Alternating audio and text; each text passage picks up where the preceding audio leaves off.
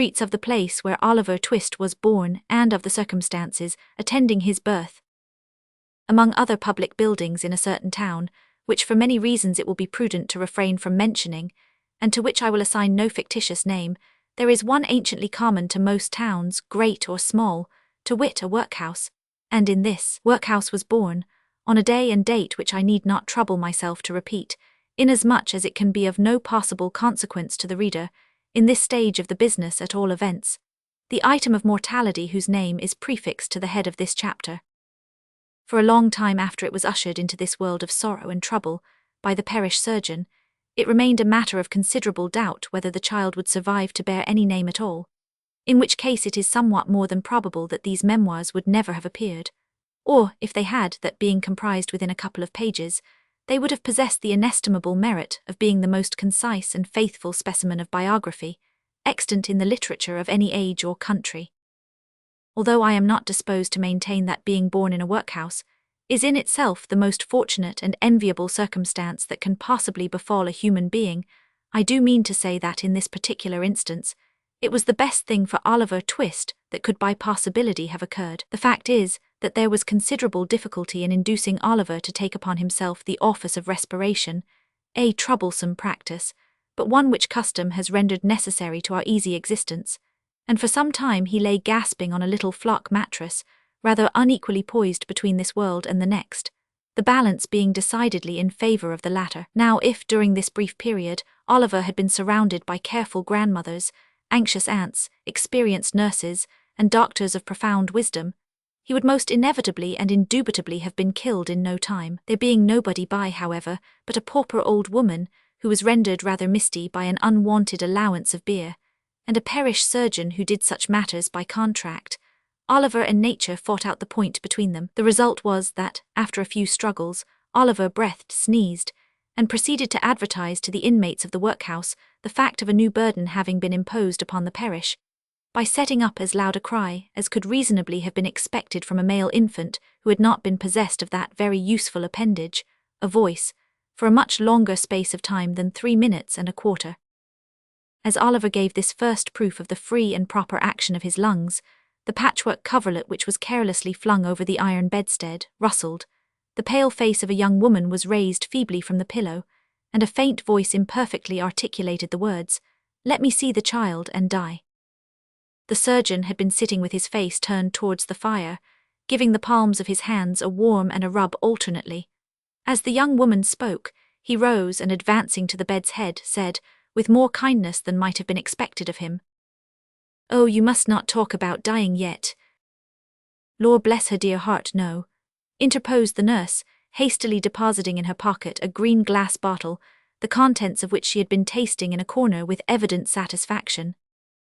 "Lord bless her dear heart, when she has lived as long as I have, sir, and had 13 children of her own, and all on 'em dead except 2 and them in the workus with me, she'll know better than to take on in that way, bless her dear heart. Think what it is to be a mother, there's a dear young lamb do." Apparently this consolatory perspective of a mother's prospects failed in producing its due effect. The patient shook her head and stretched out her hand towards the child. The surgeon deposited it in her arms. She imprinted her cold white lips passionately on its forehead, passed her hands over her face, gazed wildly round, shuddered, fell back and died. They chafed her breast, hands and temples, but the blood had stopped forever. They talked of hope and comfort. They had been strangers too long. "It's all over, Mrs. Thingamy," said the surgeon at last. "Ah, poor dear, so it is," said the nurse, picking up the cork of the green bottle which had fallen out on the pillow as she stooped to take up the child. "Poor dear." "You needn't mind sending up to me if the child cries, nurse," said the surgeon, putting on his gloves with great deliberation. "It's very likely it will be troublesome. Give it a little gruel if it is." He put on his hat and pausing by the bedside on his way to the door added, "She was a good-looking girl too. Where did she come from?" "She was brought here last night," replied the old woman, "by the overseer's order. She was found lying in the street. She had walked some distance, for her shoes were worn to pieces, but where she came from or where she was going to nobody knows." The surgeon leaned over the body and raised the left hand. "The old story," he said, shaking his head. "No wedding ring, I see. Ah, good night." The medical gentleman walked away to dinner, And the nurse, having once more applied herself to the green bottle, sat down on a low chair before the fire and proceeded to dress the infant. What an excellent example of the power of dress young Oliver Twist was. Wrapped in the blanket which had hitherto formed his only covering, he might have been the child of a nobleman or a beggar. It would have been hard for the haughtiest stranger to have assigned him his proper station in society. But now that he was enveloped in the old calico robes which had grown yellow in the same service, he was badged and ticketed, and fell into his place at once, a perished child, the orphan of a workhouse, the humble, half-starved drudge, to be cuffed and buffeted through the world, despised by all and pitied by none. Oliver cried lustily. If he could have known that he was an orphan, left to the tender mercies of churchwardens and overseers, perhaps he would have cried the louder. Chapter 2 treats of Oliver Twist's growth, education and board. For the next 8 or 10 months, Oliver was the victim of a systematic course of treachery and deception. He was brought up by hand. The hungry and destitute situation of the infant orphan was duly reported by the workhouse authorities to the parish authorities. The parish authorities inquired with dignity of the workhouse authorities whether there was no female then domiciled in the house who was in a situation to impart to Oliver Twist the consolation and nourishment of which he stood in need. The workhouse authorities replied with humility that there was not. Upon this, the parish authorities magnanimously and humanely resolved that Oliver should be farmed, or, in other words, that he should be dispatched to a branch workhouse some 3 miles off, where 20 or 30 other juvenile offenders against the poor laws rolled about the floor all day, without the inconvenience of too much food or too much clothing, under the parental superintendence of an elderly female, who received the culprits at and for the consideration of 7 halfpenny per small head per week. 7 halfpenny's worth per week is a good round diet for a child. A great deal may be got for 7 halfpenny, quite enough to overload its stomach and make it uncomfortable. The elderly female was a woman of wisdom and experience. She knew what was good for children, and she had a very accurate perception of what was good for herself. So she appropriated the greater part of the weekly stipend to her own use, and consigned the rising parochial generation to even a shorter allowance than was originally provided for them, thereby finding in the lowest depth a deeper still, and proving herself a very great experimental philosopher. Everybody knows the story of another experimental philosopher who had a great theory about a horse being able to live without eating, and who demonstrated it so well that he had got his own horse down to a straw a day, and would unquestionably have rendered him a very spirited and rampacious animal on nothing at all, if he had not died 24 hours before he was to have had his first comfortable bait of air. Unfortunately for the experimental philosophy of the female, to whose protecting care Oliver Twist was delivered over, a similar result usually attended the operation of her system, for at the very moment when the child had contrived to exist upon the smallest possible portion of the weakest possible food, it did perversely happen in 8.5 cases out of 10, either that it sickened from want and cold, or fell into the fire from neglect, or got half smothered by accident, in any one of which cases the miserable little being was usually summoned into another world, and there gathered to the fathers it had never known in this. Occasionally, when there was some more than usually interesting inquest upon a perished child, who had been overlooked in turning up a bedstead, or inadvertently scalded to death when there happened to be a washing, though the latter accident was very scarce, anything approaching to a washing being of rare occurrence in the farm, the jury would take it into their heads to ask troublesome questions, or the parishioners would rebelliously affix their signatures to a remonstrance. But these impertinences were speedily checked by the evidence of the surgeon and the testimony of the beadle, the former of whom had always opened the body and found nothing inside, which was very probable indeed, and the latter of whom invariably swore whatever the parish wanted, which was very self-devotional. Besides, the board made periodical pilgrimages to the farm, and always sent the beadle the day before to say they were going. The children were neat and clean to behold when they went, and what more would the people have? It cannot be expected that this system of farming would produce any very extraordinary or luxuriant crop. Oliver Twist's 9th birthday found him a pale, thin child, somewhat diminutive in stature, and decidedly small in circumference, but nature or inheritance had implanted a good sturdy spirit in Oliver's breast. It had had plenty of room to expand, thanks to the spare diet of the establishment, and perhaps to this circumstance may be attributed his having any 9th birthday at all. Be this as it may, however, it was his 9th birthday, and he was keeping it in the coal cellar with a select party of 2 other young gentlemen, who, after participating with him in a sound thrashing, had been locked up for atrociously presuming to be hungry, when Mrs. Mann, the good lady of the house, was unexpectedly startled by the apparition of Mr. Bumble, the beadle, striving to undo the wicket of the garden gate. "Goodness gracious, is that you, Mr. Bumble, sir?" said Mrs. Mann, thrusting her head out of the window in well-affected ecstasies of joy. "Susan, take Oliver and them 2 brats upstairs and wash 'em directly. My heart alive, Mr. Bumble, how glad I am to see you, sure-lie." Now Mr. Bumble was a fat man and a choleric, so instead of responding to this open-hearted salutation in a kindred spirit, he gave the little wicket a tremendous shake, and then bestowed upon it a kick which could have emanated from no leg but a beadle's. "Law, only think," said Mrs. Mann, running out, for the 3 boys had been removed by this time, "only think of that I should have forgotten that the gate was bolted on the inside on account of them dear children. Walk in, sir, walk in, pray, Mr. Bumble, do, sir." Although this invitation was accompanied with a curtsy that might have softened the heart of a churchwarden, it by no means mollified the beadle. "Do you think this respectful or proper conduct, Mrs. Mann?"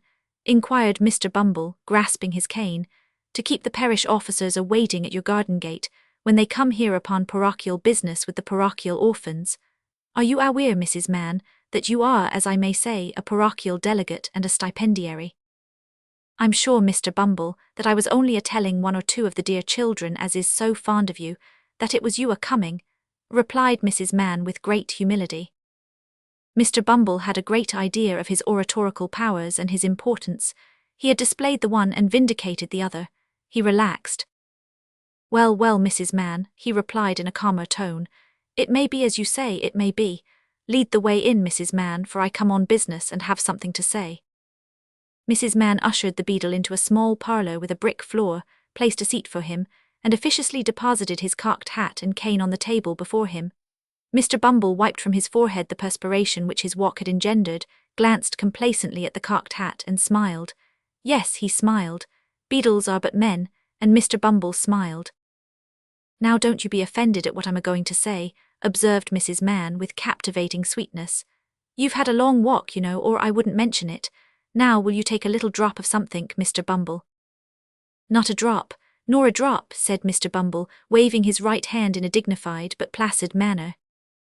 "I think you will," said Mrs. Mann, who had noticed the tone of the refusal, and the gesture that had accompanied it. "Just a little drop with a little cold water and a lump of sugar." Mr. Bumble coughed. "Now just a little drop," said Mrs. Mann persuasively. "What is it?" inquired the beadle. "Why, it's what I'm obliged to keep a little of in the house, to put into the blessed infants' daffy when they ain't well, Mr. Bumble," replied Mrs. Mann as she opened a corner cupboard and took down a bottle and glass. "It's gin. I'll not deceive you, Mr. B, it's gin." "Do you give the children daffy, Mrs. Mann?" inquired Bumble, following with his eyes the interesting process of mixing. "Ah, bless 'em, that I do, dear as it is," replied the nurse. "I couldn't see 'em suffer before my very eyes, you know, sir." "No," said Mr. Bumble approvingly. "No, you could not. You are a humane woman, Mrs. Mann." Here she set down the glass. "I shall take an early opportunity of mentioning it to the board, Mrs. Mann." He drew it towards him. "You feel as a mother, Mrs. Mann." He stirred the gin and water. I drink your health with cheerfulness, Mrs. Mann," and he swallowed half of it. "And now about business," said the beadle, taking out a leathern pocket-book. "The child that was half-baptized Oliver Twist is 9-year-old today." "Bless him," interposed Mrs. Mann, inflaming her left eye with the corner of her apron. "And notwithstanding a offered reward of £10, which was afterwards increased to £20. Notwithstanding the most superlative and, I may say, supernatural exertions on the part of this parish," said Bumble, "we have never been able to discover who is his father, or what was his mother's settlement, name, or condition." Mrs. Mann raised her hands in astonishment, but added after a moment's reflection, "How comes he to have any name at all, then?" The beadle drew himself up with great pride and said, "I inwented it." "You, Mr. Bumble?" "I, Mrs. Mann. We name our fondlings in alphabetical order. The last was a S, Swubble, I named him. This was a T, Twist, I named him. The next one comes will be Unwin, and the next Vilkins. I have got names ready-made to the end of the alphabet, and all the way through it again when we come to Z. Why, you're quite a literary character, sir, said Mrs. Mann. Well, well, said the beadle, evidently gratified with the compliment. Perhaps I may be, Mrs. Mann. He finished the gin and water and added, Oliver being now too old to remain here, the board have determined to have him back into the house. I have come out myself to take him there, so let me see him at once. I'll fetch him directly, said Mrs. Mann, leaving the room for that purpose. Oliver, having had by this time as much of the outer coat of dirt which encrusted his face and hands, removed, as could be scrubbed off in one washing, was led into the room by his benevolent protectress. Make a bow to the gentleman, Oliver, said Mrs. Mann. Oliver made a bow, which was divided between the beadle on the chair and the cocked hat on the table. Will you go along with me, Oliver? Said Mr. Bumble in a majestic voice. Oliver was about to say that he would go along with anybody with great readiness, when, glancing upward, he caught sight of Mrs. Mann, who had got behind the beadle's chair, and was shaking her fist at him with a furious countenance. He took the hint at once, for the fist had been too often impressed upon his body not to be deeply impressed upon his recollection. Will she go with me? Inquired poor Oliver. No, she can't, replied Mr. Bumble, but she'll come and see you sometimes. This was no very great consolation to the child. Young as he was, however, he had sense enough to make a feint of feeling great regret at going away. It was no very difficult matter for the boy to call tears into his eyes. Hunger and recent ill usage are great assistants if you want to cry, and Oliver cried very naturally indeed. Mrs. Mann gave him 1,000 embraces, and what Oliver wanted a great deal more, a piece of bread and butter, lest he should seem too hungry when he got to the workhouse, with the slice of bread in his hand, and the little brown-cloth perish cap on his head.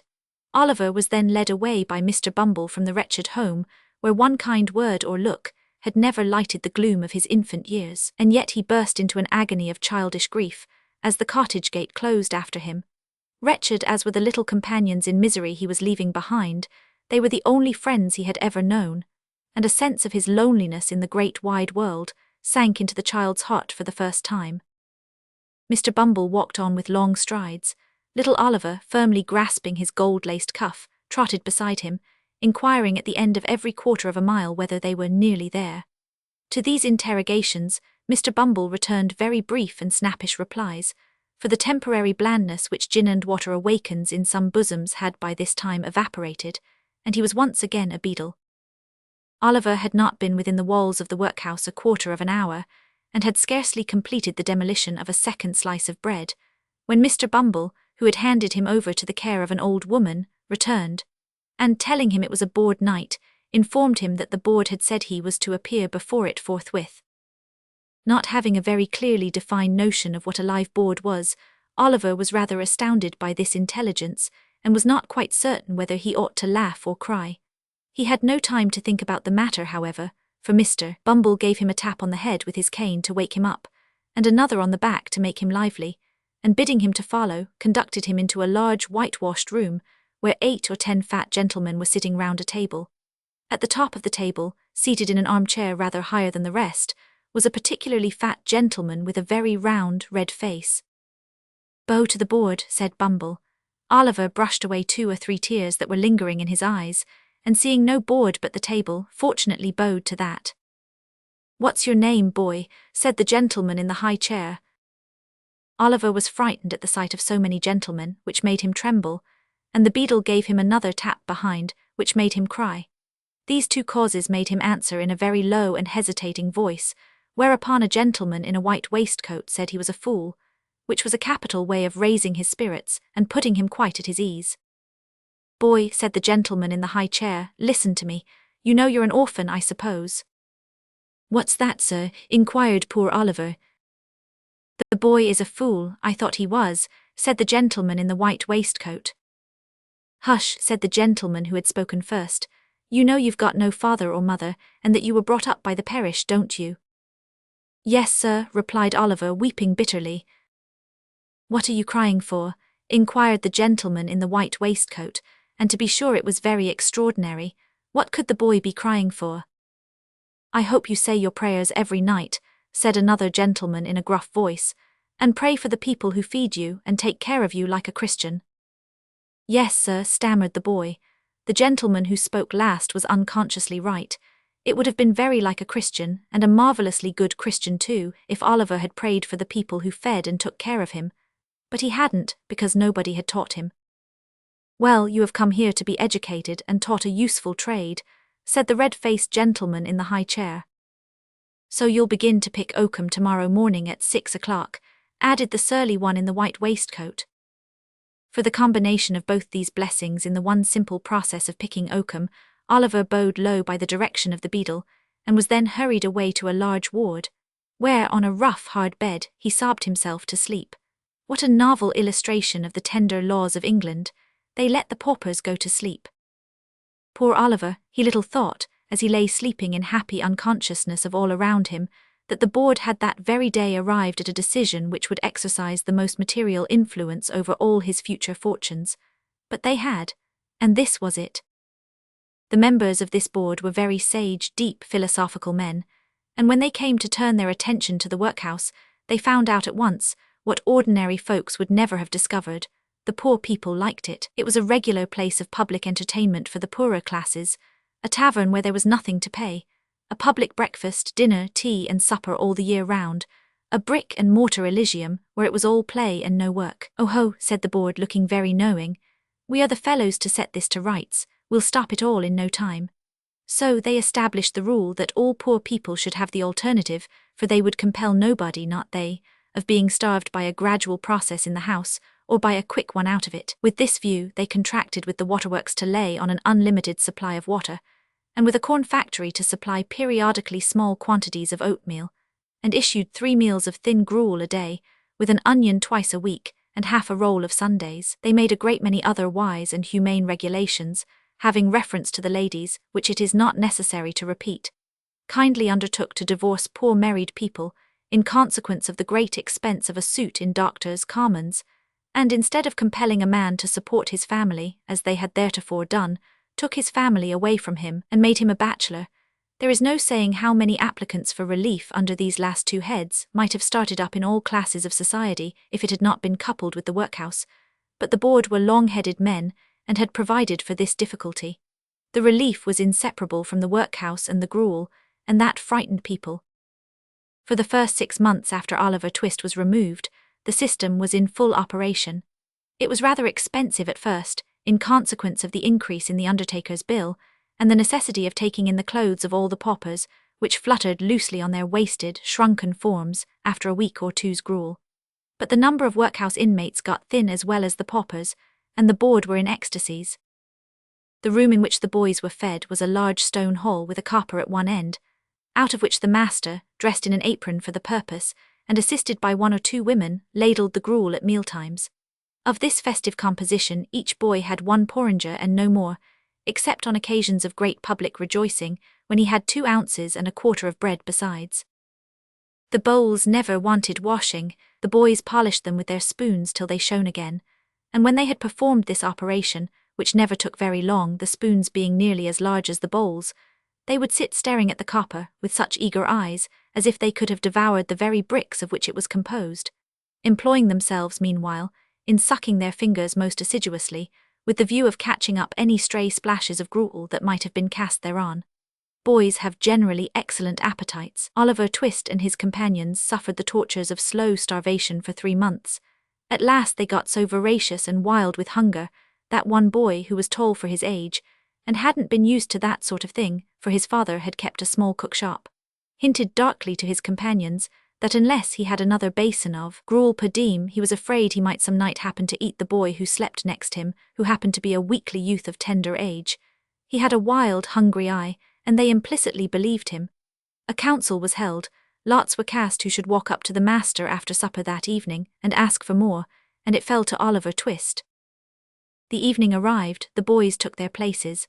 The master, in his cook's uniform, stationed himself at the copper, his pauper assistants ranged themselves behind him, the gruel was served out, and a long grace was said over the short commons. The gruel disappeared, the boys whispered each other and winked at Oliver, while his next neighbours nudged him. Child as he was desperate with hunger and reckless with misery. He rose from the table, and advancing to the master, basin and spoon in hand, said, somewhat alarmed at his own temerity, Please, sir, I want some more. The master was a fat, healthy man, but he turned very pale. He gazed in stupefied astonishment on the small rebel for some seconds, and then clung for support to the copper. The assistants were paralyzed with wonder, the boys with fear. What? Said the master at length in a faint voice. Please, sir, replied Oliver, I want some more. The master aimed a blow at Oliver's head with the ladle, pinioned him in his arm, and shrieked aloud for the beadle. The board was sitting in solemn conclave, when Mr. Bumble rushed into the room in great excitement, and addressing the gentleman in the high chair said, Mr. Limbkins, I beg your pardon, sir, Oliver Twist has asked for more. There was a general start. Horror was depicted on every countenance. For more, said Mr. Limbkins. Compose yourself, Bumble, and answer me distinctly. Do I understand that he asked for more after he had eaten the supper allotted by the dietary? He did, sir, replied Bumble. That boy will be hung, said the gentleman in the white waistcoat. I know that boy will be hung. Nobody controverted the prophetic gentleman's opinion. An animated discussion took place. Oliver was ordered into instant confinement, and a bill was next morning pasted on the outside of the gate, offering a reward of £5 to anybody who would take Oliver Twist off the hands of the parish. In other words, £5 and Oliver Twist were offered to any man or woman who wanted an apprentice to any trade, business, or calling. I never was more convinced of anything in my life, said the gentleman in the white waistcoat, as he knocked at the gate and read the bill next morning. I never was more convinced of anything in my life than I am that that boy will come to be hung. As I purpose to show in the sequel whether the white waistcoated gentleman was right or not, I should perhaps mar the interest of this narrative, supposing it to possess any at all, if I ventured to hint just yet whether the life of Oliver Twist had this violent termination or no. Chapter 3 relates how Oliver Twist was very near getting a place which would not have been a sinecure.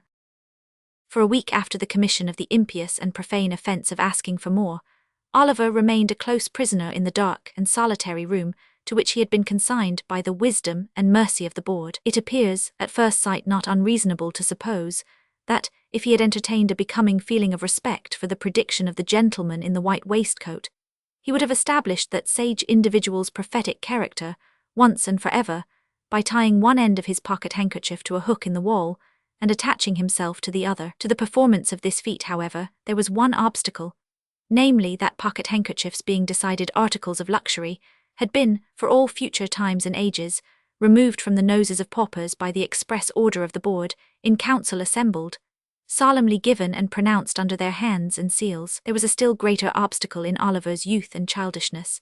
He only cried bitterly all day, and when the long, dismal night came on, spread his little hands before his eyes to shut out the darkness, and crouching in the corner tried to sleep, ever and anon waking with a start and tremble, and drawing himself closer and closer to the wall, as if to feel even its cold hard surface were a protection in the gloom and loneliness which surrounded him. Let it not be supposed by the enemies of the system that, during the period of his solitary incarceration, Oliver was denied the benefit of exercise, the pleasure of society, or the advantages of religious consolation. As for exercise, it was nice cold weather, and he was allowed to perform his ablutions every morning under the pump, in a stone yard, in the presence of Mr. Bumble, who prevented his catching cold, and caused a tingling sensation to pervade his frame, by repeated applications of the cane. As for society, he was carried every other day into the hall where the boys dined, and there sociably flogged as a public warning and example. And so far from being denied the advantages of religious consolation, he was kicked into the same apartment every evening at prayer time, and there permitted to listen to and console his mind with a general supplication of the boys, containing a special clause, therein inserted by authority of the board, in which they entreated to be made good, virtuous, contented, and obedient, and to be guarded from the sins and vices of Oliver Twist, whom the supplication distinctly set forth to be under the exclusive patronage and protection of the powers of wickedness, and an article direct from the manufactory of the very devil himself. It chanced one morning, while Oliver's affairs were in this auspicious and comfortable state, that Mr. Gampfield, chimney-sweep, went his way down the High Street, deeply cogitating in his mind his ways and means of paying certain arrears of rent, for which his landlord had become rather pressing. Mr. Gampfield's most sanguine estimate of his finances could not raise them within full £5 of the desired amount, and in a species of arithmetical desperation, he was alternately cudgelling his brains and his donkey, when passing the workhouse, his eyes encountered the bill on the gate. "Whoa, oh," said Mr. Gampfield to the donkey. The donkey was in a state of profound abstraction, wondering, probably, whether he was destined to be regaled with a cabbage stalk or two when he had disposed of the 2 sacks of soot with which the little cart was laden. So, without noticing the word of command, he jogged onward. Mr. Gampfield growled a fierce imprecation on the donkey generally, but more particularly on his eyes, and, running after him, bestowed a blow on his head, which would inevitably have beaten in any skull but a donkey's. Then, catching hold of the bridle, he gave his jaw a sharp wrench, by way of gentle reminder that he was not his own master, and by these means turned him round. He then gave him another blow on the head, just to stun him till he came back again. Having completed these arrangements, he walked up to the gate to read the bill. The gentleman with the white waistcoat was standing at the gate with his hands behind him, after having delivered himself of some profound sentiments in the boardroom.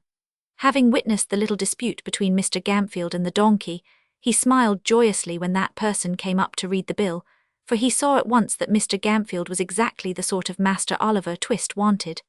Mr. Gampfield smiled too as he perused the document, for £5 was just the sum he had been wishing for, and as to the boy with which it was encumbered, Mr. Gampfield, knowing what the dietary of the workhouse was, well knew he would be a nice small pattern, just the very thing for register stoves.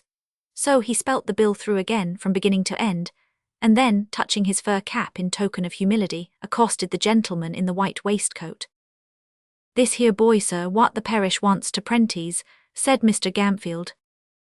"Aye, my man," said the gentleman in the white waistcoat with a condescending smile. "What of him?"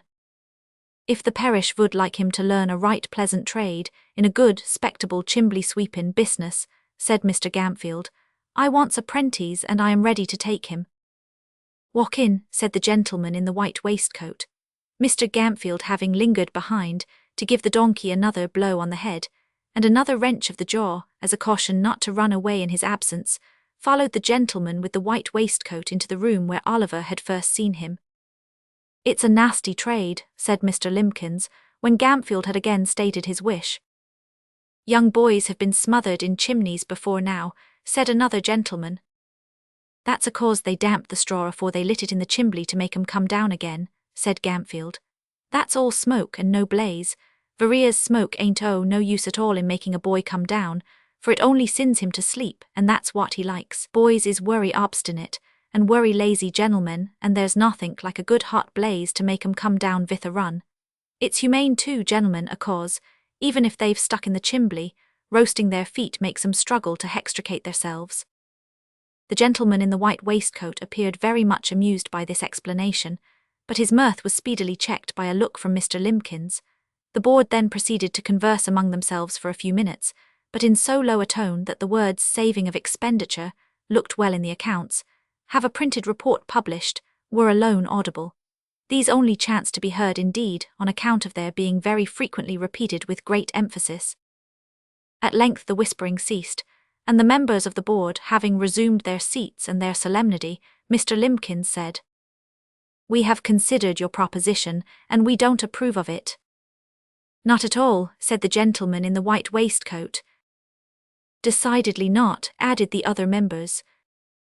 As Mr. Gampfield did happen to labour under the slight imputation of having bruised 3 or 4 boys to death already, it occurred to him that the board had perhaps in some unaccountable freak taken it into their heads that this extraneous circumstance ought to influence their proceedings. It was very unlike their general mode of doing business, if they had, but still, as he had no particular wish to revive the rumour, he twisted his cap in his hands and walked slowly from the table. "So you won't let me have him, gentlemen?" said Mr. Gampfield, pausing near the door. "No," replied Mr. Limpkins. "At least, as it's a nasty business, we think you ought to take something less than the premium we offered." Mr. Gampfield's countenance brightened, as with a quick step he returned to the table and said, "What'll you give, gentlemen? Come, don't be too hard on a poor man. What'll you give?" "I should say £3.10 was plenty," said Mr. Limpkins. "10 shillings too much," said the gentleman in the white waistcoat. Come, said Gampfield, say £4, gentlemen, say £4 and you've got rid of him for good and all. There. £3.10, repeated Mr. Limbkins firmly. Come, I'll split the difference, gentlemen, urged Gampfield, £3.15. Not a farthing more, was the firm reply of Mr. Limbkins. You're desperate hard upon me, gentlemen, said Gampfield, wavering. Pooh, pooh, nonsense, said the gentleman in the white waistcoat. He'd be cheap with nothing at all as a premium. Take him, you silly fellow, he's just the boy for you. He wants the stick now and then, it'll do him good, and his board needn't come very expensive, for he hasn't been overfed since he was born.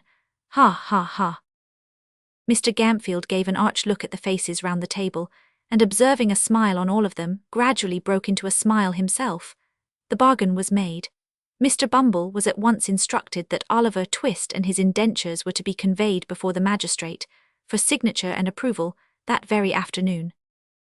In pursuance of this determination, little Oliver, to his excessive astonishment, was released from bondage, and ordered to put himself into a clean shirt. He had hardly achieved this very unusual gymnastic performance when Mr. Bumble brought him with his own hands a basin of gruel and the holiday allowance of 2 ounces and a quarter of bread. At this tremendous sight, Oliver began to cry very piteously, thinking, not unnaturally, that the board must have determined to kill him for some useful purpose, or they never would have begun to fat him up in that way. Don't make your eyes red, Oliver, but eat your food and be thankful, said Mr. Bumble in a tone of impressive pomposity. You're going to be made apprentice of, Oliver. Apprentice, sir, said the child, trembling. Yes, Oliver, said Mr. Bumble. The kind and blessed gentleman which is so many parents to you, Oliver, when you have none of your own, are going to prentice you, and to set you up in life and make a man of you, although the expense to the parish is £3.10. £3.10, Oliver, 70 shillings 146 and all for a naughty orphan which nobody can't love.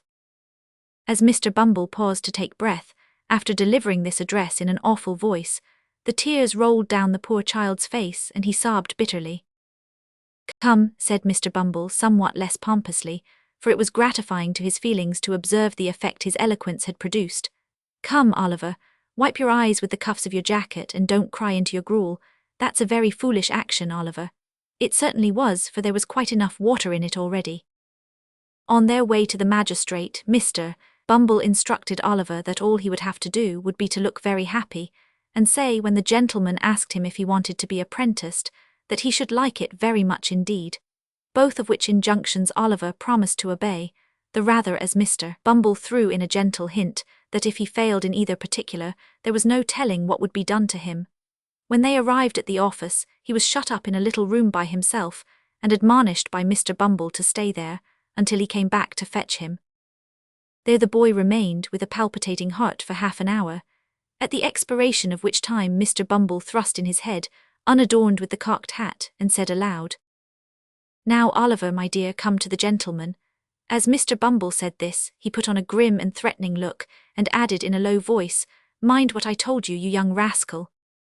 Oliver stared innocently in Mr. Bumble's face at this somewhat contradictory style of address, but that gentleman prevented his offering any remark thereupon by leading him at once into an adjoining room, the door of which was open. It was a large room, with a great window. Behind a desk sat 2 old gentlemen with powdered heads, one of whom was reading the newspaper, while the other was perusing, with the aid of a pair of tortoiseshell spectacles, a small piece of parchment which lay before him. Mr. Limbkins was standing in front of the desk on one side, and Mr. Gampfield with a partially washed face on the other, while 2 or 3 bluff-looking men in top boots were lounging about. The old gentleman with the spectacles gradually dozed off over the little bit of parchment, and there was a short pause after Oliver had been stationed by Mr. Bumble in front of the desk. This is the boy, your worship, said Mr. Bumble. The old gentleman who was reading the newspaper raised his head for a moment, and pulled the other old gentleman by the sleeve, whereupon the last-mentioned old gentleman woke up. Oh, is this the boy? Said the old gentleman. This is him, sir, replied Mr. Bumble. Bow to the magistrate, my dear. Oliver roused himself and made his best obeisance. He had been wondering, with his eyes fixed on the magistrate's powder, whether all boards were born with that white stuff on their heads, and were boards from thenceforth on that account. Well, said the old gentleman, I suppose he's fond of chimney sweeping. He dotes on it, your worship, replied Bumble, giving Oliver a sly pinch to intimate that he had better not say he didn't. And he will be a sweep, will he? Inquired the old gentleman. If we was to bind him to any other trade tomorrow, he'd run away simultaneous, your worship, replied Bumble. And this man that's to be his master, you, sir, you'll treat him well and feed him and do all that sort of thing, will you? Said the old gentleman. When I says I will, I means I will, replied Mr. Gampfield doggedly. You're a rough speaker, my friend, but you look an honest, open-hearted man, said the old gentleman, turning his spectacles in the direction of the candidate for Oliver's premium, whose villainous countenance was a regular stamped receipt for cruelty. But the magistrate was half blind and half childish, so he couldn't reasonably be expected to discern what other people did. I hope I am, sir, said Mr. Gampfield with an ugly leer. I have no doubt you are, my friend, replied the old gentleman, fixing his spectacles more firmly on his nose and looking about him for the inkstand. It was the critical moment of Oliver's fate. If the inkstand had been where the old gentleman thought it was, he would have dipped his pen into it and signed the indentures, and Oliver would have been straightway hurried off. But as it chanced to be immediately under his nose, it followed, as a matter of course, that he looked all over his desk for it without finding it, and happening in the course of his search to look straight before him, his gaze encountered the pale and terrified face of Oliver Twist, who, despite all the admonitory looks and pinches of Bumble, was regarding the repulsive countenance of his future master, with a mingled expression of horror and fear, too palpable to be mistaken, even by a half-blind magistrate. The old gentleman stopped, laid down his pen, and looked from Oliver to Mr. Limbkins, who attempted to take snuff with a cheerful and unconcerned aspect. My boy, said the old gentleman, you look pale and alarmed. What is the matter?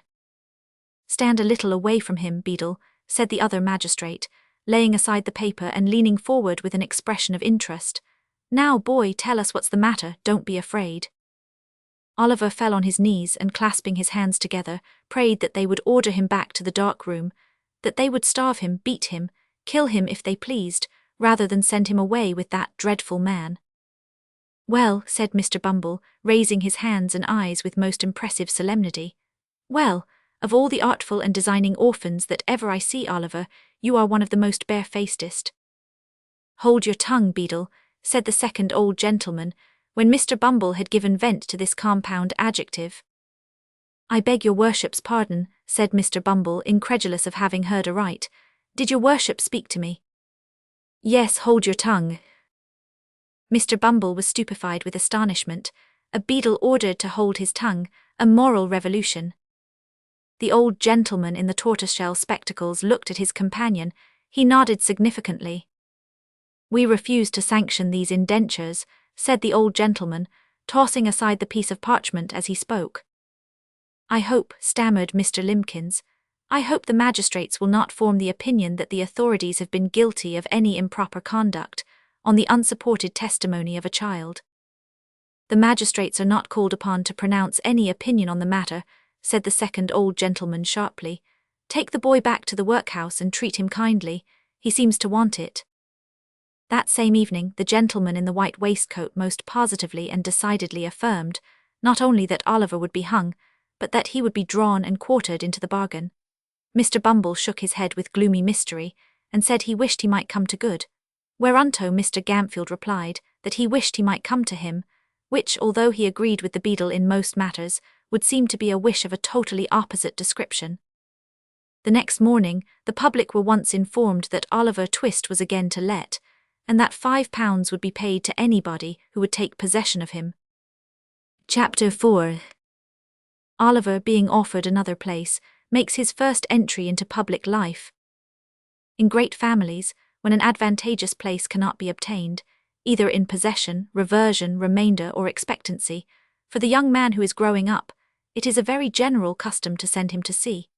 The board, in imitation of so wise and salutary an example, took counsel together on the expediency of shipping off Oliver Twist in some small trading vessel bound to a good unhealthy port. This suggested itself as the very best thing that could possibly be done with him, the probability being that the skipper would flog him to death in a playful mood some day after dinner, or would knock his brains out with an iron bar, both pastimes being, as is pretty generally known, very favourite and common recreations among gentlemen of that class.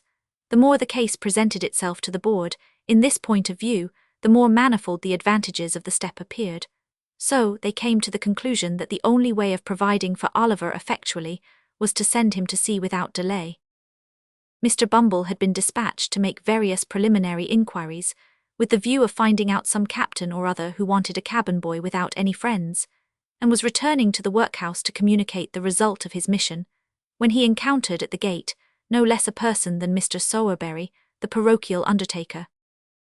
Mr. Sowerberry was a tall, gaunt, large-jointed man, attired in a suit of threadbare black, with darned cotton stockings of the same colour and shoes to answer. His features were not naturally intended to wear a smiling aspect, but he was in general rather given to professional jocosity. His step was elastic, and his face betokened inward pleasantry as he advanced to Mr. Bumble and shook him cordially by the hand. "I have taken the measure of the 2 women that died last night, Mr. Bumble," said the undertaker. "You'll make your fortune, Mr. Sowerberry," said the beadle, as he thrust his thumb and forefinger into the proffered snuff-box of the undertaker, which was an ingenious little model of a patent coffin. "I say you'll make your fortune, Mr. Sowerberry," repeated Mr. Bumble, tapping the undertaker on the shoulder in a friendly manner with his cane.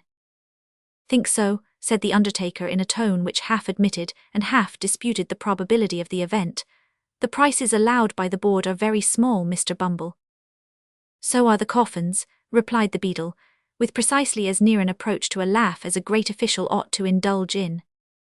Mr. Sowerberry was much tickled at this, as of course he ought to be, and laughed a long time without cessation. "Well, well, Mr. Bumble," he said at length, "there's no denying that since the new system of feeding has come in, the coffins are something narrower and more shallow than they used to be, but we must have some profit, Mr. Bumble. Well-seasoned timber is an expensive article, sir, and all the iron handles come by canal from Birmingham." "Well, well," said Mr. Bumble, "every trade has its drawbacks. A fair profit is of course allowable." Of course," replied the undertaker, "and if I don't get a profit upon this or that particular article, why, I make it up in the long run, you see. He. "Just so," said Mr. Bumble. "Though I must say," continued the undertaker, resuming the current of observations which the beadle had interrupted, "though I must say, Mr. Bumble, that I have to contend against one very great disadvantage, which is that all the stout people go off the quickest. The people who have been better off and have paid rates for many years are the first to sink when they come into the house. And let me tell you, Mr. Bumble, that 3 or 4 inches over one's calculation makes a great hole in one's profits, especially when one has a family to provide for, sir." As Mr. Sowerberry said this, with the becoming indignation of an ill-used man, and as Mr. Bumble felt that it rather tended to convey a reflection on the honour of the parish, the latter gentleman thought it advisable to change the subject. Oliver Twist being uppermost in his mind, he made him his theme. "By the by," said Mr. Bumble, "you don't know anybody who wants a boy, do you? A parochial prentice who is at present a dead weight, a millstone, as I may say, round the parochial throat. Liberal terms, Mr. Sowerberry, liberal terms." As Mr. Bumble spoke, he raised his cane to the bill above him and gave 3 distinct raps upon the words £5, which were printed thereon in Roman capitals of gigantic size. "Gadso," said the undertaker, taking Mr. Bumble by the gilt-edged lapel of his official coat, "that's just the very thing I wanted to speak to you about. You know, dear me, what a very elegant button this is, Mr. Bumble. I never noticed it before." "Yes, I think it rather pretty," said the beadle, glancing proudly downwards at the large brass buttons which embellished his coat. "The die is the same as the parochial seal, the Good Samaritan healing the sick and bruised man. The board presented it to me on New Year's morning, Mr. Sowerberry. I put it on, I remember, for the first time, to attend the inquest on that reduced tradesman who died in a doorway at midnight." "I recollect," said the undertaker. "The jury brought it in, died from exposure to the cold and want of the common necessaries of life, didn't they?" Mr. Bumble nodded. "And they made it a special verdict, I think," said the undertaker, by adding some words to the effect that if the relieving officer had— "Tush, foolery," interposed the beadle. "If the board attended to all the nonsense that ignorant jurymen talk, they'd have enough to do." "Very true," said the undertaker, "they would indeed." Juries, said Mr. Bumble, grasping his cane tightly, as was his wont when working into a passion. Juries is ineducated, vulgar, grovelling wretches. So they are, said the undertaker. They haven't no more philosophy nor political economy about 'em than that, said the beadle, snapping his fingers contemptuously. No more they have, acquiesced the undertaker. I despise 'em, said the beadle, growing very red in the face. So do I, rejoined the undertaker. And I only wish we'd a jury of the independent sort in the house for a week or two, said the beadle. The rules and regulations of the board would soon bring their spirit down for 'em. Let him alone for that, replied the undertaker. So saying, he smiled approvingly, to calm the rising wrath of the indignant parish officer. Mr. Bumble lifted off his cocked hat, took a handkerchief from the inside of the crown, wiped from his forehead the perspiration which his rage had engendered, fixed the cocked hat on again, and turning to the undertaker, said in a calmer voice, Well, what about the boy? Oh, replied the undertaker, why you know, Mr. Bumble, I pay a good deal towards the poor's rates. Hem, said Mr. Bumble, well, replied the undertaker, I was thinking that if I pay so much towards 'em, I've a right to get as much out of 'em as I can, Mr. Bumble, and so, I think I'll take the boy myself. Mr. Bumble grasped the undertaker by the arm and led him into the building. Mr. Sowerberry was closeted with the board for 5 minutes, and it was arranged that Oliver should go to him that evening, upon liking, a phrase which means, in the case of a parish apprentice, that if the master find upon a short trial that he can get enough work out of a boy without putting too much food into him, he shall have him for a term of years, to do what he likes with. When little Oliver was taken before the gentleman that evening, and informed that he was to go that night as general house lad to a coffin maker, and that if he complained of his situation or ever came back to the parish again, he would be sent to sea, there to be drowned or knocked on the head, as the case might be, he evinced so little emotion that they by common consent pronounced him a hardened young rascal, and ordered Mr. Bumble to remove him forthwith. Now, although it was very natural that the board of all people in the world should feel in a great state of virtuous astonishment and horror at the smallest tokens of want of feeling on the part of anybody, they were rather out.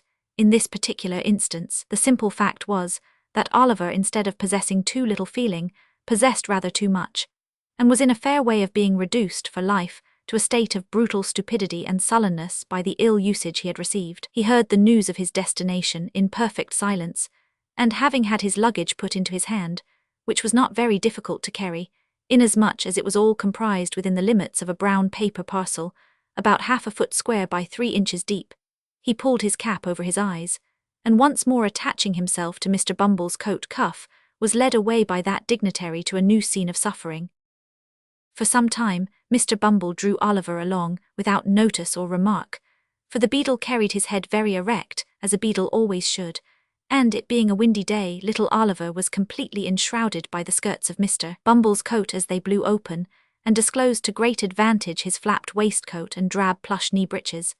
As they drew near to their destination, however, Mr. Bumble thought it expedient to look down, and see that the boy was in good order for inspection by his new master, which he accordingly did, with a fit and becoming air of gracious patronage. Oliver, said Mr. Bumble. Yes, sir, replied Oliver in a low, tremulous voice. Pull that cap off your eyes and hold up your head, sir. Although Oliver did as he was desired at once, and passed the back of his unoccupied hand briskly across his eyes, he left a tear in them when he looked up at his conductor. As Mr. Bumble gazed sternly upon him, it rolled down his cheek. It was followed by another and another. The child made a strong effort, but it was an unsuccessful one. Withdrawing his other hand from Mr. Bumble's, he covered his face with both, and wept until the tears sprung out from between his chin and bony fingers. Well, exclaimed Mr. Bumble, stopping short, and darting at his little charge a look of intense malignity. Well, of all the ungratefullest and worst disposed boys as ever I see, Oliver, you are the— No, no, sir, sobbed Oliver, clinging to the hand which held the well-known cane. No, no, sir, I will be good indeed, indeed, indeed I will, sir. I am a very little boy, sir, and it is so. So what? Inquired Mr. Bumble in amazement. So lonely, sir, so very lonely, cried the child. Everybody hates me. Oh, sir, don't pray be cross to me. The child beat his hand upon his heart and looked in his companion's face with tears of real agony. Mr. Bumble regarded Oliver's piteous and helpless look with some astonishment for a few seconds, hemmed 3 or 4 times in a husky manner, and after muttering something about that troublesome cough, bade Oliver dry his eyes and be a good boy. Then once more taking his hand, he walked on with him in silence. The undertaker, who had just put up the shutters of his shop, was making some entries in his day-book by the light of a most appropriate dismal candle, when Mr. Bumble entered. "Aha," said the undertaker, looking up from the book and pausing in the middle of a word. "Is that you, Bumble?" "No one else, Mr. Sowerberry," replied the beadle. "Here, I've brought the boy." Oliver made a bow. "Oh, that's the boy, is it?" said the undertaker, raising the candle above his head to get a better view of Oliver. "Mrs. Sowerberry, will you have the goodness to come here a moment, my dear?" Mrs. Sowerberry emerged from a little room behind the shop, and presented the form of a short, thin, squeezed-up woman, with a vixenish countenance. "My dear," said Mr. Sowerberry deferentially, "this is the boy from the workhouse that I told you of." Oliver bowed again. "Dear me," said the undertaker's wife, "he's very small." "Why, he is rather small," replied Mr. Bumble, looking at Oliver as if it were his fault that he was no bigger. "He is small, there's no denying it, but he'll grow, Mrs. Sowerberry, he'll grow." "Ah, I dare say he will," replied the lady pettishly, "on our victuals and our drink. I see no saving in perished children, not I, for they always cost more to keep than they're worth. However, men always think they know best. There, get downstairs, little bag o' bones." With this the undertaker's wife opened a side door, and pushed Oliver down a steep flight of stairs into a stone cell, damp and dark, forming the anteroom to the coal cellar and denominated kitchen, wherein sat a slatternly girl, in shoes down at heel, and blue worsted stockings very much out of repair. "Here, Charlotte," said Mr. Sowerberry, who had followed Oliver down, "give this boy some of the cold bits that were put by for Trip. He hasn't come home since the morning, so he may go without 'em. I dare say the boy isn't too dainty to eat 'em, are you, boy?" Oliver, whose eyes had glistened at the mention of meat, and who was trembling with eagerness to devour it, replied in the negative, and a plateful of coarse broken victuals was set before him. I wish some well-fed philosopher, whose meat and drink turn to gall within him, whose blood is ice, whose heart is iron, could have seen Oliver twist clutching at the dainty viands that the dog had neglected. I wish he could have witnessed the horrible avidity with which Oliver tore the bits asunder with all the ferocity of famine. There is only one thing I should like better, and that would be to see the philosopher making the same sort of meal himself, with the same relish. "Well," said the undertaker's wife, when Oliver had finished his supper, which she had regarded in silent horror and with fearful auguries of his future appetite, "have you done?"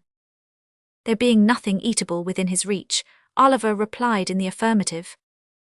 "Then come with me," said Mrs. Sowerberry, taking up a dim and dirty lamp and leading the way upstairs. "Your bed's under the counter.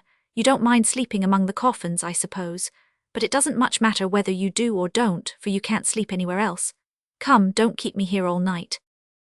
Oliver lingered no longer, but meekly followed his new mistress. Chapter 5. Oliver mingles with new associates. Going to a funeral for the first time, he forms an unfavourable notion of his master's business. Oliver, being left to himself in the undertaker's shop, set the lamp down on a workman's bench, and gazed timidly about him with a feeling of awe and dread, which many people a good deal older than he will be at no loss to understand. An unfinished coffin on black trestles, which stood in the middle of the shop, looked so gloomy and death-like that a cold tremble came over him every time his eyes wandered in the direction of the dismal object, from which he almost expected to see some frightful form slowly rear its head, to drive him mad with terror. Against the wall were ranged, in regular array, a long row of elm boards cut in the same shape, looking in the dim light like high-shouldered ghosts with their hands in their breeches pockets. Coffin plates, elm chips, bright-headed nails, and shreds of black cloth lay scattered on the floor, and the wall behind the counter was ornamented with a lively representation of 2 mutes in very stiff neckcloths, on duty at a large private door, with a hearse drawn by 4 black steeds, approaching in the distance. The shop was close and hot. The atmosphere seemed tainted with the smell of coffins. The recess beneath the counter in which his flock mattress was thrust looked like a grave. Nor were these the only dismal feelings which depressed Oliver. He was alone in a strange place, and we all know how chilled and desolate the best of us will sometimes feel in such a situation. The boy had no friends to care for or to care for him. The regret of no recent separation was fresh in his mind. The absence of no loved and well-remembered face sank heavily into his heart. But his heart was heavy notwithstanding, and he wished, as he crept into his narrow bed, that that were his coffin, and that he could be lain in a calm and lasting sleep in the churchyard ground, with the tall grass waving gently above his head, and the sound of the old deep bell to soothe him in his sleep. Oliver was awakened in the morning by a loud kicking at the outside of the shop door, which, before he could huddle on his clothes, was repeated in an angry and impetuous manner about 25 times. When he began to undo the chain, the legs desisted, and a voice began. "Open the door, will yer?" cried the voice which belonged to the legs which had kicked at the door. "I will directly, sir," replied Oliver, undoing the chain and turning the key. "I suppose you're the new boy, ain't yer?" said the voice through the keyhole. "Yes, sir," replied Oliver. "How old are yer?" inquired the voice. "10, sir," replied Oliver. "Then I'll whop you when I get in," said the voice. "You just see if I don't, that's all, my workus brat." And having made this obliging promise, the voice began to whistle. Oliver had been too often subjected to the process to which the very expressive monosyllable just recorded bears reference, to entertain the smallest doubt that the owner of the voice, whoever he might be, would redeem his pledge most honourably. He drew back the bolts with a trembling hand and opened the door. For a second or two, Oliver glanced up the street and down the street and over the way, impressed with the belief that the unknown who had addressed him through the keyhole had walked a few paces off to warm himself, for nobody did he see but a big charity boy sitting on a post in front of the house, eating a slice of bread and butter, which he cut into wedges the size of his mouth with a clasp knife, and then consumed with great dexterity. "I beg your pardon, sir," said Oliver at length, seeing that no other visitor made his appearance. "Did you knock?" "I kicked," replied the charity boy. "Did you want a coffin, sir?" inquired Oliver innocently. At this, the charity boy looked monstrous fierce, and said that Oliver would want one before long if he cut jokes with his superiors in that way. "You don't know who I am, I suppose, workus," said the charity boy in continuation, descending from the top of the post meanwhile with edifying gravity. "No, sir," rejoined Oliver. "I'm Mr. Noah Claypole," said the charity boy, "and you're under me. Take down the shutters, you idle young ruffian." With this, Mr. Claypole administered a kick to Oliver, and entered the shop with a dignified air which did him great credit. It is difficult for a large-headed, small-eyed youth of lumbering make and heavy countenance to look dignified under any circumstances, but it is more especially so when superadded to these personal attractions are a red nose and yellow smalls. Oliver, having taken down the shutters and broken a pane of glass in his effort to stagger away beneath the weight of the first one to a small court at the side of the house in which they were kept during the day, was graciously assisted by Noah, who, having consoled him with the assurance that he'd catch it, condescended to help him. Mr. Sowerberry came down soon after. Shortly afterwards Mrs. Sowerberry appeared. Oliver, having caught it in fulfilment of Noah's prediction, followed that young gentleman down the stairs to breakfast. "Come near the fire, Noah," said Charlotte. "I saved a nice little bit of bacon for you from Master's breakfast. Oliver, shut that door at Mr. Noah's back, and take them bits that I've put out on the cover of the bread pan. There's your tea. Take it away to that box and drink it there, and make haste, for they'll want you to mind the shop. D'ye hear?" "D'ye hear, workus?" said Noah Claypole. "Lor, Noah," said Charlotte, "what a rum creature you are. Why don't you let the boy alone?" "Let him alone," said Noah. "Why, everybody lets him alone enough for the matter of that. Neither his father nor his mother will ever interfere with him. All his relations let him have his own way pretty well. Eh, Charlotte, he. "Oh, you queer soul," said Charlotte, bursting into a hearty laugh, in which she was joined by Noah, after which they both looked scornfully at poor Oliver Twist, as he sat shivering on the box in the coldest corner of the room, and ate the stale pieces which had been specially reserved for him. Noah was a charity boy, but not a workhouse orphan.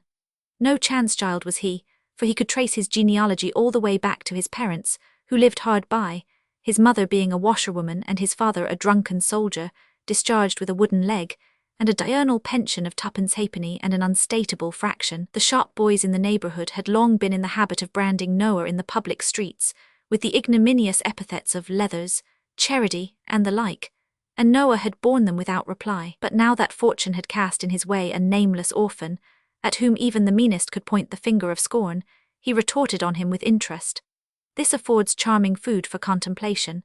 It shows us what a beautiful thing human nature may be made to be, and how impartially the same amiable qualities are developed in the finest lord and the dirtiest charity boy.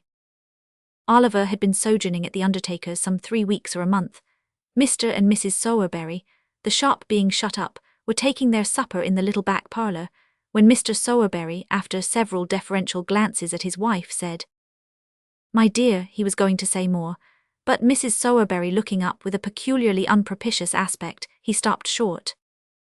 "Well," said Mrs. Sowerberry sharply. "Nothing, my dear, nothing," said Mr. Sowerberry. "Ah, you brute," said Mrs. Sowerberry. "Not at all, my dear," said Mr. Sowerberry humbly. "I thought you didn't want to hear, my dear. I was only going to say—" "Oh, don't tell me what you were going to say," interposed Mrs. Sowerberry. "I am nobody, don't consult me, pray. I don't want to intrude upon your secrets." As Mrs. Sowerberry said this, she gave an hysterical laugh which threatened violent consequences. "But, my dear," said Sowerberry, "I want to ask your advice." "No, no, don't ask mine," replied Mrs. Sowerberry in an affecting manner. "Ask somebody else. Here there was another hysterical laugh which frightened Mr. Sowerberry very much. This is a very common and much approved matrimonial course of treatment, which is often very effective. It at once reduced Mr. Sowerberry to begging, as a special favour, to be allowed to say what Mrs. Sowerberry was most curious to hear. After a short duration, the permission was most graciously conceded. "It's only about young Twist, my dear," said Mr. Sowerberry. "A very good-looking boy, that, my dear." "He need be, for he eats enough," observed the lady. "There's an expression of melancholy in his face, my dear," resumed Mr. Sowerberry, "which is very interesting. He would make a delightful mute, my love." Mrs. Sowerberry looked up with an expression of considerable wonderment. Mr. Sowerberry remarked it, and without allowing time for any observation on the good lady's part, proceeded. "I don't mean a regular mute to attend grown-up people, my dear, but only for children's practice.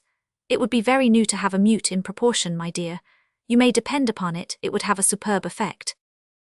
Mrs. Sowerberry, who had a good deal of taste in the undertaking way, was much struck by the novelty of this idea, but, as it would have been compromising her dignity to have said so, under existing circumstances, she merely inquired with much sharpness why such an obvious suggestion had not presented itself to her husband's mind before. Mr. Sowerberry rightly construed this as an acquiescence in his proposition. It was speedily determined, therefore, that Oliver should be at once initiated into the mysteries of the trade, and with this view, that he should accompany his master on the very next occasion of his services being required. The occasion was not long in coming. Half an hour after breakfast next morning, Mr. Bumble entered the shop, and supporting his cane against the counter, drew forth his large leathern pocket-book, from which he selected a small scrap of paper, which he handed over to Sowerberry. "Aha," said the undertaker, glancing over it with a lively countenance, "an order for a coffin, eh?" "For a coffin first and a parochial funeral afterwards," replied Mr. Bumble, fastening the strap of the leathern pocket-book, which, like himself, was very corpulent. "Baton," said the undertaker, looking from the scrap of paper to Mr. Bumble. "I never heard the name before." Bumble shook his head as he replied, "Obstinate people, Mr. Sowerberry, very obstinate. Proud too, I'm afraid, sir." "Proud, eh?" exclaimed Mr. Sowerberry with a sneer. "Come, that's too much." "Oh, it's sickening," replied the beadle. "Antimonial, Mr. Sowerberry." "So it is," acquiesced the undertaker. "We only heard of the family the night before last," said the beadle. "And we shouldn't have known anything about them, then. Only a woman who lodges in the same house made an application to the parochial committee for them to send the parochial surgeon to see a woman as was very bad. He had gone out to dinner, but his prentice, which is a very clever lad, sent him some medicine in a blacking bottle off-hand." "Ah, there's promptness," said the undertaker. "Promptness indeed," replied the beadle. "But what's the consequence, what's the ungrateful behaviour of these rebels, sir? Why, the husband sends back word that the medicine won't suit his wife's complaint, and so she shan't take it, says she shan't take it, sir. Good, strong, wholesome medicine, as was given with great success to 2 Irish labourers and a coal heaver, only a week before, sent 'em for nothing with a blacking bottle in, and he sends back word that she shan't take it, sir." As the atrocity presented itself to Mr. Bumble's mind in full force, he struck the counter sharply with his cane, and became flushed with indignation. "Well," said the undertaker, "I never did." "Never did, sir," ejaculated the beadle. "No, nor nobody never did, but now she's dead we've got to bury her, and that's the direction, and the sooner it's done the better." Thus saying, Mr. Bumble put on his cocked hat wrong side first, in a fever of parochial excitement, and flounced out of the shop. "Why, he was so angry, Oliver, that he forgot even to ask after you," said Mr. Sowerberry, looking after the beadle as he strode down the street. "Yes, sir," replied Oliver, who had carefully kept himself out of sight during the interview, and who was shaking from head to foot at the mere recollection of the sound of Mr. Bumble's voice. He needn't have taken the trouble to shrink from Mr. Bumble's glance, however, for that functionary, on whom the prediction of the gentleman in the white waistcoat had made a very strong impression, thought that now the undertaker had got Oliver upon trial the subject was better avoided, until such time as he should be firmly bound for 7 years, and all danger of his being returned upon the hands of the parish should be thus effectually and legally overcome. "Well," said Mr. Sowerberry, taking up his hat, "the sooner this job is done the better. Noah, look after the shop.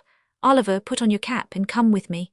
Oliver obeyed and followed his master on his professional mission.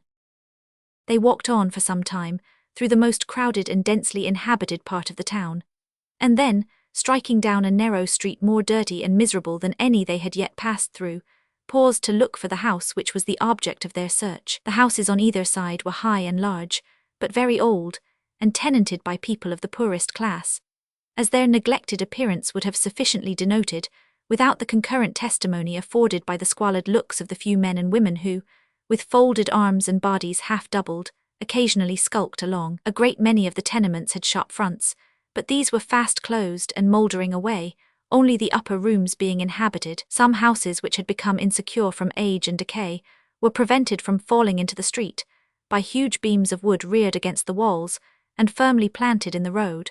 But even these crazy dens seemed to have been selected as the nightly haunts of some houseless wretches, for many of the rough boards which supplied the place of door and window were wrenched from their positions to afford an aperture wide enough for the passage of a human body. The kennel was stagnant and filthy. The very rats, which here and there lay putrefying in its rottenness, were hideous with famine. There was neither knocker nor bell handle at the open door where Oliver and his master stopped, so, groping his way cautiously through the dark passage, and bidding Oliver keep close to him and not be afraid, the undertaker mounted to the top of the first flight of stairs. Stumbling against a door on the landing, he rapped at it with his knuckles. It was opened by a young girl of 13 or 14. The undertaker at once saw enough of what the room contained to know it was the apartment to which he had been directed. He stepped in. Oliver followed him. There was no fire in the room, but a man was crouching mechanically over the empty stove. An old woman, too, had drawn a low stool to the cold hearth and was sitting beside him. There were some ragged children in another corner, and in a small recess opposite the door there lay upon the ground something covered with an old blanket. Oliver shuddered as he cast his eyes toward the place and crept involuntarily closer to his master, for though it was covered up the boy felt that it was a corpse. The man's face was thin and very pale, his hair and beard were grisly, his eyes were bloodshot.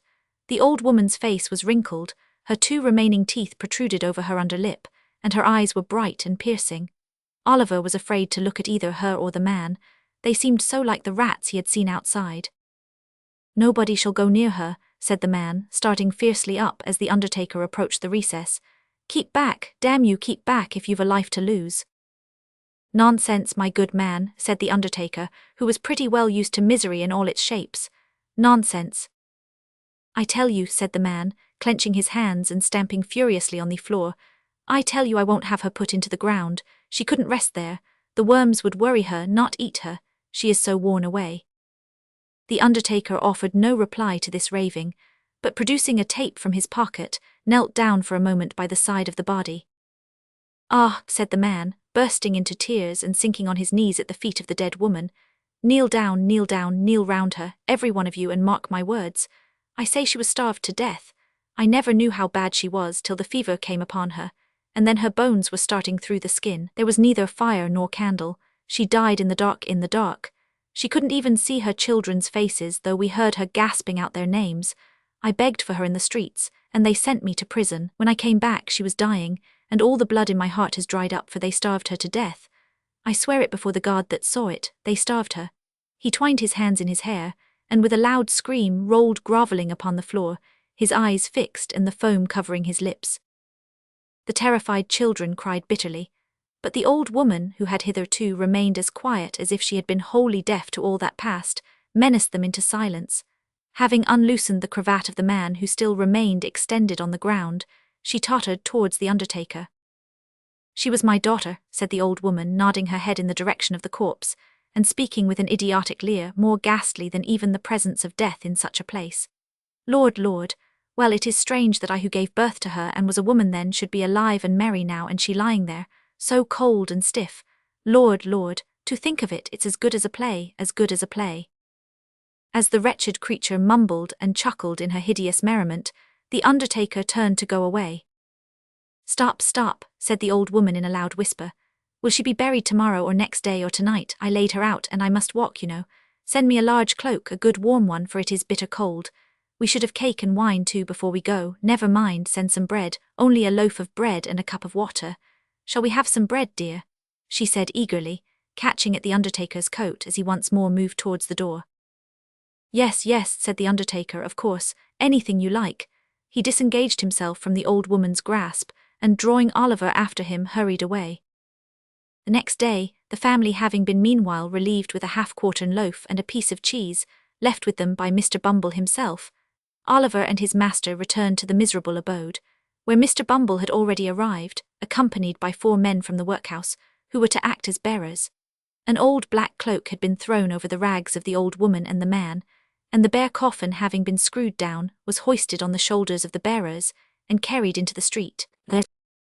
"Now you must put your best leg foremost, old lady," whispered Sowerberry in the old woman's ear.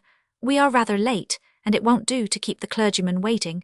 Move on, my men, as quick as you like." Thus directed, the bearers trotted on under their light burden, and the 2 mourners kept as near them as they could.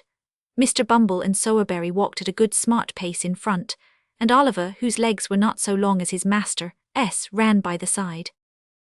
There was not so great a necessity for hurrying as Mr. Sowerberry had anticipated, however, for when they reached the obscure corner of the churchyard in which the nettles grew, and where the parish graves were made, the clergyman had not arrived, and the clerk, who was sitting by the vestry-room fire, seemed to think it by no means improbable that it might be an hour or so before he came. So they put the bier on the brink of the grave, and the 2 mourners waited patiently in the damp clay, with a cold rain drizzling down, while the ragged boys whom the spectacle had attracted into the churchyard played a noisy game at hide-and-seek among the tombstones, or varied their amusements by jumping backwards and forwards over the coffin. Mr. Sowerberry and Bumble, being personal friends of the clerk, sat by the fire with him and read the paper. At length, after a lapse of something more than an hour, Mr. Bumble and Sowerberry and the clerk were seen running towards the grave. Immediately afterwards the clergyman appeared, putting on his surplice as he came along. Mr. Bumble then thrashed a boy or 2 to keep up appearances, and the reverend gentleman, having read as much of the burial service as could be compressed into 4 minutes, gave his surplice to the clerk and walked away again. "Now, Bill," said Sowerberry to the grave digger, "fill up."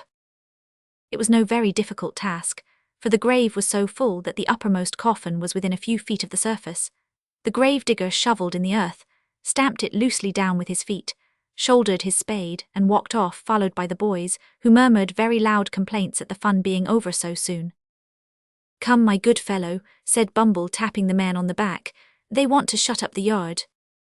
The man, who had never once moved, since he had taken his station by the graveside, started, raised his head, stared at the person who had addressed him, walked forward for a few paces, and fell down in a swoon. The crazy old woman was too much occupied in bewailing the loss of her cloak, which the undertaker had taken off, to pay him any attention, so they threw a can of cold water over him, and when he came to, saw him safely out of the churchyard, locked the gate, and departed on their different ways. "Well, Oliver," said Sowerberry as they walked home, "how do you like it?" "Pretty well, thank you, sir," replied Oliver with considerable hesitation. "Not very much, sir." "Ah, you'll get used to it in time, Oliver," said Sowerberry. "Nothing when you're used to it, my boy." Oliver wondered in his own mind whether it had taken a very long time to get Mr. Sowerberry used to it, but he thought it better not to ask the question, and walked back to the shop, thinking over all he had seen and heard. Chapter 6. Oliver, being goaded by the taunts of Noah, rouses into action, and rather astonishes him. The month's trial over, Oliver was formally apprenticed. It was a nice sickly season just at this time. In commercial phrase, coffins were looking up, and in the course of a few weeks, Oliver acquired a great deal of experience. The success of Mr. Sowerberry's ingenious speculation exceeded even his most sanguine hopes. The oldest inhabitants recollected no period at which measles had been so prevalent, or so fatal to infant existence. And many were the mournful processions which little Oliver headed, in a hatband reaching down to his knees, to the indescribable admiration and emotion of all the mothers in the town, as Oliver accompanied his master in most of his adult expeditions too, in order that he might acquire that equanimity of demeanour and full command of nerve, which was essential to a finished undertaker. He had many opportunities of observing the beautiful resignation and fortitude with which some strong-minded people bear their trials and losses. For instance, when Sowerberry had an order for the burial of some rich old lady or gentleman, who was surrounded by a great number of nephews and nieces, who had been perfectly inconsolable during the previous illness, and whose grief had been wholly irrepressible even on the most public occasions, they would be as happy among themselves as need be, quite cheerful and contented, conversing together with as much freedom and gaiety as if nothing whatever had happened to disturb them. Husbands, too, bore the loss of their wives with the most heroic calmness. Wives, again, put on weeds for their husbands, as if so far from grieving in the garb of sorrow, they had made up their minds to render it as becoming and attractive as possible. It was observable, too, that ladies and gentlemen who were in passions of anguish during the ceremony of interment recovered almost as soon as they reached home, and became quite composed before the tea-drinking was over. All this was very pleasant and improving to see, and Oliver beheld it with great admiration. That Oliver Twist was moved to resignation by the example of these good people, I cannot, although I am his biographer, undertake to affirm with any degree of confidence, but I can most distinctly say that for many months he continued meekly to submit to the domination and ill-treatment of Noah Claypole, who used him far worse than before, now that his jealousy was roused by seeing the new boy promoted to the black stick and hat-band, while he, the old one, remained stationary in the muffin cap and leathers. Charlotte treated him ill because Noah did, and Mrs. Sowerberry was his decided enemy because Mr. Sowerberry was disposed to be his friend. So, between these three on one side and a glut of funerals on the other, Oliver was not altogether as comfortable as the hungry pig was when he was shut up, by mistake, in the grain department of a brewery. And now I come to a very important passage in Oliver's history, for I have to record an act, slight and unimportant perhaps in appearance, but which indirectly produced a material change in all his future prospects and proceedings. One day, Oliver and Noah had descended into the kitchen at the usual dinner hour, to banquet upon a small joint of mutton, 1.5 pounds of the worst end of the neck. When Charlotte being called out of the way, there ensued a brief interval of time, which Noah Claypole, being hungry and vicious, considered he could not possibly devote to a worthier purpose than aggravating and tantalizing young Oliver Twist. Intent upon this innocent amusement, Noah put his feet on the tablecloth, and pulled Oliver's hair, and twitched his ears, and expressed his opinion that he was a sneak, and furthermore announced his intention of coming to see him hanged whenever that desirable event should take place, and entered upon various topics of petty annoyance, like a malicious and ill-conditioned charity boy as he was. But making Oliver cry, Noah attempted to be more facetious still, and in his attempt did what many sometimes do to this day when they want to be funny. He got rather personal. "Workhouse," said Noah, "how's your mother?" "She's dead," replied Oliver. "Don't you say anything about her to me." Oliver's colour rose as he said this. He breathed quickly, and there was a curious working of the mouth and nostrils, which Mr. Claypole thought must be the immediate precursor of a violent fit of crying. Under this impression he returned to the charge. "What did she die of, Workhouse?" said Noah. "Of a broken heart, some of our old nurses told me," replied Oliver, more as if he were talking to himself than answering Noah. "I think I know what it must be to die of that." "Tal de ral lal lal, right foul Larry, Workhouse," said Noah, as a tear rolled down Oliver's cheek. "What set you a-snivelling now?" "Not you," replied Oliver sharply. "There, that's enough, don't say anything more to me about her, you'd better not." "Better not," exclaimed Noah. Well, better not, workus, don't be impudent. Your mother, too, she was a nice she was, oh lor. And here Noah nodded his head expressively, and curled up as much of his small red nose as muscular action could collect together for the occasion. You know, workus, continued Noah, emboldened by Oliver's silence and speaking in a jeering tone of affected pity, of all tones the most annoying. You know, workus, it can't be helped now, and of course you couldn't help it then, and I am very sorry for it, and I'm sure we all are and pity you very much, but you must know, workus, your mother was a regular right-down bad un. What did you say? Inquired Oliver, looking up very quickly. A regular right-down bad un, workus, replied Noah coolly. And it's a great deal better, workus, that she died when she did, or else she'd have been hard labouring in Bridewell or transported or hung, which is more likely than either, isn't it? Crimson with fury, Oliver started up, overthrew the chair and table, seized Noah by the throat, shook him in the violence of his rage till his teeth chattered in his head, and collecting his whole force into one heavy blow, felled him to the ground. A minute ago the boy had looked the quiet child, mild, dejected creature that harsh treatment had made him, but his spirit was roused at last. The cruel insult to his dead mother had set his blood on fire. His breast heaved, his attitude was erect, his eye bright and vivid, his whole person changed as he stood glaring over the cowardly tormentor who now lay crouching at his feet, and defied him with an energy he had never known before. He'll murder me, blubbered Noah. Charlotte, missus, here's the new boy a-murdering of me. Help, help, Oliver's gone mad, Char-lot. Noah's shouts were responded to by a loud scream from Charlotte, and a louder from Mrs. Sowerberry, the former of whom rushed into the kitchen by a side door, while the latter paused on the staircase till she was quite certain that it was consistent with the preservation of human life, to come further down. Oh, you little wretch, screamed Charlotte, seizing Oliver with her utmost force, which was about equal to that of a moderately strong man in particularly good training. Oh, you little ungrateful, murderous, horrid villain. And between every syllable, Charlotte gave Oliver a blow with all her might, accompanying it with a scream for the benefit of society. Charlotte's fist was by no means a light one, but lest it should not be effectual in calming Oliver's wrath, Mrs. Sowerberry plunged into the kitchen and assisted to hold him with one hand, while she scratched his face with the other. In this favourable position of affairs, Noah rose from the ground and pommelled him behind. This was rather too violent exercise to last long. When they were all wearied out and could tear and beat no longer, they dragged Oliver, struggling and shouting, but nothing daunted, into the dust cellar, and there locked him up. This being done, Mrs. Sowerberry sunk into a chair and burst into tears. Bless her, she's going off, said Charlotte. A glass of water, Noah dear, make haste. Oh, Charlotte, said Mrs. Sowerberry, speaking as well as she could through a deficiency of breath and a sufficiency of cold water, which Noah had poured over her head and shoulders. Oh, Charlotte, what a mercy we have not all been murdered in our beds. Ah, mercy indeed, ma'am, was the reply. I only hope this'll teach master not to have any more of these dreadful creatures that are born to be murderers and robbers from their very cradle. Poor Noah, he was all but killed, ma'am, when I came in. Poor fellow, said Mrs. Sowerberry, looking piteously on the charity boy. Noah, whose top waistcoat button might have been somewhere on a level with the crown of Oliver's head, rubbed his eyes with the inside of his wrists while this commiseration was bestowed upon him, and performed some affecting tears and sniffs. What's to be done? Exclaimed Mrs. Sowerberry.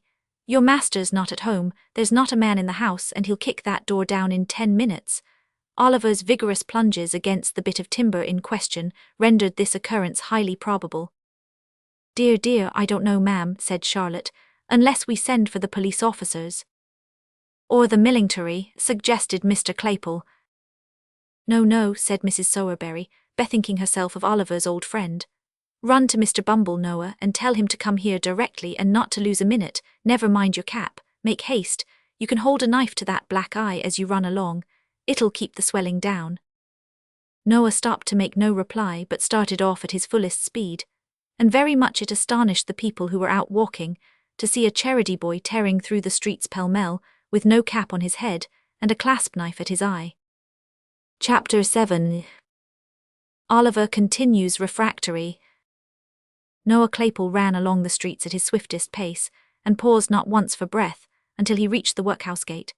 Having rested here for a minute or so, to collect a good burst of sobs and an imposing show of tears and terror, he knocked loudly at the wicket, and presented such a rueful face to the aged pauper who opened it, that even he, who saw nothing but rueful faces about him at the best of times, started back in astonishment.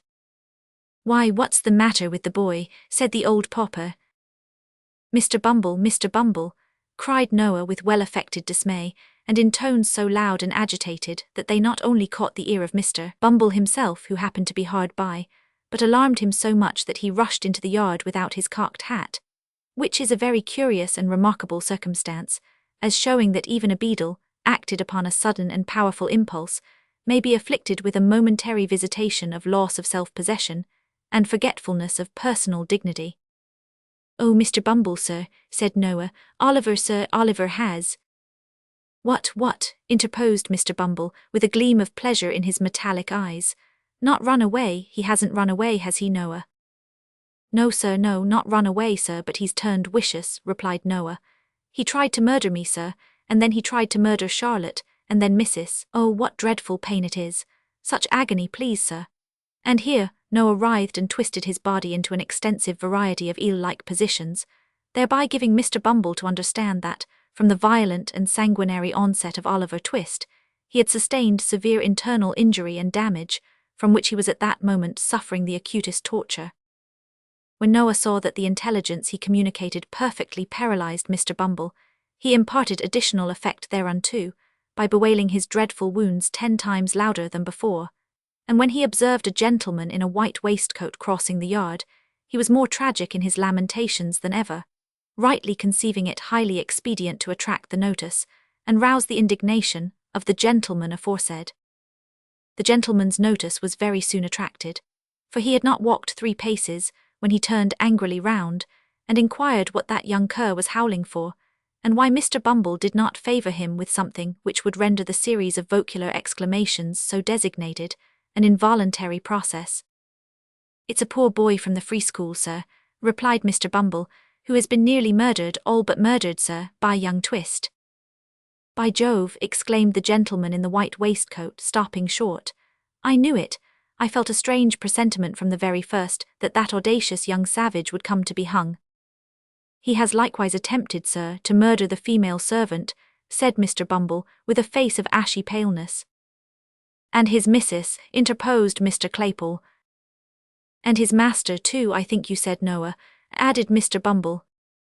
"No, he's out, or he would have murdered him," replied Noah. "He said he wanted to." "Ah, said he wanted to, did he, my boy?"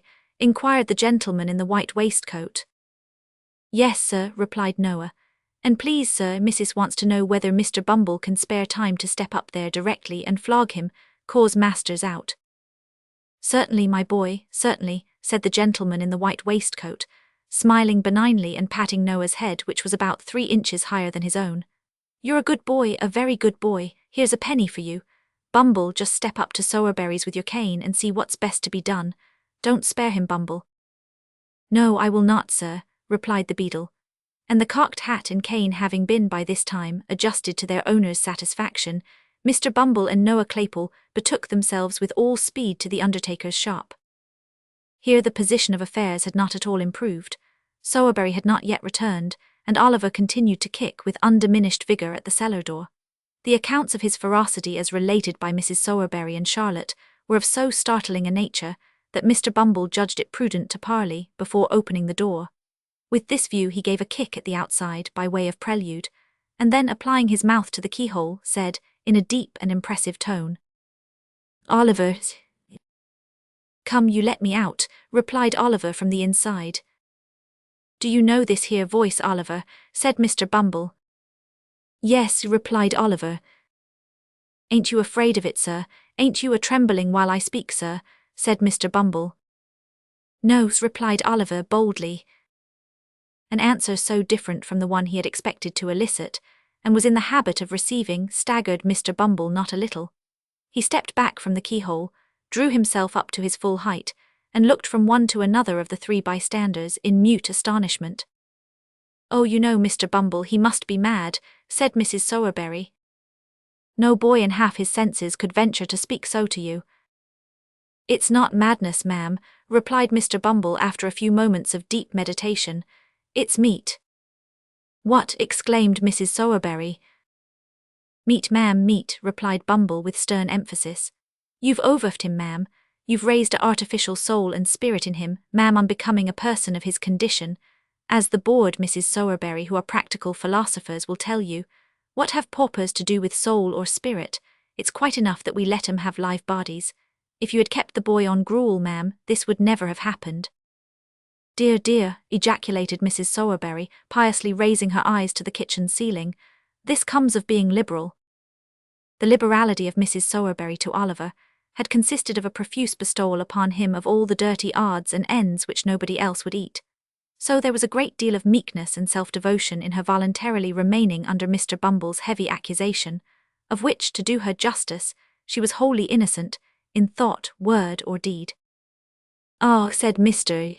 Bumble when the lady brought her eyes down to earth again, "the only thing that can be done now that I know of is to leave him in the cellar for a day or so, till he's a little starved down, and then to take him out and keep him on gruel all through the apprenticeship.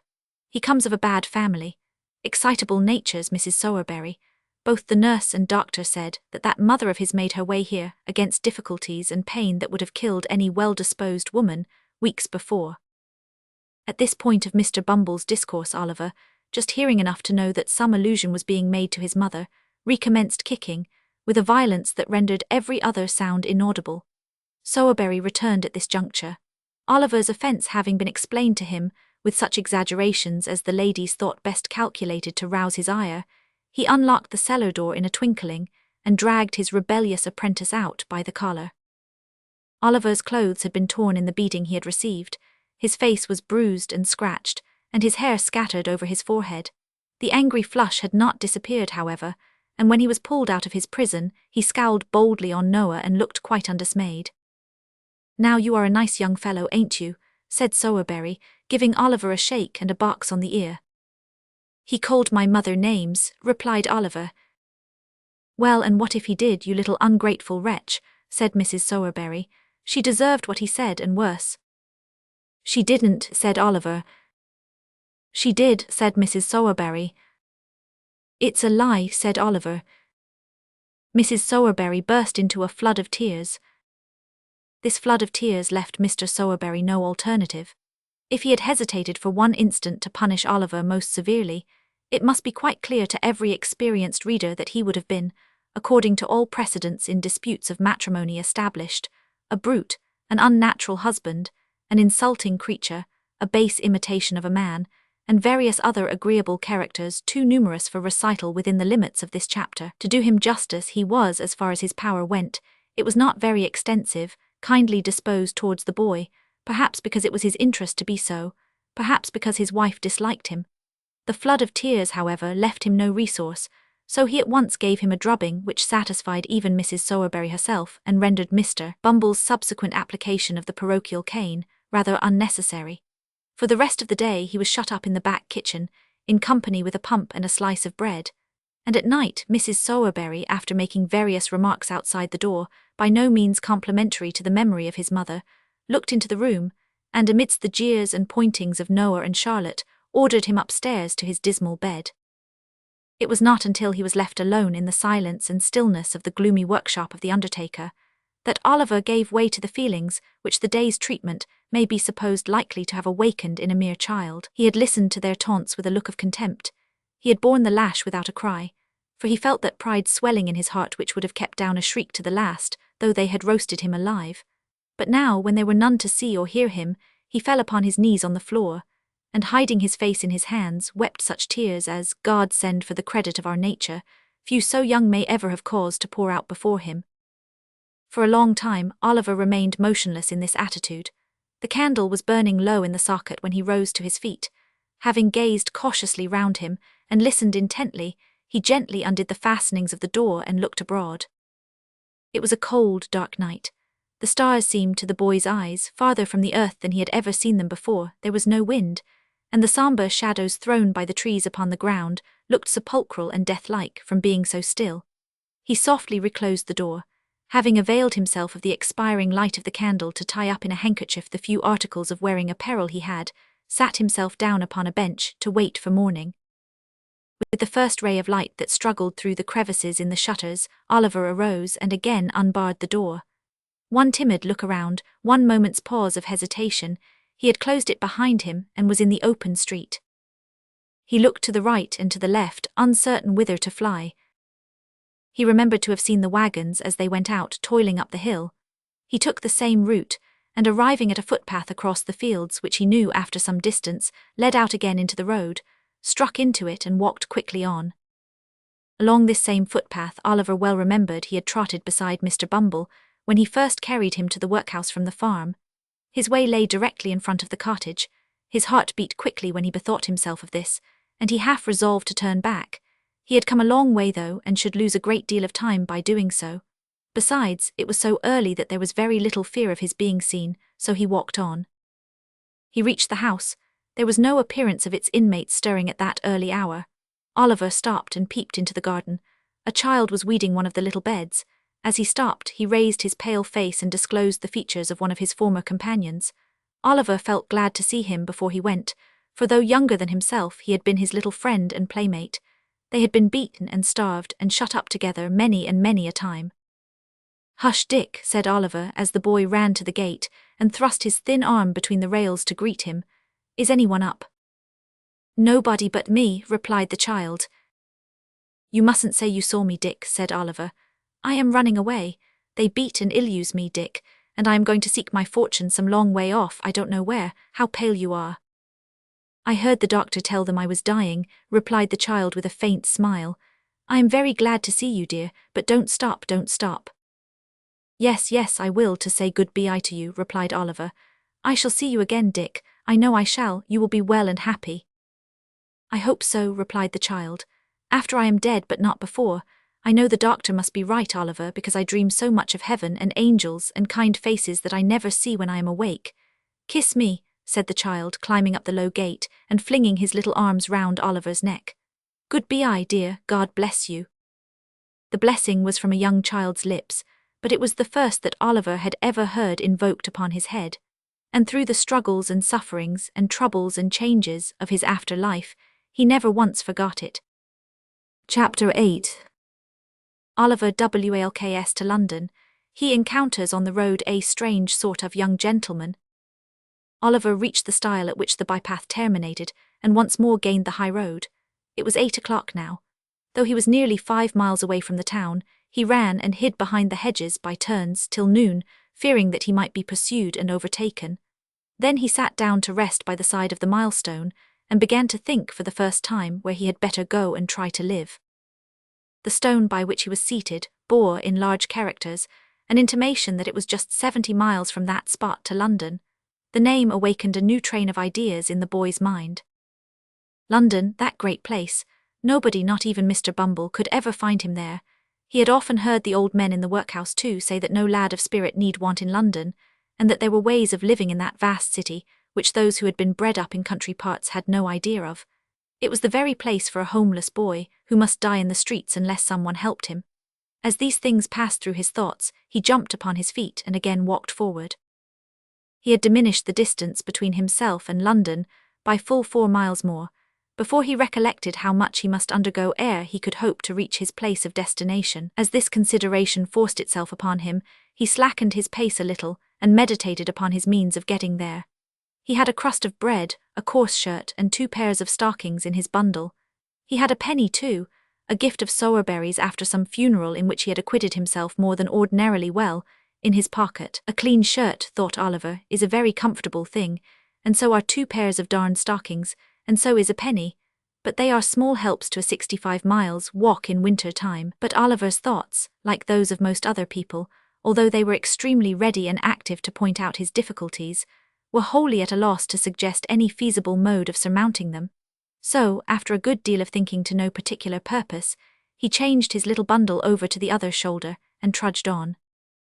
Oliver walked 20 miles that day, and all that time tasted nothing but the crust of dry bread and a few draughts of water which he begged at the cottage doors by the roadside. When the night came, he turned into a meadow, and creeping close under a hayrick, determined to lie there till morning. He felt frightened at first, for the wind moaned dismally over the empty fields, and he was cold and hungry and more alone than he had ever felt before. Being very tired with his walk, however, he soon fell asleep and forgot his troubles. He felt cold and stiff when he got up next morning, and so hungry that he was obliged to exchange the penny for a small loaf, in the very first village through which he passed. He had walked no more than 12 miles, when night closed in again. His feet were sore, and his legs so weak that they trembled beneath him. Another night passed in the bleak damp air made him worse. When he set forward on his journey next morning he could hardly crawl along. He waited at the bottom of a steep hill till a stagecoach came up, and then begged of the outside passengers. But there were very few who took any notice of him, and even those told him to wait till they got to the top of the hill, and then let them see how far he could run for a halfpenny. Poor Oliver tried to keep up with the coach a little way, but was unable to do it, by reason of his fatigue and sore feet. When the outsides saw this, they put their halfpence back into their pockets again, declaring that he was an idle young dog, and didn't deserve anything, and the coach rattled away and left only a cloud of dust behind. In some villages, large painted boards were fixed up, warning all persons who begged within the district that they would be sent to jail. This frightened Oliver very much, and made him glad to get out of those villages with all possible expedition. In others he would stand about the innyards, and look mournfully at everyone who passed, a proceeding which generally terminated in the landlady's ordering one of the postboys who were lounging about to drive that strange boy out of the place, for she was sure he had come to steal something.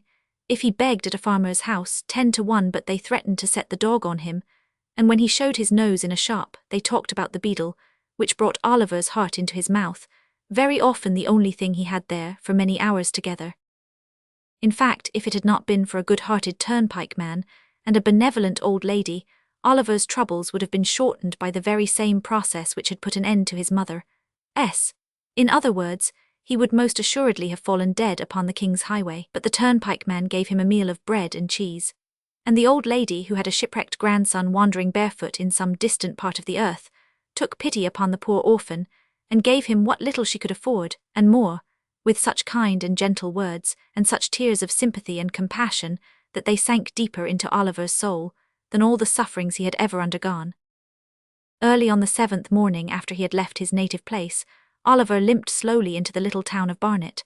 The window shutters were closed, the street was empty, not a soul had awakened to the business of the day. The sun was rising in all its splendid beauty, but the light only served to show the boy his own lonesomeness and desolation as he sat, with bleeding feet and covered with dust, upon a doorstep. By degrees the shutters were opened, the window blinds were drawn up, and people began passing to and fro. Some few stopped to gaze at Oliver for a moment or two, or turned round to stare at him as they hurried by, but none relieved him or troubled themselves to inquire how he came there. He had no heart to beg, and there he sat. He had been crouching on the step for some time, wondering at the great number of public houses. Every other house in Barnet was a tavern, large or small, gazing listlessly at the coaches as they passed through, and thinking how strange it seemed that they could do with ease in a few hours what it had taken him a whole week of courage and determination beyond his years to accomplish, when he was roused by observing that a boy who had passed him carelessly some minutes before had returned, and was now surveying him most earnestly from the opposite side of the way. He took little heed of this at first, but the boy remained in the same attitude of close observation so long that Oliver raised his head and returned his steady look. Upon this the boy crossed over, and walking close up to Oliver said, "Hullo, my covey, what's the row?" The boy who addressed this inquiry to the young wayfarer was about his own age, but one of the queerest-looking boys that Oliver had even seen.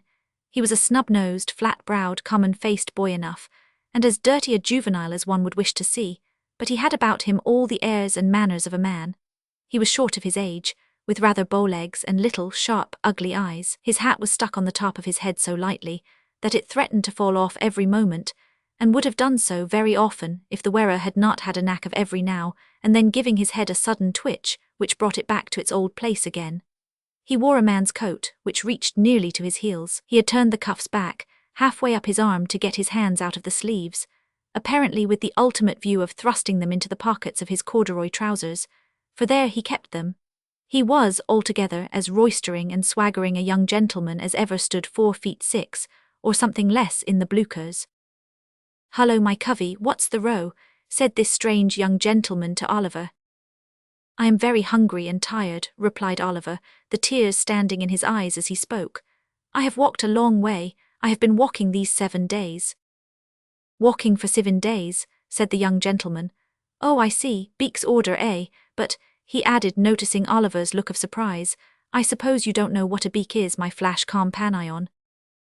Oliver mildly replied that he had always heard a bird's mouth described by the term in question. "My eyes, how green!" exclaimed the young gentleman. "Why, a beak's a mad straight, and when you walk by a beak's order it's not straight forward but always a going up and neither a coming down again. Was you never on the mill?" "What mill?" inquired Oliver. "What mill? Why, the mill as takes up so little room that it'll work inside a stone jug, and always goes better when the wind's low with people than when it's high.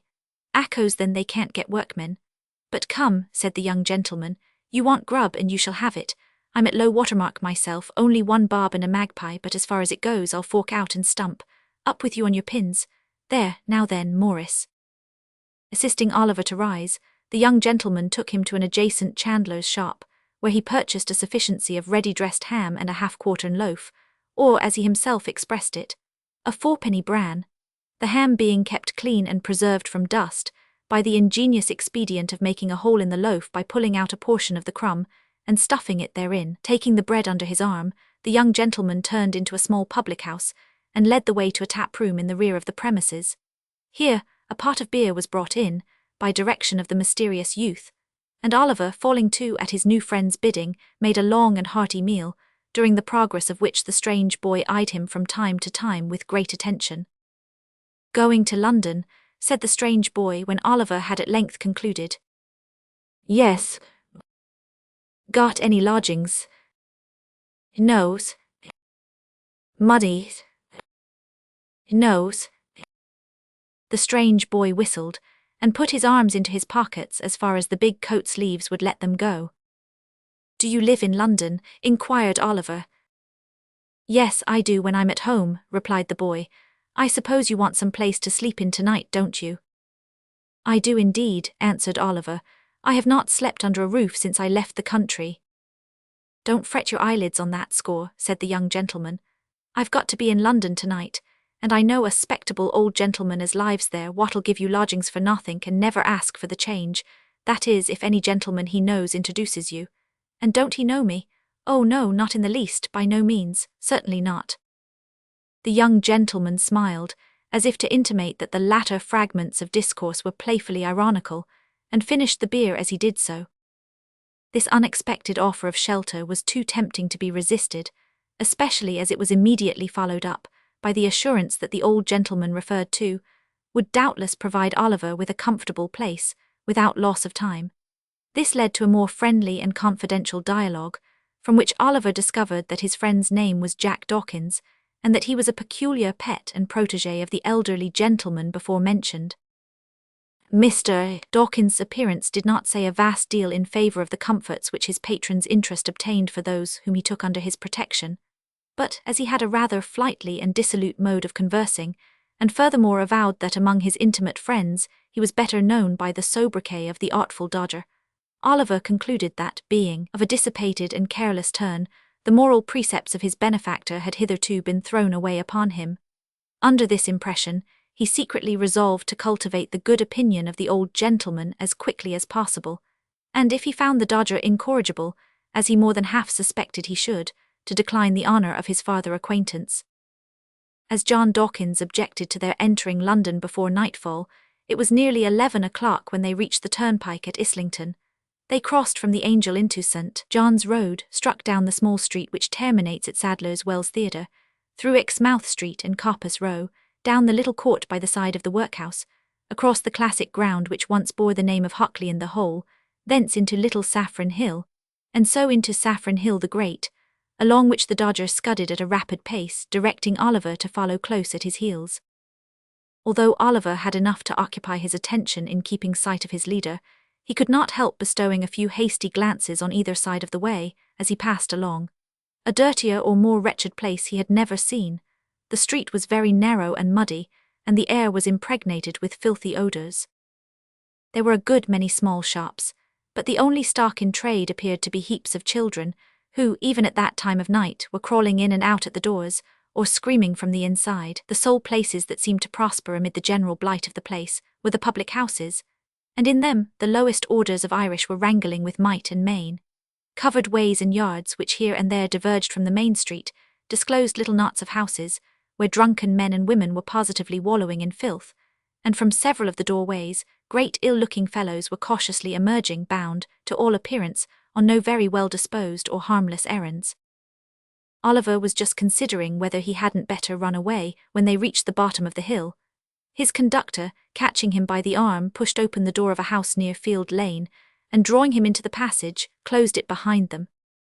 "Now then," cried a voice from below in reply to a whistle from the Dodger. "Plummy and slam," was the reply. This seemed to be some watchword or signal that all was right, for the light of a feeble candle gleamed on the wall at the remote end of the passage, and a man's face peeped out, from where a balustrade of the old kitchen staircase had been broken away. "There's two on you," said the man, thrusting the candle farther out and shielding his eyes with his hand. "Who's the t'other one?" "A new pal," replied Jack Dawkins, pulling Oliver forward. "Where did he come from?" "Greenland. Is Fagin upstairs?" "Yes, he's a sortin' the wipes. Up with you." The candle was drawn back and the face disappeared. Oliver, groping his way with one hand, and having the other firmly grasped by his companion, ascended with much difficulty the dark and broken stairs, which his conductor mounted with an ease and expedition that showed he was well acquainted with them. He threw open the door of a back room and drew Oliver in after him. The walls and ceiling of the room were perfectly black with age and dirt. There was a deal table before the fire, upon which were a candle, stuck in a gingerbeer bottle, 2 or 3 pewter pots, a loaf and butter and a plate, in a frying pan which was on the fire, and which was secured to the mantelshelf by a string. Some sausages were cooking, and standing over them with a toasting fork in his hand was a very old shriveled Jew, whose villainous-looking and repulsive face was obscured by a quantity of matted red hair. He was dressed in a greasy flannel gown with his throat bare, and seemed to be dividing his attention between the frying pan and the clothes-horse, over which a great number of silk handkerchiefs were hanging. Several rough beds made of old sacks were huddled side by side on the floor. Seated round the table were 4 or 5 boys, none older than the Dodger, smoking long clay pipes and drinking spirits with the air of middle-aged men. These all crowded about their associate as he whispered a few words to the Jew, and then turned round and grinned at Oliver. So did the Jew himself, toasting fork in hand. "This is him, Fagin," said Jack Dawkins, "my friend Oliver Twist." The Jew grinned and, making a low obeisance to Oliver, took him by the hand, and hoped he should have the honour of his intimate acquaintance. Upon this, the young gentleman with the pipes came round him, and shook both his hands very hard, especially the one in which he held his little bundle. One young gentleman was very anxious to hang up his cap for him, and another was so obliging as to put his hands in his pockets, in order that, as he was very tired, he might not have the trouble of emptying them himself when he went to bed. These civilities would probably be extended much farther, but for a liberal exercise of the Jew's toasting fork on the heads and shoulders of the affectionate youths who offered them. "We are very glad to see you, Oliver, very," said the Jew. "Dodger, take off the sausages and draw a tub near the fire for Oliver. Ah, you're a-staring at the pocket handkerchiefs. Eh, my dear, there are a good many of 'em, ain't there? We've just looked 'em out ready for the wash, that's all, Oliver, that's all. Ha, ha, ha." The latter part of this speech was hailed by a boisterous shout from all the hopeful pupils of the merry old gentleman, in the midst of which they went to supper. Oliver ate his share, and the Jew then mixed him a glass of hot gin and water, telling him he must drink it off directly, because another gentleman wanted the tumbler. Oliver did as he was desired. Immediately afterwards he felt himself gently lifted on to one of the sacks, and then he sunk into a deep sleep. Chapter 9, containing further particulars concerning the pleasant old gentleman and his hopeful pupils. It was late next morning when Oliver awoke from a sound, long sleep. There was no other person in the room but the old Jew, who was boiling some coffee in a saucepan for breakfast, and whistling softly to himself as he stirred it round and round with an iron spoon. He would stop every now and then to listen when there was the least noise below, and when he had satisfied himself, he would go on whistling and stirring again as before.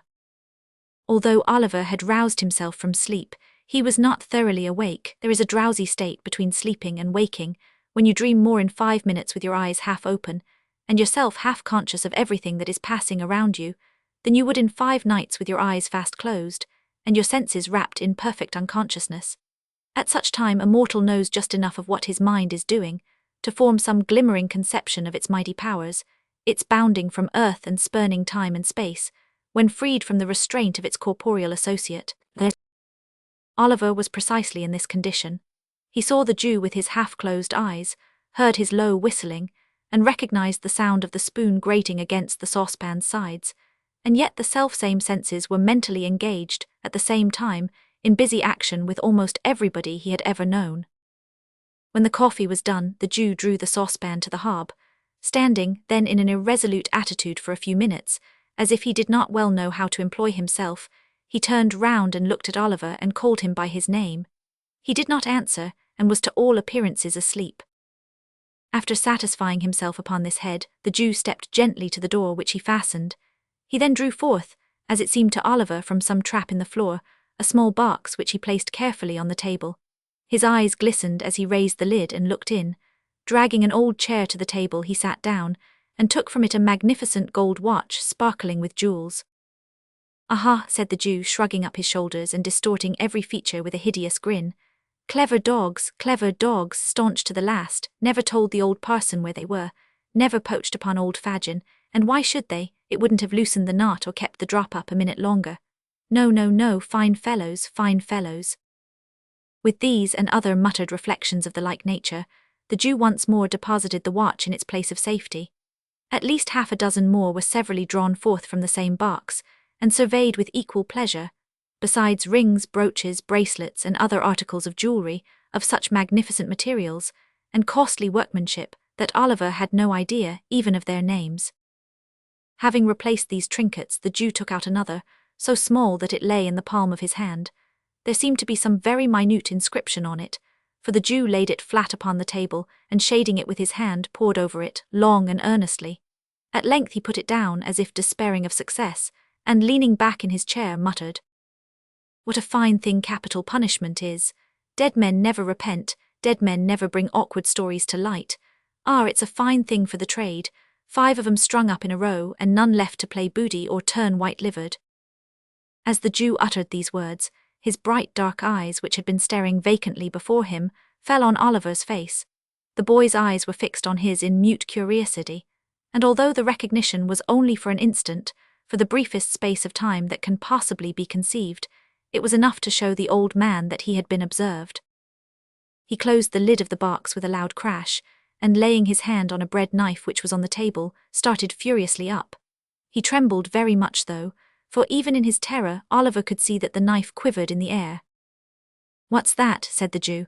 "What do you watch me for? Why are you awake? What have you seen? Speak out, boy, quick, for your life." "I wasn't able to sleep any longer, sir," replied Oliver meekly. "I am very sorry if I have disturbed you, sir."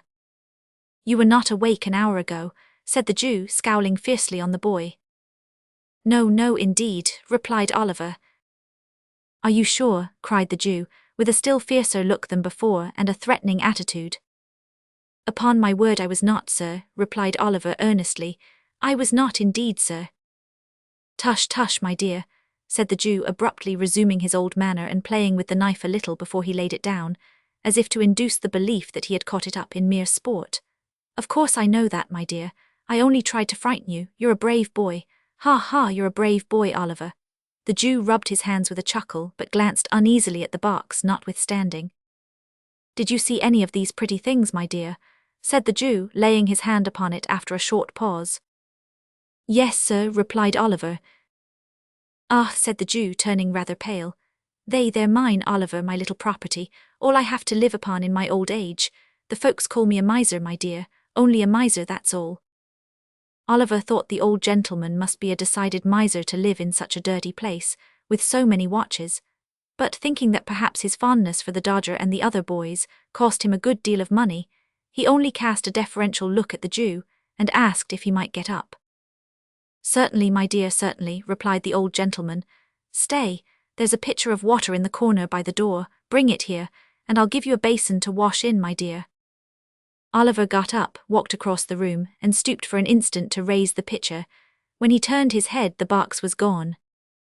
He had scarcely washed himself, and made everything tidy, by emptying the basin out of the window agreeably to the Jew's directions, when the Dodger returned, accompanied by a very sprightly young friend, whom Oliver had seen smoking on the previous night, and who was now formally introduced to him as Charlie Bates. The four sat down to breakfast on the coffee and some hot rolls and ham which the Dodger had brought home in the crown of his hat. "Well," said the Jew, glancing slyly at Oliver and addressing himself to the Dodger, "I hope you've been at work this morning, my dears." "Hard," replied the Dodger. "As nails," added Charlie Bates. Good boys," said the Jew. "What have you got, Dodger?" "A couple of pocketbooks," replied that young gentleman. "Lined?" inquired the Jew with eagerness. "Pretty well," replied the Dodger, producing two pocketbooks, one green and the other red. "Not so heavy as they might be," said the Jew after looking at the insides carefully, "but very neat and nicely made. Ingenious workman, ain't he, Oliver?" "Very indeed, sir," said Oliver, at which Mr. Charles Bates laughed uproariously, very much to the amazement of Oliver, who saw nothing to laugh at in anything that had passed. "And what have you got, my dear?" said Fagin to Charlie Bates. "Wipes," replied Master Bates, at the same time producing 4 pocket handkerchiefs. "Well," said the Jew, inspecting them closely, "they're very good ones, very. You haven't marked them well though, Charlie, so the marks shall be picked out with a needle and we'll teach Oliver how to do it. Shall us, Oliver, eh? Ha ha ha." "If you please, sir," said Oliver. "You'd like to be able to make pocket handkerchiefs as easy as Charlie Bates, wouldn't you, my dear?" said the Jew. "Very much indeed, if you'll teach me, sir," replied Oliver. Master Bates saw something so exquisitely ludicrous in this reply that he burst into another laugh, which laugh, meeting the coffee he was drinking and carrying it down some wrong channel, very nearly terminated in his premature suffocation. "He is so jolly green," said Charlie when he recovered, as an apology to the company for his unpolite behavior. The Dodger said nothing, but he smoothed Oliver's hair over his eyes and said he'd know better by and by, upon which the old gentleman, observing Oliver's colour mounting, changed the subject by asking whether there had been much of a crowd at the execution that morning. This made him wonder more and more, for it was plain from the replies of the 2 boys that they had both been there, and Oliver naturally wondered how they could possibly have found time to be so very industrious. When the breakfast was cleared away, the merry old gentleman and the 2 boys played at a very curious and uncommon game, which was performed in this way. The merry old gentleman, placing a snuff-box in one pocket of his trousers, a note-case in the other, and a watch in his waistcoat pocket, with a guard chain round his neck, and sticking a marked diamond pin in his shirt, buttoned his coat tight round him, and putting his spectacle case and handkerchief in his pockets, trotted up and down the room with a stick, in imitation of the manner in which old gentlemen walk about the streets any hour in the day.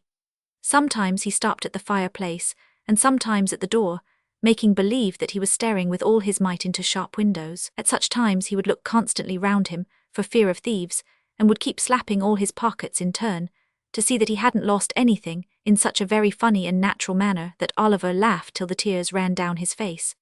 All this time the 2 boys followed him closely about, getting out of his sight so nimbly every time he turned round that it was impossible to follow their motions. At last the Dodger trod upon his toes or ran upon his boot accidentally, while Charlie Bates stumbled up against him behind, and in that one moment they took from him, with the most extraordinary rapidity, snuff-box, note-case, watchguard, chain, shirt-pin, pocket handkerchief, even the spectacle case. If the old gentleman felt a hand in any one of his pockets, he cried out where it was, and then the game began all over again. When this game had been played a great many times, a couple of young ladies called to see the young gentleman, one of whom was named Bet and the other Nancy. They wore a good deal of hair, not very neatly turned up behind, and were rather untidy about the shoes and stockings. They were not exactly pretty, perhaps, but they had a great deal of colour in their faces and looked quite stout and hearty. Being remarkably free and agreeable in their manners, Oliver thought them very nice girls indeed, as there is no doubt they were. The visitors stopped a long time. Spirits were produced, in consequence of one of the young ladies complaining of a coldness in her inside, and the conversation took a very convivial and improving turn. At length, Charlie Bates expressed his opinion that it was time to pad the hoof. This, it occurred to Oliver, must be French for going out, for directly afterwards the Dodger and Charlie and the 2 young ladies went away together, having been kindly furnished by the amiable old Jew with money to spend. "There, my dear," said Fagin, "that's a pleasant life, isn't it? They have gone out for the day." "Have they done work, sir?" inquired Oliver. "Yes," said the Jew.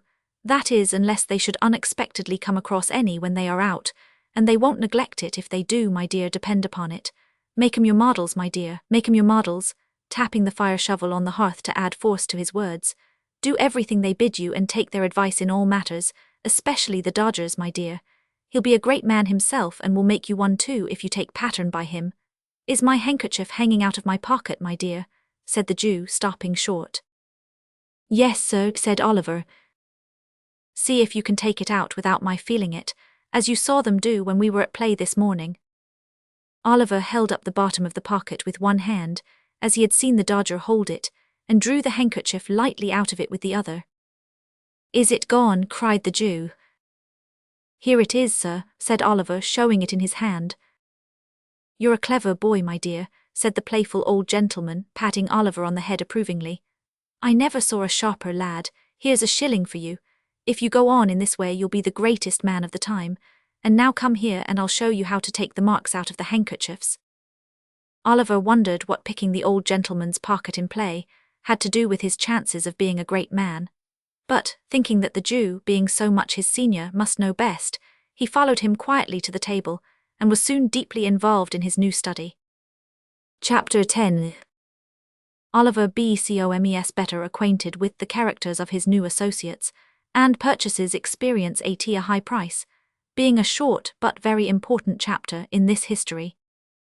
For many days Oliver remained in the Jew's room, picking the marks out of the pocket handkerchief, of which a great number were brought home, and sometimes taking part in the game already described, which the two boys and the Jew played regularly every morning.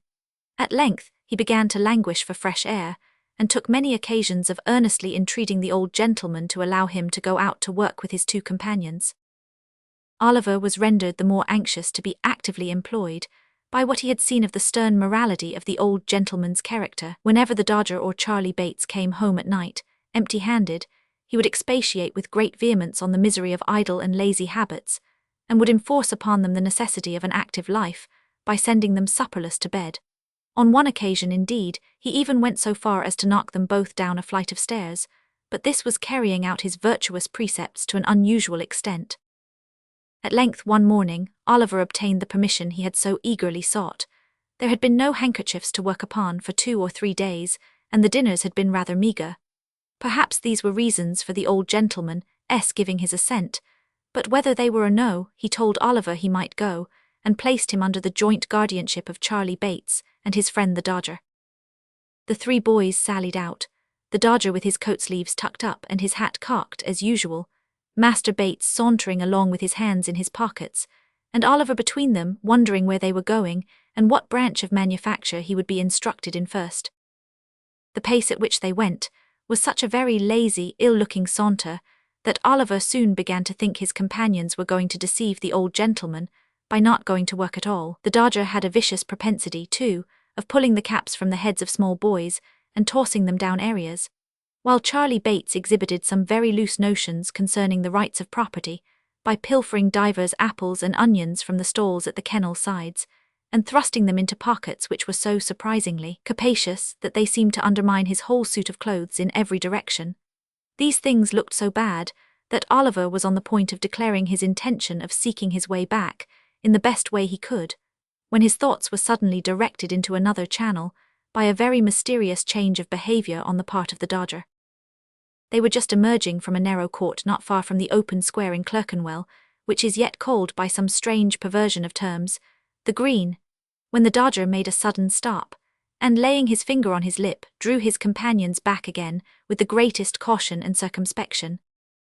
"What's the matter?" demanded Oliver. "Hush," replied the Dodger. "Do you see that old cove at the bookstall?" "The old gentleman over the way," said Oliver. "Yes, I see him." "He'll do," said the Dodger. "A prime plant," observed Master Charlie Bates. Oliver looked from one to the other with the greatest surprise, but he was not permitted to make any inquiries, for the 2 boys walked stealthily across the road and slunk close behind the old gentleman towards whom his attention had been directed. Oliver walked a few paces after them, and not knowing whether to advance or retire, stood looking on in silent amazement. The old gentleman was a very respectable-looking personage, with a powdered head and gold spectacles. He was dressed in a bottle-green coat with a black velvet collar, wore white trousers, and carried a smart bamboo cane under his arm. He had taken up a book from the stall, and there he stood, reading away, as hard as if he were in his elbow chair in his own study. It is very possible that he fancied himself there indeed, for it was plain from his abstraction that he saw not the bookstall, nor the street, nor the boys, nor in short anything but the book itself, which he was reading straight through, turning over the leaf when he got to the bottom of a page, beginning at the top line of the next one and going regularly on, with the greatest interest and eagerness.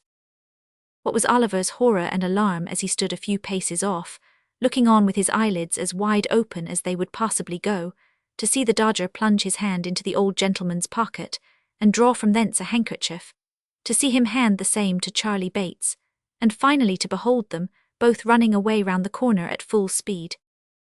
In an instant the whole mystery of the handkerchiefs, and the watches and the jewels and the Jew rushed upon the boy's mind. He stood for a moment with the blood so tingling through all his veins from terror that he felt as if he were in a burning fire. Then, confused and frightened, he took to his heels, and not knowing what he did, made off as fast as he could lay his feet to the ground. This was all done in a minute's space. In the very instant when Oliver began to run, the old gentleman, putting his hand to his pocket and missing his handkerchief, turned sharp round. Seeing the boy scudding away at such a rapid pace, he very naturally concluded him to be the depredator, and shouting, "Stop, thief!" with all his might made off after him, book in hand. But the old gentleman was not the only person who raised the hue and cry. The Dodger and Master Bates, unwilling to attract public attention by running down the open street, had merely retired into the very first doorway round the corner. They no sooner heard the cry and saw Oliver running than, guessing exactly how the matter stood, they issued forth with great promptitude, and shouting, "Stop, thief!" too, joined in the pursuit like good citizens. Although Oliver had been brought up by philosophers, he was not theoretically acquainted with the beautiful axiom that self-preservation is the first law of nature. If he had been, perhaps he would have been prepared for this. Not being prepared, however, it alarmed him the more, so away he went like the wind, with the old gentleman and the two boys roaring and shouting behind him. "Stop, thief, stop, thief, there is a magic in the sound. The tradesman leaves his counter and the carman his wagon. The butcher throws down his tray, the baker his basket, the milkman his pail, the errand boy his parcels, the schoolboy his marbles, the paviour his pickaxe, the child his battledore." Away they run pell-mell, helter-skelter, slapdash, tearing, yelling, screaming, knocking down the passengers as they turn the corners, rousing up the dogs and astonishing the fowls, and streets, squares, and courts re-echo with the sound. "Stop, thief, stop, thief!" The cry is taken up by 100 voices, and the crowd accumulate at every turning. Away they fly, splashing through the mud and rattling along the pavements. Up go the windows, outrun the people, onward bear the mob, a whole audience desert punch in the very thickest of the plot, and joining the rushing throng, swell the shout and lend fresh vigour to the cry, "Stop, thief! Stop, thief! Stop, thief, stop, thief!" There is a passion for hunting something deeply implanted in the human breast.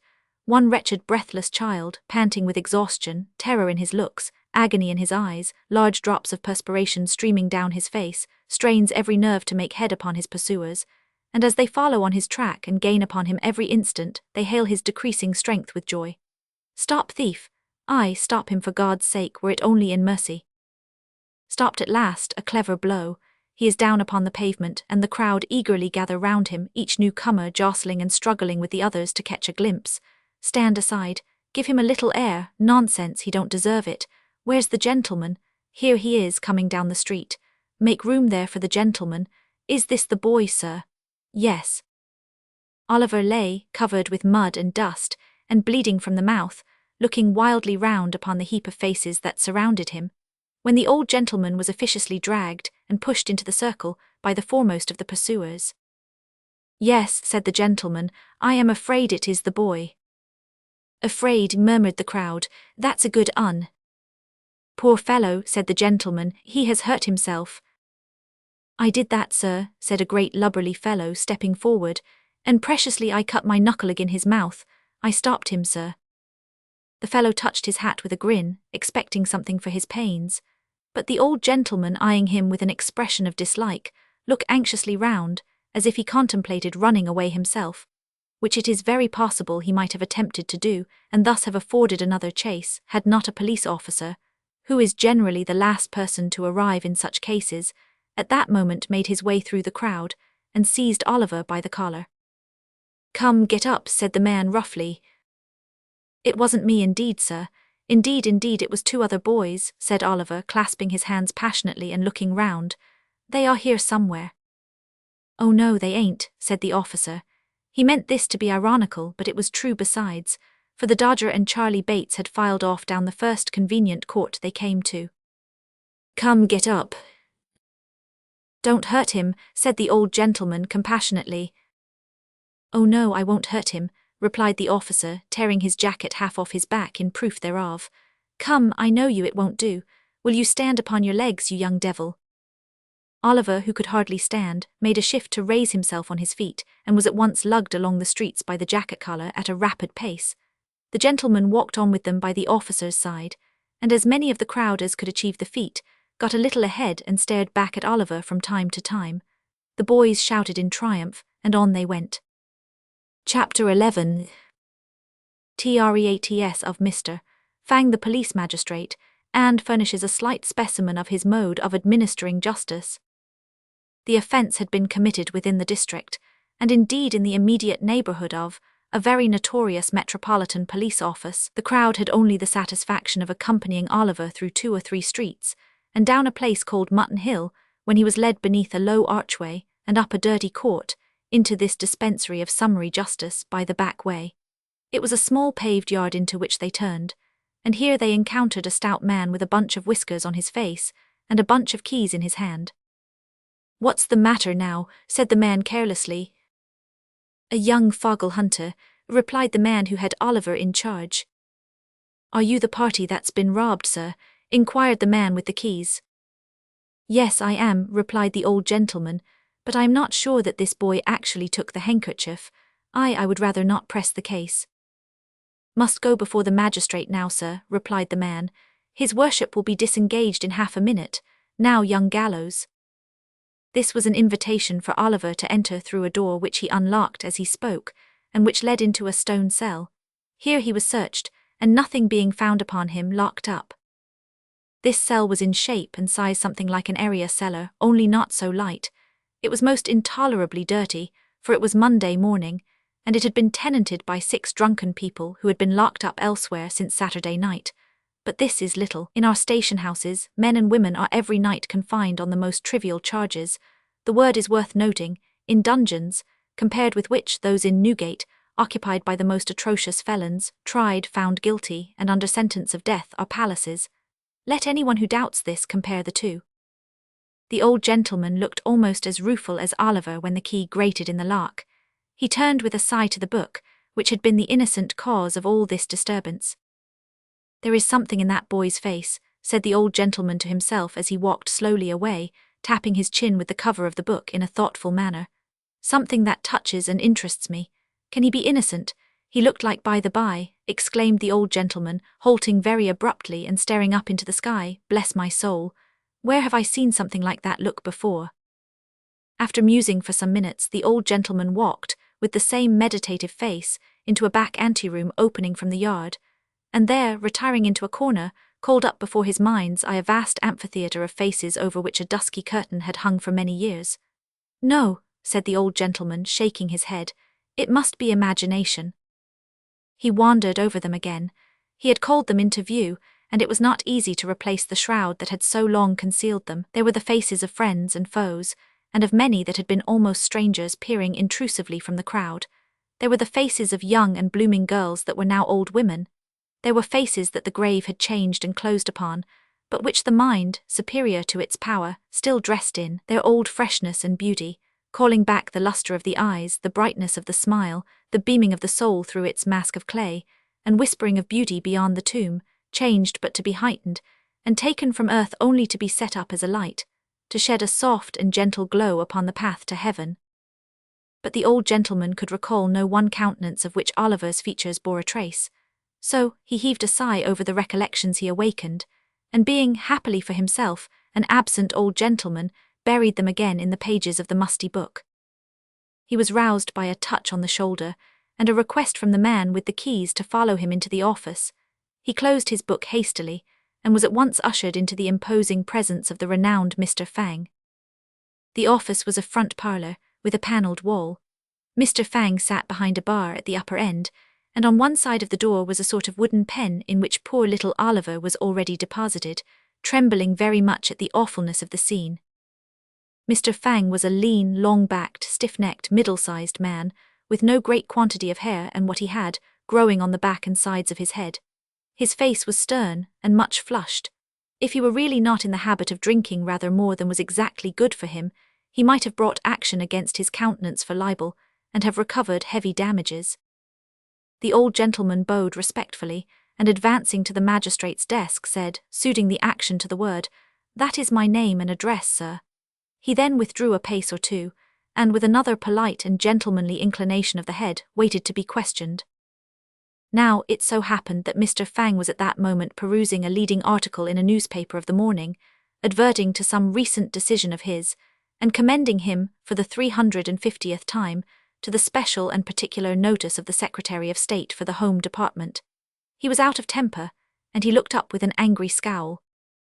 "Who are you?" said Mr. Fang. The old gentleman pointed, with some surprise, to his card.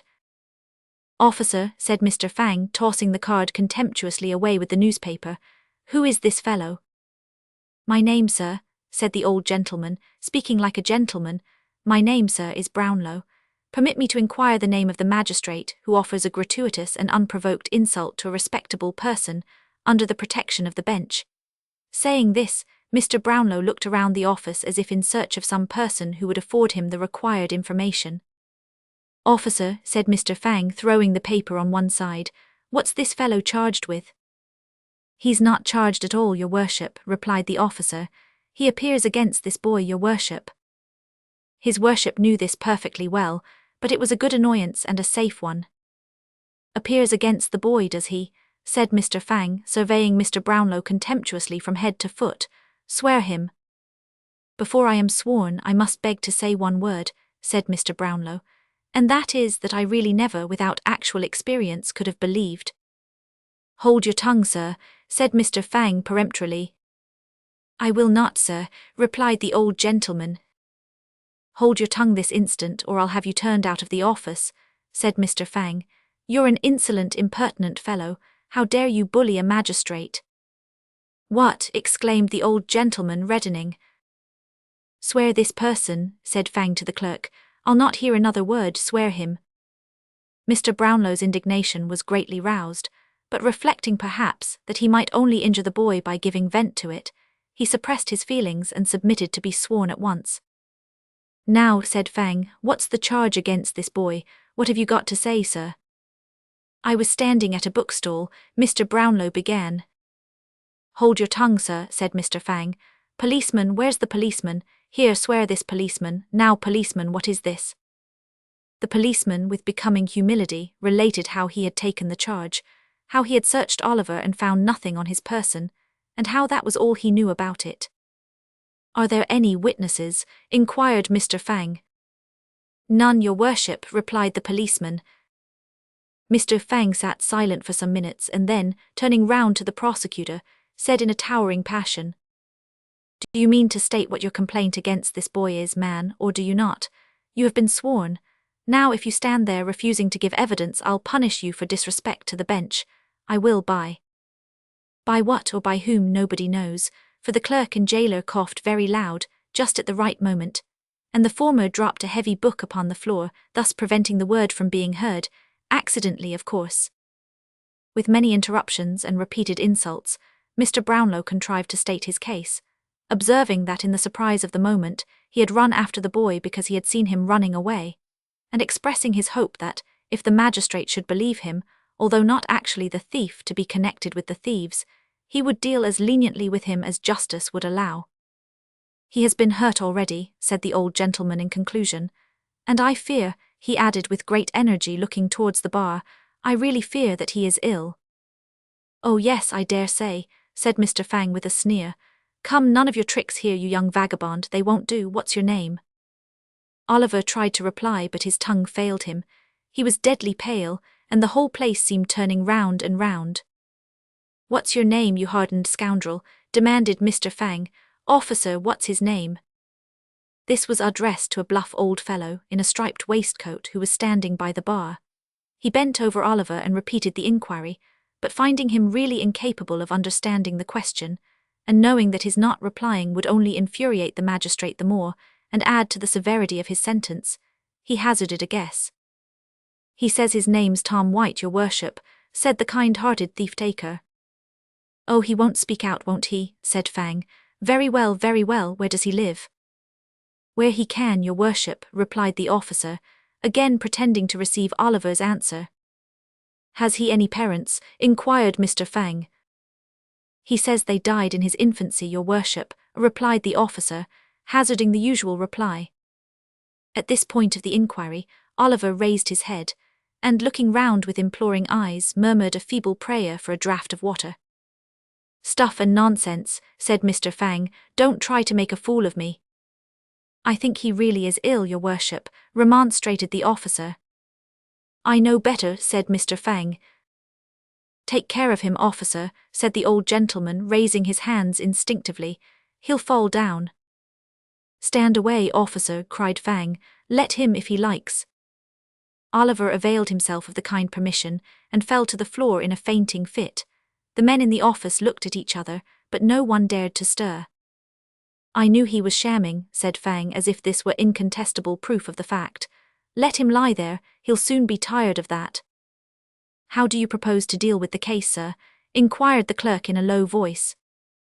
"Summarily," replied Mr. Fang. "He stands committed for 3 months, hard labor of course, clear the office." The door was opened for this purpose, and a couple of men were preparing to carry the insensible boy to his cell, when an elderly man of decent but poor appearance, clad in an old suit of black, rushed hastily into the office and advanced towards the bench.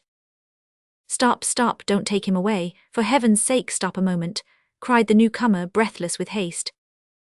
Although the presiding genii in such an office as this exercise a summary and arbitrary power over the liberties, the good name, the character, almost the lives, of Her Majesty's subjects, especially of the poorer class, and although within such walls enough fantastic tricks are daily played to make the angels blind with weeping, they are closed to the public, save through the medium of the daily press. Mr. Fang was consequently not a little indignant to see an unbidden guest enter in such irreverent disorder. "What is this? Who is this? Turn this man out, clear the office," cried Mr. Fang. "I will speak," cried the man. "I will not be turned out, I saw it all. I keep the bookstall, I demand to be sworn, I will not be put down. Mr. Fang, you must hear me, you must not refuse, sir." The man was right. His manner was determined, and the matter was growing rather too serious to be hushed up. "Swear the man," growled Mr. Fang with a very ill grace. "Now, man, what have you got to say?" "This," said the man. "I saw 3 boys, 2 others and the prisoner here, loitering on the opposite side of the way when this gentleman was reading. The robbery was committed by another boy. I saw it done, and I saw that this boy was perfectly amazed and stupefied by it." Having by this time recovered a little breath, the worthy bookstall keeper proceeded to relate, in a more coherent manner, the exact circumstances of the robbery. "Why didn't you come here before?" said Fang after a pause. "I hadn't a soul to mind the shop," replied the man. "Everybody who could have helped me had joined in the pursuit. I could get nobody till 5 minutes ago, and I've run here all the way." "The prosecutor was reading, was he?" inquired Fang after another pause. "Yes," replied the man, "the very book he has in his hand." "Oh, that book, eh?" said Fang. "Is it paid for?" "No, it is not," replied the man with a smile. "Dear me, I forgot all about it," exclaimed the absent old gentleman innocently. "A nice person to prefer a charge against a poor boy," said Fang with a comical effort to look humane. "I consider, sir, that you have obtained possession of that book under very suspicious and disreputable circumstances, and you may think yourself very fortunate that the owner of the property declines to prosecute. Let this be a lesson to you, my man, or the law will overtake you yet. The boy is discharged. Clear the office." "D-N me," cried the old gentleman, bursting out with the rage he had kept down so long. "D-N me, I'll—" "Clear the office," said the magistrate. "Officers, do you hear? Clear the office." The mandate was obeyed, and the indignant Mr. Brownlow was conveyed out, with the book in one hand and the bamboo cane in the other, in a perfect frenzy of rage and defiance. He reached the yard, and his passion vanished in a moment. Little Oliver Twist lay on his back on the pavement with his shirt unbuttoned and his temples bathed with water, his face a deadly white, and a cold tremble convulsing his whole frame. Poor boy, said Mr. Brownlow, bending over him. Call a coach, somebody, pray, directly. A coach was obtained, and Oliver having been carefully laid on the seat, the old gentleman got in and sat himself on the other. May I accompany you? Said the bookstall keeper, looking in. Bless me, yes, my dear sir, said Mr. Brownlow quickly. I forgot you, dear, I have this unhappy book still. Jump in, poor fellow, there's no time to lose. The bookstall keeper got into the coach, and away they drove. Chapter 12, in which Oliver is taken better care of than he ever was before, and in which the narrative reverts to the merry old gentleman and his youthful friends. The coach rattled away, over nearly the same ground as that which Oliver had traversed when he first entered London in company with the Dodger, and turning a different way when it reached the Angel at Islington, stopped at length before a neat house, in a quiet shady street near Pentonville. Here a bed was prepared without loss of time, in which Mr. Brownlow saw his young charge carefully and comfortably deposited, and here he was tended with a kindness and solicitude that knew no bounds. But for many days Oliver remained insensible to all the goodness of his new friends. The sun rose and sank again, and many times after that, and still the boy lay stretched on his uneasy bed, dwindling away beneath the dry and wasting heat of fever. The worm does not work more surely on the dead body than does this slow creeping fire upon the living frame. Weak and thin and pallid, he awoke at last from what seemed to have been a long and troubled dream. Feebly raising himself in the bed, with his head resting on his trembling arm, he looked anxiously around. What room is this? Where have I been brought to? Said Oliver. This is not the place I went to sleep in. He uttered these words in a feeble voice, being very faint and weak, but they were overheard at once. The curtain at the bed's head was hastily drawn back, and a motherly old lady, very neatly and precisely dressed, rose as she undrew it, from an armchair close by, in which she had been sitting at needlework. Hush, my dear, said the old lady softly. You must be very quiet or you will be ill again, and you have been very bad as bad could be, pretty nigh. Lie down again, there's a dear. With those words the old lady very gently placed Oliver's head upon the pillow, and smoothing back his hair from his forehead, looked so kindly and loving in his face that he could not help placing his little withered hand in hers and drawing it round his neck. Save us, said the old lady with tears in her eyes. What a grateful little dear it is, pretty creature. What would his mother feel if she had sat by him as I have and could see him now? Perhaps she does see me, whispered Oliver, folding his hands together. Perhaps she has sat by me. I almost feel as if she had. That was the fever, my dear, said the old lady mildly. I suppose it was, replied Oliver, because heaven is a long way off, and they are too happy there to come down to the bedside of a poor boy. But if she knew I was ill, she must have pitied me even there, for she was very ill herself before she died. She can't know anything about me, though, added Oliver after a moment's silence. If she had seen me hurt, it would have made her sorrowful, and her face has always looked sweet and happy when I have dreamed of her.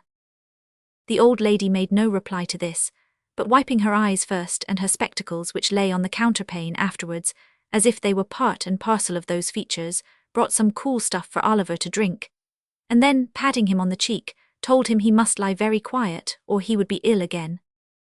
So Oliver kept very still, partly because he was anxious to obey the kind old lady in all things, and partly, to tell the truth, because he was completely exhausted with what he had already said.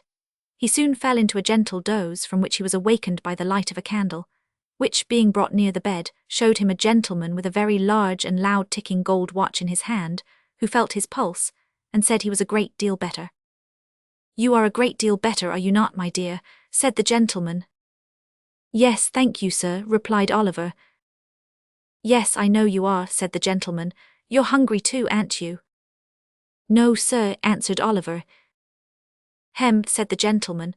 No, I know you're not. He is not hungry, Mrs. Bedwin, said the gentleman, looking very wise. The old lady made a respectful inclination of the head, which seemed to say that she thought the doctor was a very clever man. The doctor appeared much of the same opinion himself. You feel sleepy, don't you, my dear? Said the doctor. No, sir, replied Oliver. No, said the doctor with a very shrewd and satisfied look. You're not sleepy, nor thirsty, are you? Yes, sir, rather thirsty, answered Oliver. Just as I expected, Mrs. Bedwin, said the doctor. It's very natural that he should be thirsty. You may give him a little tea, ma'am, and some dry toast without any butter. Don't keep him too warm, ma'am, but be careful that you don't let him be too cold. Will you have the goodness? The old lady dropped a curtsy. The doctor, after tasting the cool stuff, and expressing a qualified approval of it, hurried away, his boots creaking in a very important and wealthy manner as he went downstairs. Oliver dozed off again soon after this. When he awoke, it was nearly 12 o'clock.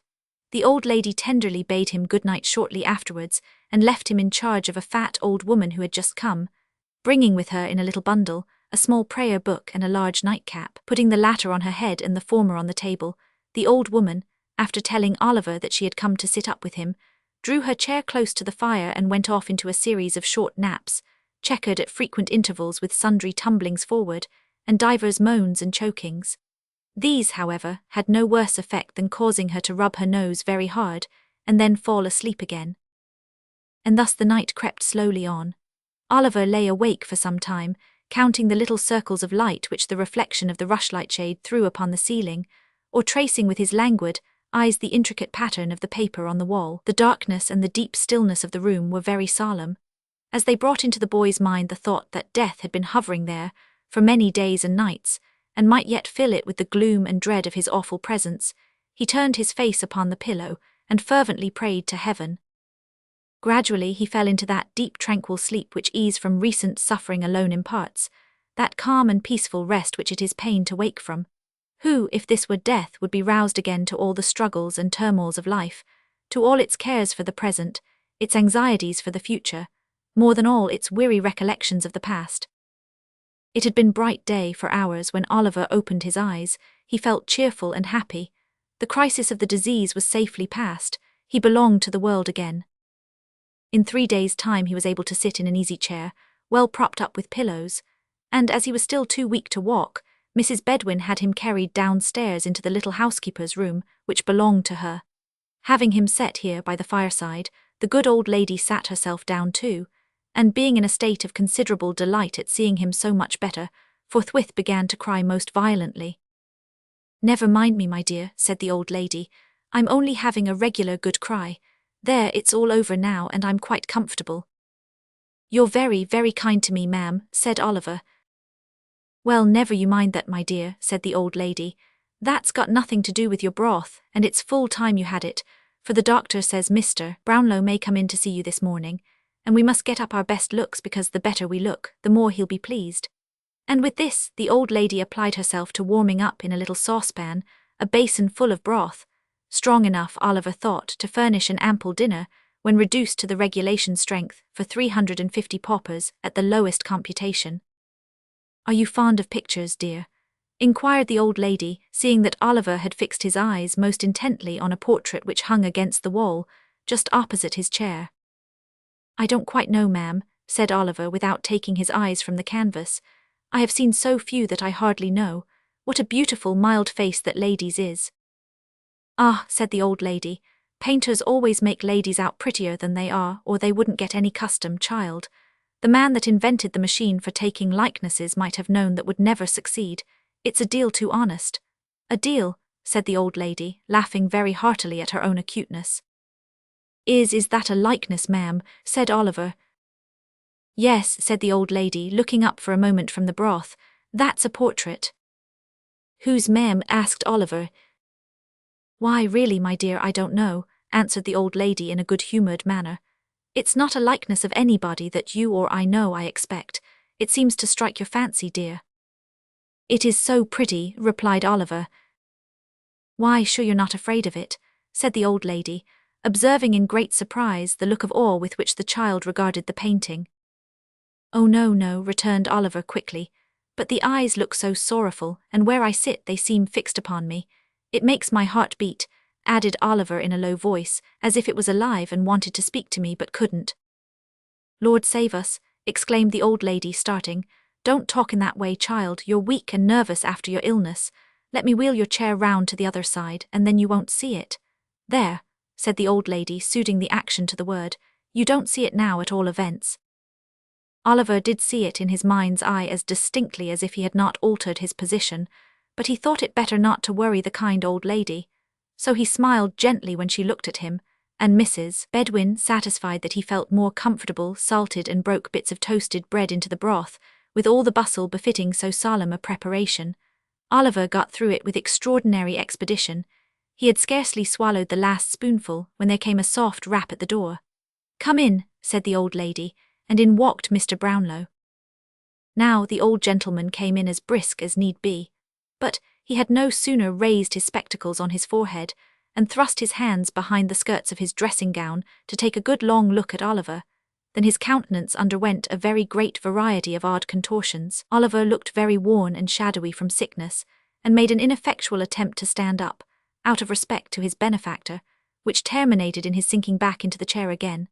And the fact is, if the truth must be told, that Mr. Brownlow's heart, being large enough for any 6 ordinary old gentlemen of humane disposition, forced a supply of tears into his eyes, by some hydraulic process which we are not sufficiently philosophical to be in a condition to explain. Poor boy," said Mr. Brownlow, clearing his throat. "I'm rather hoarse this morning, Mrs. Bedwin. I'm afraid I have caught cold."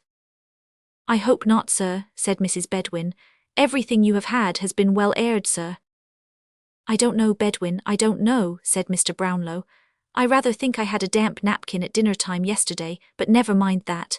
How do you feel, my dear?" "Very happy, sir," replied Oliver, "and very grateful indeed, sir, for your goodness to me." "Good boy," said Mr. Brownlow stoutly. "Have you given him any nourishment, Bedwin? Any slops, eh?" "He has just had a basin of beautiful strong broth, sir," replied Mrs. Bedwin, drawing herself up slightly, and laying strong emphasis on the last word, to intimate that between slops and broth well compounded, there existed no affinity or connection whatsoever. "Ah," said Mr. Brownlow with a slight shudder, "a couple of glasses of port wine would have done him a great deal more good, wouldn't they, Tom White, eh?" "My name is Oliver, sir," replied the little invalid with a look of great astonishment. "Oliver," said Mr. Brownlow. "Oliver what? Oliver White, eh?" "No, sir, Twist, Oliver Twist." "Queer name," said the old gentleman. "What made you tell the magistrate your name was White?" "I never told him so, sir," returned Oliver in amazement. This sounded so like a falsehood that the old gentleman looked somewhat sternly in Oliver's face. It was impossible to doubt him. There was truth in every one of its thin and sharpened lineaments. "Some mistake," said Mr. Brownlow. But although his motive for looking steadily at Oliver no longer existed, the old idea of the resemblance between his features and some familiar face came upon him so strongly that he could not withdraw his gaze. "I hope you are not angry with me, sir," said Oliver, raising his eyes beseechingly. "No, no," replied the old gentleman. "Why, what's this, Bedwin, look there." As he spoke, he pointed hastily to the picture over Oliver's head, and then to the boy's face. There was its living copy. The eyes, the head, the mouth, every feature was the same. The expression was, for the instant, so precisely alike that the minutest line seemed copied with startling accuracy. Oliver knew not the cause of this sudden exclamation, for not being strong enough to bear the start it gave him, he fainted away. A weakness on his part, which affords the narrative an opportunity of relieving the reader from suspense in behalf of the 2 young pupils of the merry old gentleman, and of recording that when the Dodger and his accomplished friend Master Bates joined in the hue and cry which was raised at Oliver's heels, in consequence of their executing an illegal conveyance of Mr. Brownlow's personal property, as has been already described, they were actuated by a very laudable and becoming regard for themselves, and forasmuch as the freedom of the subject and the liberty of the individual are among the first and proudest boasts of a true-hearted Englishman, so I need hardly beg the reader to observe that this action should tend to exalt them in the opinion of all public and patriotic men, in almost as great a degree as this strong proof of their anxiety for their own preservation and safety goes, to corroborate and confirm the little code of laws which certain profound and sound-judging philosophers have laid down as the mainsprings of all nature's deeds and actions, the said philosophers very wisely reducing the good lady's proceedings to matters of maxim and theory, and by a very neat and pretty compliment to her exalted wisdom and understanding, putting entirely out of sight any considerations of heart, or generous impulse and feeling. For these are matters totally beneath a female who is acknowledged by universal admission to be far above the numerous little foibles and weaknesses of her sex. If I wanted any further proof of the strictly philosophical nature of the conduct of these young gentlemen in their very delicate predicament, I should at once find it in the fact, also recorded in a foregoing part of this narrative, of their quitting the pursuit, when the general attention was fixed upon Oliver, and making immediately for their home by the shortest possible cut, although I do not mean to assert that it is usually the practice of renowned and learned sages to shorten the road to any great conclusion, their course indeed being rather to lengthen the distance, by various circumlocutions and discursive staggerings, like unto those in which drunken men under the pressure of a too mighty flow of ideas are prone to indulge.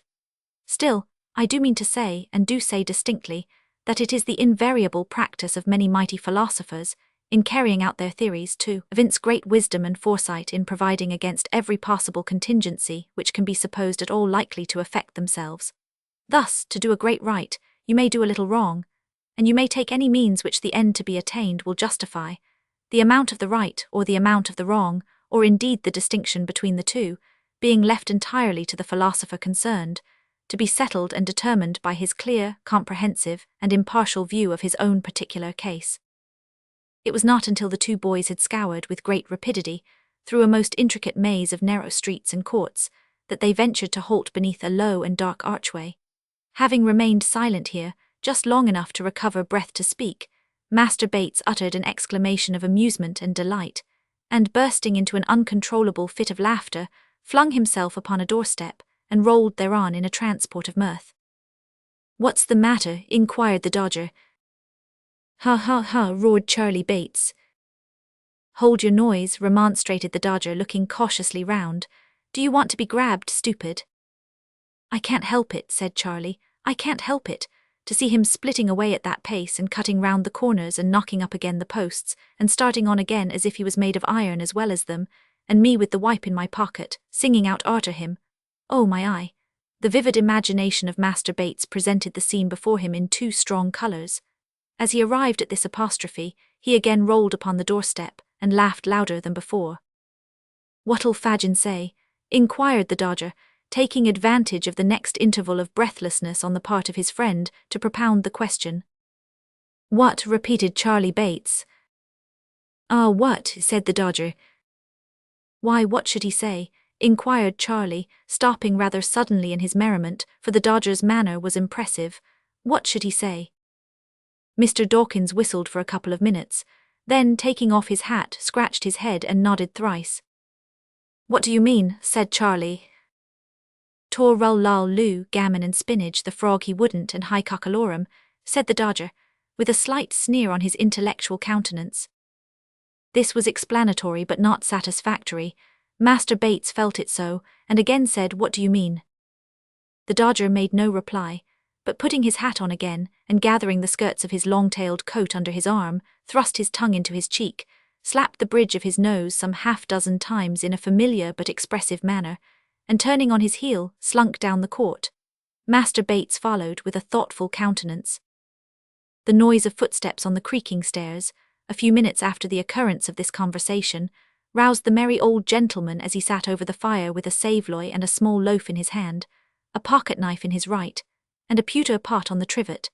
There was a rascally smile on his white face as he turned round, and looking sharply out from under his thick red eyebrows, bent his ear towards the door and listened. "Why, how's this?" muttered the Jew, changing countenance.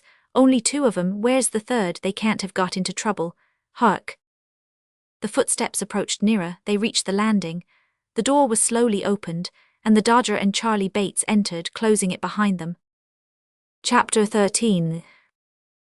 Some new acquaintances are introduced to the intelligent reader, connected with whom various pleasant matters are related, appertaining to this history. "Where's Oliver?" said the Jew, rising with a menacing look. "Where's the boy?" The young thieves eyed their preceptor as if they were alarmed at his violence, and looked uneasily at each other, but they made no reply.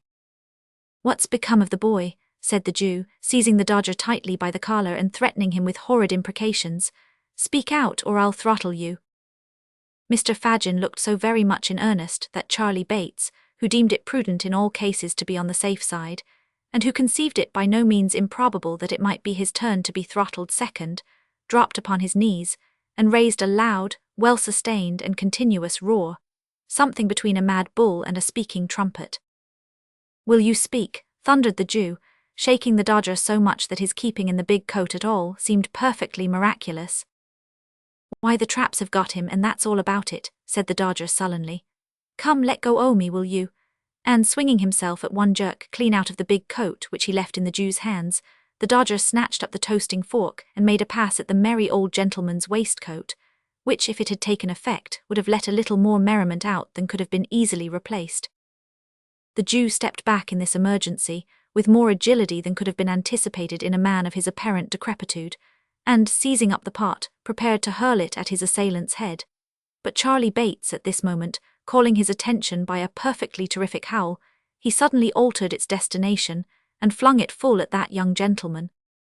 "Why, what the blazes is in the wind now?" growled a deep voice. "Who pitched that air at me?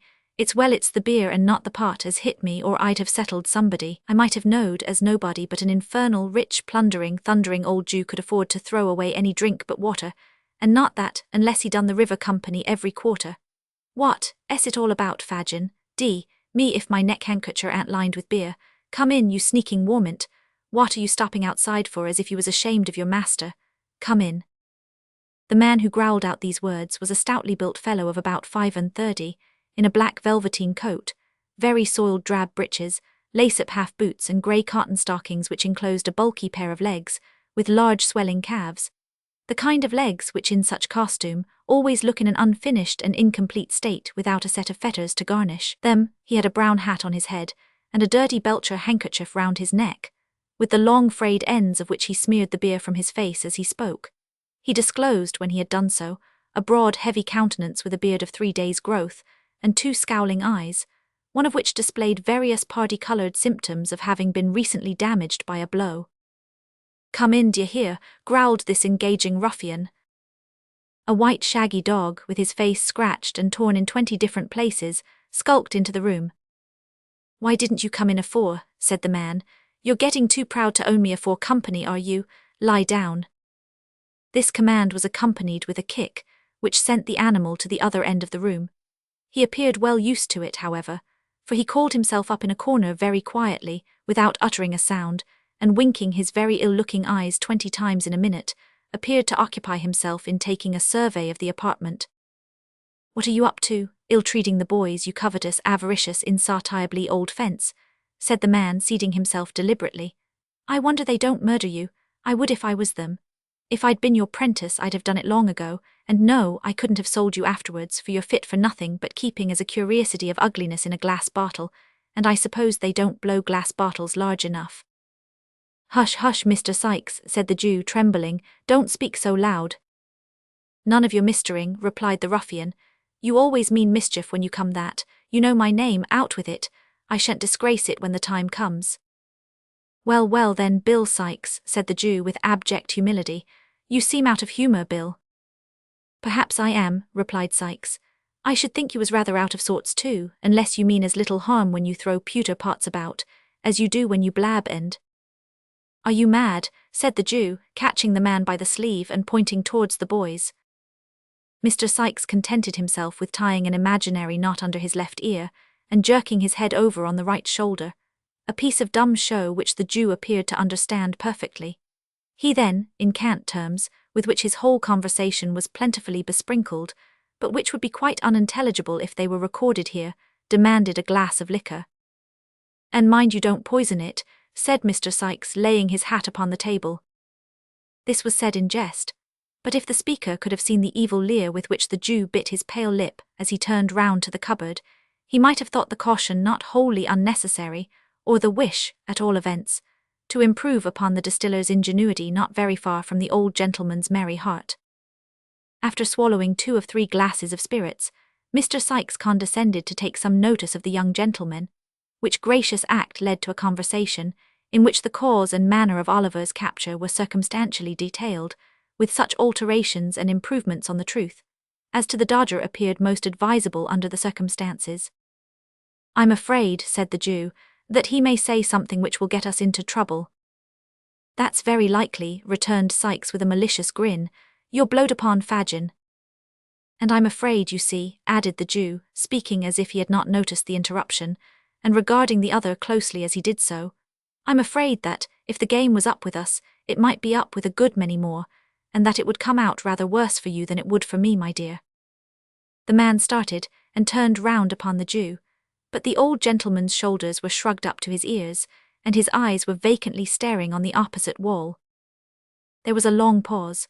Every member of the respectable coterie appeared plunged in his own reflections, not excepting the dog, who by a certain malicious licking of his lips seemed to be meditating an attack upon the legs of the first gentleman or lady he might encounter in the streets when he went out. "Somebody must find out what's been done at the office," said Mr. Sikes in a much lower tone than he had taken since he came in. The Jew nodded assent. "If he hasn't peached and is committed, there's no fear till he comes out again," said Mr. Sikes, "and then he must be taken care on.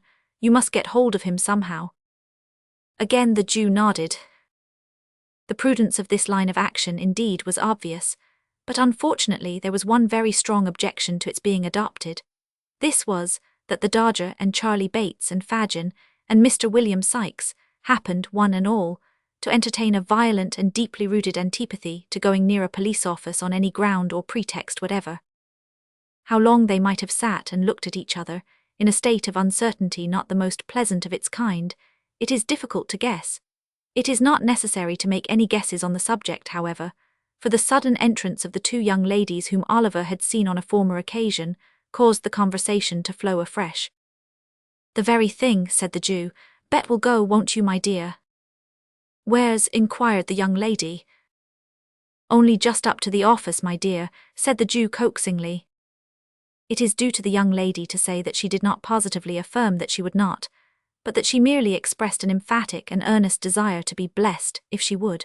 A polite and delicate evasion of the request, which shows the young lady to have been possessed of that natural good breeding which cannot bear to inflict upon a fellow creature the pain of a direct and pointed refusal. The Jew's countenance fell.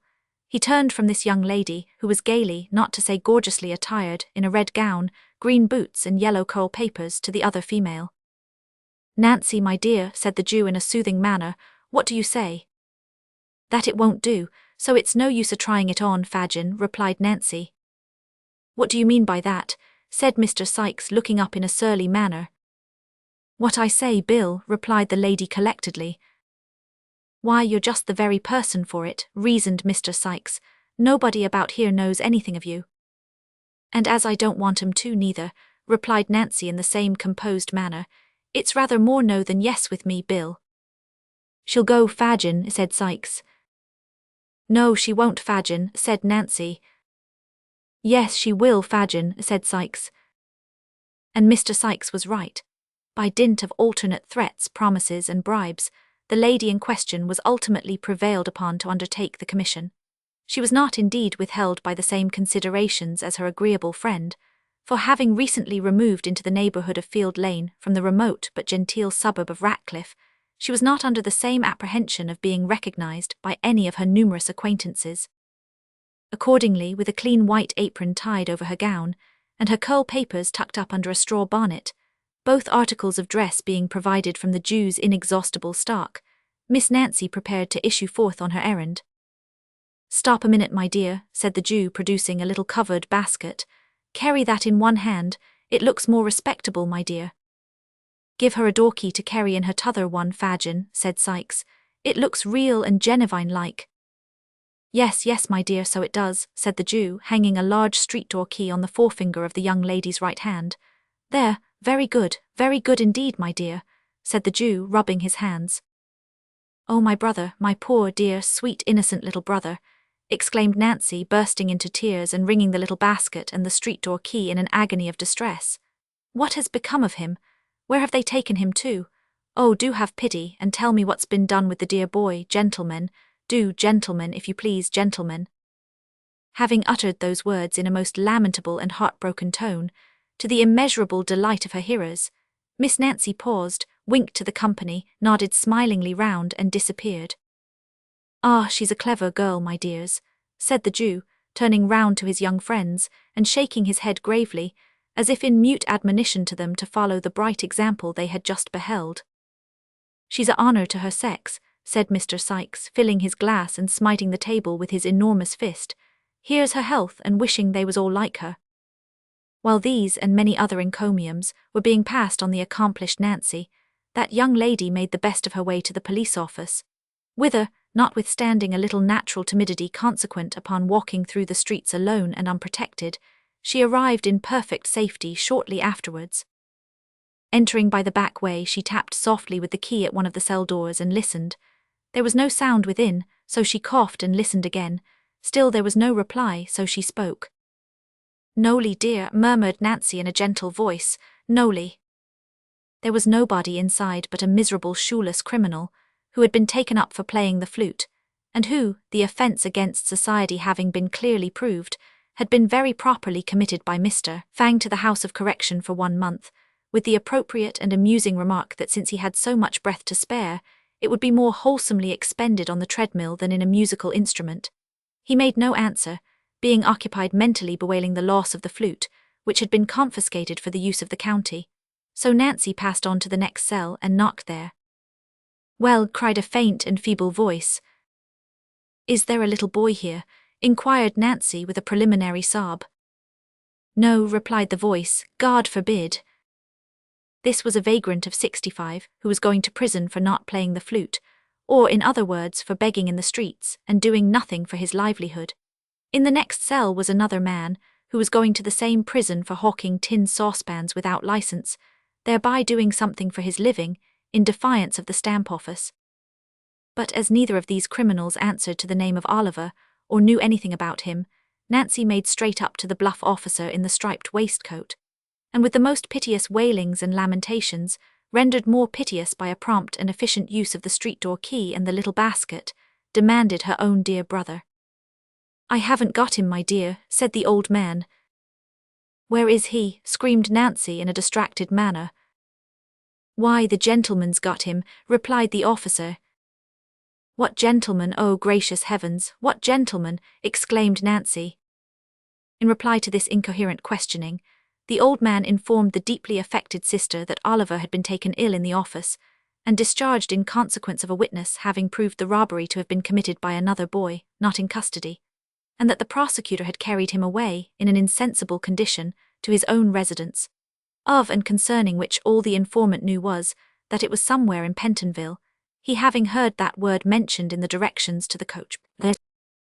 In a dreadful state of doubt and uncertainty, the agonized young woman staggered to the gate, and then, exchanging her faltering walk for a swift run, returned by the most devious and complicated route she could think of, to the domicile of the Jew. Mr. Bill Sikes no sooner heard the account of the expedition delivered, than he very hastily called up the white dog, and, putting on his hat, expeditiously departed, without devoting any time to the formality of wishing the company good morning. "We must know where he is, my dears, he must be found," said the Jew greatly excited. "Charlie, do nothing but skulk about till you bring home some news of him. Nancy, my dear, I must have him found. I trust to you, my dear, to you and the artful for everything. Stay, added the Jew, unlocking a drawer with a shaking hand. "There's money, my dears. I shall shut up this shop tonight. You'll know where to find me, don't stop here a minute. Not an instant, my dears." With these words he pushed them from the room, and carefully double-locking and barring the door behind them, drew from its place of concealment the box which he had unintentionally disclosed to Oliver. Then he hastily proceeded to dispose the watches and jewellery beneath his clothing. A rap at the door startled him in this occupation. "Who's there?" he cried in a shrill tone. "Me," replied the voice of the Dodger through the keyhole. "What now?" cried the Jew impatiently. "Is he to be kidnapped to the other Ken, Nancy says?" inquired the Dodger. "Yes," replied the Jew, "wherever she lays hands on him. Find him out, that's all. I shall know what to do next, never fear." The boy murmured a reply of intelligence, and hurried downstairs after his companions. "He has not peached so far," said the Jew as he pursued his occupation. "If he means to blab us among his new friends, we may stop his mouth yet." Chapter 14. comprising further particulars of Oliver's stay at Mr. Brownlows, with the remarkable prediction which one Mr. Grimwig uttered concerning him, when he went out on an errand. Oliver, soon recovering from the fainting fit into which Mr. Brownlow's abrupt exclamation had thrown him, the subject of the picture was carefully avoided, both by the old gentleman and Mrs. Bedwin in the conversation that ensued, which indeed bore no reference to Oliver's history or prospects, but was confined to such topics as might amuse without exciting him. He was still too weak to get up to breakfast, but when he came down into the housekeeper's room next day, his first act was to cast an eager glance at the wall, in the hope of again looking on the face of the beautiful lady. His expectations were disappointed, however, for the picture had been removed. "Ah," said the housekeeper, watching the direction of Oliver's eyes, "it is gone, you see." "I see it is, ma'am," replied Oliver. "Why have they taken it away?" "It has been taken down, child, because Mr. Brownlow said that as it seemed to worry you, perhaps it might prevent your getting well, you know," rejoined the old lady. "Oh no, indeed, it didn't worry me, ma'am," said Oliver. "I liked to see it, I quite loved it." "Well, well," said the old lady good-humouredly, "you get well as fast as ever you can, dear, and it shall be hung up again. There, I promise you that. Now let us talk about something else." This was all the information Oliver could obtain about the picture at that time. As the old lady had been so kind to him in his illness, he endeavoured to think no more of the subject just then.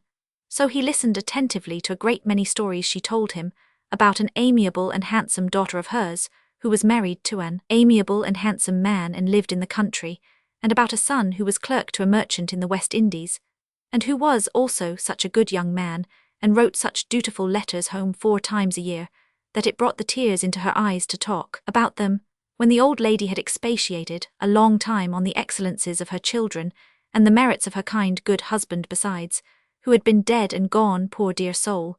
Just 26 years. It was time to have tea. After tea she began to teach Oliver cribbage, which he learnt as quickly as she could teach, and at which game they played with great interest and gravity, until it was time for the invalid to have some warm wine and water, with a slice of dry toast, and then to go cosily to bed. They were happy days, those of Oliver's recovery. Everything was so quiet and neat and orderly, everybody so kind and gentle, that after the noise and turbulence in the midst of which he had always lived, it seemed like heaven itself. He was no sooner strong enough to put his clothes on properly than Mr. Brownlow caused a complete new suit, and a new cap and a new pair of shoes to be provided for him. As Oliver was told that he might do what he liked with the old clothes, he gave them to a servant who had been very kind to him, and asked her to sell them to a Jew and keep the money for herself. This she very readily did, and as Oliver looked out of the parlour window and saw the Jew roll them up in his bag and walk away, he felt quite delighted to think that they were safely gone, and that there was now no possible danger of his ever being able to wear them again.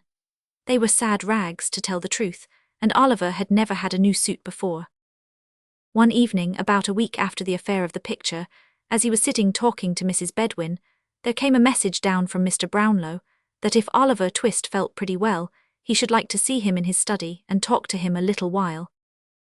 "Bless us and save us, wash your hands and let me part your hair nicely for you, child," said Mrs. Bedwin. "Dear heart alive, if we had known he would have asked for you, we would have put you a clean collar on and made you as smart as sixpence." Oliver did as the old lady bade him, and although she lamented grievously meanwhile that there was not even time to crimp the little frill that bordered his shirt collar, he looked so delicate and handsome, despite that important personal advantage, that she went so far as to say, looking at him with great complacency from head to foot, that she really didn't think it would have been possible, on the longest notice, to have made much difference in him for the better. Thus encouraged, Oliver tapped at the study door.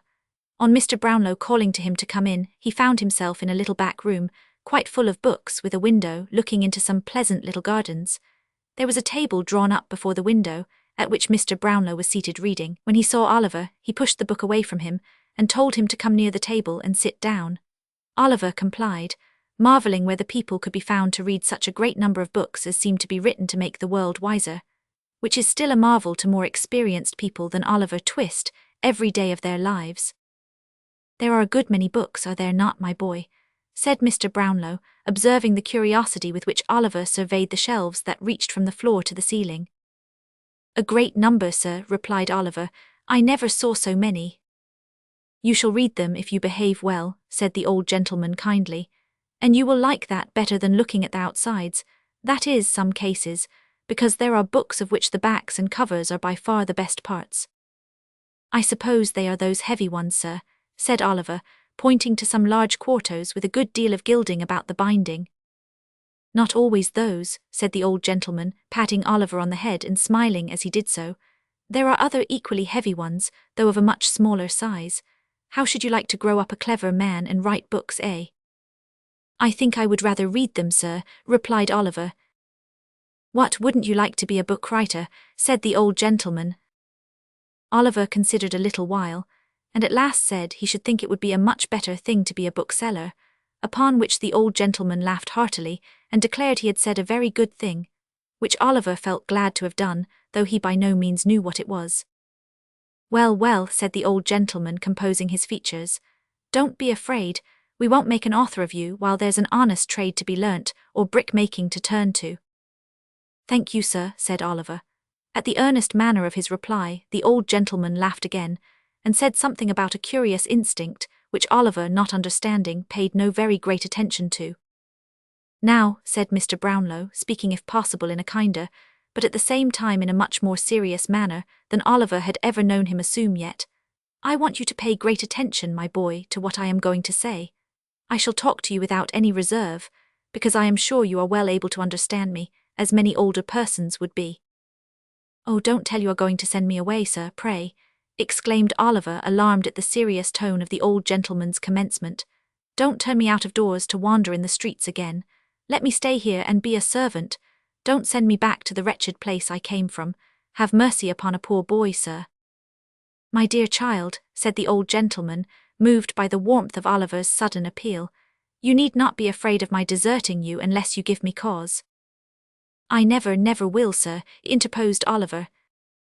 I hope not, rejoined the old gentleman. I do not think you ever will. I have been deceived before in the objects whom I have endeavoured to benefit, but I feel strongly disposed to trust you nevertheless, and I am more interested in your behalf than I can well account for, even to myself. The persons on whom I have bestowed my dearest love lie deep in their graves, but although the happiness and delight of my life lie buried there too, I have not made a coffin of my heart, and sealed it up forever on my best affections. Deep affliction has but strengthened and refined them. As the old gentleman said this in a low voice, more to himself than to his companion, and as he remained silent for a short time afterwards, Oliver sat quite still.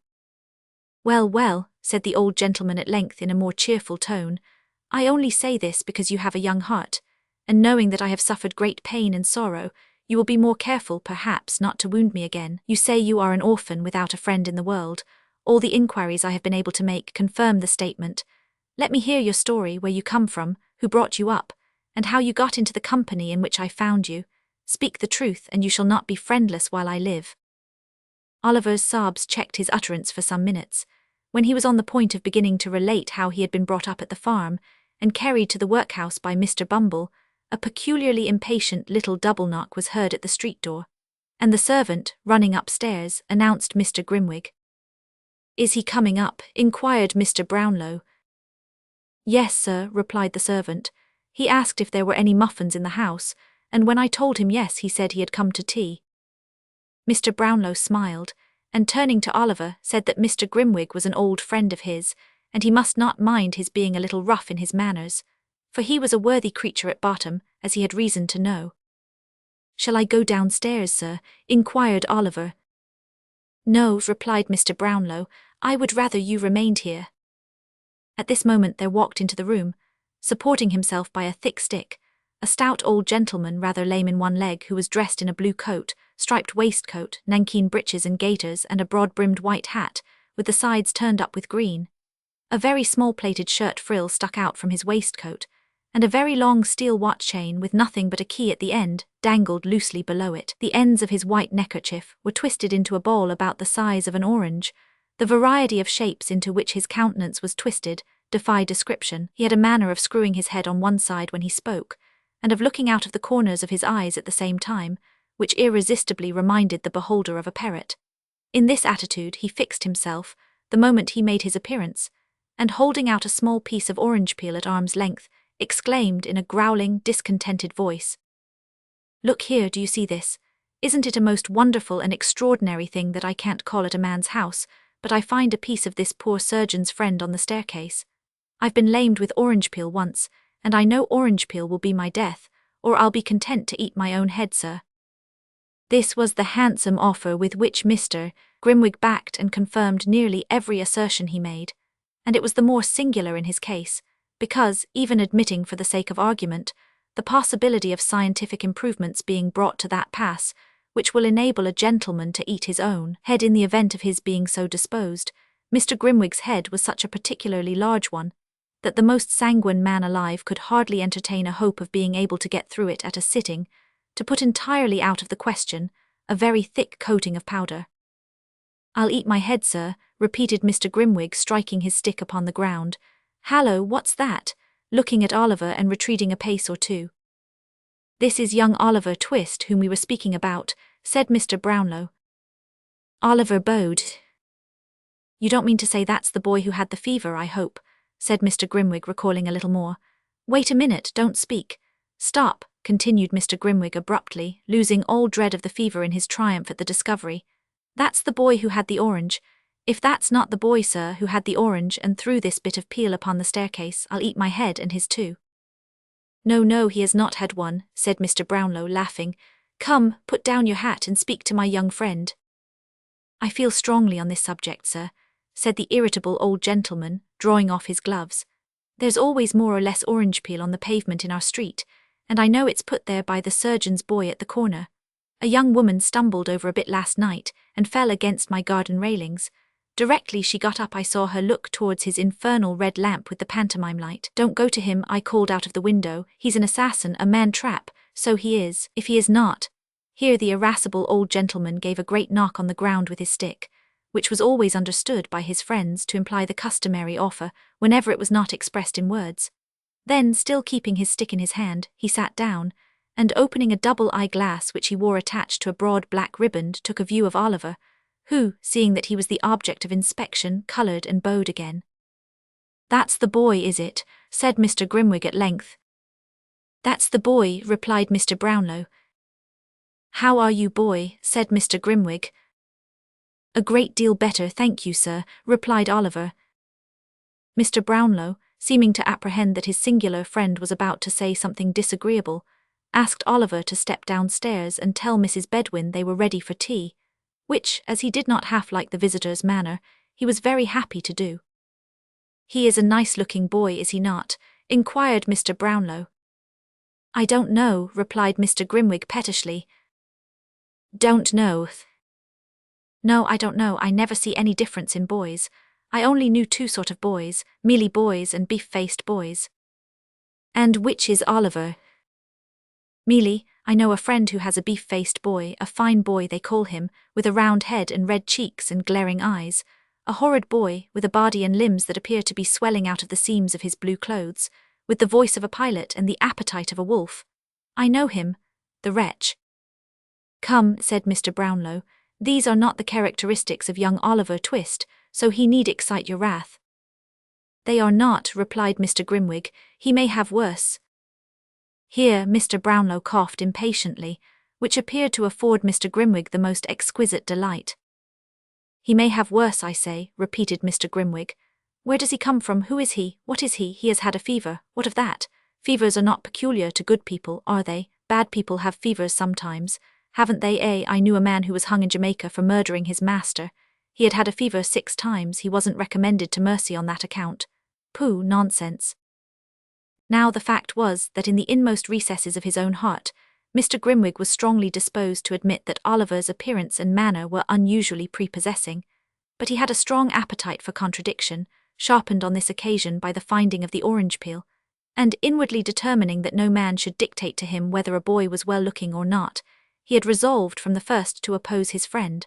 When Mr. Brownlow admitted that on no one point of inquiry could he yet return a satisfactory answer, and that he had postponed any investigation into Oliver's previous history until he thought the boy was strong enough to hear it, Mr. Grimwig chuckled maliciously, and he demanded with a sneer whether the housekeeper was in the habit of counting the plate at night, because if she didn't find a tablespoon or two missing some sunshiny morning, why, he would be content to, and so forth. All this Mr. Brownlow, although himself somewhat of an impetuous gentleman, knowing his friend's peculiarities, bore with great good humour, as Mr. Grimwig at tea was graciously pleased to express his entire approval of the muffins.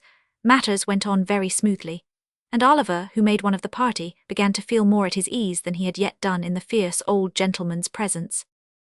"And when are you going to hear a full, true, and particular account of the life and adventures of Oliver Twist?" asked Grimwig of Mr. Brownlow at the conclusion of the meal, looking sideways at Oliver as he resumed his subject. "Tomorrow morning," replied Mr. Brownlow. "I would rather he was alone with me at the time. Come up to me tomorrow morning at 10 o'clock, my dear." "Yes, sir," replied Oliver. He answered with some hesitation because he was confused by Mr. Grimwig's looking so hard at him. "I'll tell you what," whispered that gentleman to Mr. Brownlow. "He won't come up to you tomorrow morning. I saw him hesitate. He is deceiving you, my good friend." "I'll swear he is not," replied Mr. Brownlow warmly. "If he is not," said Mr. Grimwig, and down went the stick. "I'll answer for that boy's truth with my life," said Mr. Brownlow, knocking the table. "And I for his falsehood with my head," rejoined Mr. Grimwig, knocking the table also. "We shall see," said Mr. Brownlow, checking his rising anger. "We will," replied Mr. Grimwig with a provoking smile. "We will." As fate would have it, Mrs. Bedwin chanced to bring in at this moment a small parcel of books, which Mr. Brownlow had that morning purchased of the identical bookstall keeper, who has already figured in this history. Having laid them on the table, she prepared to leave the room. "Stop the boy, Mrs. Bedwin," said Mr. Brownlow. "There is something to go back." "He has gone, sir," replied Mrs. Bedwin. "Call after him," said Mr. Brownlow. "It's particular.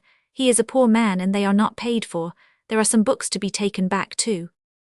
The street door was opened. Oliver ran one way and the girl ran another, and Mrs. Bedwin stood on the step and screamed for the boy, but there was no boy in sight. Oliver and the girl returned in a breathless state to report that there were no tidings of him.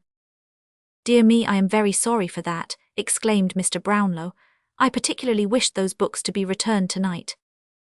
"Send Oliver with them," said Mr. Grimwig with an ironical smile. "He will be sure to deliver them safely, you know." "Yes, do let me take them if you please, sir," said Oliver. "I'll run all the way, sir."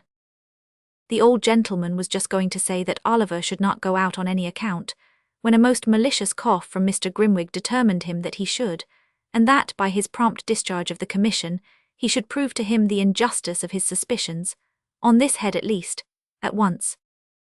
"You shall go, my dear," said the old gentleman. "The books are on a chair by my table. Fetch them down." Oliver, delighted to be of use, brought down the books under his arm in a great bustle, and waited, cap in hand, to hear what message he was to take. "You are to say," said Mr. Brownlow, glancing steadily at Grimwig, "you are to say that you have brought those books back, and that you have come to pay the £4.10 I owe him. This is a £5 note, so you will have to bring me back 10 shillings change." "I won't be 10 minutes, sir," said Oliver eagerly. Having buttoned up the banknote in his jacket pocket and placed the books carefully under his arm, he made a respectful bow and left the room. Mrs. Bedwin followed him to the street door, giving him many directions about the nearest way, and the name of the bookseller and the name of the street, all of which Oliver said he clearly understood. Having superadded many injunctions to be sure and not take cold, the old lady at length permitted him to depart. "Bless his sweet face," said the old lady, looking after him. "I can't bear somehow to let him go out of my sight." At this moment Oliver looked gaily round, and nodded before he turned the corner.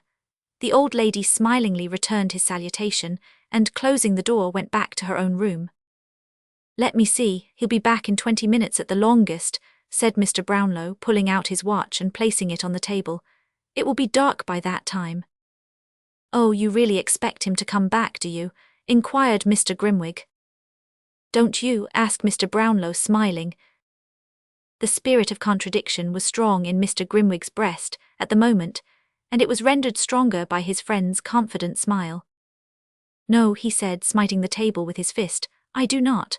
The boy has a new suit of clothes on his back, a set of valuable books under his arm, and a £5 note in his pocket. He'll join his old friends the thieves and laugh at you. If ever that boy returns to this house, sir, I'll eat my head." With these words he drew his chair closer to the table, and there the two friends sat, in silent expectation, with the watch between them.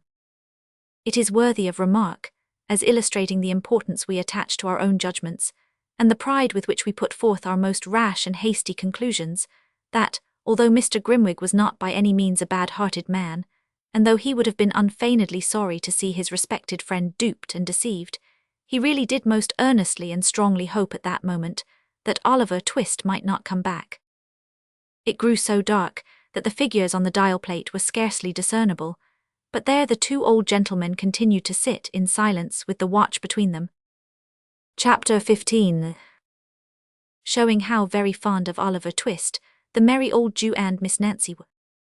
In the obscure parlour of a low public-house in the filthiest part of Little Saffron Hill, a dark and gloomy den where a flaring gaslight burnt all day in the winter-time, and where no ray of sun ever shone in the summer, there sat, brooding over a little pewter measure and a small glass, strongly impregnated with the smell of liquor, a man in a velveteen coat, drab shorts, half-boots, and stockings, whom even by that dim light no experienced agent of the police would have hesitated to recognize as Mr. William Sikes. At his feet sat a white-coated, red-eyed dog, who occupied himself alternately in winking at his master with both eyes at the same time, and in licking a large, fresh cut on one side of his mouth, which appeared to be the result of some recent conflict. "Keep quiet, you warmint, keep quiet," said Mr. Sikes, suddenly breaking silence, whether his meditations were so intense as to be disturbed by the dog's winking, or whether his feelings were so wrought upon by his reflections that they required all the relief derivable from kicking an unoffending animal to allay them, is matter for argument and consideration. Whatever was the cause, the effect was a kick and a curse, bestowed upon the dog simultaneously. Dogs are not generally apt to revenge injuries inflicted upon them by their masters, but Mr. Sikes's dog, having faults of temper in common with his owner, and labouring perhaps at this moment under a powerful sense of injury, made no more ado but at once fixed his teeth in one of the half-boots. Having given in a hearty shake, he retired growling under a form, just escaping the pewter measure which Mr. Sikes levelled at his head. "You would you?" said Sikes, seizing the poker in one hand and deliberately opening with the other a large clasp-knife which he drew from his pocket. "Come here, you born devil, come here, d'ye hear?" The dog no doubt heard, because Mr. Sikes spoke in the very harshest key of a very harsh voice, but appearing to entertain some unaccountable objection to having his throat cut, he remained where he was and growled more fiercely than before, at the same time grasping the end of the poker between his teeth and biting at it like a wild beast. This resistance only infuriated Mr. Sikes the more, who, dropping on his knees, began to assail the animal most furiously. The dog jumped from right to left and from left to right, snapping, growling, and barking. The man thrust and swore and struck and blasphemed, and the struggle was reaching a most critical point for one or other, when the door suddenly opening, the dog darted out, leaving Bill Sikes with the poker and the clasp-knife in his hands. There must always be two parties to a quarrel, says the old adage. Mr. Sikes, being disappointed of the dog's participation, at once transferred his share in the quarrel to the newcomer. "What the devil do you come in between me and my dog for?" said Sikes with a fierce gesture. "I didn't know, my dear, I didn't know," replied Fagin humbly, for the Jew was the newcomer. "Didn't know, you white-livered thief," growled Sikes. "Couldn't you hear the noise?" "Not a sound of it, as I'm a living man, Bill," replied the Jew. "Oh no, you hear nothing, you don't," retorted Sikes with a fierce sneer. "Sneaking in and out so as nobody hears how you come or go. I wish you had been the dog, Fagin, half a minute ago." "Why?" inquired the Jew with a forced smile. "'Cause the government, as cares for the lives of such men as you as haven't half the pluck of curs, lets a man kill a dog how he likes," replied Sikes, shutting up the knife with a very expressive look. "That's why." The Jew rubbed his hands, and, sitting down at the table, affected to laugh at the pleasantry of his friend. He was obviously very ill at ease, however. "Grin away," said Sikes, replacing the poker and surveying him with savage contempt. "Grin away. You'll never have the laugh at me, though, unless it's behind a nightcap. I've got the upper hand over you, Fagin, and me, I'll keep it. There, if I go you go, so take care of me." "Well, well, my dear," said the Jew, "I know all that. We have a mutual interest, Bill, a mutual interest." Humph, said Sikes, as if he thought the interest lay rather more on the Jew's side than on his. Well, what have you got to say to me? It's all passed safe through the melting pot, replied Fagin, and this is your share. It's rather more than it ought to be, my dear, but as I know you'll do me a good turn another time and— Stow that gammon, interposed the robber impatiently. Where is it? Hand over. Yes, yes, Bill, give me time, replied the Jew soothingly. Here it is, all safe. As he spoke, he drew forth an old cotton handkerchief from his breast, and untying a large knot in one corner, produced a small brown paper packet. Sikes, snatching it from him, hastily opened it, and proceeded to count the sovereigns it contained. This is all, is it? Inquired Sikes. All's, replied the Jew. You haven't opened the parcel and swallowed one or two as you come along, have you? Inquired Sikes suspiciously. Don't put on an injured look at the question, you've done it many a time, jerked the tinkler.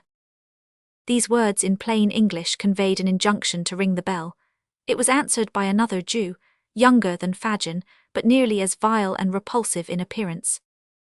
Bill Sikes merely pointed to the empty measure. The Jew, perfectly understanding the hint, retired to fill it, previously exchanging a remarkable look with Fagin, who raised his eyes for an instant, as if in expectation of it, and shook his head in reply, so slightly that the action would have been almost imperceptible to an observant third person. It was lost upon Sikes, who was stooping at the moment to tie the bootlace which the dog had torn. Possibly, if he had observed the brief interchange of signals, he might have thought that it boded no good to him. Is anybody here, Barney? Inquired Fagin, speaking now that Sikes was looking on without raising his eyes from the ground. Data shall, replied Barney, whose words, whether they came from the heart or not, made their way through the nose. Nobody? Inquired Fagin in a tone of surprise, which perhaps might mean that Barney was at liberty to tell the truth. Darbody but Bis Dadsy, replied Barney. Nancy, exclaimed Sikes.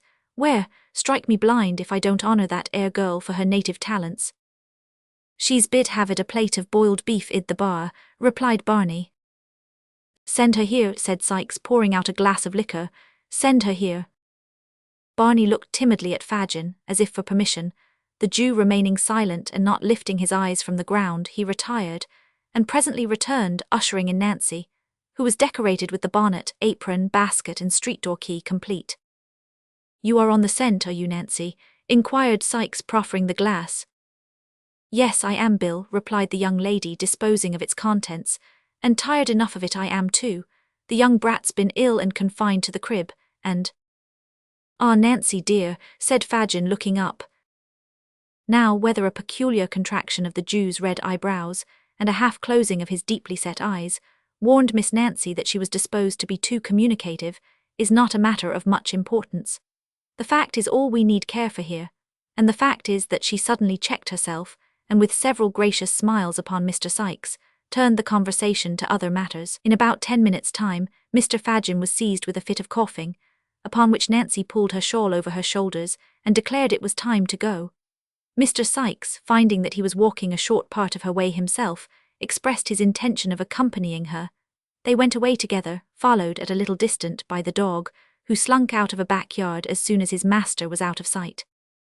The Jew thrust his head out of the room door when Sikes had left it, looked after him as he walked up the dark passage, shook his clenched fist, muttered a deep curse, and then, with a horrible grin, reseated himself at the table, where he was soon deeply absorbed in the interesting pages of the hue and cry. Meanwhile, Oliver Twist, little dreaming that he was within so very short a distance of the merry old gentleman, was on his way to the book-stall.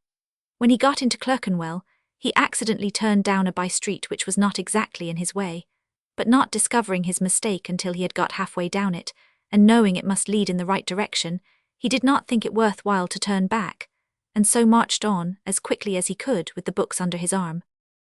He was walking along, thinking how happy and contented he ought to feel, and how much he would give for only one look at poor little Dick, who, starved and beaten, might be weeping bitterly at that very moment, when he was startled by a young woman screaming out very loud, "Oh, my dear brother!" and he had hardly looked up to see what the matter was, when he was stopped by having a pair of arms thrown tight round his neck. "Don't," cried Oliver, struggling. "Let go of me. Who is it? What are you stopping me for?" The only reply to this was a great number of loud lamentations from the young woman who had embraced him, and who had a little basket and a street door key in her hand. "Oh, my gracious," said the young woman, "I have found him. Oh, Oliver, Oliver, oh, you naughty boy, to make me suffer such distress on your account. Come home, dear, come. Oh, I've found him. Thank gracious goodness heavens, I've found him." With these incoherent exclamations, the young woman burst into another fit of crying, and got so dreadfully hysterical that a couple of women who came up at the moment asked a butcher's boy with a shiny head of hair anointed with suet, who was also looking on, whether he didn't think he had better run for the doctor. To which the butcher's boy, who appeared of a lounging, not to say indolent disposition, replied that he thought not. "Oh, no, no, never mind," said the young woman, grasping Oliver's hand. "I'm better now. Come home directly, you cruel boy, come." "Oh, ma'am," replied the young woman, "he ran away near a month ago from his parents, who are hard-working and respectable people, and went and joined a set of thieves and bad characters, and almost broke his mother's heart." "Young wretch," said one woman. "Go home, do, you little brute," said the other. "I am not," replied Oliver, greatly alarmed. "I don't know her. I haven't any sister or father and mother either. I'm an orphan. I live at Pentonville." "Only hear him how he braves it out," cried the young woman. "Why, it's Nancy," exclaimed Oliver, who now saw her face for the first time and started back in irrepressible astonishment. "You see, he knows me," cried Nancy, appealing to the bystanders. "He can't help himself. Make him come home, there's good people, or he'll kill his dear mother and father and break my heart." "What the devil's this?" said a man, bursting out of a beer shop with a white dog at his heels. "Young Oliver, come home to your poor mother, you young dog, come home directly." "I don't belong to them, I don't know them. Help, help," cried Oliver, struggling in the man's powerful grasp. "Help," repeated the man. "Yes, I'll help you, you young rascal. What books are these? You've been a-stealing 'em, have you? Give 'em here." With these words the man tore the volumes from his grasp and struck him on the head. "That's right," cried a looker-on from a garret window. "That's the only way of bringing him to his senses." "To be sure," cried a sleepy-faced carpenter, casting an approving look at the garret window. "It'll do him good," said the two women. "And he shall have it too," rejoined the man, administering another blow and seizing Oliver by the collar. "Come on, you young villain. Here, Bullseye, mind him, boy, mind him." Weak with recent illness, stupefied by the blows and the suddenness of the attack, terrified by the fierce growling of the dog and the brutality of the man, overpowered by the conviction of the bystanders that he really was the hardened little wretch he was described to be, what could one poor child do? Darkness had set in, it was a low neighborhood, no help was near, resistance was useless. In another moment he was dragged into a labyrinth of dark, narrow courts, and was forced along them at a pace which rendered the few cries he dared to give utterance to unintelligible. It was of little moment, indeed, whether they were intelligible or no, for there was nobody to care for them, had they been ever so plain. The gas lamps were lighted. Mrs. Bedwin was waiting anxiously at the open door. The servant had run up the street 20 times to see if there were any traces of Oliver, and still the two old gentlemen sat, perseveringly, in the dark parlour, with the watch between them. Chapter 16 relates what became of Oliver Twist after he had been claimed by Nancy. The narrow streets and courts at length terminated in a large open space, scattered about which were pens for beasts and other indications of a cattle market. Sikes slackened his pace when they reached this spot, the girl being quite unable to support any longer the rapid rate at which they had hitherto walked. Turning to Oliver, he roughly commanded him to take hold of Nancy's hand. "Do you hear?" growled Sikes as Oliver hesitated and looked round. They were in a dark corner, quite out of the track of passengers. Oliver saw but too plainly that resistance would be of no avail. He held out his hand, which Nancy clasped tight in hers. "Give me the other," said Sikes, seizing Oliver's unoccupied hand. "Here, Bullseye." The dog looked up and growled. "See here, boy," said Sikes, putting his other hand to Oliver's throat. "If he speaks ever so soft a word, hold him. D'ye mind?" The dog growled again, and licking his lips, eyed Oliver as if he were anxious to attach himself to his windpipe without delay. "He's as willing as a Christian, strike me blind if he is," said Sikes, regarding the animal with a kind of grim and ferocious approval. "Now you know what you've got to expect, master, so call away as quick as you like. The dog will soon stop that game. Get on, young un." Bullseye wagged his tail in acknowledgement of this unusually endearing form of speech. and giving vent to another admonitory growl for the benefit of Oliver, led the way onward. It was Smithfield that they were crossing, although it might have been Grosvenor Square, for anything Oliver knew to the contrary. The night was dark and foggy. The lights in the shops could scarcely struggle through the heavy mist, which thickened every moment and shrouded the streets and houses in gloom, rendering the strange place still stranger in Oliver's eyes, and making his uncertainty the more dismal and depressing. They had hurried on a few paces when a deep church bell struck the hour. With its first stroke, his two conductors stopped and turned their heads in the direction whence the sound proceeded. 8 o'clock, Bill, said Nancy when the bell ceased. What's the good of telling me that? I can hear it, can't I? Replied Sykes. I wonder whether they can hear it, said Nancy. Of course they can, replied Sykes. It was Bartlemy time when I was shopped, and there warn't a penny trumpet in the fair as I couldn't hear the squeaking on. Arter I was locked up for the night, the row and din outside made the thundering old jail so silent that I could almost have beat my brains out against the iron plates of the door. Poor fellow, said Nancy, who still had her face turned towards the quarter in which the bell had sounded. Oh, Bill, such fine young chaps as them. Yes, that's all you women think of, answered Sykes. Fine young chaps, well, they're as good as dead, so it don't much matter. With this consolation, Mr. Sykes appeared to repress a rising tendency to jealousy, and, clasping Oliver's wrist more firmly, told him to step out again. Wait a minute, said the girl. I wouldn't hurry by if it was you that was coming out to be hung. The next time 8 o'clock struck, Bill, I'd walk round and round the place till I dropped if the snow was on the ground and I hadn't a shawl to cover me. And what good would that do? Inquired the unsentimental Mr. Sykes. Unless you could pitch over a file and 20 yards of good stout rope, you might as well be walking 50 mile off or not walking at all, for all the good it would do me.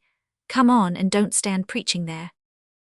The girl burst into a laugh, drew her shawl more closely round her, and they walked away.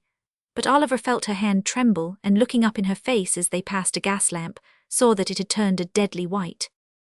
They walked on by little frequented and dirty ways for a full half-hour, meeting very few people, and those appearing from their looks to hold much the same position in society as Mr. Sykes himself. At length they turned into a very filthy narrow street, nearly full of old clothes shops, the dog running forward as if conscious that there was no further occasion for his keeping on guard, stopped before the door of a shop that was closed and apparently untenanted.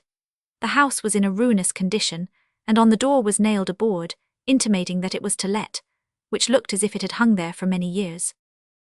All right, cried Sykes, glancing cautiously about. Nancy stooped below the shutters and Oliver heard the sound of a bell. They crossed to the opposite side of the street and stood for a few moments under a lamp. A noise as if a sash window were gently raised was heard, and soon afterwards the door softly opened. Mr. Sykes then seized the terrified boy by the collar with very little ceremony, and all three were quickly inside the house. The passage was perfectly dark. They waited while the person who had let them in chained and barred the door. Anybody here? Inquired Sykes. No, replied a voice, which Oliver thought he had heard before. Is the old un here? Asked the robber. Yes, replied the voice, and precious down in the mouth he has been. Won't he be glad to see you? Oh no. The style of this reply, as well as the voice which delivered it, seemed familiar to Oliver's ears, but it was impossible to distinguish even the form of the speaker in the darkness. Let us have a glim, said Sykes, or we shall go breaking our necks or treading on the dog. Look after your legs if you do. Stand still a moment and I'll get you one, replied the voice. The receding footsteps of the speaker were heard, and in another minute the form of Mr. John Dawkins, otherwise the Artful Dodger, appeared. He bore in his right hand a tallow candle stuck in the end of a cleft stick. The young gentleman did not stop to bestow any other mark of recognition upon Oliver than a humorous grin, but turning away, beckoned the visitors to follow him down a flight of stairs.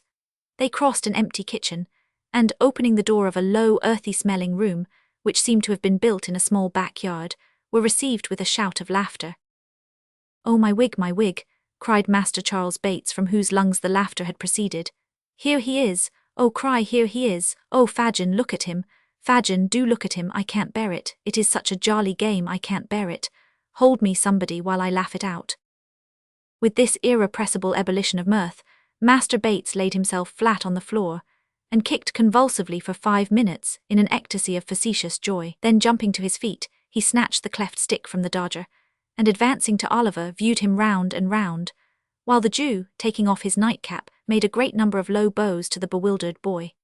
The artful, meantime, who was of a rather saturnine disposition, and seldom gave way to merriment when it interfered with business, rifled Oliver's pockets with steady assiduity. "Look at his togs, Fagin," said Charlie, putting the light so close to his new jacket as nearly to set him on fire. "Look at his togs, superfine cloth and the heavy swell cut. Oh my eye, what a game, and his books too, nothing but a gentleman, Fagin."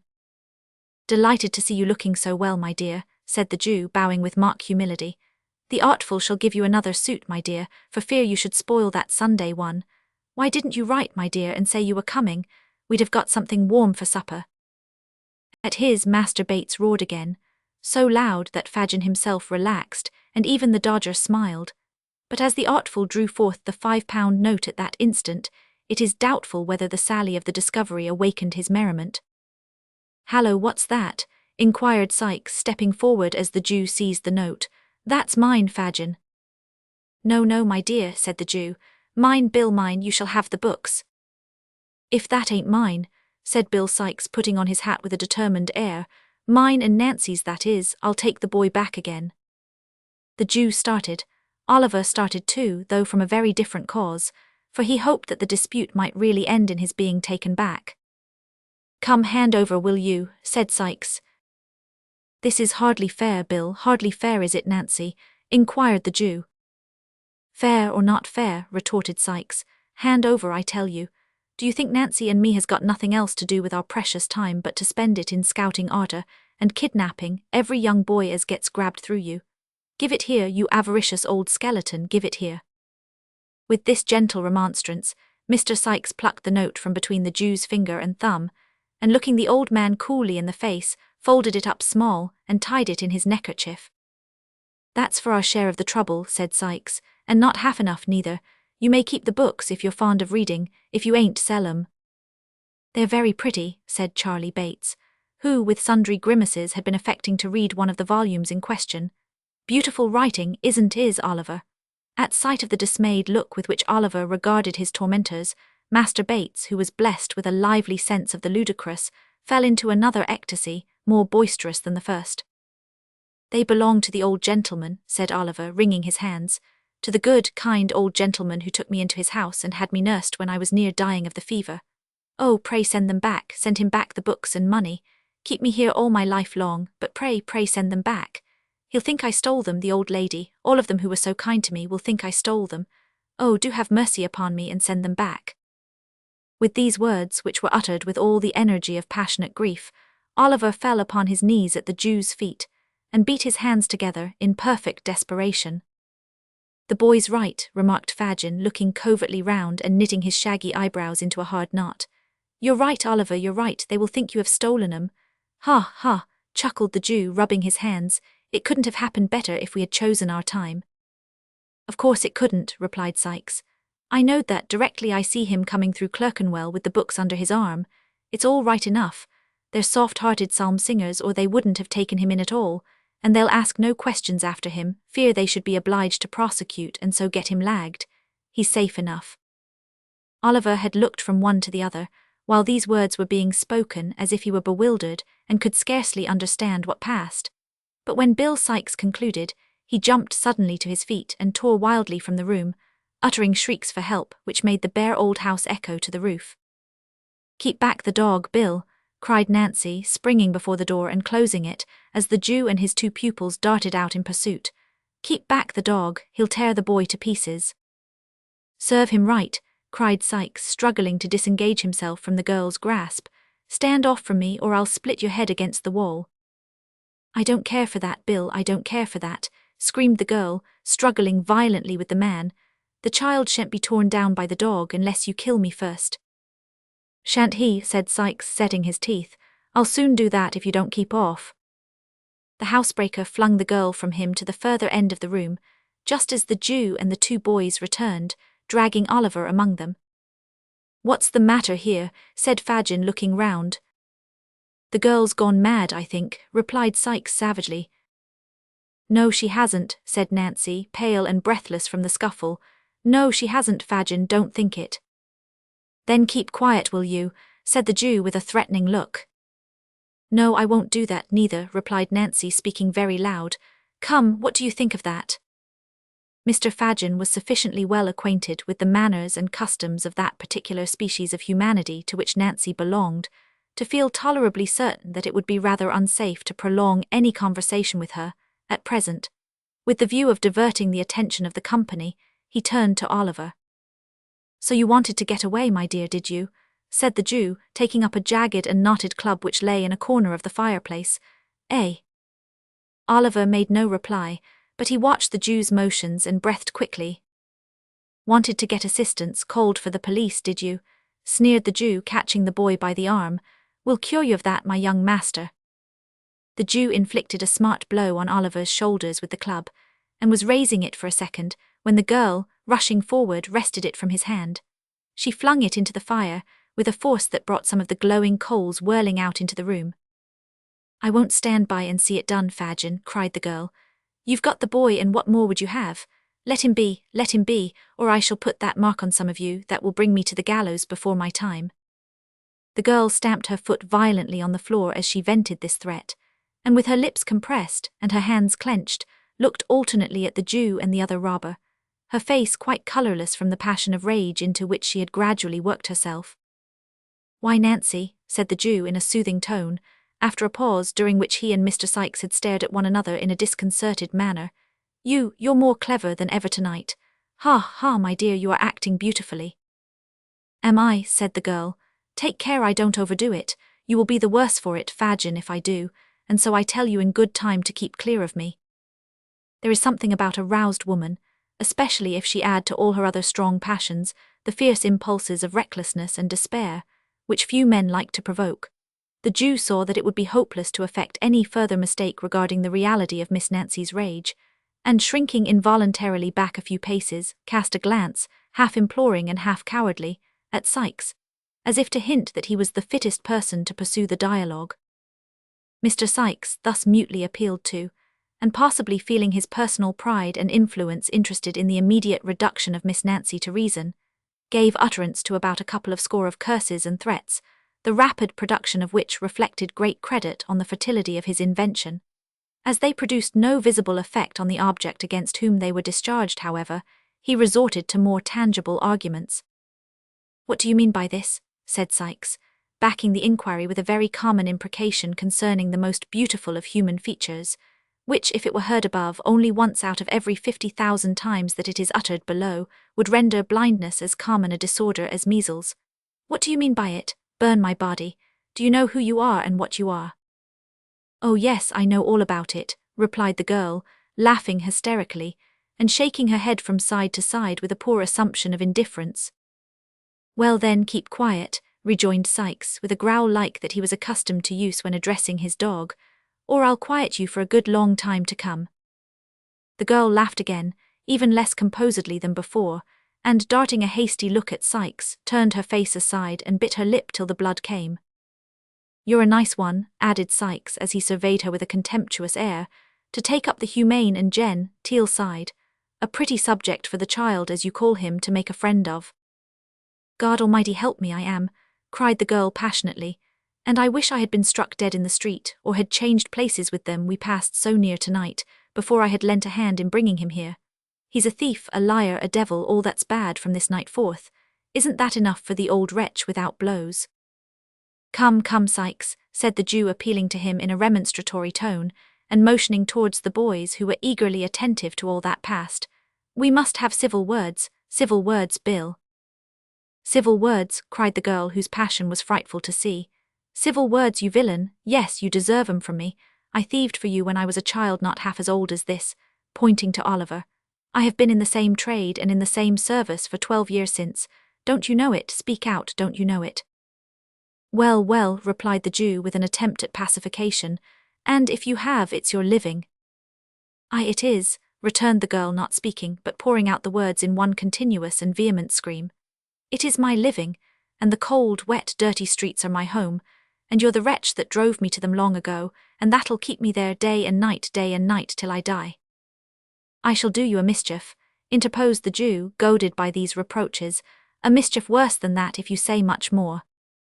The girl said nothing more, but tearing her hair and dress in a transport of passion, made such a rush at the Jew as would probably have left signal marks of her revenge upon him, had not her wrists been seized by Sikes at the right moment, upon which she made a few ineffectual struggles and fainted.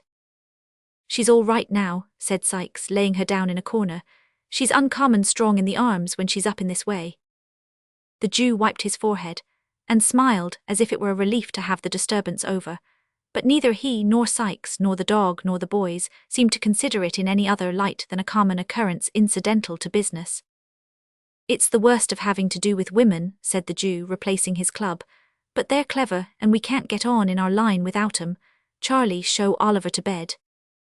"I suppose he'd better not wear his best clothes tomorrow, Fagin, had he?" inquired Charlie Bates. "Certainly not," replied the Jew, reciprocating the grin with which Charlie put the question. Master Bates, apparently much delighted with his commission, took the cleft stick, and led Oliver into an adjacent kitchen, where there were 2 or 3 of the beds on which he had slept before, and here, with many uncontrollable bursts of laughter, he produced the identical old suit of clothes, which Oliver had so much congratulated himself upon leaving off at Mr. Brownlow's, and the accidental display of which, to Fagin, by the Jew who purchased them, had been the very first clue received of his whereabout. "Put off the smart ones," said Charlie, "and I'll give 'em to Fagin to take care of. What fun it is." Poor Oliver unwillingly complied. Master Bates, rolling up the new clothes under his arm, departed from the room, leaving Oliver in the dark, and locking the door behind him. The noise of Charlie's laughter, and the voice of Miss Betsy, who opportunely arrived to throw water over her friend, and perform other feminine offices for the promotion of her recovery, might have kept many people awake under more happy circumstances than those in which Oliver was placed. But he was sick and weary, and he soon fell sound asleep. Chapter 17. Oliver's destiny continuing unpropitious, brings a great man to London to injure his reputation. It is the custom on the stage, in all good murderous melodramas, to present the tragic and the comic scenes, in as regular alternation, as the layers of red and white in a side of streaky bacon. The hero sinks upon his straw bed, weighed down by fetters and misfortunes. In the next scene, his faithful but unconscious squire regales the audience with a comic song. We behold, with throbbing bosoms, the heroine in the grasp of a proud and ruthless baron, her virtue and her life alike in danger, drawing forth her dagger to preserve the one at the cost of the other. And just as our expectations are wrought up to the highest pitch, a whistle is heard, and we are straightway transported to the great hall of the castle, where a grey-headed seneschal sings a funny chorus with a funnier body of vassals, who are free of all sorts of places, from church vaults to palaces, and roam about in company, carolling perpetually. Such changes appear absurd, but they are not so unnatural as they would seem at first sight. The transitions in real life from well-spread boards to deathbeds, and from mourning weeds to holiday garments, are not a whit less startling. Only there we are busy actors, instead of passive lookers-on, which makes a vast difference. The actors in the mimic life of the theatre are blind to violent transitions and abrupt impulses of passion or feeling, which, presented before the eyes of mere spectators, are at once condemned as outrageous and preposterous. As sudden shiftings of the scene and rapid changes of time and place are not only sanctioned in books by long usage, but are by many considered as the great art of authorship, an author's skill in his craft being, by such critics, chiefly estimated with relation to the dilemmas in which he leaves his characters at the end of every chapter. This brief introduction to the present one may perhaps be deemed unnecessary. If so, let it be considered a delicate intimation on the part of the historian that he is going back to the town in which Oliver Twist was born, the reader taking it for granted that there are good and substantial reasons for making the journey, or he would not be invited to proceed upon such an expedition. Mr. Bumble emerged at early morning from the workhouse gate, and walked with portly carriage and commanding steps up the high street. He was in the full bloom and pride of beadlehood. His cocked hat and coat were dazzling in the morning sun. He clutched his cane with the vigorous tenacity of health and power. Mr. Bumble always carried his head high, but this morning it was higher than usual. There was an abstraction in his eye, an elevation in his air, which might have warned an observant stranger that thoughts were passing in the beadle's mind, too great for utterance. Mr. Bumble stopped not to converse with the small shopkeepers, and others who spoke to him deferentially as he passed along. He merely returned their salutations with a wave of his hand, and relaxed not in his dignified pace, until he reached the farm where Mrs. Mann tended the infant paupers with parochial care. "Drat that beadle," said Mrs. Mann, hearing the well-known shaking at the garden gate. "If it isn't him at this time in the morning. Lawk, Mr. Bumble, only think of its being you. Well, dear me, it is a pleasure, this is. Come into the parlour, sir, please." The first sentence was addressed to Susan, and the exclamations of delight were uttered to Mr. Bumble, as the good lady unlocked the garden gate, and showed him, with great attention and respect, into the house. "Mrs. Mann," said Mr. Bumble, not sitting upon or dropping himself into a seat as any common jackanapes would, but letting himself gradually and slowly down into a chair. "Mrs. Mann, ma'am, good morning." "Well, and good morning to you, sir," replied Mrs. Mann with many smiles, "and hoping you find yourself well, sir." "So, Mrs. Mann," replied the beadle. "A parochial life is not a bed of roses, Mrs. Mann." "Ah, that it isn't indeed, Mr. Bumble," rejoined the lady, and all the infant paupers might have chorused the rejoinder with great propriety if they had heard it. "A parochial life, ma'am," continued Mr. Bumble, striking the table with his cane, "is a life of worrit and vexation and hardihood, but all public characters, as I may say, must suffer prosecution." Mrs. Mann, not very well knowing what the beadle meant, raised her hands with a look of sympathy and sighed. "Ah, you may well sigh, Mrs. Mann," said the beadle. Finding she had done right, Mrs. Mann sighed again, evidently to the satisfaction of the public character, who, repressing a complacent smile by looking sternly at his cocked hat, said, "Mrs. Mann, I am going to London." "Lawk, Mr. Bumble," cried Mrs. Mann, starting back. "To London, ma'am," resumed the inflexible beadle, "by coach. I and 2 paupers, Mrs. Mann. A legal action is a-coming on about a settlement, and the board has appointed me, Mrs. Mann, to dispose to the matter before the quarter sessions at Clerkenwell. And I very much question," added Mr. Bumble, drawing himself up, "whether the Clerkenwell sessions will not find themselves in the wrong box before they have done with me." "Oh, you mustn't be too hard upon them, sir," said Mrs. Mann coaxingly. "The Clerkenwell sessions have brought it upon themselves, ma'am," replied Mr. Bumble, "and if the Clerkenwell sessions find that they come off rather worse than they expected, the Clerkenwell sessions have only themselves to thank." There was so much determination and depth of purpose about the menacing manner in which Mr. Bumble delivered himself of these words, that Mrs. Mann appeared quite awed by them. At length she said, "You're going by coach, sir. I thought it was always usual to send them paupers in carts." "That's when they're ill, Mrs. Mann," said the beadle. "We put the sick paupers into open carts in the rainy weather to prevent their taking cold." "Oh," said Mrs. Mann, "the opposition coach contracts for these 2, and takes them cheap," said Mr. Bumble. "They are both in a very low state, and we find it would come £2 cheaper to move 'em than to bury 'em, that is, if we can throw 'em upon another parish, which I think we shall be able to do if they don't die upon the road to spite us." Ha, ha, ha. When Mr. Bumble had laughed a little while, his eyes again encountered the cocked hat, and he became grave. "We are forgetting business, ma'am," said the beadle. "Here is your parochial stipend for the month." Mr. Bumble produced some silver money rolled up in paper from his pocket-book, and requested a receipt, which Mrs. Mann wrote. "It's very much blotted, sir," said the farmer of infants, "but it's formal enough, I dare say. Thank you, Mr. Bumble, sir, I am very much obliged to you, I'm sure." Mr. Bumble nodded, blandly, in acknowledgement of Mrs. Mann's curtsy, and inquired how the children were. "Bless their dear little hearts," said Mrs. Mann with emotion, "they're as well as can be, the dears, of course, except the 2 that died last week, and little Dick." "Isn't that boy no better?" inquired Mr. Bumble. Mrs. Mann shook her head. "He's a ill-conditioned, vicious, bad-disposed parochial child that," said Mr. Bumble angrily. "Where is he?" "I'll bring him to you in 1 minute, sir," replied Mrs. Mann. "Here, you Dick." After some calling, Dick was discovered. Having had his face put under the pump and dried upon Mrs. Mann's gown, he was led into the awful presence of Mr. Bumble, the beadle. The child was pale and thin, his cheeks were sunken, and his eyes large and bright.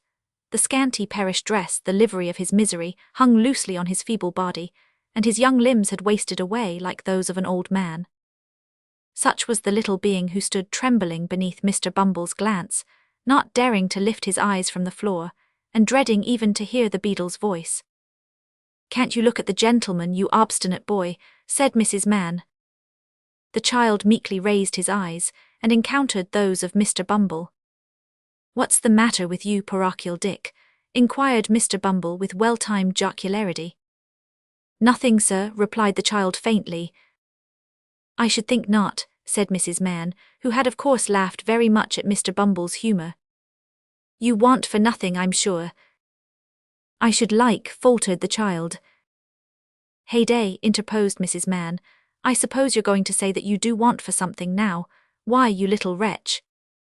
"Stop, Mrs. Mann, stop," said the beadle, raising his hand with a show of authority. "Like what, sir, eh?"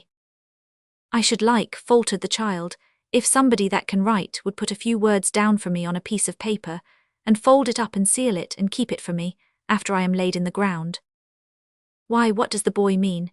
exclaimed Mr. Bumble, on whom the earnest manner and one aspect of the child had made some impression, accustomed as he was to such things. "What do you mean, sir?" "I should like," said the child, "to leave my dear love to poor Oliver Twist, and to let him know how often I have sat by myself and cried to think of his wandering about in the dark nights with nobody to help him. And I should like to tell him," said the child, pressing his small hands together and speaking with great fervour, "that I was glad to die when I was very young, for perhaps if I had lived to be a man and had grown old, my little sister who is in heaven might forget me or be unlike me, and it would be so much happier if we were both children there together." Mr. Bumble surveyed the little speaker from head to foot with indescribable astonishment, and turning to his companion said, "They're all in one story, Mrs. Mann. That outdacious Oliver had demigalized them all." "I couldn't have believed it, sir," said Mrs. Mann, holding up her hands and looking malignantly at Dick. "I never see such a hardened little wretch." "Take him away, ma'am," said Mr. Bumble imperiously. "This must be stated to the board, Mrs. Mann." "I hope the gentleman will understand that it isn't my fault, sir," said Mrs. Mann, whimpering pathetically. "They shall understand that, ma'am. They shall be acquainted with the true state of the case," said Mr. Bumble. "There, take him away, I can't bear the sight on him." Dick was immediately taken away and locked up in the coal cellar. Mr. Bumble shortly afterwards took himself off to prepare for his journey. At 6 o'clock next morning, Mr. Bumble, having exchanged his cocked hat for a round one and encased his person in a blue greatcoat with a cape to it, took his place on the outside of the coach, accompanied by the criminals whose settlement was disputed, with whom, in due course of time, he arrived in London. He experienced no other crosses on the way than those which originated in the perverse behaviour of the two paupers, who persisted in shivering and complaining of the cold in a manner which, Mr. Bumble declared, caused his teeth to chatter in his head and made him feel quite uncomfortable, although he had a greatcoat on. Having disposed of these evil-minded persons for the night, Mr. Bumble sat himself down in the house at which the coach stopped, and took a temperate dinner of steaks, oyster sauce and porter. Putting a glass of hot gin and water on the chimney-piece, he drew his chair to the fire, and with sundry moral reflections on the too prevalent sin of discontent and complaining, composed himself to read the paper. The very first paragraph upon which Mr. Bumble's eye rested was the following advertisement: 5 guineas reward. Whereas a young boy named Oliver Twist absconded or was enticed on Thursday evening last from his home at Pentonville, and has not since been heard of, the above reward will be paid to any person who will give such information as will lead to the discovery of the said Oliver Twist, or tend to throw any light upon his previous history, in which the advertiser is, for many reasons, warmly interested. And then followed a full description of Oliver's dress, person, appearance and disappearance, with the name and address of Mr. Brownlow at full length.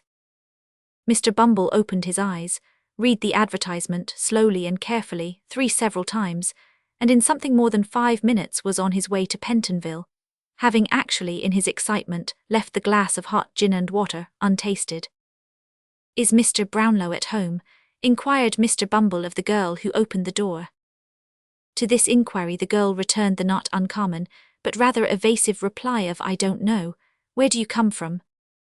Mr. Bumble no sooner uttered Oliver's name, in explanation of his errand, than Mrs. Bedwin, who had been listening at the parlour door, hastened into the passage in a breathless state. Come in, said the old lady. I knew we should hear of him, poor dear, I knew we should, I was certain of it. Bless his heart, I said so all along. Having said this, the worthy old lady hurried back into the parlour again, and seating herself on a sofa, burst into tears. The girl, who was not quite so susceptible, had run upstairs meanwhile, and now returned with a request that Mr. Bumble would follow her immediately, which he did. He was shown into the little back study, where sat Mr. Brownlow and his friend Mr. Grimwig, with decanters and glasses before them. The latter gentleman at once burst into the exclamation, "A beadle, a perish beadle, or I'll eat my head." "Pray don't interrupt just now," said Mr. Brownlow. "Take a seat, will you?" Mr. Bumble sat himself down, quite confounded by the oddity of Mr. Grimwig's manner. Mr. Brownlow moved the lamp, so as to obtain an uninterrupted view of the beadle's countenance, and said with a little impatience, "Now, sir, you come in consequence of having seen the advertisement." "Yes, sir," said Mr. Bumble. "And you are a beadle, are you not?" inquired Mr. Grimwig. "I am a parochial beadle, gentlemen," rejoined Mr. Bumble proudly. "Of course," observed Mr. Grimwig aside to his friend, "I knew he was a beadle all over." Mr. Brownlow gently shook his head to impose silence on his friend, and resumed, "Do you know where this poor boy is now?" "No more than nobody," replied Mr. Bumble. "Well, what do you know of him?" inquired the old gentleman. "Speak out, my friend, if you have anything to say. What do you know of him?" "You don't happen to know any good of him, do you?" said Mr. Grimwig caustically, after an attentive perusal of Mr. Bumble's features. Mr. Bumble, catching at the inquiry very quickly, shook his head with portentous solemnity. "You see," said Mr. Grimwig, looking triumphantly at Mr. Brownlow. Mr. Brownlow looked apprehensively at Mr. Bumble's pursed-up countenance, and requested him to communicate what he knew regarding Oliver in as few words as possible. Mr. Bumble put down his hat, unbuttoned his coat, folded his arms, inclined his head in a retrospective manner, and after a few moments' reflection commenced his story. It would be tedious if given in the beadle's words, occupying as it did some 20 minutes in the telling, but the sum and substance of it was that Oliver was a foundling, born of low and vicious parents, that he had from his birth displayed no better qualities than treachery, ingratitude, and malice, that he had terminated his brief career in the place of his birth by making a sanguinary and cowardly attack on an unoffending lad, and running away in the night time from his master's house. In proof of his really being the person he represented himself, Mr. Bumble laid upon the table the papers he had brought to town. Folding his arms again, he then awaited Mr. Brownlow's observations. "I fear it is all too true," said the old gentleman sorrowfully after looking over the papers. "This is not much for your intelligence, but I would gladly have given you treble the money if it had been favourable to the boy." It is not improbable that, if Mr. Bumble had been possessed of this information at an earlier period of the interview, he might have imparted a very different colouring to his little history. It was too late to do it now, however, so he shook his head gravely, and pocketing the 5 guineas withdrew. Mr. Brownlow paced the room to and fro for some minutes, evidently so much disturbed by the beadle's tale, that even Mr. Grimwig forbore to vex him further. At length he stopped and rang the bell violently. "Mrs. Bedwin," said Mr. Brownlow when the housekeeper appeared, "that boy Oliver is an impostor." "It can't be, sir. It cannot be," said the old lady energetically. "I tell you he is," retorted the old gentleman. "What do you mean by can't be? We have just heard a full account of him from his birth, and he has been a thorough-paced little villain all his life." "I never will believe it, sir," replied the old lady firmly. "Never." "You old women never believe anything but quack doctors and lying storybooks," growled Mr. Grimwig. "I knew it all along. Why didn't you take my advice in the beginning? You would if he hadn't had a fever, I suppose, eh? He was interesting, wasn't he? Interesting, bah!" And Mr. Grimwig poked the fire with a flourish. "He was a dear, grateful, gentle child, sir," retorted Mrs. Bedwin indignantly. "I know what children are, sir, and have done these 40 years, and people who can't say the same shouldn't say anything about them. That's my opinion." This was a hard hit at Mr. Grimwig, who was a bachelor. As it extorted nothing from that gentleman but a smile, the old lady tossed her head and smoothed down her apron preparatory to another speech, when she was stopped by Mr. Brownlow. "Silence," said the old gentleman, feigning an anger he was far from feeling. "Never let me hear the boy's name again. I rang to tell you that. Never, never on any pretence, mind. You may leave the room, Mrs. Bedwin. Remember, I am in earnest." There were sad hearts at Mr. Brownlow's that night. Oliver's heart sank within him when he thought of his good friends. It was well for him that he could not know what they had heard, or it might have broken outright. Chapter 18. How Oliver passed his time in the improving society of his reputable friends. About noon next day, when the Dodger and Master Bates had gone out to pursue their customary avocations, Mr. Fagin took the opportunity of reading Oliver a long lecture on the crying sin of ingratitude, of which he clearly demonstrated he had been guilty, to no ordinary extent, in wilfully absenting himself from the society of his anxious friends, and still more, in endeavouring to escape from them after so much trouble and expense had been incurred in his recovery. Mr. Fagin laid great stress on the fact of his having taken Oliver in and cherished him, when without his timely aid he might have perished with hunger, and he related the dismal and affecting history of a young lad whom, in his philanthropy, he had succoured under parallel circumstances, but who, proving unworthy of his confidence and evincing a desire to communicate with the police, had unfortunately come to be hanged at the Old Bailey one morning. Mr. Fagin did not seek to conceal his share in the catastrophe, but lamented with tears in his eyes that the wrong-headed and treacherous behaviour of the young person in question had rendered it necessary that he should become the victim of certain evidence for the Crown, which, if it were not precisely true, was indispensably necessary for the safety of him, Mr. Fagin, and a few select friends. Mr. Fagin concluded by drawing a rather disagreeable picture of the discomforts of hanging, and, with great friendliness and politeness of manner, expressed his anxious hopes that he might never be obliged to submit Oliver Twist to that unpleasant operation. Little Oliver's blood ran cold as he listened to the Jew's words, and imperfectly comprehended the dark threats conveyed in them, that it was possible even for justice itself to confound the innocent with the guilty when they were in accidental companionship, he knew already, and that deeply laid plans for the destruction of inconveniently knowing or over-communicative persons had been really devised and carried out by the Jew on more occasions than one. He thought by no means unlikely, when he recollected the general nature of the altercations between that gentleman and Mr. Sikes, which seemed to bear reference to some foregone conspiracy of the kind. As he glanced timidly up, and met the Jew's searching look, he felt that his pale face and trembling limbs were neither unnoticed nor unrelished by that wary old gentleman.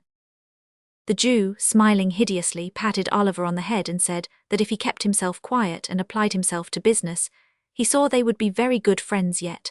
Then, taking his hat and covering himself with an old patched greatcoat, he went out and locked the room door behind him.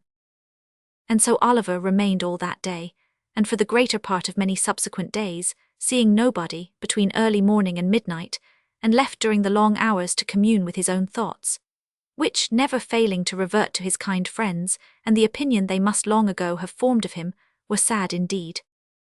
After the lapse of a week or so, the Jew left the room door unlocked, and he was at liberty to wander about the house.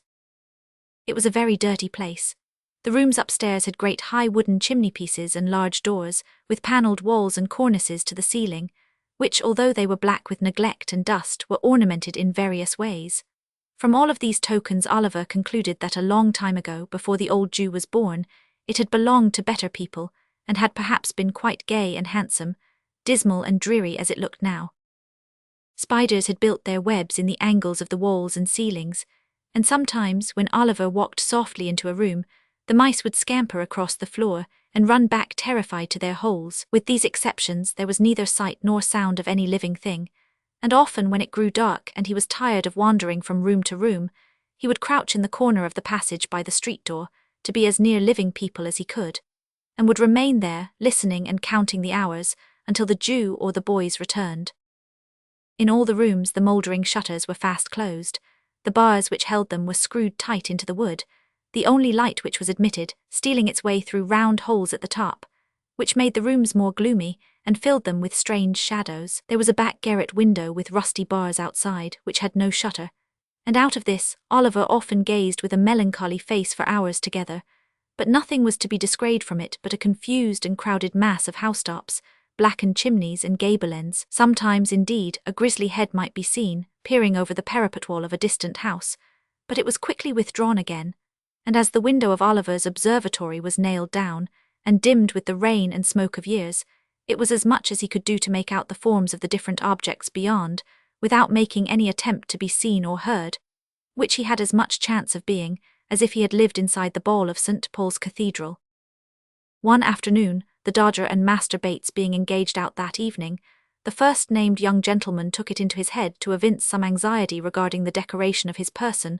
To do him justice, this was by no means an habitual weakness with him, and with this end and aim, he condescendingly commanded Oliver to assist him in his toilet straightway. Oliver was but too glad to make himself useful, too happy to have some faces, however bad, to look upon, too desirous to conciliate those about him when he could honestly do so, to throw any objection in the way of this proposal, so he at once expressed his readiness, and kneeling on the floor, while the Dodger sat upon the table so that he could take his foot in his laps, he applied himself to a process which Mr. Dawkins designated as japanning his trotter cases. The phrase, rendered into plain English, signifieth cleaning his boots.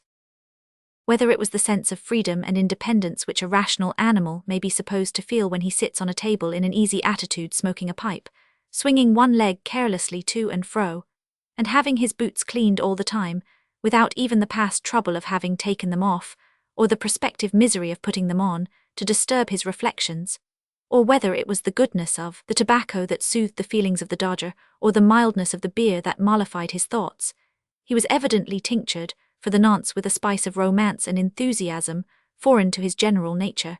He looked down on Oliver with a thoughtful countenance for a brief space, and then, raising his head and heaving a gentle sigh, said, half in abstraction and half to Master Bates, "What a pity it is he isn't a prig." "Ah," said Master Charles Bates, "he don't know what's good for him." The Dodger sighed again and resumed his pipe, as did Charlie Bates. They both smoked for some seconds in silence. "I suppose you don't even know what a prig is," said the Dodger mournfully. "I think I know that," replied Oliver, looking up. "It's you're one, are you not?" inquired Oliver, checking himself. "I am," replied the Dodger. "I'd scorn to be anything else." Mr. Dawkins gave his hat a ferocious cock after delivering this sentiment, and looked at Master Bates, as if to denote that he would feel obliged by his saying anything to the contrary. "I am," repeated the Dodger. "So's Charlie, so's Fagin, so's Sykes, so's Nancy, so's Bet, so we all are down to the dog, and he's the downiest one of the lot." "And the least given to peaching," added Charlie Bates. "He wouldn't so much as bark in a witness box, for fear of committing himself. No, not if you tied him up in one and left him there without victuals for a fortnight," said the Dodger. "Not a bit of it," observed Charlie. "He's a rum dog. Don't he look fierce at any strange cove that laughs or sings when he's in company?" pursued the Dodger. "Won't he growl at all when he hears a fiddle playing, and don't he hate other dogs as ain't of his breed? Oh no." "He's an out-and-out Christian," said Charlie. This was merely intended as a tribute to the animal's abilities, but it was an appropriate remark in another sense, if Master Bates had only known it. For there are a good many ladies and gentlemen claiming to be out-and-out Christians, between whom and Mr. Sykes' dog there exist strong and singular points of resemblance. "Well, well," said the Dodger, recurring to the point from which they had strayed, with that mindfulness of his profession which influenced all his proceedings, "this hasn't got anything to do with young Green here." "No more it has," said Charlie. "Why don't you put yourself under Fagin, Oliver?" "And make your fortune out of hand," added the Dodger with a grin.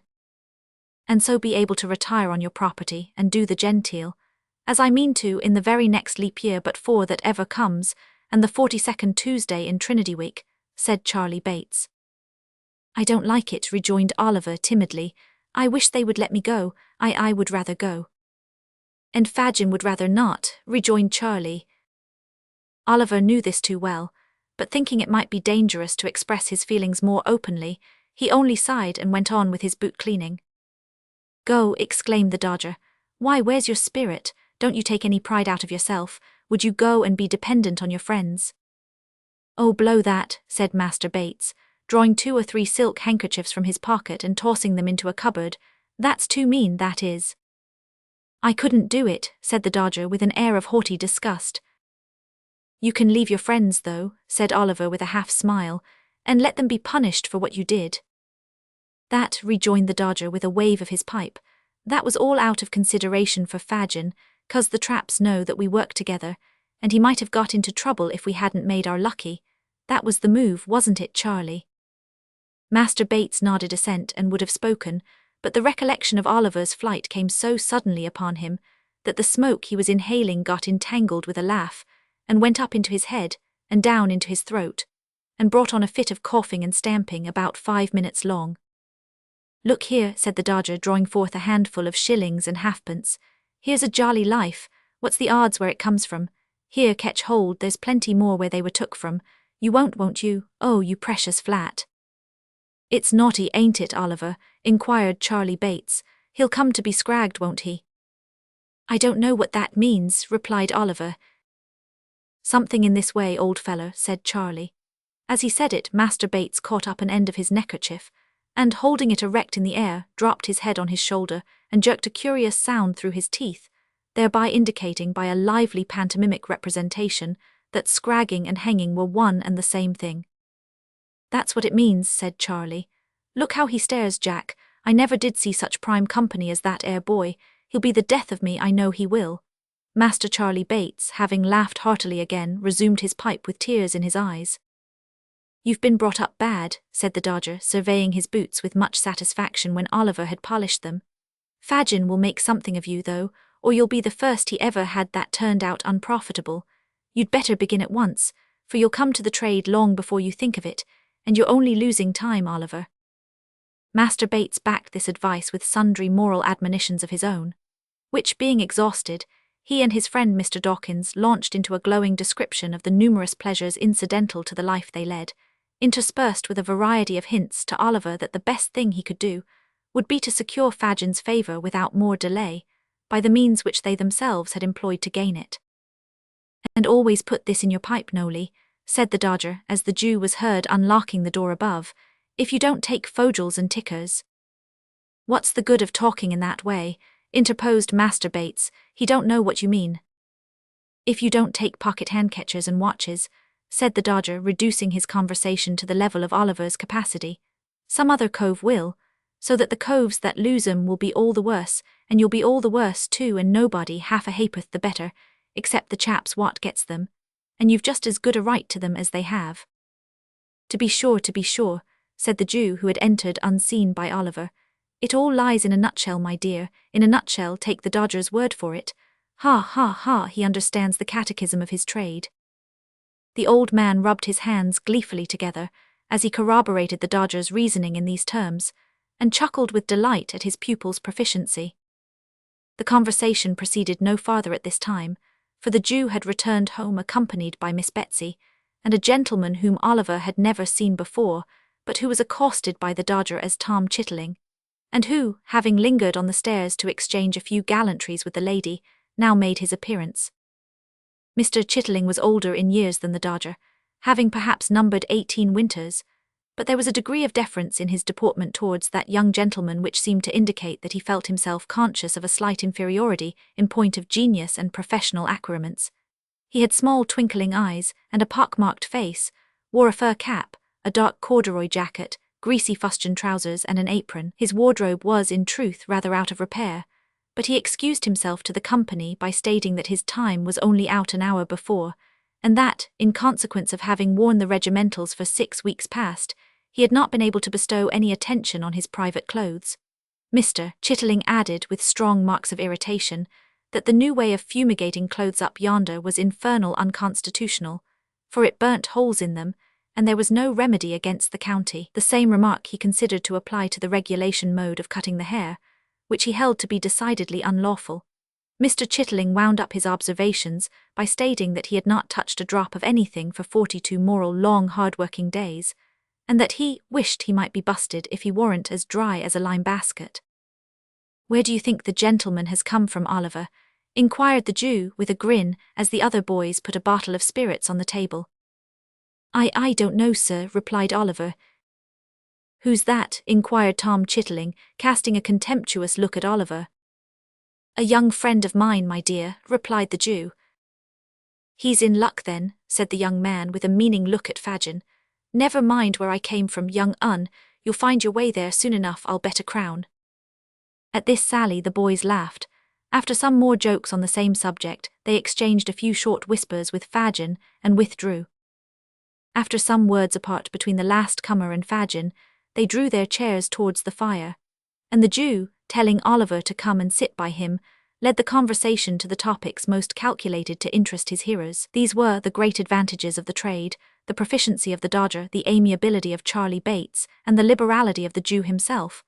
At length these subjects displayed signs of being thoroughly exhausted, and Mr. Chitterling did the same, for the house of correction becomes fatiguing after a week or two.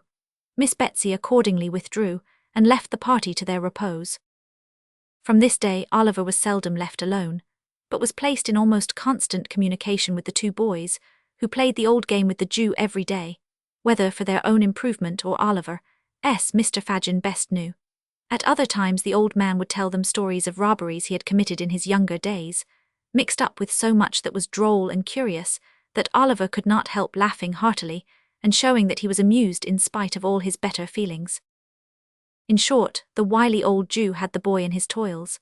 Having prepared his mind, by solitude and gloom, to prefer any society to the companionship of his own sad thoughts in such a dreary place, he was now slowly instilling into his soul the poison which he hoped would blacken it, and change its hue forever. Chapter 19, in which a notable plan is discussed and determined on. It was a chill, damp, windy night when the Jew, buttoning his greatcoat tight round his shriveled body, and pulling the collar up over his ears so as completely to obscure the lower part of his face, emerged from his den. He paused on the step as the door was locked and chained behind him, and having listened while the boys made all secure, and until their retreating footsteps were no longer audible, slunk down the street as quickly as he could. The house to which Oliver had been conveyed was in the neighbourhood of Whitechapel. The Jew stopped for an instant at the corner of the street, and, glancing suspiciously round, crossed the road and struck off in the direction of the Spitalfields. The mud lay thick upon the stones, and a black mist hung over the streets. The rain fell sluggishly down, and everything felt cold and clammy to the touch. It seemed just the night when it befitted such a being as the Jew to be abroad. As he glided stealthily along, creeping beneath the shelter of the walls and doorways, the hideous old man seemed like some loathsome reptile, engendered in the slime and darkness through which he moved, crawling forth by night in search of some rich offal for a meal. He kept on his course, through many winding and narrow ways, until he reached Bethnal Green. Then, turning suddenly off to the left, he soon became involved in a maze of the mean and dirty streets which abound in that close and densely populated quarter. The Jew was evidently too familiar with the ground he traversed to be at all bewildered, either by the darkness of the night or the intricacies of the way. He hurried through several alleys and streets, and at length turned into one, lighted only by a single lamp at the farther end. At the door of a house in this street he knocked. Having exchanged a few muttered words with the person who opened it, he walked upstairs. A dog growled as he touched the handle of a room door, and a man's voice demanded who was there. "Only me, Bill, only me, my dear," said the Jew, looking in. "Bring in your body then," said Sykes. "Lie down, you stupid brute, don't you know the devil when he's got a greatcoat on?" Apparently the dog had been somewhat deceived by Mr. Fagin's outer garment, for as the Jew unbuttoned it and threw it over the back of a chair, he retired to the corner from which he had risen, wagging his tail as he went, to show that he was as well satisfied as it was in his nature to be. "Well," said Sykes. "Well, my dear," replied the Jew. "Ah, Nancy." The latter recognition was uttered with just enough of embarrassment to imply a doubt of its reception, for Mr. Fagin and his young friend had not met since she had interfered in behalf of Oliver. All doubts upon the subject, if he had any, were speedily removed by the young lady's behaviour. She took her feet off the fender, pushed back her chair, and bade Fagin draw up his without saying more about it, for it was a cold night and no mistake. "It is cold, Nancy dear," said the Jew as he warmed his skinny hands over the fire. "It seems to go right through one," added the old man, touching his side. "It must be a piercer if it finds its way through your heart," said Mr. Sykes. "Give him something to drink, Nancy. Burn my body, make haste. It's enough to turn a man ill to see his lean old carcase shivering in that way, like a ugly ghost just rose from the grave." Nancy quickly brought a bottle from a cupboard, in which there were many, which, to judge from the diversity of their appearance, were filled with several kinds of liquids. Sykes, pouring out a glass of brandy, bade the Jew drink it off. Quite enough, quite, thank I, Bill, replied the Jew, putting down the glass after just setting his lips to it. What, you're afraid of our getting the better of you, are you? Inquired Sykes, fixing his eyes on the Jew. Ah! With a hoarse grunt of contempt, Mr. Sykes seized the glass and threw the remainder of its contents into the ashes, as a preparatory ceremony to filling it again for himself, which he did at once. The Jew glanced round the room as his companion tossed down the second glassful, not in curiosity, for he had seen it often before, but in a restless and suspicious manner habitual to him. It was a meanly furnished apartment, with nothing but the contents of the closet to induce the belief that its occupier was anything but a working man, and with no more suspicious articles displayed to view than 2 or 3 heavy bludgeons which stood in a corner, and a life-preserver that hung over the chimney-piece. There, said Sykes, smacking his lips, now I'm ready. For business? Inquired the Jew. For business, replied Sykes, so say what you've got to say. About the crib at Chertsey, Bill, said the Jew, drawing his chair forward and speaking in a very low voice. Yes, what about it? Inquired Sykes. Ah, you know what I mean, my dear, said the Jew. He knows what I mean, Nancy, don't he? No, he don't, sneered Mr. Sykes. Or he won't, and that's the same thing. Speak out and call things by their right names. Don't sit there winking and blinking and talking to me in hints as if you weren't the very first that thought about the robbery. What do you mean? Hush, Bill, hush, said the Jew, who had in vain attempted to stop this burst of indignation. Somebody will hear us, my dear, somebody will hear us. Let 'em hear, said Sykes. I don't care. But as Mr. Sykes did care on reflection, he dropped his voice as he said the words and grew calmer. There, there, said the Jew coaxingly. It was only my caution, nothing more. Now, my dear, about that crib at Chertsey. When is it to be done, Bill, eh? When is it to be done? Such plate, my dear, such plate, said the Jew, rubbing his hands and elevating his eyebrows in a rapture of anticipation. Not at all, replied Sykes coldly. Not to be done at all, echoed the Jew, leaning back in his chair. No, not at all, rejoined Sykes. At least it can't be a put-up job as we expected. Then it hasn't been properly gone about, said the Jew, turning pale with anger. Don't tell me. But I will tell you, retorted Sykes. Who are you that's not to be told? I tell you that Toby Crackit has been hanging about the place for a fortnight, and he can't get one of the servants in line. Do you mean to tell me, Bill, said the Jew, softening as the other grew heated, that neither of the 2 men in the house can be got over? Yes, I do mean to tell you so, replied Sykes. The old lady has had 'em these 20 years, and if you were to give 'em £500 they wouldn't be in it. But do you mean to say, my dear, remonstrated the Jew, that the women can't be got over? Not a bit of it, replied Sykes. Not by flash Toby Crackit, said the Jew incredulously. Think what women are, Bill. No, not even by flash Toby Crackit, replied Sykes. He says he's worn sham whiskers and a canary waistcoat the whole blessed time he's been loitering down there, and it's all of no use. He should have tried mustachios and a pair of military trousers, my dear, said the Jew. So he did, rejoined Sykes, and they warrant of no more use than the other plant. The Jew looked blank at this information.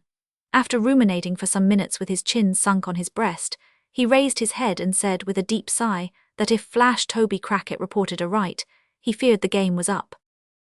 And yet, said the old man, dropping his hands on his knees, it's a sad thing, my dear, to lose so much when we had set our hearts upon it.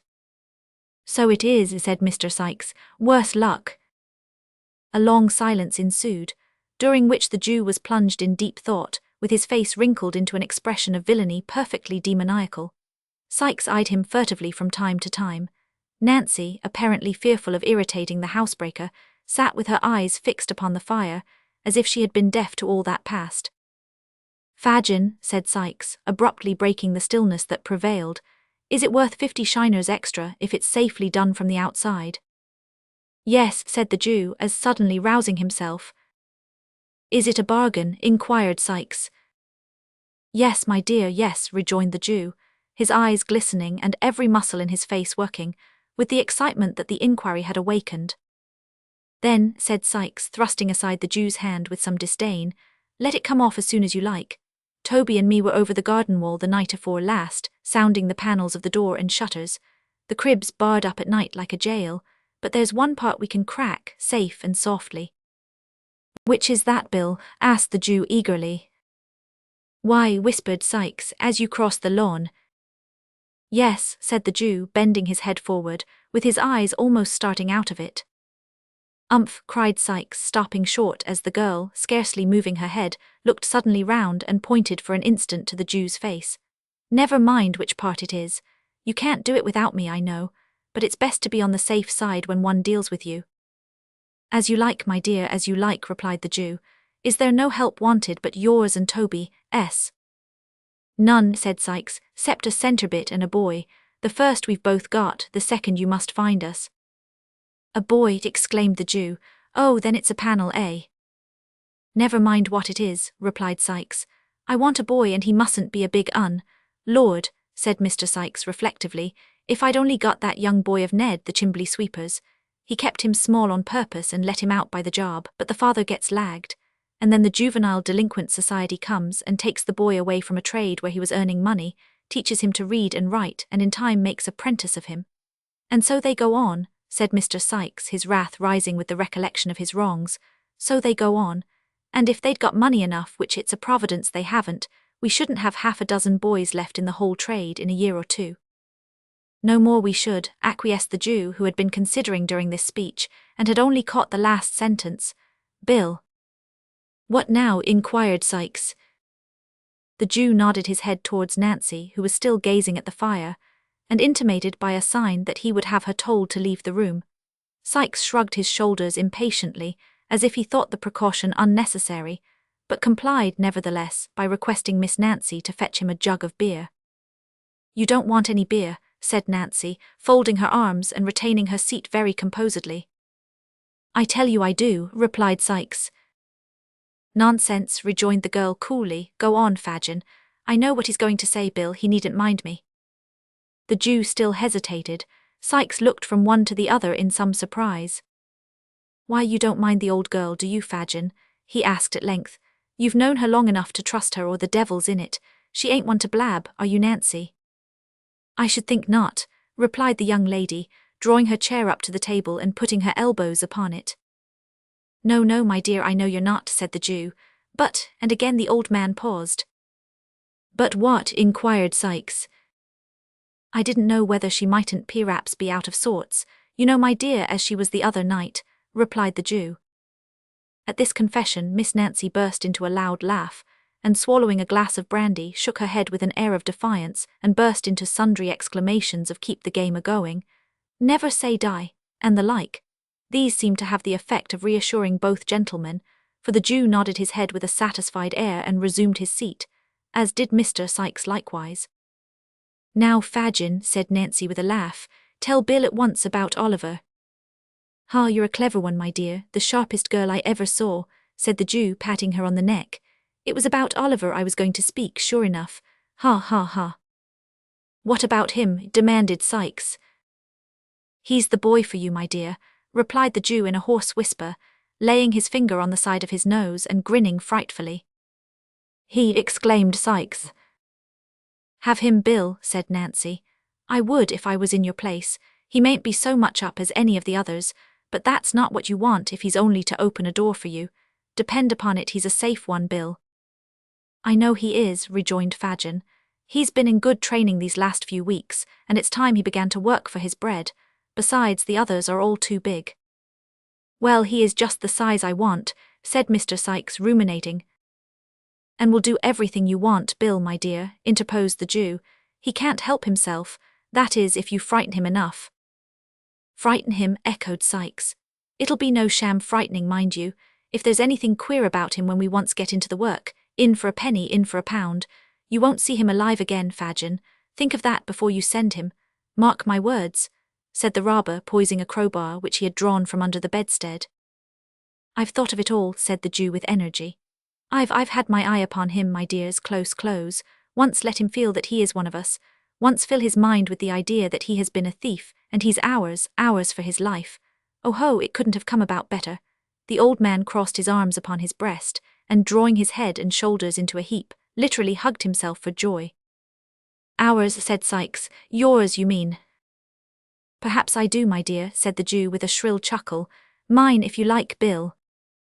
And what, said Sikes, scowling fiercely on his agreeable friend, what makes you take so much pains about one chalk-faced kid, when you know there are 50 boys snoozing about Common Garden every night, as you might pick and choose from? Because they're of no use to me, my dear, replied the Jew with some confusion, not worth the taking. Their looks convict 'em when they get into trouble and I lose 'em all. With this boy, properly managed, my dears, I could do what I couldn't with 20 of them. Besides, said the Jew, recovering his self-possession, he has us now if he could only give us leg bail again, and he must be in the same boat with us. Never mind how he came there, it's quite enough for my power over him that he was in a robbery, that's all I want. Now how much better this is than being obliged to put the poor little boy out of the way, which would be dangerous and we should lose by it besides. When is it to be done? Asked Nancy, stopping some turbulent exclamation on the part of Mr. Sikes, expressive of the disgust with which he received Fagin's affectation of humanity. Ah, to be sure, said the Jew, when is it to be done, Bill? I planned with Toby the night arter tomorrow, rejoined Sikes in a surly voice, if he heard nothing from me to the contrary. Good, said the Jew, there's no moon. No, rejoined Sikes. It's all arranged about bringing off the swag, is it? Asked the Jew. Sikes nodded. And about... Oh, it's all planned, rejoined Sikes, interrupting him. Never mind particulars, you'd better bring the boy here tomorrow night. I shall get off the stone an hour arter daybreak. Then you hold your tongue and keep the melting pot ready, and that's all you'll have to do. After some discussion, in which all three took an active part, it was decided that Nancy should repair to the Jew's next evening when the night had set in, and bring Oliver away with her, Fagin craftily observing that, if he evinced any disinclination to the task, he would be more willing to accompany the girl who had so recently interfered in his behalf than anybody else. It was also solemnly arranged that poor Oliver should, for the purposes of the contemplated expedition, be unreservedly consigned to the care and custody of Mr. William Sikes, and further that the said Sikes should deal with him as he thought fit, and should not be held responsible by the Jew for any mischance or evil that might be necessary to visit him, it being understood that, to render the compact in this respect binding, any representations made by Mr. Sikes on his return should be required to be confirmed and corroborated, in all important particulars, by the testimony of Flash Toby Crackit. These preliminaries adjusted, Mr. Sikes proceeded to drink brandy at a furious rate, and to flourish the crowbar in an alarming manner, yelling forth at the same time most unmusical snatches of song, mingled with wild execrations. At length, in a fit of professional enthusiasm, he insisted upon producing his box of housebreaking tools, which he had no sooner stumbled in with, and opened for the purpose of explaining the nature and properties of the various implements it contained, and the peculiar beauties of their construction, than he fell over the box upon the floor, and went to sleep where he fell. Good night, Nancy, said the Jew, muffling himself up as before. Good night. Their eyes met, and the Jew scrutinized her narrowly. There was no flinching about the girl. She was as true and earnest in the matter as Toby Crackit himself could be. The Jew again bade her good night, and bestowing a sly kick upon the prostrate form of Mr. Sikes while her back was turned, groped downstairs. Always the way, muttered the Jew to himself as he turned homeward. The worst of these women is that a very little thing serves to call up some long-forgotten feeling, and the best of them is that it never lasts. Ha, ha, the man against the child for a bag of gold. Beguiling the time with these pleasant reflections, Mr. Fagin wended his way through mud and mire to his gloomy abode, where the Dodger was sitting up, impatiently awaiting his return. Is Oliver abed? I want to speak to him, was his first remark as they descended the stairs. Hours ago, replied the Dodger, throwing open a door. Here he is. The boy was lying fast asleep on a rude bed upon the floor, so pale with anxiety and sadness and the closeness of his prison that he looked like death, not death as it shows in shroud and coffin, but in the guise it wears when life has just departed, when a young and gentle spirit has, but an instant, fled to heaven, and the gross air of the world has not had time to breathe upon the changing dust it hallowed. Not now, said the Jew, turning softly away. Tomorrow, tomorrow. Chapter 20. Wherein Oliver is delivered over to Mr. William Sikes. When Oliver awoke in the morning, He was a good deal surprised to find that a new pair of shoes with strong thick soles had been placed at his bedside, and that his old shoes had been removed. At first he was pleased with the discovery, hoping that it might be the forerunner of his release, but such thoughts were quickly dispelled on his sitting down to breakfast along with the Jew, who told him, in a tone and manner which increased his alarm, that he was to be taken to the residence of Bill Sikes that night. To stop there, sir?" asked Oliver anxiously. No, my dear, not to stop there," replied the Jew. "We shouldn't like to lose you. Don't be afraid, Oliver, you shall come back to us again. Ha, ha, ha, we won't be so cruel as to send you away, my dear. Oh, no." The old man, who was stooping over the fire toasting a piece of bread, looked round as he bantered Oliver thus, and chuckled as if to show that he knew he would still be very glad to get away if he could. "I suppose," said the Jew, fixing his eyes on Oliver, "you want to know what you're going to Bill's for, my dear?" Oliver coloured involuntarily to find that the old thief had been reading his thoughts, but boldly said yes, he did want to know. "Why do you think?" inquired Fagin, parrying the question. "Indeed I don't know, sir," replied Oliver. "Bah," said the Jew, turning away with a disappointed countenance from a close perusal of the boy's face. "Wait till Bill tells you then." The Jew seemed much vexed by Oliver's not expressing any greater curiosity on the subject, but the truth is that, although Oliver felt very anxious, he was too much confused by the earnest cunning of Fagin's looks and his own speculations to make any further inquiries just then. He had no other opportunity, for the Jew remained very surly and silent till night, when he prepared to go abroad. "You may burn a candle," said the Jew, putting one upon the table, "and here's a book for you to read till they come to fetch you. Good night." "Good night," replied Oliver softly. The Jew walked to the door, looking over his shoulder at the boy as he went. Suddenly stopping, he called him by his name. Oliver looked up. The Jew, pointing to the candle, motioned him to light it. He did so, and as he placed the candlestick upon the table, saw that the Jew was gazing fixedly at him, with lowering and contracted brows, from the dark end of the room. "Take heed, Oliver, take heed," said the old man, shaking his right hand before him in a warning manner. "He's a rough man and thinks nothing of blood when his own is up. Whatever falls out, say nothing, and do what he bids you. Mind," placing a strong emphasis on the last word, he suffered his features gradually to resolve themselves into a ghastly grin, and nodding his head left the room. Oliver leaned his head upon his hand when the old man disappeared, and pondered with a trembling heart on the words he had just heard. The more he thought of the Jew's admonition, the more he was at a loss to divine its real purpose and meaning. He could think of no bad object to be attained by sending him to Sikes, which would not be equally well answered by his remaining with Fagin, and after meditating for a long time, concluded that he had been selected to perform some ordinary menial offices for the housebreaker, until another boy, better suited for his purpose, could be engaged. He was too well accustomed to suffering, and had suffered too much where he was, to bewail the prospect of change very severely. He remained lost in thought for some minutes, and then, with a heavy sigh, snuffed the candle, and taking up the book which the Jew had left with him, began to read. He turned over the leaves, carelessly at first, but lighting on a passage which attracted his attention, he soon became intent upon the volume.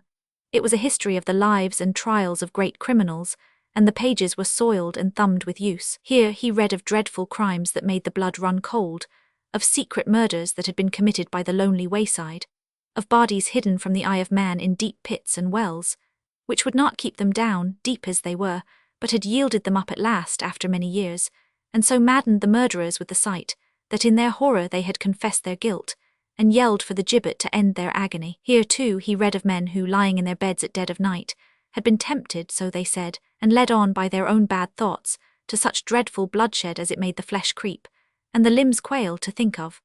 The terrible descriptions were so real and vivid that the sallow pages seemed to turn red with gore, and the words upon them to be sounded in his ears, as if they were whispered in hollow murmurs by the spirits of the dead. In a paroxysm of fear, the boy closed the book and thrust it from him. Then, falling upon his knees, he prayed heaven to spare him from such deeds, and rather to will that he should die at once than be reserved for crimes so fearful and appalling. By degrees he grew more calm, and besought in a low and broken voice that he might be rescued from his present dangers, and that if any aid were to be raised up for a poor outcast boy who had never known the love of friends or kindred, it might come to him now, when, desolate and deserted, He stood alone in the midst of wickedness and guilt. He had concluded his prayer, but still remained with his head buried in his hands, when a rustling noise aroused him.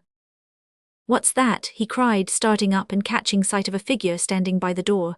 "Who's there?" "Me, only me," replied a tremulous voice. Oliver raised the candle above his head and looked towards the door. It was Nancy. "Put down the light," said the girl, turning away her head. "It hurts my eyes." Oliver saw that she was very pale and gently inquired if she were ill. The girl threw herself into a chair with her back towards him and wrung her hands, but made no reply. "God forgive me," she cried after a while. "I never thought of this." "Has anything happened?" asked Oliver. "Can I help you? I will if I can, I will indeed."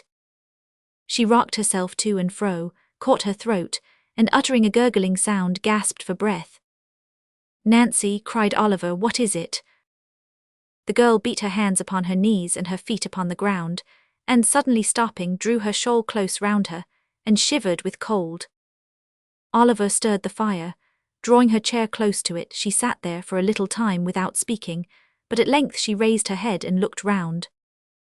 "I don't know what comes over me sometimes," said she, affecting to busy herself in arranging her dress. "It's this damp, dirty room, I think. Now, Nolly dear, are you ready?" "Am I to go with you?" asked Oliver. "Yes, I have come from Bill," replied the girl. "You are to go with me." "What for?" asked Oliver, recoiling. "What for?" echoed the girl, raising her eyes and averting them again the moment they encountered the boy's face. "Oh, for no harm." "I don't believe it," said Oliver, who had watched her closely. "Have it your own way," rejoined the girl, affecting to laugh. "For no good, then."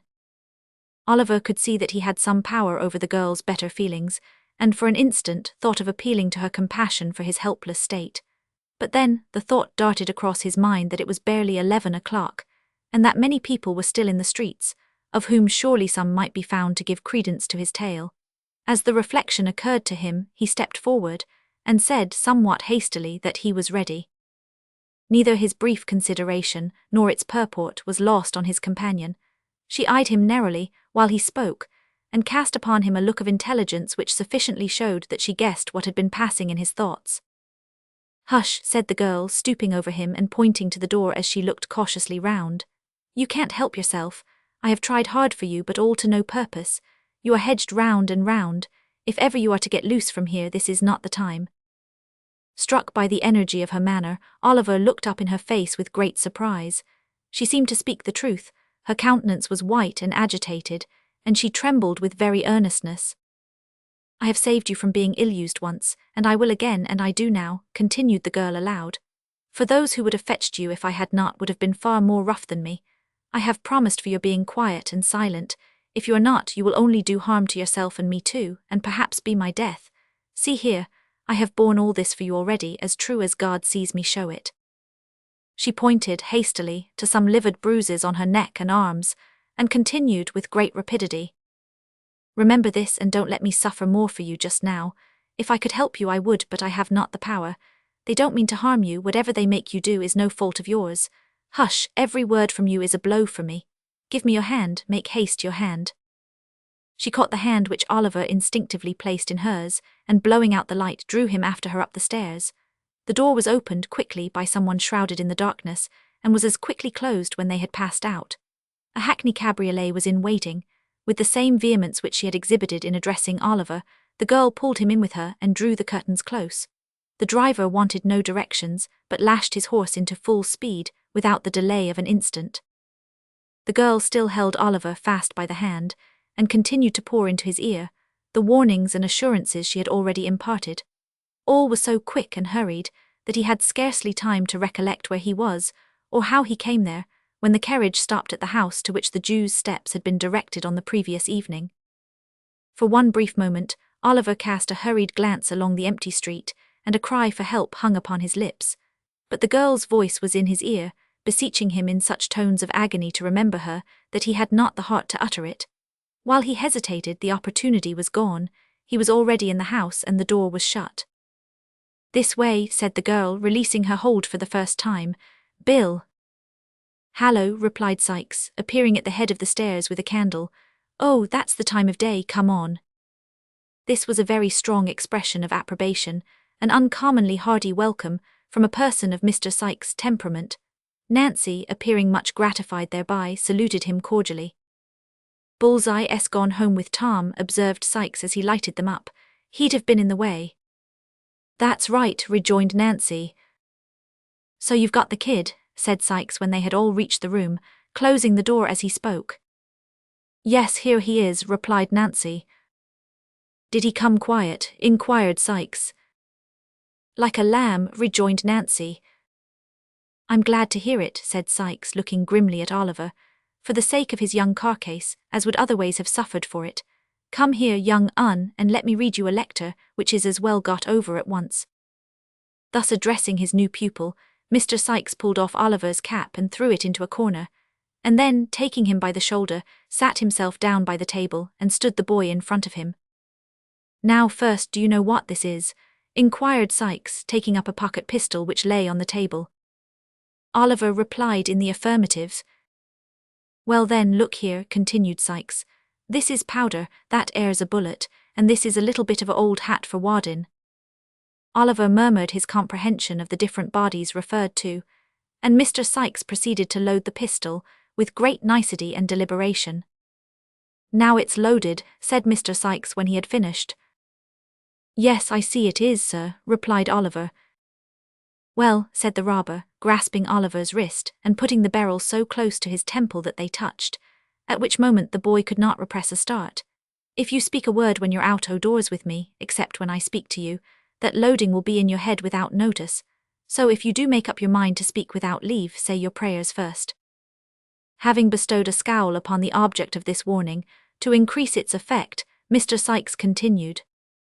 "As near as I know, there isn't anybody as would be asking very particular arter you, if you was disposed of, so I needn't take this devil and all of trouble to explain matters to you if it warn't for your own good. D'ye hear me?"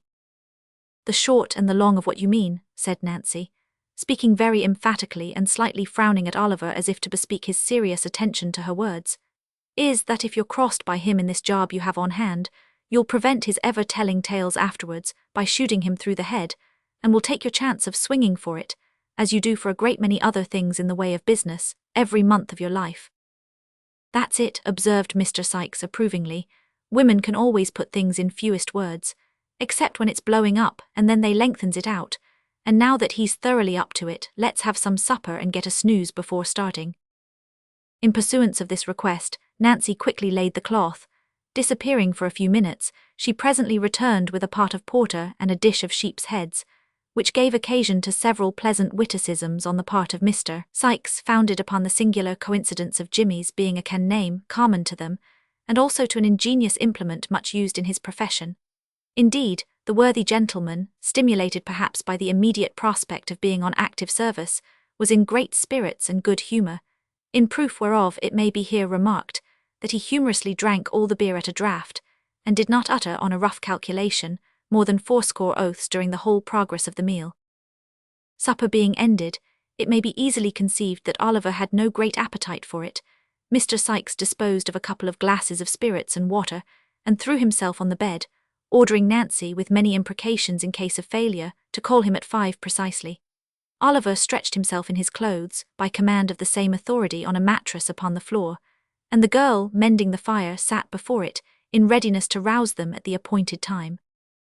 For a long time Oliver lay awake, thinking it not impossible that Nancy might seek that opportunity of whispering some further advice, but the girl sat brooding over the fire, without moving, save now and then to trim the light. Weary with watching and anxiety, he at length fell asleep. When he awoke, the table was covered with tea things, and Sykes was thrusting various articles into the pockets of his greatcoat, which hung over the back of a chair. Nancy was busily engaged in preparing breakfast. It was not yet daylight, for the candle was still burning and it was quite dark outside. A sharp rain, too, was beating against the window panes, and the sky looked black and cloudy. "Now then," growled Sykes as Oliver started up, 5:30, look sharp or you'll get no breakfast, for it's late as it is." Oliver was not long in making his toilet. Having taken some breakfast, he replied to a surly inquiry from Sykes, by saying that he was quite ready. Nancy, scarcely looking at the boy, threw him a handkerchief to tie round his throat, Sikes gave him a large rough cape to button over his shoulders. Thus attired, he gave his hand to the robber, who, merely pausing to show him with a menacing gesture that he had that same pistol in a side pocket of his greatcoat, clasped it firmly in his, and exchanging a farewell with Nancy, led him away. Oliver turned for an instant when they reached the door, in the hope of meeting a look from the girl, but she had resumed her old seat in front of the fire and sat, perfectly motionless before it. Chapter 21. The Expedition. It was a cheerless morning when they got into the street, blowing and raining hard, and the clouds looking dull and stormy. The night had been very wet. Large pools of water had collected in the road, and the kennels were overflowing. There was a faint glimmering of the coming day in the sky, but it rather aggravated than relieved the gloom of the scene, the sombre light only serving to pale that which the street lamps afforded, without shedding any warmer or brighter tints upon the wet housetops and dreary streets. There appeared to be nobody stirring in that quarter of the town. The windows of the houses were all closely shut, and the streets through which they passed were noiseless and empty. By the time they had turned into the Bethnal Green Road, the day had fairly begun to break. Many of the lamps were already extinguished. A few country wagons were slowly toiling on towards London. Now and then a stagecoach covered with mud rattled briskly by, the driver bestowing, as he passed, an admonitory lash upon the heavy wagoner who, by keeping on the wrong side of the road, had endangered his arriving at the office a quarter of a minute after his time. The public houses with gas lights burning inside were already open. By degrees other shops began to be unclosed, and a few scattered people were met with. Then came straggling groups of labourers going to their work. Then men and women with fish baskets on their heads, donkey carts laden with vegetables, chaise carts filled with livestock or whole carcasses of meat, milkwomen with pails, an unbroken concourse of people trudging out with various supplies to the eastern suburbs of the town.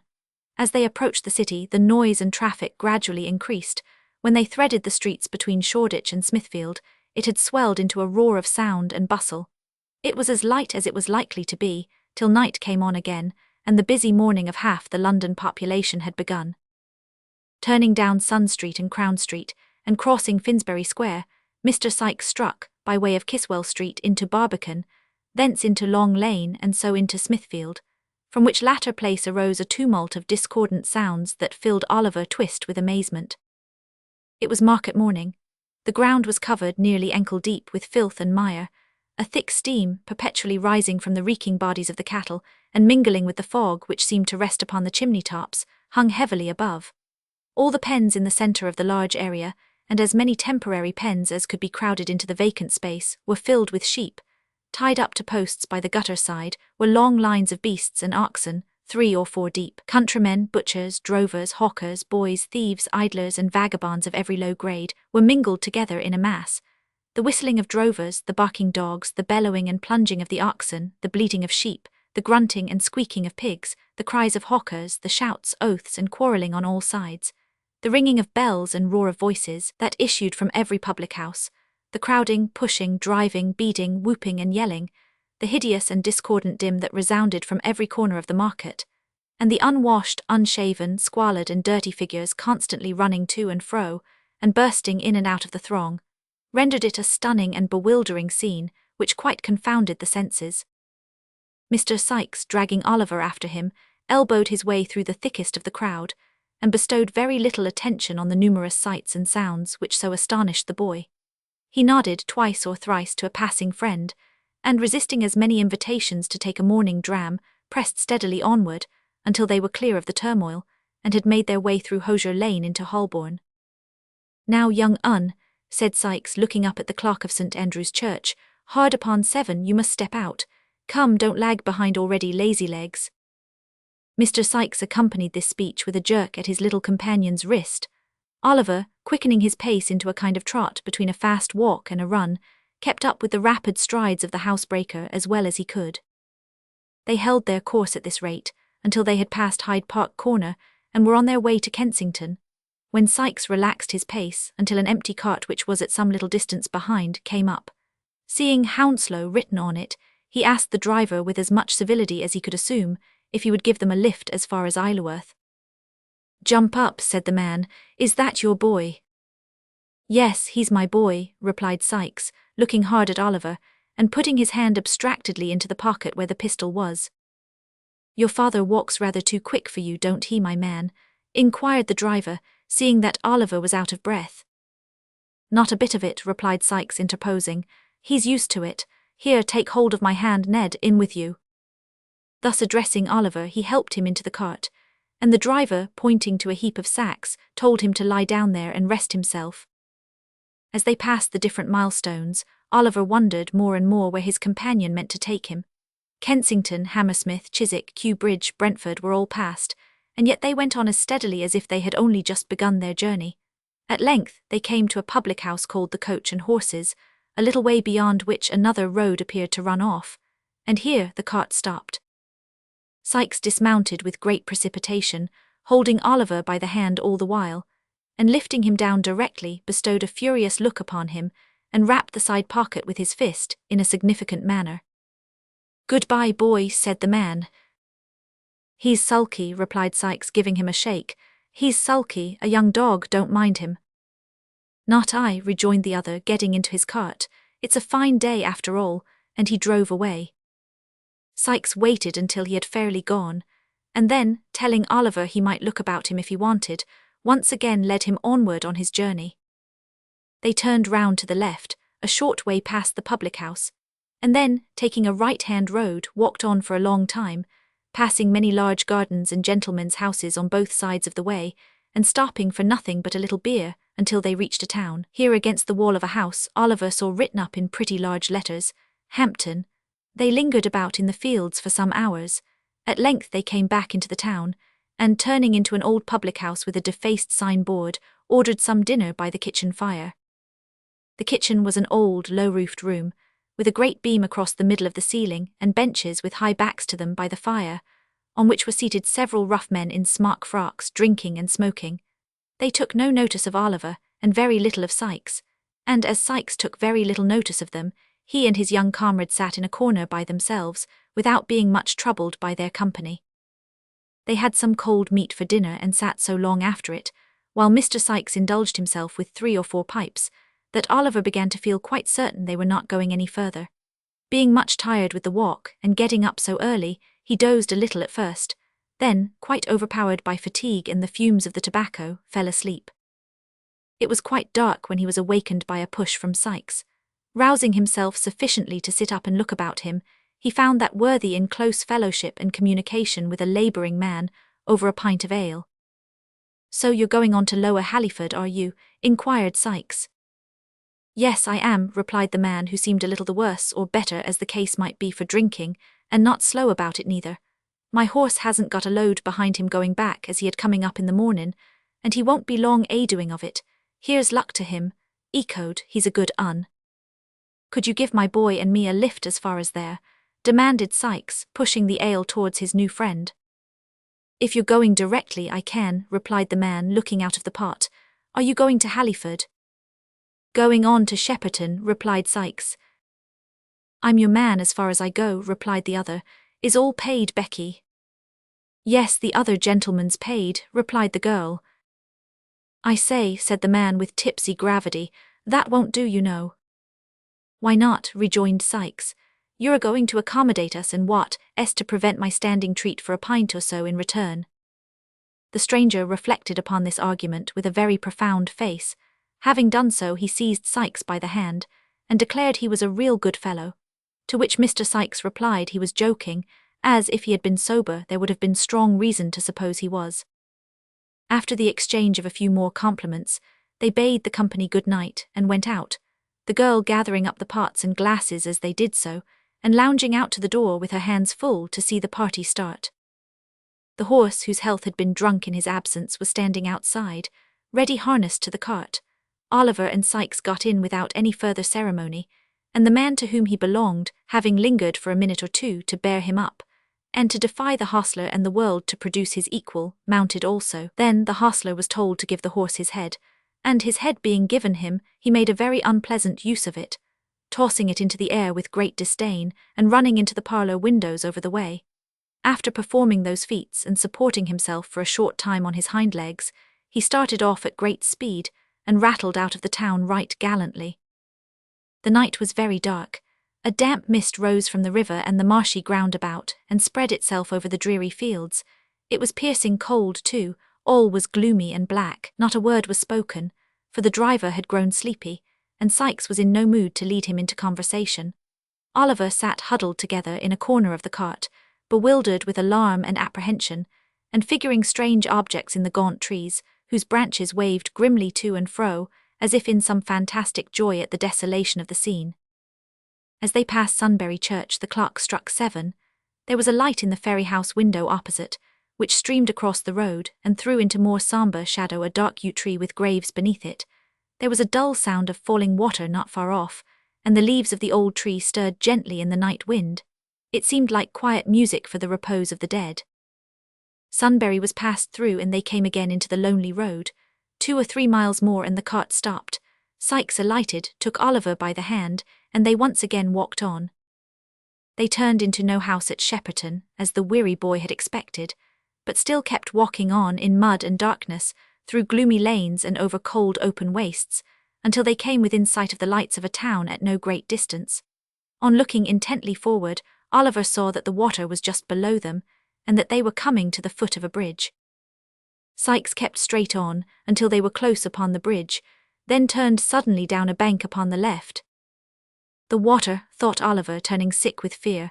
He has brought me to this lonely place to murder me. He was about to throw himself on the ground and make one struggle for his young life, when he saw that they stood before a solitary house, all ruinous and decayed.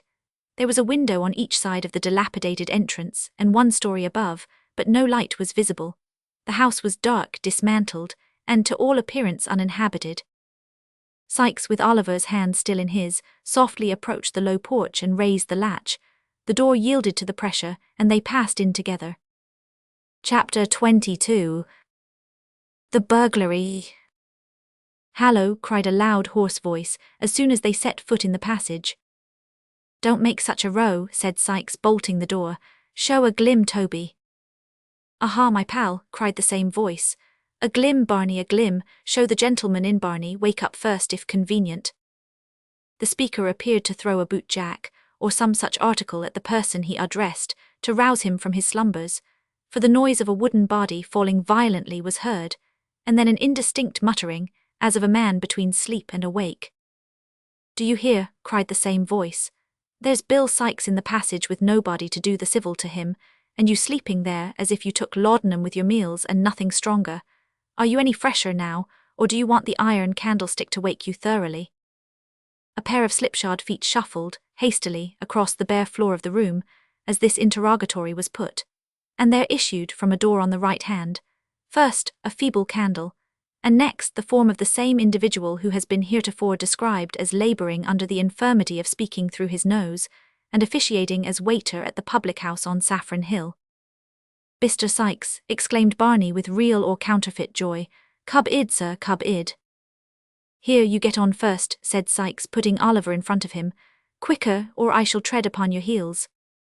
Muttering a curse upon his tardiness, Sikes pushed Oliver before him, and they entered a low dark room with a smoky fire, 2 or 3 broken chairs, a table and a very old couch, on which, with his legs much higher than his head, a man was reposing at full length, smoking a long clay pipe. He was dressed in a smartly cut snuff-coloured coat with large brass buttons, an orange neckerchief, a coarse, staring, shawl-pattern waistcoat, and drab breeches. Mr. Crackit, for he it was, had no very great quantity of hair, either upon his head or face, but what he had was of a reddish dye, and tortured into long corkscrew curls, through which he occasionally thrust some very dirty fingers, ornamented with large, common rings. He was a trifle above the middle size, and apparently rather weak in the legs, but this circumstance by no means detracted from his own admiration of his top boots, which he contemplated, in their elevated situation, with lively satisfaction. "Bill, my boy," said this figure, turning his head towards the door, "I'm glad to see you. I was almost afraid you'd given it up, in which case I should have made a personal wenter. Hallo." Uttering this exclamation in a tone of great surprise, as his eyes rested on Oliver, Mr. Toby Crackit brought himself into a sitting posture, and demanded who that was. "The boy, only the boy," replied Sikes, drawing a chair towards the fire. "What of Mr. Fagin's lads?" exclaimed Barney with a grin.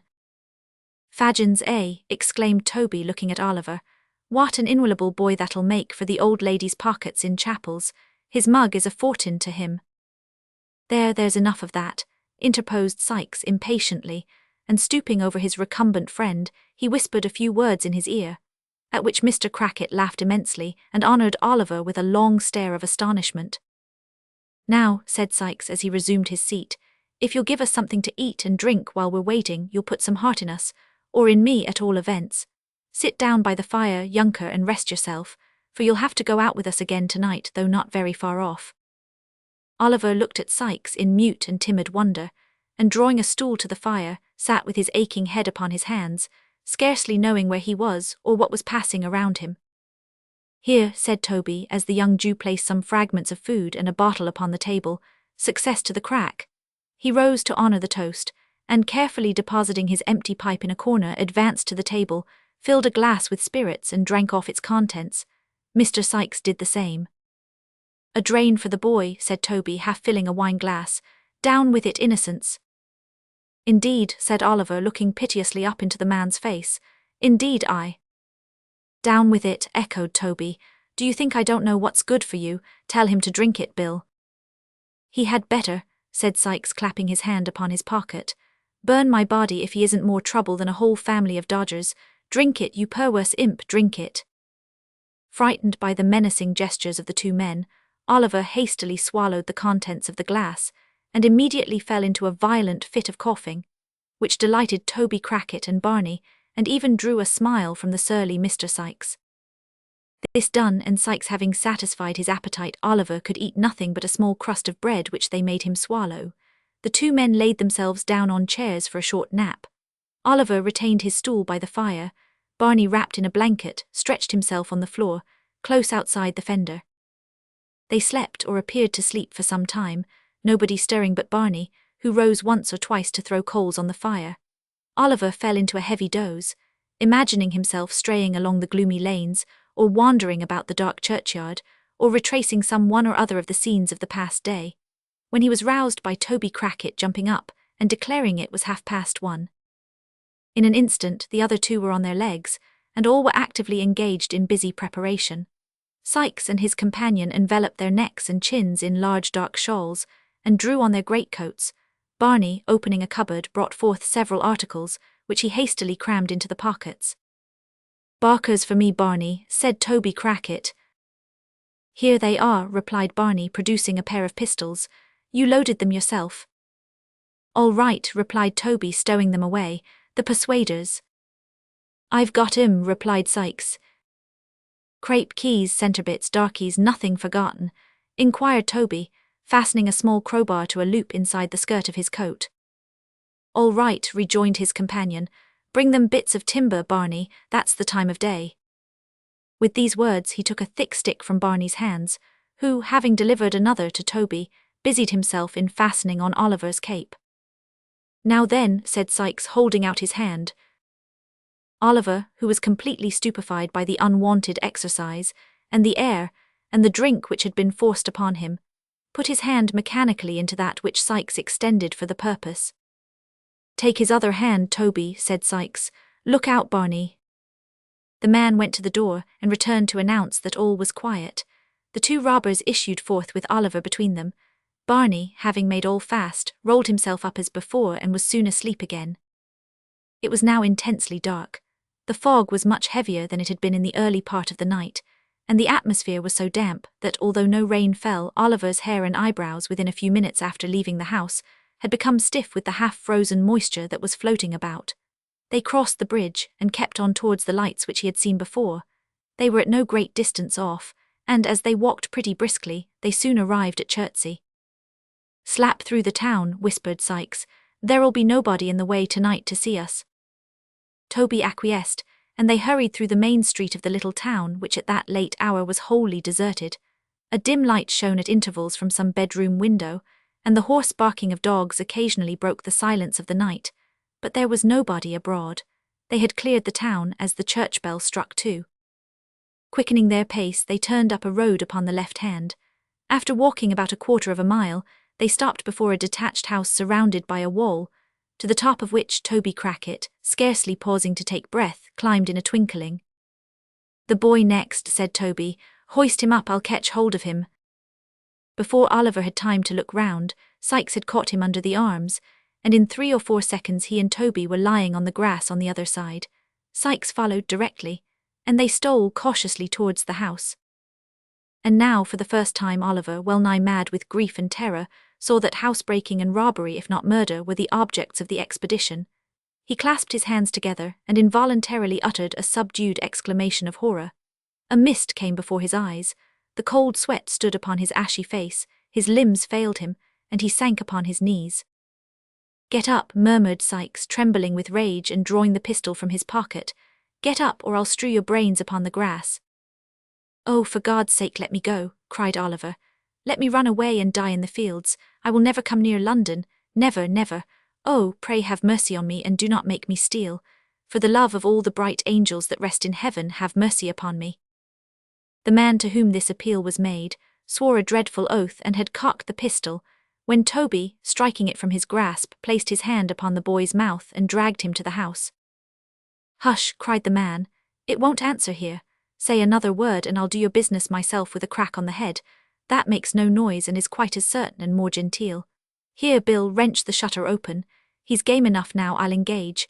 I've seen older hands of his age took the same way for a minute or two on a cold night." Sikes, invoking terrific imprecations upon Fagin's head for sending Oliver on such an errand, plied the crowbar vigorously, but with little noise. After some delay and some assistance from Toby, the shutter to which he had referred swung open on its hinges.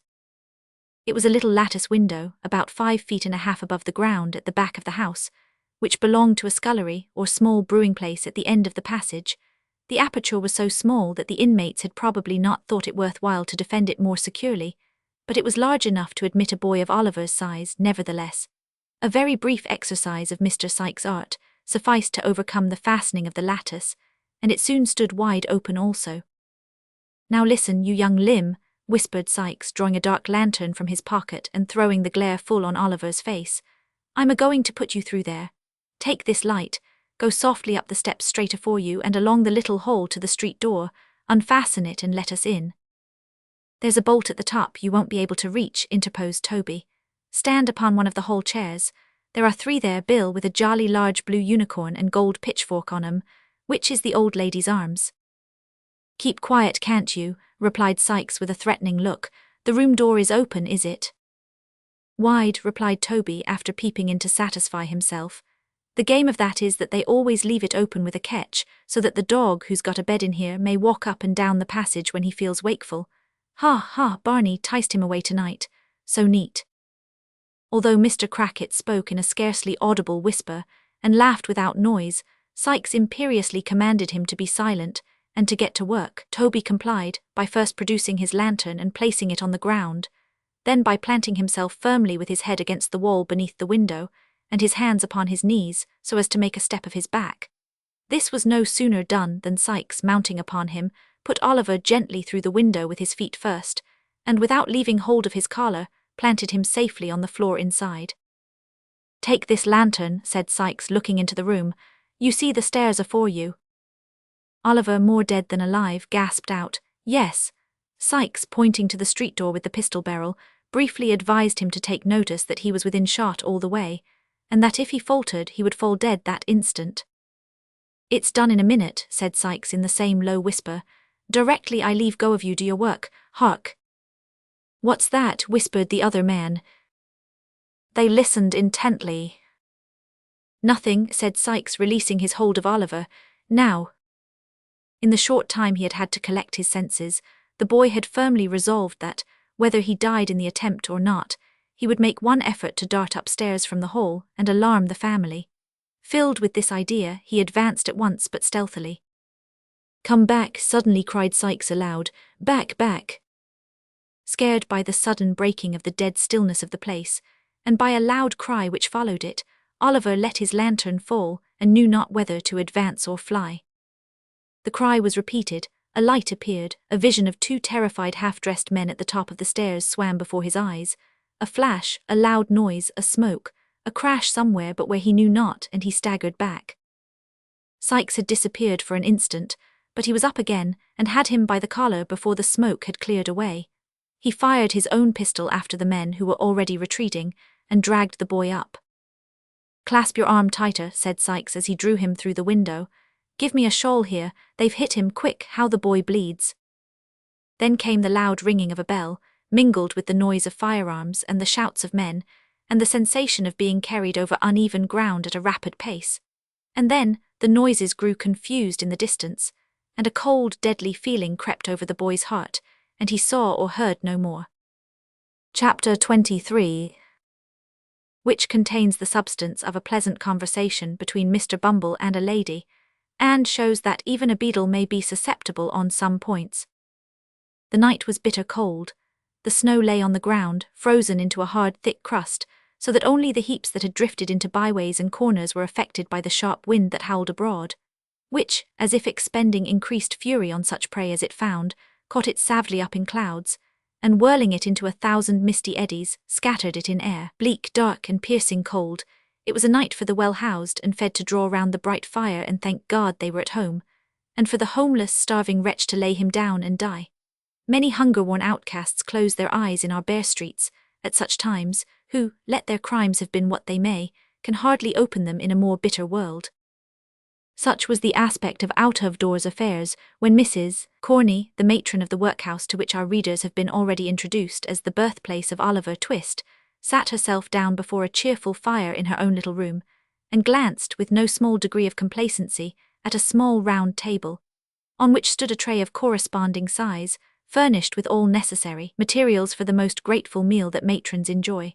In fact, Mrs. Corney was about to solace herself with a cup of tea. As she glanced from the table to the fireplace, where the smallest of all possible kettles was singing a small song in a small voice, her inward satisfaction evidently increased, so much so indeed that Mrs. Corney smiled. "Well," said the matron, leaning her elbow on the table and looking reflectively at the fire, "I'm sure we have all on us a great deal to be grateful for, a great deal if we did but know it. Ah." Mrs. Corney shook her head mournfully, as if deploring the mental blindness of those paupers who did not know it, and thrusting a silver spoon, private property, into the inmost recesses of a 2-ounce tin tea-caddy, proceeded to make the tea. How slight a thing will disturb the equanimity of our frail minds. The black teapot, being very small and easily filled, ran over while Mrs. Corney was moralizing, and the water slightly scalded Mrs. Corney's hand. "Drat the pot," said the worthy matron, setting it down very hastily on the hob. "A little stupid thing that only holds a couple of cups. What use is it of to anybody? Except," said Mrs. Corney, pausing, "except to a poor desolate creature like me. Oh dear." With these words the matron dropped into her chair, and once more resting her elbow on the table, thought of her solitary fate. The small teapot and the single cup had awakened in her mind sad recollections of Mr. Corney, who had not been dead more than 25 years, and she was overpowered. "I shall never get another," said Mrs. Corney pettishly. "I shall never get another like him." Whether this remark bore reference to the husband or the teapot is uncertain. It might have been the latter, for Mrs. Corney looked at it as she spoke, and took it up afterwards. She had just tasted her first cup when she was disturbed by a soft tap at the room door. "Oh, come in with you," said Mrs. Corney sharply. "Some of the old women dying, I suppose. They always die when I'm at meals. Don't stand there letting the cold air in, don't. What's amiss now, eh?" "Nothing, ma'am, nothing," replied a man's voice. "Dear me," exclaimed the matron in a much sweeter tone, "is that Mr. Bumble?" "At your service, ma'am," said Mr. Bumble, who had been stopping outside to rub his shoes clean and to shake the snow off his coat, and who now made his appearance bearing the cocked hat in one hand and a bundle in the other. "Shall I shut the door, ma'am?" The lady modestly hesitated to reply, lest there should be any impropriety in holding an interview with Mr. Bumble, with closed doors. Mr. Bumble, taking advantage of the hesitation, and being very cold himself, shut it without permission. "Hard weather, Mr. Bumble," said the matron. "Hard indeed, ma'am," replied the beadle. "Anti-parochial weather this, ma'am. We have given away, Mrs. Corney, we have given away a matter of 20 quartern loaves and a cheese and a half, this very blessed afternoon, and yet them paupers are not contented." "Of course not. When would they be, Mr. Bumble?" said the matron, sipping her tea. "When indeed, ma'am?" rejoined Mr. Bumble. Why, here's one man that, in consideration of his wife and large family, has a quartern loaf and a good pound of cheese full weight. Is he grateful, ma'am? Is he grateful? Not a copper farthing's worth of it. What does he do, ma'am, but ask for a few coals, if it's only a pocket handkerchief full, he says. Coals, what would he do with coals? Toast his cheese with 'em and then come back for more. That's the way with these people, ma'am. Give 'em a apron full of coals today and they'll come back for another the day after tomorrow as brazen as alabaster. The matron expressed her entire concurrence in this intelligible simile, and the beadle went on. I never, said Mr. Bumble, see anything like the pitch it's got to. The day afore yesterday a man, you have been a married woman, ma'am, and I may mention it to you, a man with hardly a rag upon his back, here Mrs. Corney looked at the floor, goes to our overseer's door when he has got company coming to dinner, and says he must be relieved, Mrs. Corney, as he wouldn't go away and shocked the company very much. Our overseer sent him out a pound of potatoes and half a pint of oatmeal. My heart, says the ungrateful villain, what's the use of this to me? You might as well give me a pair of iron spectacles. Very good, says our overseer, taking him away again, you won't get anything else here. Then I'll die in the streets, says the vagrant. Oh no, you won't, says our overseer. Ha ha, that was very good, so like Mr. Granite, wasn't it? Interposed the matron. Well, Mr. Bumble. Well, ma'am, rejoined the beadle, he went away and he did die in the streets. There's a obstinate pauper for you. It beats anything I could have believed, observed the matron emphatically. But don't you think out-of-door relief a very bad thing anyway, Mr. Bumble? You're a gentleman of experience and ought to know. Come.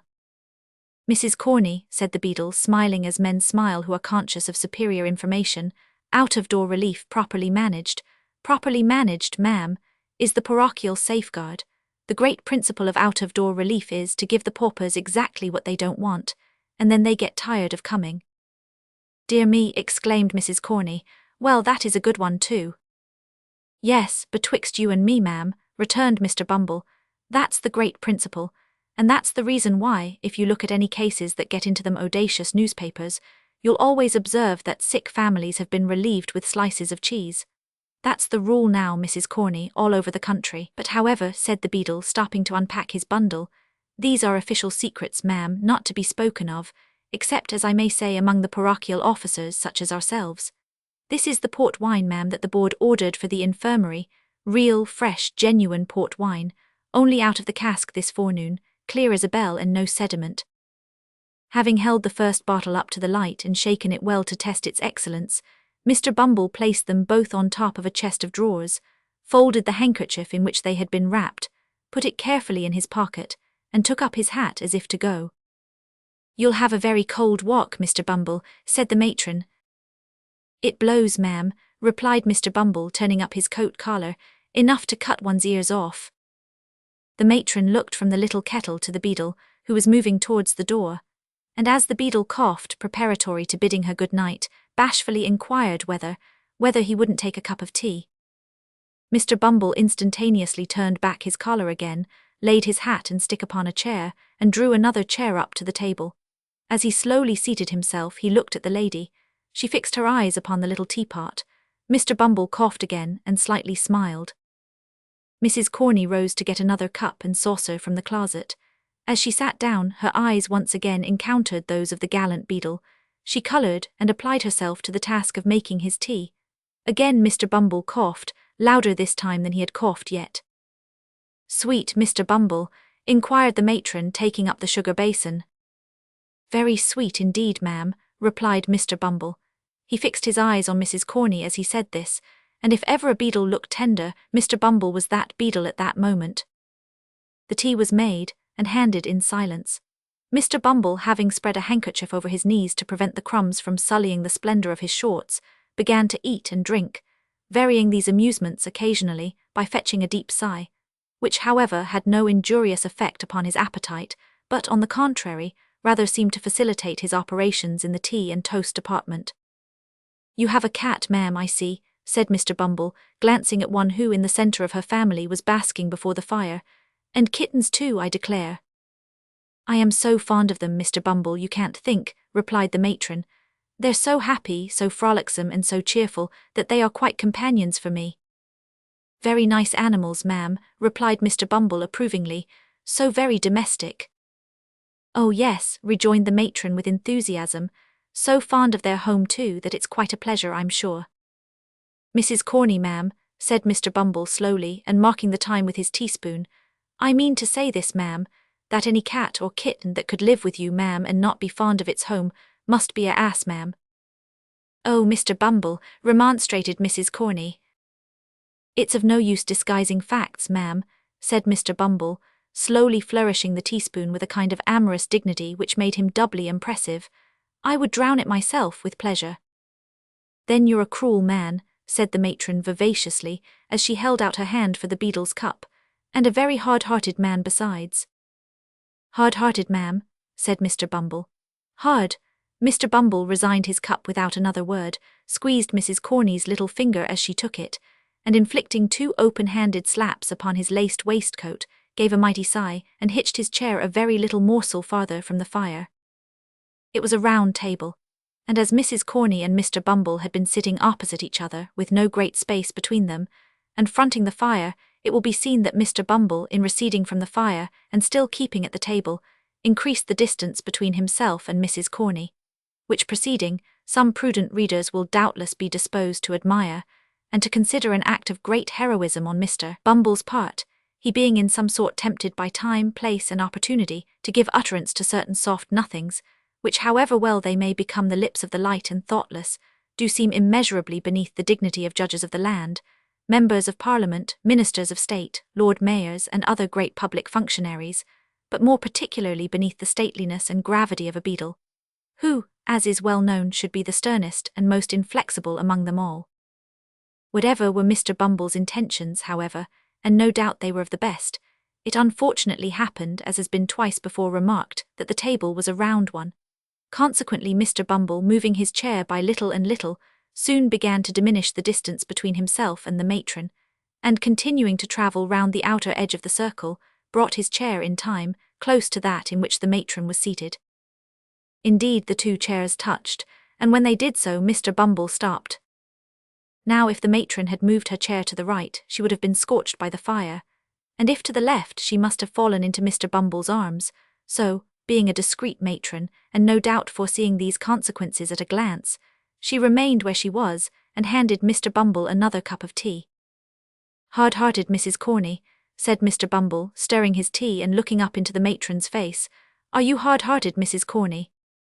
Dear me, exclaimed the matron, what a very curious question from a single man. What can you want to know for, Mr. Bumble? The beadle drank his tea to the last drop, finished a piece of toast, whisked the crumbs off his knees, wiped his lips, and deliberately kissed the matron. Mr. Bumble, cried that discreet lady in a whisper, for the fright was so great that she had quite lost her voice. Mr. Bumble, I shall scream. Mr. Bumble made no reply, but in a slow and dignified manner put his arm round the matron's waist.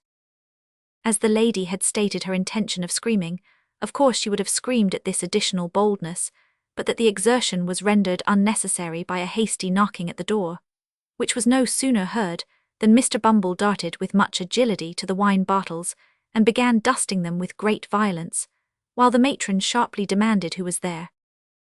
It is worthy of remark, as a curious physical instance of the efficacy of a sudden surprise in counteracting the effects of extreme fear, that her voice had quite recovered all its official asperity. If you please, mistress, said a withered old female pauper, hideously ugly, putting her head in at the door, old Sally is a-going fast. Well, what's that to me? Angrily demanded the matron. I can't keep her alive, can I? No, no, mistress, replied the old woman, nobody can, she's far beyond the reach of help.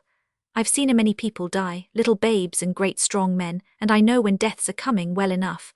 But she's troubled in her mind, and when the fits are not on her, and that's not often, for she is dying very hard, she says she has got something to tell which you must hear. She'll never die quiet till you come, mistress. At this intelligence, the worthy Mrs. Corney muttered a variety of invectives against old women who couldn't even die without purposely annoying their betters, and muffling herself in a thick shawl which she hastily caught up, briefly requested Mr. Bumble to stay till she came back, lest anything particular should occur. Bidding the messenger walk fast, and not be all night hobbling up the stairs, she followed her from the room with a very ill grace, scolding all the way. Mr. Bumble's conduct on being left to himself was rather inexplicable. He opened the closet, counted the teaspoons, weighed the sugar tongs, closely inspected a silver milk pot to ascertain that it was of the genuine metal, and having satisfied his curiosity on these points, put on his cocked hat cornerwise, and danced with much gravity 4 distinct times round the table. Having gone through this very extraordinary performance, he took off the cocked hat again, and, spreading himself before the fire with his back towards it, seemed to be mentally engaged in taking an exact inventory of the furniture. Chapter 24 treats on a very poor subject, but is a short one, and may be found of importance in this history. It was no unfit messenger of death who had disturbed the quiet of the matron's room. Her body was bent by age, her limbs trembled with palsy, her face, distorted into a mumbling leer, resembled more the grotesque shaping of some wild pencil than the work of nature's hand. Alas, how few of nature's faces are left alone to gladden us with their beauty! The cares and sorrows and hungerings of the world change them as they change hearts, and it is only when those passions sleep, and have lost their hold forever, that the troubled clouds pass off, and leave heaven's surface clear. It is a common thing for the countenances of the dead, even in that fixed and rigid state, to subside into the long-forgotten expression of sleeping infancy, and settle into the very look of early life. So calm, so peaceful do they grow again, that those who knew them in their happy childhood kneel by the coffin's side in awe, and see the angel even upon earth. The old crone tottered along the passages, and up the stairs, muttering some indistinct answers to the chidings of her companion. Being at length compelled to pause for breath, she gave the light into her hand, and remained behind to follow as she might, while the more nimble superior made her way to the room where the sick woman lay. It was a bare garret room, with a dim light burning at the farther end. There was another old woman watching by the bed. The parish apothecary's apprentice was standing by the fire, making a toothpick out of a quill. "Cold night, Mrs. Corney," said this young gentleman as the matron entered. "Very cold indeed, sir," replied the mistress in her most civil tones, and dropping a curtsy as she spoke. "You should get better coals out of your contractors," said the apothecary's deputy, breaking a lump on the top of the fire with the rusty poker. "These are not at all the sort of thing for a cold night." "They're the board's choosing, sir," returned the matron. "The least they could do would be to keep us pretty warm, for our places are hard enough." The conversation was here interrupted by a moan from the sick woman. "Oh," said the young man, turning his face towards the bed, as if he had previously quite forgotten the patient, "it's all up there, Mrs. Corney." "It is it, sir?" asked the matron. "If she lasts a couple of hours I shall be surprised," said the apothecary's apprentice, intent upon the toothpick's point. "It's a break-up of the system altogether. Is she dozing, old lady?" The attendant stooped over the bed to ascertain, and nodded in the affirmative. "Then perhaps she'll go off in that way if you don't make a row," said the young man. "Put the light on the floor, she won't see it there." The attendant did as she was told, shaking her head meanwhile to intimate that the woman would not die so easily. Having done so, she resumed her seat by the side of the other nurse, who had by this time returned. The mistress, with an expression of impatience, wrapped herself in her shawl and sat at the foot of the bed. The apothecary's apprentice, having completed the manufacture of the toothpick, planted himself in front of the fire and made good use of it for 10 minutes or so. When apparently growing rather dull, he wished Mrs. Corney joy of her job, and took himself off on tiptoe. When they had sat in silence for some time, the 2 old women rose from the bed, and crouching over the fire, held out their withered hands to catch the heat. The flame threw a ghastly light on their shriveled faces, and made their ugliness appear terrible, as in this position they began to converse in a low voice. "Did she say any more, Annie dear, while I was gone?" inquired the messenger. "Not a word," replied the other. "She plucked and tore at her arms for a little time, but I held her hands and she soon dropped off. She hasn't much strength in her, so I easily kept her quiet. I ain't so weak for an old woman, although I am on parish allowance, no." "Did she drink the hot wine the doctor said she was to have?" demanded the first. "I tried to get it down," rejoined the other. "But her teeth were tight set, and she clenched the mug so hard that it was as much as I could do to get it back again. So I drank it, and it did me good." Looking cautiously round, to ascertain that they were not overheard, the 2 hags cowered nearer to the fire and chuckled heartily. "I mind the time," said the first speaker, "when she would have done the same and made rare fun of it afterwards." "Aye, that she would," rejoined the other. "She had a merry heart. A many beautiful corpses she laid out as nice and neat as waxwork. My old eyes have seen them, aye, and those old hands touched them too, for I have helped her scores of times. Stretching forth her trembling fingers as she spoke, the old creature shook them exultingly before her face, and fumbling in her pocket, brought out an old time-discoloured tin snuff-box, from which she shook a few grains into the outstretched palm of her companion, and a few more into her own. While they were thus employed, the matron, who had been impatiently watching until the dying woman should awaken from her stupor, joined them by the fire, and sharply asked how long she was to wait. "Not long, mistress," replied the second woman, looking up into her face. "We have none of us long to wait for death. Patience, patience, he'll be here soon enough for us all." "Hold your tongue, you doting idiot," said the matron sternly.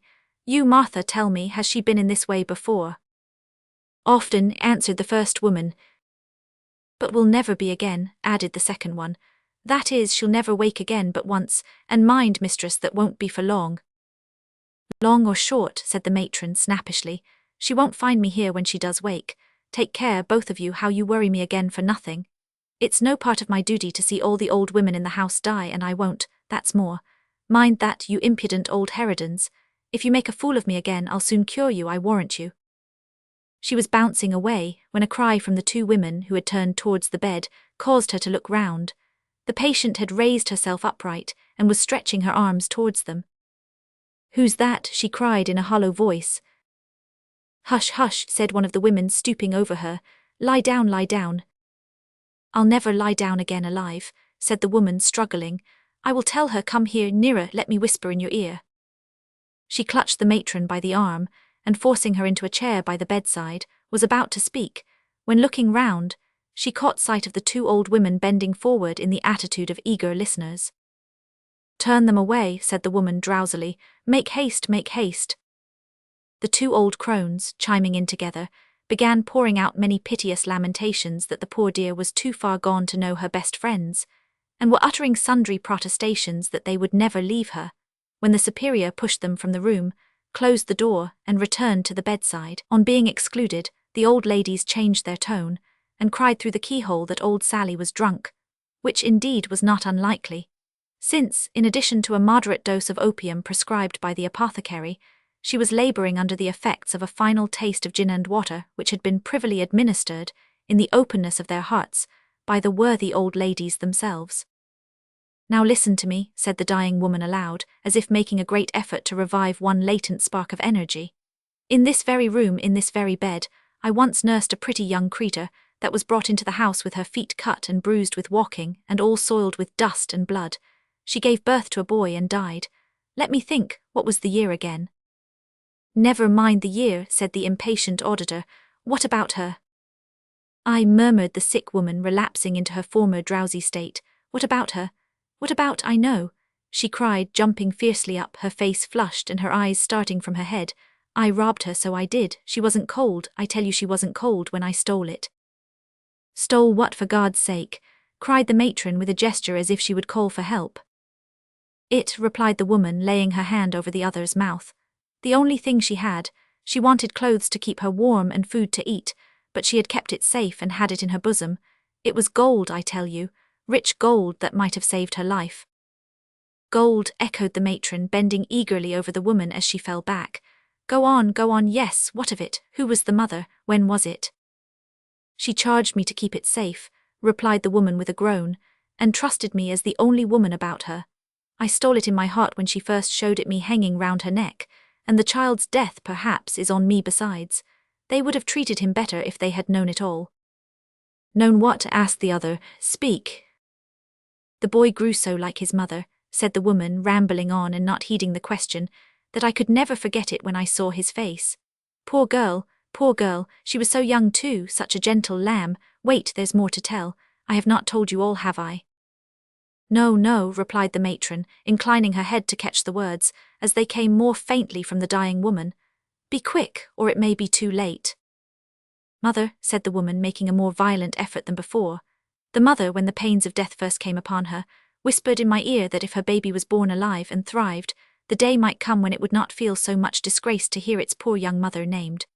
And oh, kind heaven, she said, folding her thin hands together, Whether it be boy or girl, raise up some friends for it in this troubled world, and take pity upon a lonely desolate child, abandoned to its mercy. The boy's name, demanded the matron. They called him Oliver, replied the woman feebly. The gold I stole was. Yes, yes, what? Cried the other. She was bending eagerly over the woman to hear her reply, but drew back instinctively as she once again rose slowly and stiffly into a sitting posture, then, clutching the coverlid with both hands, muttered some indistinct sounds in her throat, and fell lifeless on the bed. Stone dead, said one of the old women, hurrying in as soon as the door was opened. And nothing to tell after all, rejoined the matron, walking carelessly away. The two crones, to all appearance, too busily occupied in the preparations for their dreadful duties to make any reply, were left alone, hovering about the body. Chapter 25, wherein this history reverts to Mr. Fagin and Company. While these things were passing in the country workhouse, Mr. Fagin sat in the old den, the same from which Oliver had been removed by the girl, brooding over a dull, smoky fire. He held a pair of bellows upon his knee, with which he had apparently been endeavouring to rouse it into more cheerful action, but he had fallen into deep thought, and with his arms folded on them, and his chin resting on his thumbs, fixed his eyes abstractedly on the rusty bars. At a table behind him sat the artful dodger, Master Charles Bates and Mr. Chitterling, all intent upon a game of whist, the artful taking dummy against Master Bates and Mr. Chitterling. The countenance of the first-named gentleman, peculiarly intelligent at all times, acquired great additional interest from his close observance of the game, and his attentive perusal of Mr. Chitterling's hand, upon which from time to time, as occasion served, he bestowed a variety of earnest glances, wisely regulating his own play by the result of his observations upon his neighbour's cards. It being a cold night, the dodger wore his hat, as indeed was often his custom within doors. He also sustained a clay pipe between his teeth, which he only removed for a brief space when he deemed it necessary to apply for refreshment to a quart pot upon the table, which stood ready filled with gin and water for the accommodation of the company.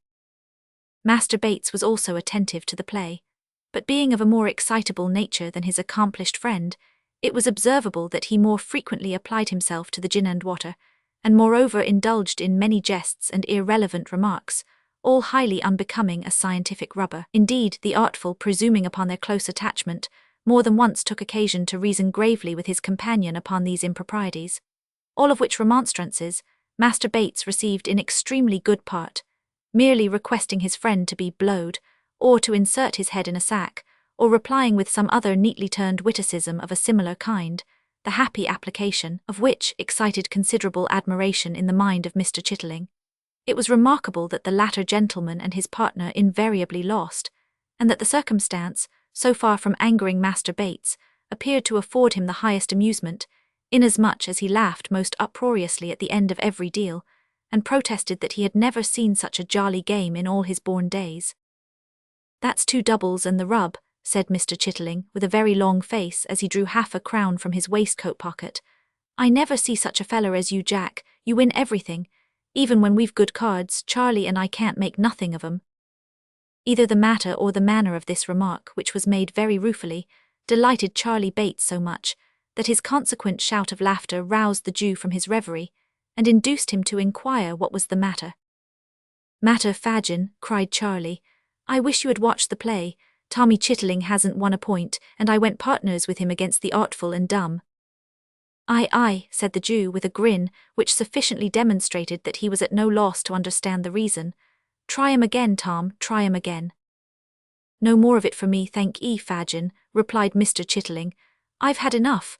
That 'ere dodger has such a run of luck that there's no standing again him." "Ha, ha, my dear," replied the Jew. "You must get up very early in the morning to win against the dodger." "Morning," said Charlie Bates. "You must put your boots on overnight and have a telescope at each eye and a opera glass between your shoulders if you want to come over him." Mr. Dawkins received these handsome compliments with much philosophy, and offered to cut any gentleman in company, for the first picture card, at a shilling at a time. Nobody accepting the challenge, and his pipe being by this time smoked out, he proceeded to amuse himself by sketching a ground plan of Newgate on the table with the piece of chalk which had served him in lieu of counters, whistling, meantime, with peculiar shrillness.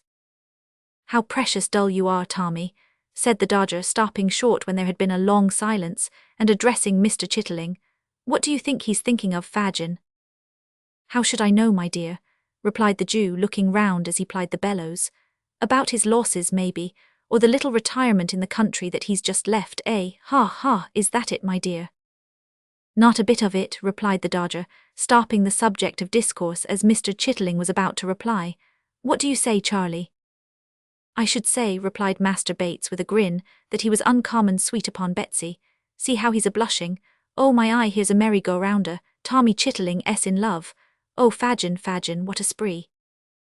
Thoroughly overpowered with the notion of Mr. Chitterling being the victim of the tender passion, Master Bates threw himself back in his chair with such violence that he lost his balance and pitched over upon the floor, where the accident abating nothing of his merriment, he lay at full length until his laugh was over, when he resumed his former position and began another laugh. "Never mind him, my dear," said the Jew, winking at Mr. Dawkins and giving Master Bates a reproving tap with the nozzle of the bellows. "Betsy's a fine girl. Stick up to her, Tom, stick up to her." "What I mean to say, Fagin," replied Mr. Chitterling, very red in the face, "is that isn't anything to anybody here." "No more it is," replied the Jew. "Charlie will talk. Don't mind him, my dear, don't mind him. Betsy's a fine girl. Do as she bids you, Tom, and you will make your fortune." "So I do as she bids me," replied Mr. Chitterling. "I shouldn't have been milled if it hadn't been for her advice. But it turned out a good job for you, didn't it, Fagin? And what's 6 weeks of it? It must come some time or another, and why not in the winter time when you don't want to go out a-walking so much, eh, Fagin?" "Ah, to be sure, my dear," replied the Jew. "You wouldn't mind it again, Tom, would you?" asked the Dodger, winking upon Charlie and the Jew, "if Bet was all right." "I mean to say that I shouldn't," replied Tom angrily. "There now, who'll say as much as that, I should like to know, eh, Fagin?" "Nobody, my dear," replied the Jew. "Not a soul, Tom. I don't know one of 'em that would do it besides you, not one of 'em, my dear." "I might have got clear off if I'd split upon her, mightn't I, Fagin?" angrily pursued the poor half-witted dupe. "A word from me would have done it, wouldn't it, Fagin?" "To be sure it would, my dear," replied the Jew. "But I didn't blab it, did I, Fagin?" demanded Tom, pouring question upon question with great volubility. No, to be sure," replied the Jew. "You were too stout-hearted for that, a deal too stout, my dear." "Perhaps I was," rejoined Tom, looking round. "And if I was, what's to laugh at in that, eh, Fagin?" The Jew, perceiving that Mr. Chitterling was considerably roused, hastened to assure him that nobody was laughing, and to prove the gravity of the company, appealed to Master Bates, the principal offender. But unfortunately, Charlie, in opening his mouth to reply that he was never more serious in his life, was unable to prevent the escape of such a violent roar that the abused Mr. Chitterling, without any preliminary ceremonies, rushed across the room and aimed a blow at the offender, who, being skillful in evading pursuit, ducked to avoid it, and chose his time so well that it lighted on the chest of the merry old gentleman, and caused him to stagger to the wall, where he stood panting for breath, while Mr. Chitterling looked on in intense dismay. "Hark!" cried the Dodger at this moment. "I heard the tinkler." Catching up the light, he crept softly upstairs. The bell was rung again, with some impatience, while the party were in darkness. After a short pause, the Dodger reappeared, and whispered Fagin mysteriously. "What?" cried the Jew. "Alone?" The Dodger nodded in the affirmative, and shading the flame of the candle with his hand, gave Charlie Bates a private intimation in dumb show that he had better not be funny just then. Having performed this friendly office, he fixed his eyes on the Jew's face and awaited his directions. The old man bit his yellow fingers and meditated for some seconds, his face working with agitation the while, as if he dreaded something and feared to know the worst. At length he raised his head. "Where is he?" he asked.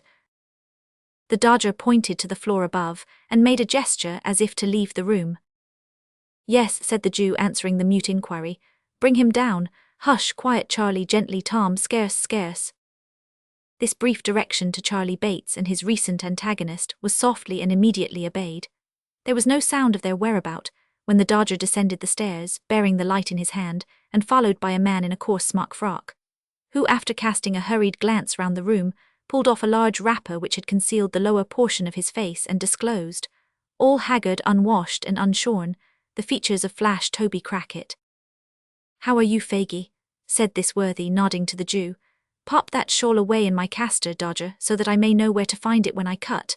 That's the time of day. You'll be a fine young cracksman afore the old file now." With these words he pulled up the smock frock, and winding it round his middle, drew a chair to the fire and placed his feet upon the hob. "See there, Fagin," he said, pointing disconsolately to his top boots. "Not a drop of day and martin since you know when, not a bubble of blacking, by Jove. But don't look at me in that way, man, all in good time. I can't talk about business till I've eat and drank, so produce the sustenance and let's have a quiet fill out for the first time these 3 days." The Jew motioned to the Dodger to place what eatables there were upon the table, and seating himself opposite the housebreaker, waited his leisure. To judge from appearances, Toby was by no means in a hurry to open the conversation. At first, the Jew contented himself with patiently watching his countenance, as if to gain from its expression some clue to the intelligence he brought, but in vain. He looked tired and worn, but there was the same complacent repose upon his features that they always wore, and through dirt and beard and whisker, there still shone, unimpaired, the self-satisfied smirk of Flash Toby Crackit. Then the Jew, in an agony of impatience, watched every morsel he put into his mouth, pacing up and down the room, meanwhile in irrepressible excitement. It was all of no use. Toby continued to eat with the utmost outward indifference until he could eat no more. Then, ordering the Dodger out, he closed the door, mixed a glass of spirits and water, and composed himself for talking. "First and foremost, Fagin," said Toby. "Yes, yes," interposed the Jew, drawing up his chair. Mr. Crackit stopped to take a draught of spirits and water, and to declare that the gin was excellent. Then, placing his feet against the low mantelpiece, so as to bring his boots to about the level of his eye, he quietly resumed. "First and foremost, Fagin," said the housebreaker, "how es Bill?" "What?" screamed the Jew, starting from his seat. "Why, you don't mean to say," began Toby, turning pale. "Mean," cried the Jew, stamping furiously on the ground. "Where are they, Sykes and the boy? Where are they? Where have they been? Where are they hiding? Why have they not been here?" "The crack failed," said Toby faintly. "I know it," replied the Jew, tearing a newspaper from his pocket and pointing to it. "What more?" "They fired and hit the boy.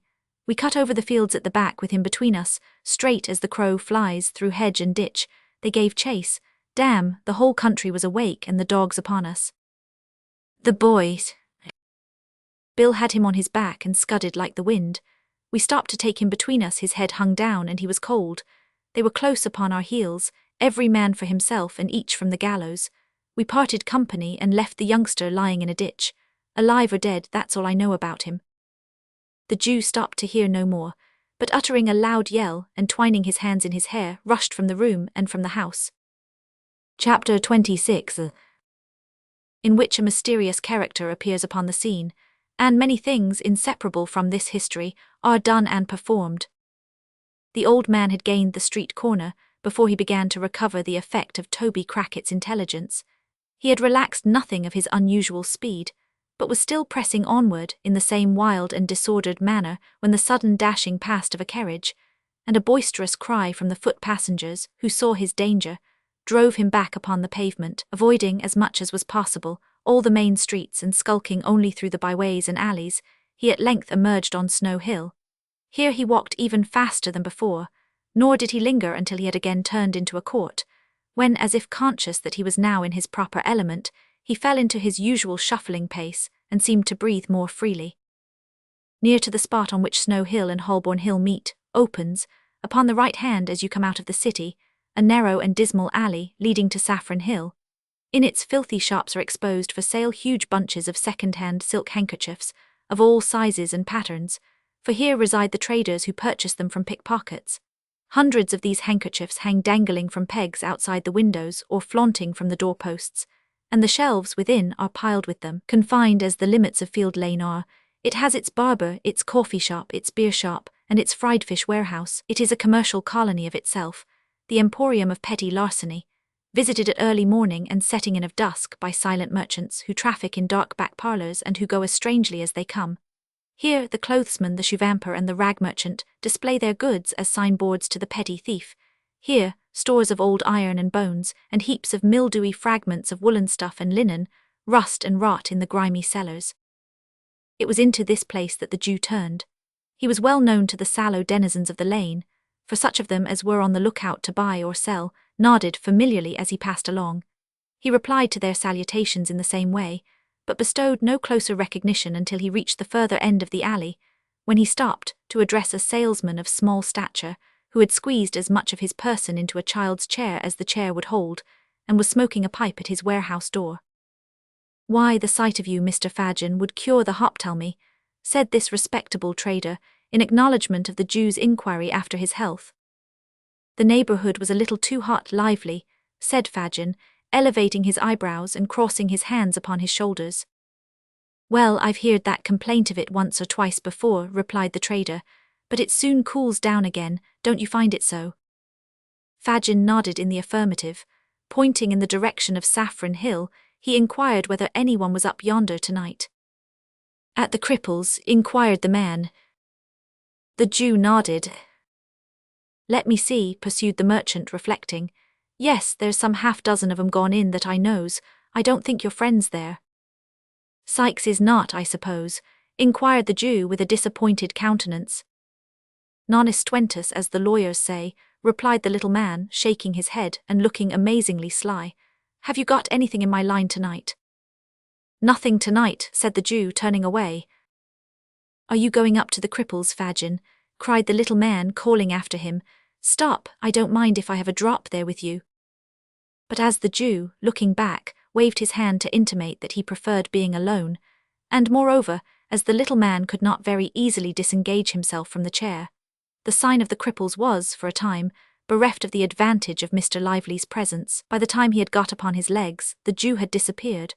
So Mr. Lively, after ineffectually standing on tiptoe in the hope of catching sight of him, again forced himself into the little chair, and, exchanging a shake of the head with a lady in the opposite shop, in which doubt and mistrust were plainly mingled, resumed his pipe with a grave demeanour. The Three Cripples, or rather the Cripples, which was the sign by which the establishment was familiarly known to its patrons, was the public house in which Mr. Sykes and his dog have already figured.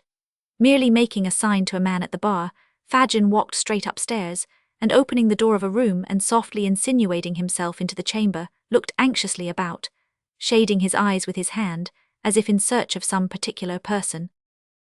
The room was illuminated by 2 gaslights, the glare of which was prevented by the barred shutters and closely drawn curtains of faded red from being visible outside.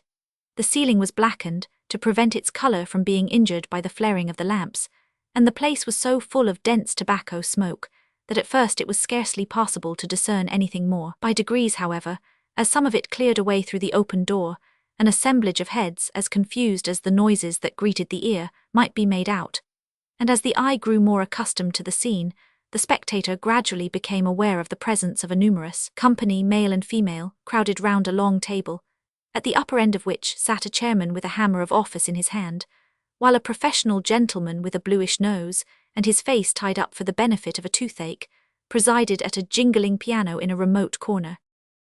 As Fagin stepped softly in, the professional gentleman, running over the keys by way of prelude, occasioned a general cry of order for a song, which having subsided, a young lady proceeded to entertain the company with a ballad in 4 verses, between each of which the accompanist played the melody all through, as loud as he could. When this was over, the chairman gave a sentiment, after which the professional gentleman on the chairman's right and left volunteered a duet, and sang it with great applause. It was curious to observe some faces which stood out prominently from among the group. There was the chairman himself, the landlord of the house, a coarse, rough, heavy-built fellow, who, while the songs were proceeding, rolled his eyes hither and thither, and seeming to give himself up to joviality, had an eye for everything that was done, and an ear for everything that was said, and sharp ones too. Near him were the singers, receiving, with professional indifference, the compliments of the company, and applying themselves, in turn, to a dozen proffered glasses of spirits and water, tendered by their more boisterous admirers, whose countenances, expressive of almost every vice in almost every grade, irresistibly attracted the attention by their very repulsiveness. Cunning, ferocity, and drunkenness in all its stages were there in their strongest aspect, and women, some with the last lingering tinge of their early freshness almost fading as you looked, others with every mark and stamp of their sex utterly beaten out, and presenting but one loathsome blank of profligacy and crime, some mere girls, others but young women and none past the prime of life, formed the darkest and saddest portion of this dreary picture. Fagin, troubled by no grave emotions, looked eagerly from face to face while these proceedings were in progress, but apparently without meeting that of which he was in search. Succeeding at length in catching the eye of the man who occupied the chair, he beckoned to him slightly and left the room as quietly as he had entered it. "What can I do for you, Mr. Fagin?" inquired the man as he followed him out to the landing. "Won't you join us? They'll be delighted, every one of 'em." The Jew shook his head impatiently and said in a whisper, "Is he here?" "No," replied the man. "And no news of Barney?" inquired Fagin. "None," replied the landlord of the Cripples, for it was he. "He won't stir till it's all safe. Depend on it, they're on the scent down there, and that if he moved he'd blow upon the thing at once. He's all right enough, Barney is, else I should have heard of him. I'll pound it that Barney's managing properly. Let him alone for that." "Will he be here tonight?" asked the Jew, laying the same emphasis on the pronoun as before. "Monks, do you mean?" inquired the landlord, hesitating. "Hush," said the Jew, "yes." "Certain," replied the man, drawing a gold watch from his fob. "I expected him here before now. If you'll wait 10 minutes he'll be." "No, no," said the Jew hastily, as though however desirous he might be to see the person in question, he was nevertheless relieved by his absence. "Tell him I came here to see him, and that he must come to me tonight. No, say tomorrow. As he is not here, tomorrow will be time enough." "Good," said the man, "nothing more."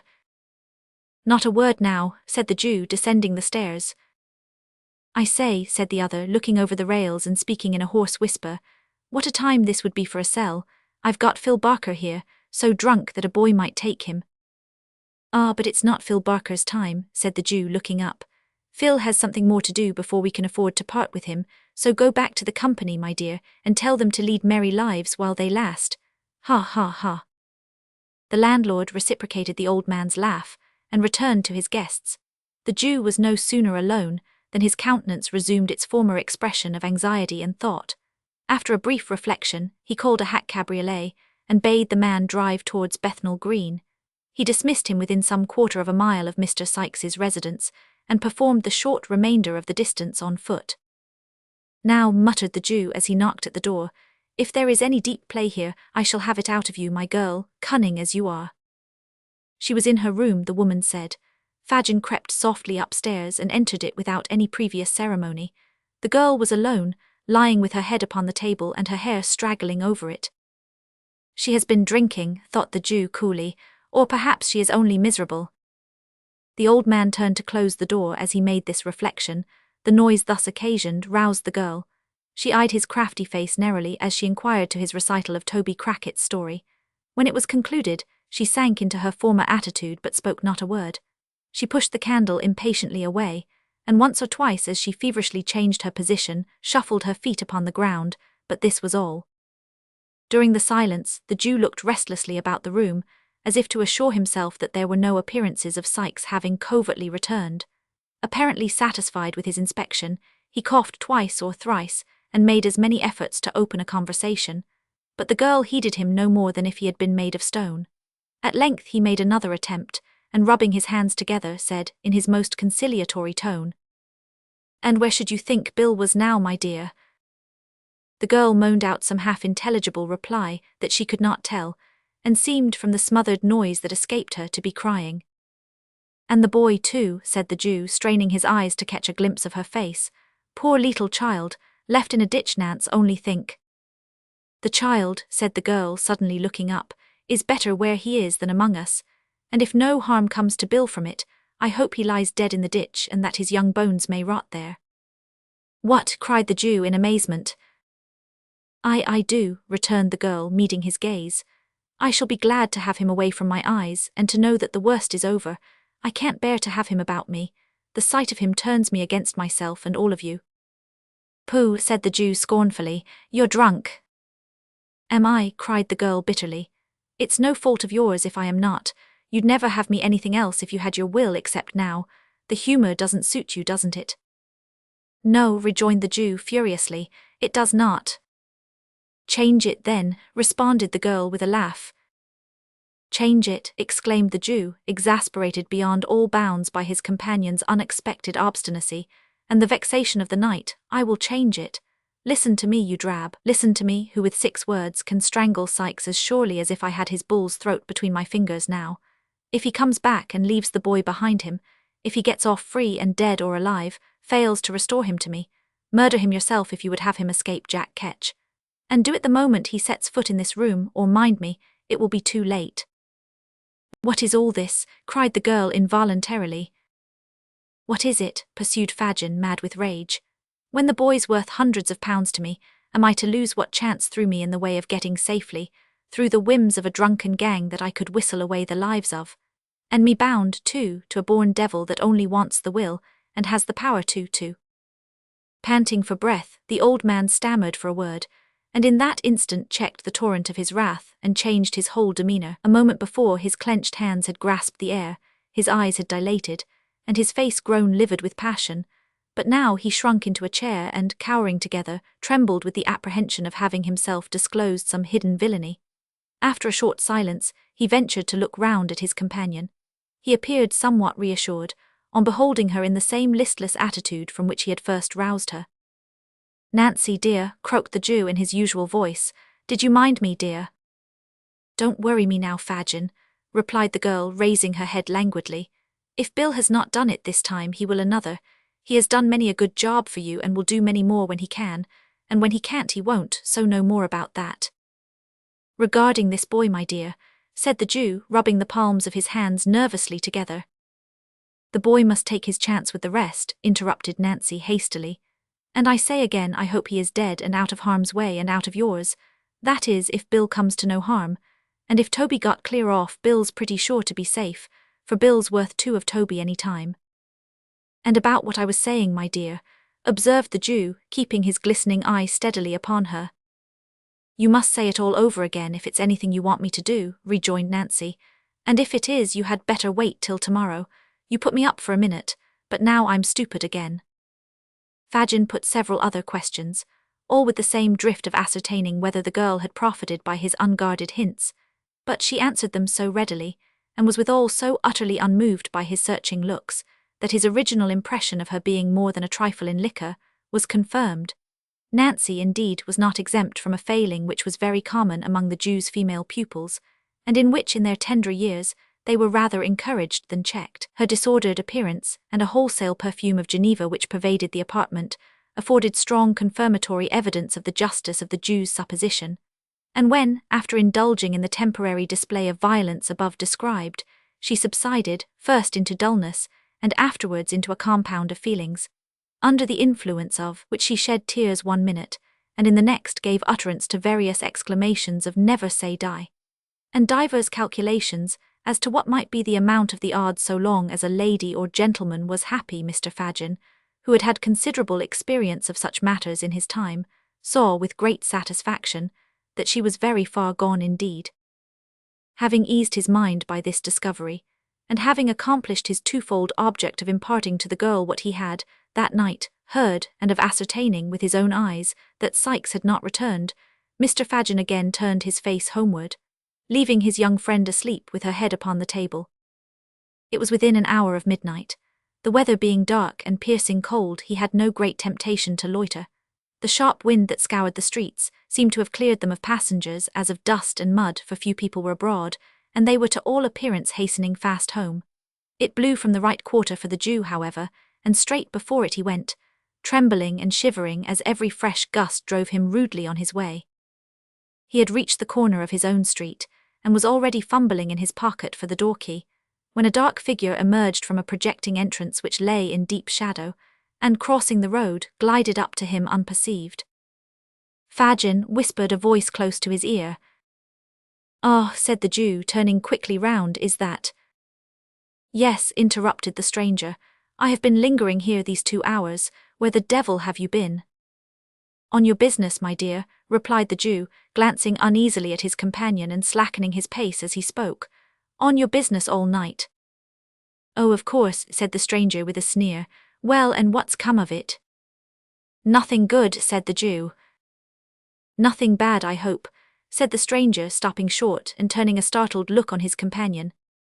The Jew shook his head and was about to reply, when the stranger, interrupting him, motioned to the house, before which they had by this time arrived, remarking that he had better say what he had got to say under cover, for his blood was chilled with standing about so long, and the wind blew through him. Fagin looked as if he could have willingly excused himself from taking home a visitor at that unseasonable hour, and indeed muttered something about having no fire. But his companion repeating his request in a peremptory manner, he unlocked the door, and requested him to close it softly, while he got a light. "It's as dark as the grave," said the man, groping forward a few steps. "Make haste." "Shut the door," whispered Fagin from the end of the passage. As he spoke, it closed with a loud noise. "That wasn't my doing," said the other man, feeling his way. "The wind blew it to, or it shut of its own accord, one or the other. Look sharp with the light, or I shall knock my brains out against something in this confounded hole." Fagin stealthily descended the kitchen stairs. After a short absence he returned with a lighted candle, and the intelligence that Toby Crackit was asleep in the back room below, and that the boys were in the front one. Beckoning the man to follow him, he led the way upstairs. "We can say the few words we've got to say in here, my dear," said the Jew, throwing open a door on the first floor. "And as there are holes in the shutters and we never show lights to our neighbours, we'll set the candle on the stairs. There." With those words, the Jew, stooping down, placed the candle on an upper flight of stairs, exactly opposite to the room door. This done, he led the way into the apartment, which was destitute of all movables save a broken armchair and an old couch or sofa without covering, which stood behind the door. Upon this piece of furniture the stranger sat himself with the air of a weary man, and the Jew, drawing up the armchair opposite, they sat face to face. It was not quite dark, the door was partially open, and the candle outside threw a feeble reflection on the opposite wall. They conversed for some time in whispers, though nothing of the conversation was distinguishable beyond a few disjointed words here and there. A listener might easily have perceived that Fagin appeared to be defending himself against some remarks of the stranger, and that the latter was in a state of considerable irritation. They might have been talking thus for a quarter of an hour or more when Monks, by which name the Jew had designated the strange man several times in the course of their colloquy, said, raising his voice a little, "I tell you again, it was badly planned. Why not have kept him here among the rest and made a sneaking, snivelling pickpocket of him at once?" "Only hear him," exclaimed the Jew, shrugging his shoulders. "Why, do you mean to say you couldn't have done it if you had chosen?" demanded Monks sternly. "Haven't you done it with other boys scores of times? If you had had patience for a 12-month at most, couldn't you have got him convicted and sent safely out of the kingdom, perhaps for life?" "Whose turn would that have served, my dear?" inquired the Jew humbly. "Mine," replied Monks. "But not mine," said the Jew submissively. "He might have become of use to me. When there are two parties to a bargain, it is only reasonable that the interests of both should be consulted. Is it, my good friend?" "What then?" demanded Monks. "I saw it was not easy to train him to the business," replied the Jew. "He was not like other boys in the same circumstances." "Curse him, no," muttered the man, "or he would have been a thief long ago." "I had no hold upon him to make him worse," pursued the Jew, anxiously watching the countenance of his companion. "His hand was not in. I had nothing to frighten him with, which we always must have in the beginning or we labour in vain. What could I do? Send him out with the Dodger and Charlie? We had enough of that at first, my dear. I trembled for us all." "That was not my doing," observed Monks. "No, no, my dear," renewed the Jew, "and I don't quarrel with it now, because if it had never happened you might never have clapped eyes on the boy to notice him, and so led to the discovery that it was him you were looking for. Well, I got him back for you by means of the girl, and then she begins to favour him." "Throttle the girl," said Monks impatiently. "Why, we can't afford to do that just now, my dear," replied the Jew, smiling. "And besides, that sort of thing is not in our way, or one of these days I might be glad to have it done. I know what these girls are, Monks, well. As soon as the boy begins to harden, she'll care no more for him than for a block of wood. You want him made a thief. If he is alive, I can make him one from this time. And if, said the Jew, drawing nearer to the other, "it's not likely, mind, but if the worst comes to the worst and he is dead." "It's no fault of mine if he is," interposed the other man with a look of terror and clasping the Jew's arm with trembling hands. "Mind that, Fagin, I had no hand in it. Anything but his death, I told you from the first. I won't shed blood, it's always found out and haunts a man besides. If they shot him dead, I was not the cause, do you hear me? Fire this infernal den, what's that?" "What?" cried the Jew, grasping the coward round the body with both arms as he sprung to his feet. "Where?" "Yonder," replied the man, glaring at the opposite wall. "The shadow. I saw the shadow of a woman in a cloak and bonnet pass along the wainscot like a breath." The Jew released his hold and they rushed tumultuously from the room. The candle, wasted by the draught, was standing where it had been placed. It showed them only the empty staircase and their own white faces. They listened intently. A profound silence reigned throughout the house. "It's your fancy," said the Jew, taking up the light and turning to his companion.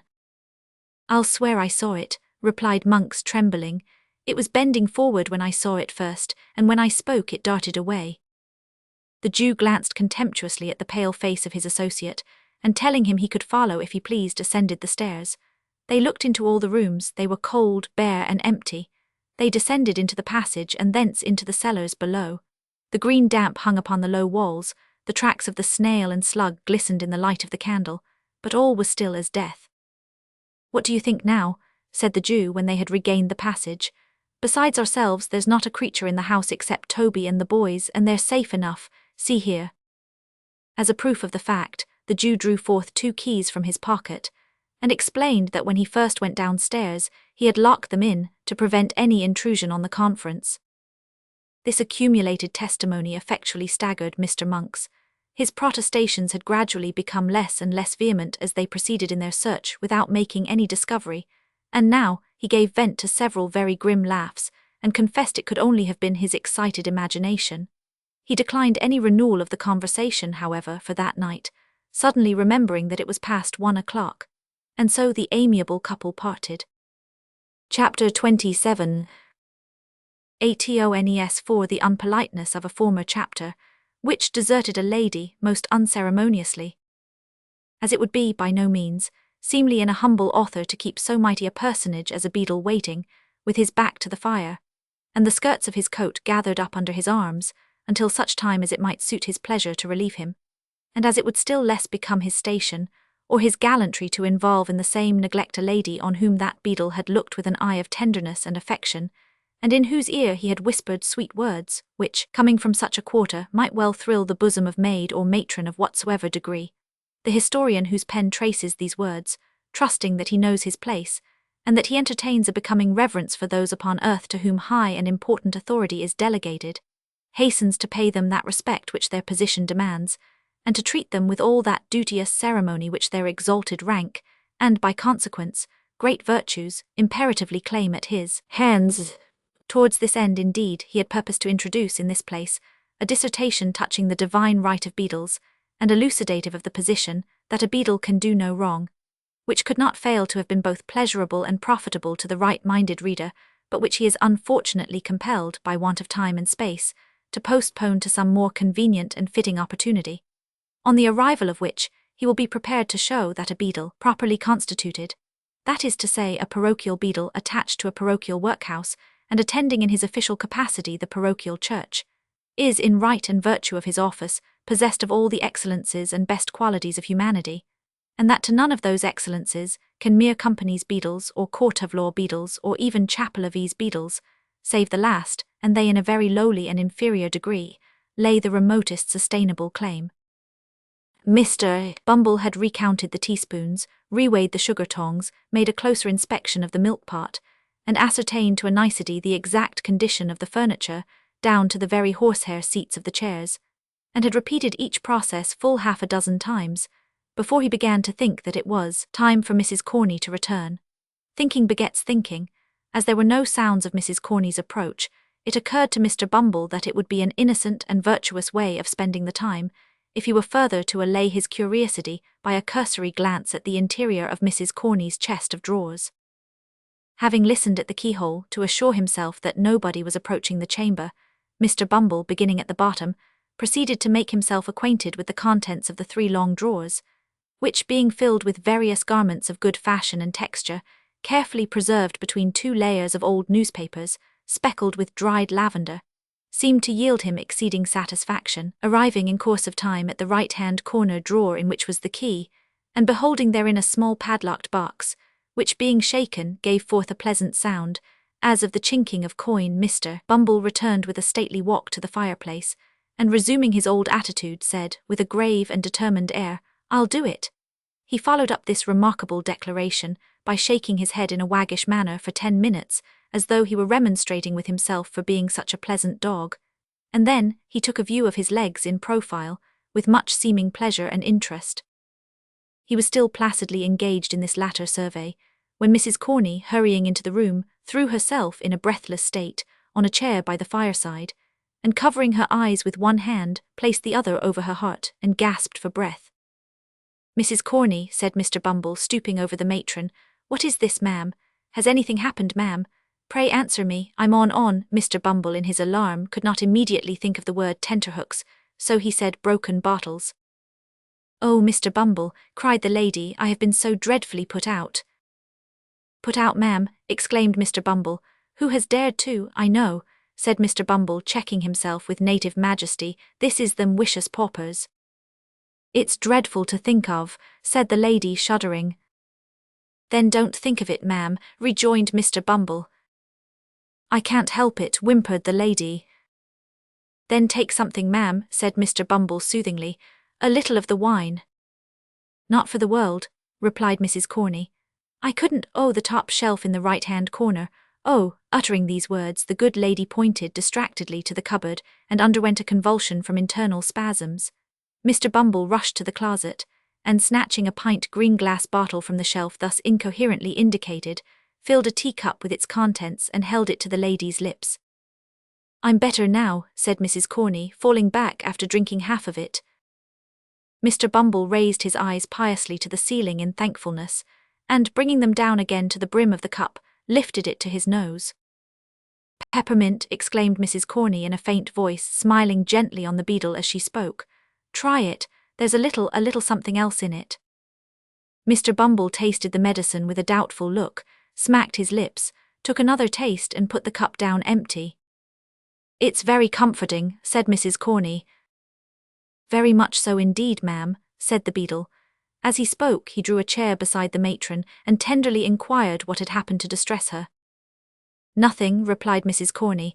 "I am a foolish, excitable, weak creature." "Not weak, ma'am," retorted Mr. Bumble, drawing his chair a little closer.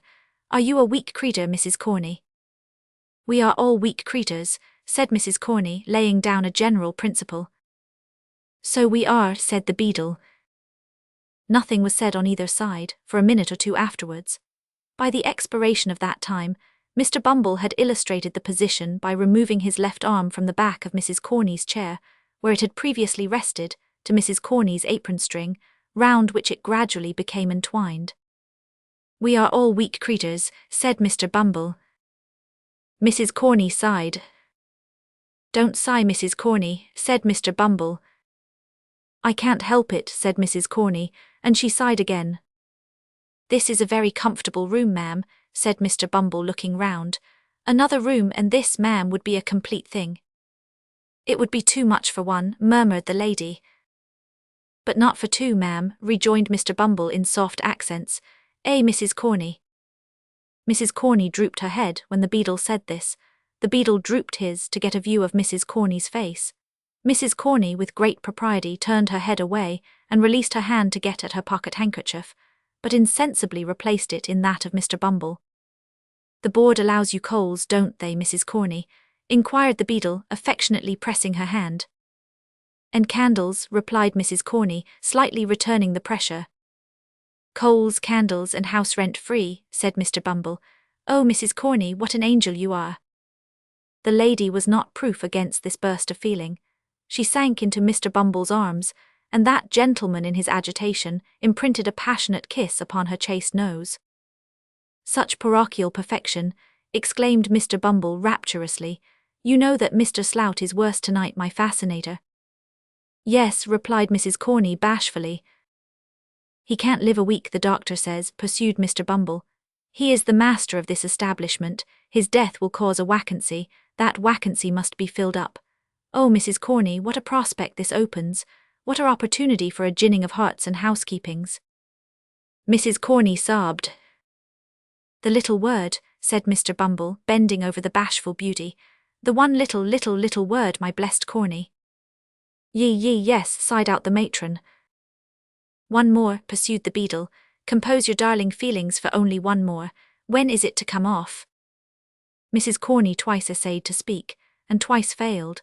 At length, summoning up courage, she threw her arms around Mr. Bumble's neck and said it might be as soon as ever he pleased, and that he was a irresistible duck.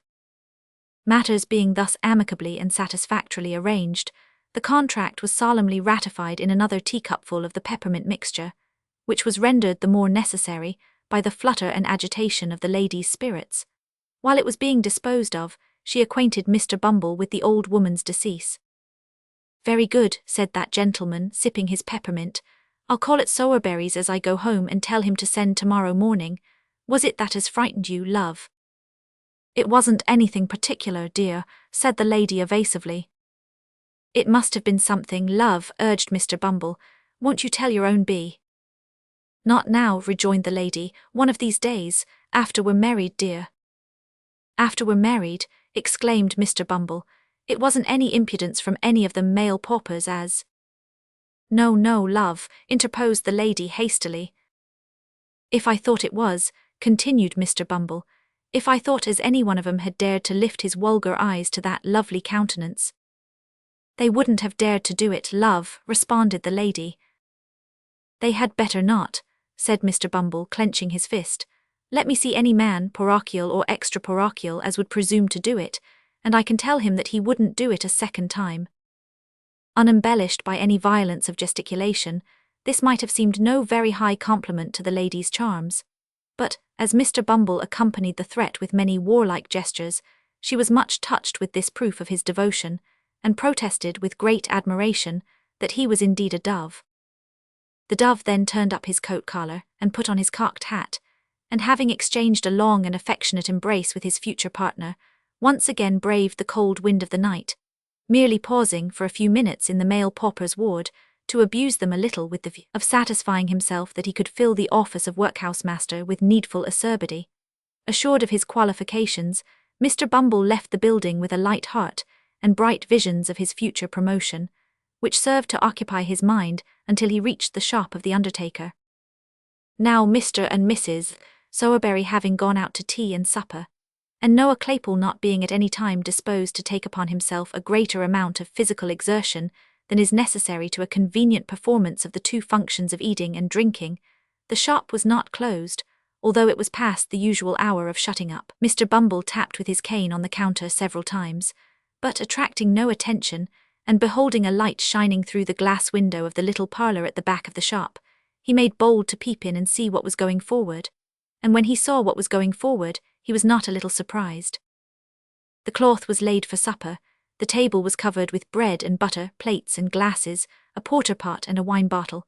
At the upper end of the table, Mr. Noah Claypole lolled negligently in an easy chair, with his legs thrown over one of the arms, an open clasp knife in one hand and a mass of buttered bread in the other.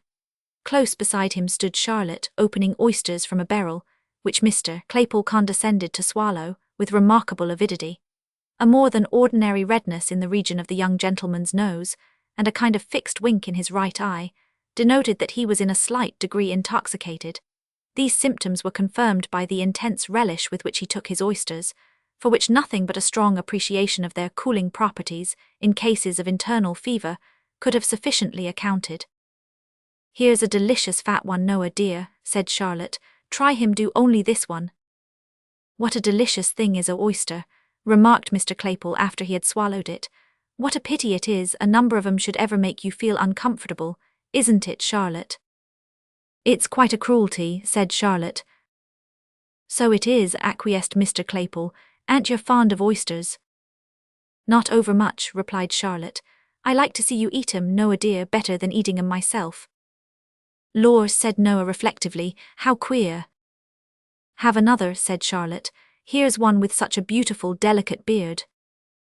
"I can't manage any more," said Noah. "I'm very sorry. Come here, Charlotte, and I'll kiss yer." "What?" said Mr. Bumble, bursting into the room. "Say that again, sir."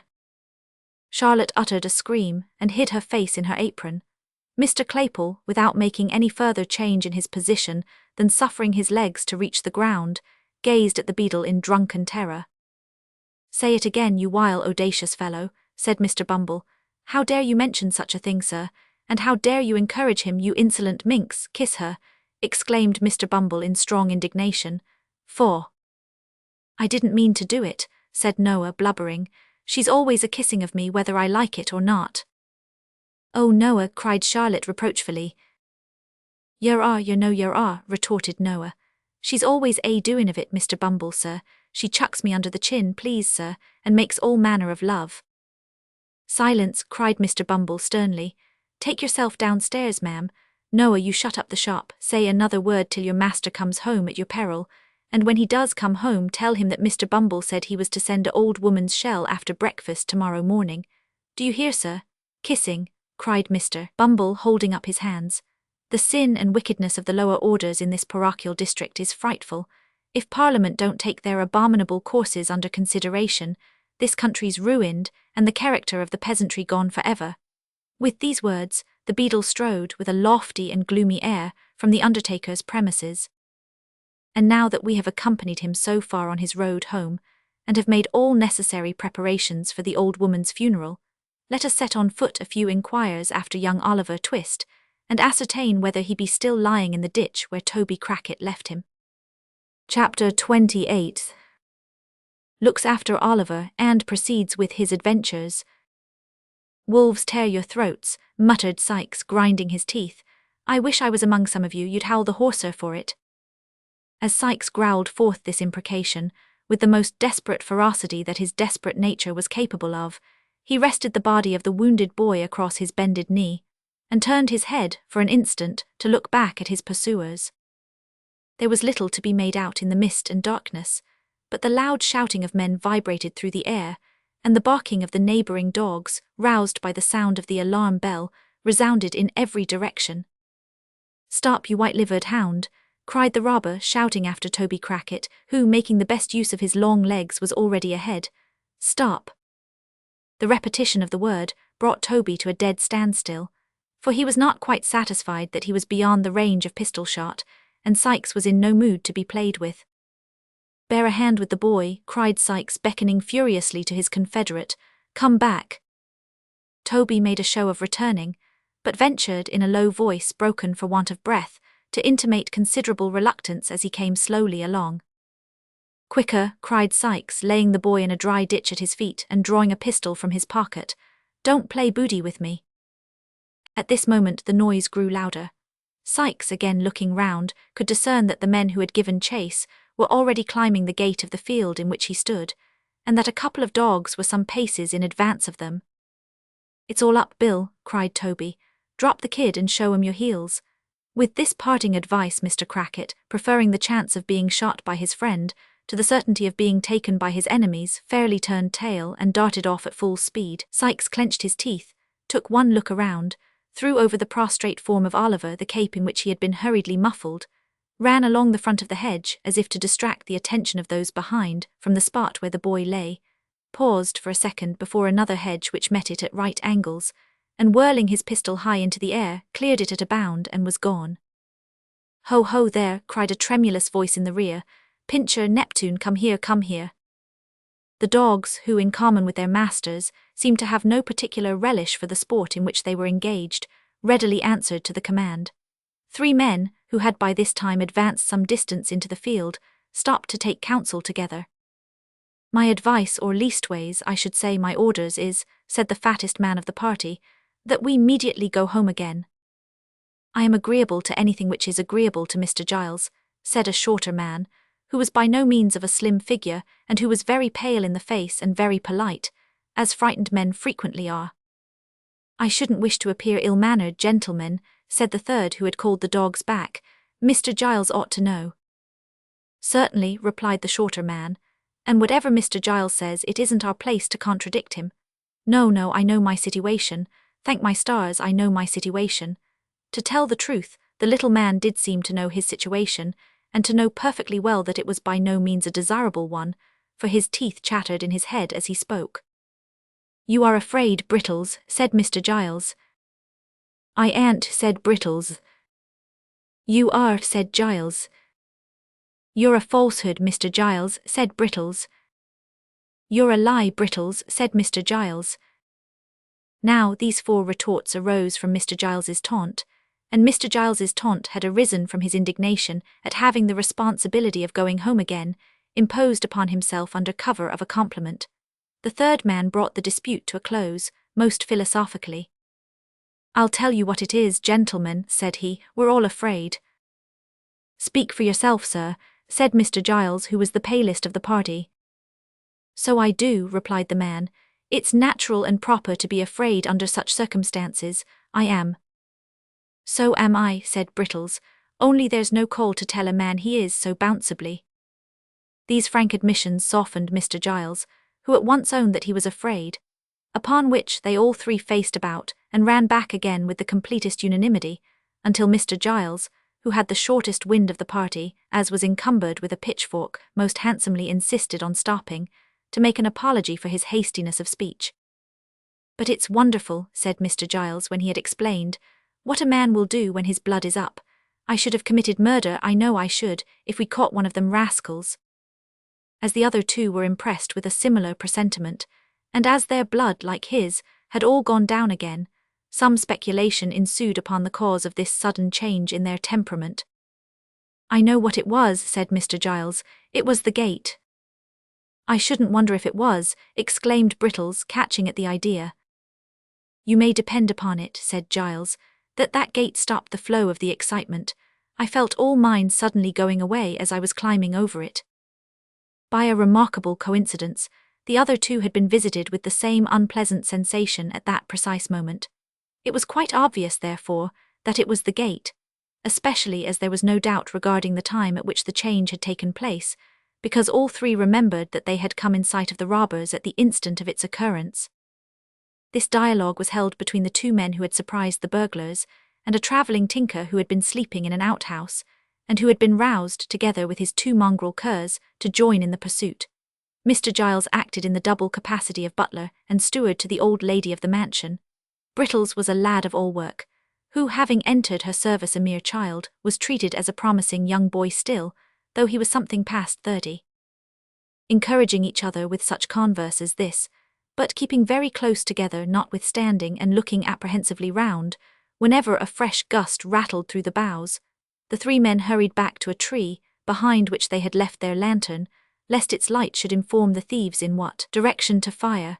Catching up the light, they made the best of their way home, at a good round trot, and long after their dusky forms had ceased to be discernible, the light might have been seen twinkling and dancing in the distance, like some exhalation of the damp and gloomy atmosphere through which it was swiftly borne. The air grew colder as day came slowly on, and the mist rolled along the ground like a dense cloud of smoke. The grass was wet, the pathways and low places were all mire and water, the damp breath of an unwholesome wind went languidly by, with a hollow moaning. Still, Oliver lay motionless and insensible on the spot where Sikes had left him. Morning drew on apace. The air became more sharp and piercing as its first dull hue, the death of night rather than the birth of day, glimmered faintly in the sky. The objects which had looked dim and terrible in the darkness grew more and more defined and gradually resolved into their familiar shapes. The rain came down thick and fast and pattered noisily among the leafless bushes, but Oliver felt it not as it beat against him, for he still lay stretched, helpless and unconscious on his bed of clay. At length a low cry of pain broke the stillness that prevailed, and uttering it the boy awoke. His left arm, rudely bandaged in a shawl, hung heavy and useless at his side. The bandage was saturated with blood. He was so weak that he could scarcely raise himself into a sitting posture. When he had done so, he looked feebly round for help, and groaned with pain. Trembling in every joint from cold and exhaustion, he made an effort to stand upright, but shuddering from head to foot, fell prostrate on the ground. After a short return of the stupor in which he had been so long plunged, Oliver, urged by a creeping sickness at his heart, which seemed to warn him that if he lay there he must surely die, got upon his feet and essayed to walk. His head was dizzy, and he staggered to and fro like a drunken man, but he kept up nevertheless, and with his head drooping languidly on his breast went stumbling onward, he knew not whither. And now hosts of bewildering and confused ideas came crowding on his mind. He seemed to be still walking between Sikes and Crackit, who were angrily disputing, for the very words they said sounded in his ears, and when he caught his own attention, as it were, by making some violent effort to save himself from falling, He found that he was talking to them. Then he was alone with Sykes, plodding on as on the previous day, and as shadowy people passed them he felt the robber's grasp upon his wrist. Suddenly he started back at the report of firearms. There rose into the air loud cries and shouts, lights gleamed before his eyes, all was noise and tumult as some unseen hand bore him hurriedly away. Through all these rapid visions there ran an undefined, uneasy consciousness of pain, which wearied and tormented him incessantly. Thus he staggered on, creeping almost mechanically between the bars of gates, or through hedge gaps as they came in his way, until he reached a road. Here the rain began to fall so heavily that it roused him. He looked about and saw that at no great distance there was a house which perhaps he could reach.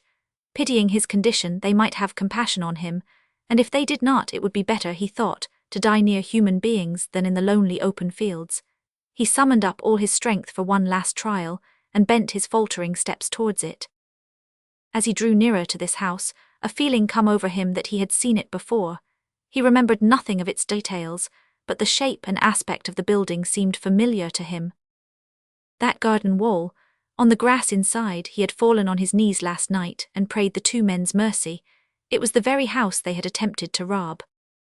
Oliver felt such fear come over him when he recognized the place, that for the instant he forgot the agony of his wound, and thought only of flight. Flight he could scarcely stand, and if he were in full possession of all the best powers of his slight and youthful frame, whither could he fly? He pushed against the garden gate. It was unlocked and swung open on its hinges. He tottered across the lawn, climbed the steps, knocked faintly at the door, and his whole strength failing him, sunk down against one of the pillars of the little portico.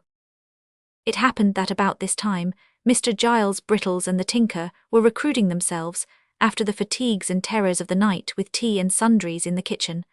Not that it was Mr. Giles's habit to admit to too great familiarity the humbler servants, towards whom it was rather his wont to deport himself with a lofty affability, which, while it gratified, could not fail to remind them of his superior position in society.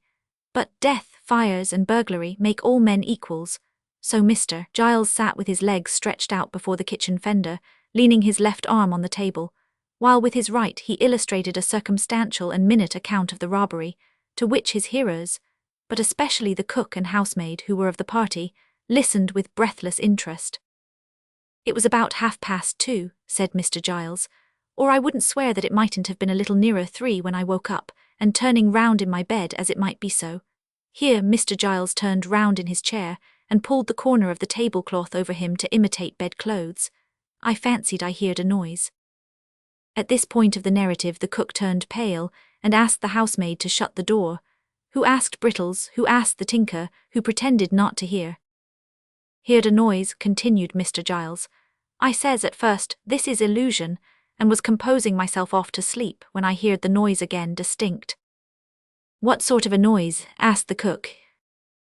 "A kind of a busting noise," replied Mr. Giles, looking round him. "More like the noise of powdering a iron bar on a nutmeg grater," suggested Brittles. "It was when you heard it, sir," rejoined Mr. Giles, "but at this time it had a busting sound. I turned down the clothes," continued Giles, rolling back the tablecloth, sat up in bed and listened. The cook and housemaid simultaneously ejaculated "Lor," and drew their chairs closer together. "I heard it now quite apparent," resumed Mr. Giles. "Somebody, I says, is forcing of a door or window. What's to be done?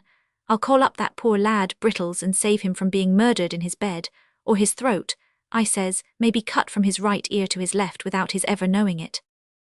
Here all eyes were turned upon Brittles, who fixed his upon the speaker, and stared at him with his mouth wide open, and his face expressive of the most unmitigated horror. "I tossed off the clothes," said Giles, throwing away the tablecloth and looking very hard at the cook and housemaid, got softly out of bed, drew on a pair of "Ladies present, Mr. Giles," murmured the tinker. "Of shoes, sir," said Giles, turning upon him and laying great emphasis on the word, seized the loaded pistol that always goes upstairs with the plate basket, and walked on tiptoes to his room. "Brittles," I says when I had woke him, "don't be frightened." "So you did," observed Brittles in a low voice. "We're dead men, I think, Brittles," I says, continued Giles, "but don't be frightened." "Was he frightened?" asked the cook. "Not a bit of it," replied Mr. Giles. "He was as firm, pretty near as firm as I was." I should have died at once, I'm sure, if it had been me, observed the housemaid. You're a woman, retorted Brittles, plucking up a little. Brittles is right, said Mr. Giles, nodding his head approvingly. From a woman nothing else was to be expected. We, being men, took a dark lantern that was standing on Brittles' hob, and groped our way downstairs in the pitch dark, as it might be so. Mr. Giles had risen from his seat, and taken 2 steps with his eyes shut, to accompany his description with appropriate action, when he started violently, in common with the rest of the company, and hurried back to his chair. The cook and housemaid screamed. It was a knock, said Mr. Giles, assuming perfect serenity. Open the door, somebody. Nobody moved. It seems a strange sort of a thing, a knock coming at such a time in the morning, said Mr. Giles, surveying the pale faces which surrounded him and looking very blank himself, but the door must be opened. Do you hear somebody? Mr. Giles, as he spoke, looked at Brittles, but that young man, being naturally modest, probably considered himself nobody, and so held that the inquiry could not have any application to him. At all events, he tendered no reply. Mr. Giles directed an appealing glance at the tinker, but he had suddenly fallen asleep. The women were out of the question.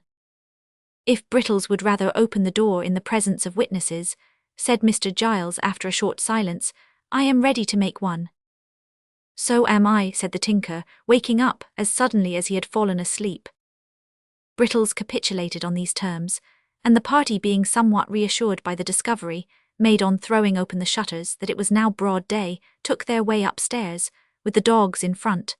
The 2 women who were afraid to stay below brought up the rear. By the advice of Mr. Giles, they all talked very loud, to warn any evil-disposed person outside that they were strong in numbers, and by a masterstroke of policy, originating in the brain of the same ingenious gentleman, the dogs' tails were well pinched in the hall to make them bark savagely. These precautions having been taken, Mr. Giles held on fast by the tinker's arm, to prevent his running away, as he pleasantly said, and gave the word of command to open the door. Brittles obeyed. The group, peeping timorously over each other's shoulders, beheld no more formidable object than poor little Oliver Twist, speechless and exhausted, who raised his heavy eyes and mutely solicited their compassion. A boy, exclaimed Mr. Giles valiantly, pushing the tinker into the background. What's the matter with the A? Why, Brittles, look here, don't you know? Brittles, who had got behind the door to open it, no sooner saw Oliver than he uttered a loud cry. Mr. Giles, seizing the boy by one leg and one arm, fortunately not the broken limb, lugged him straight into the hall, and deposited him at full length on the floor thereof. Here he is, bawled Giles, calling in a state of great excitement up the staircase. Here's one of the thieves, ma'am.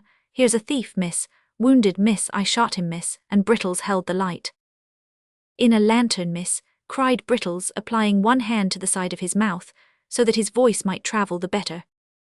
The 2 women servants ran upstairs to carry the intelligence that Mr. Giles had captured a robber, and the tinker busied himself in endeavouring to restore Oliver, lest he should die before he could be hanged.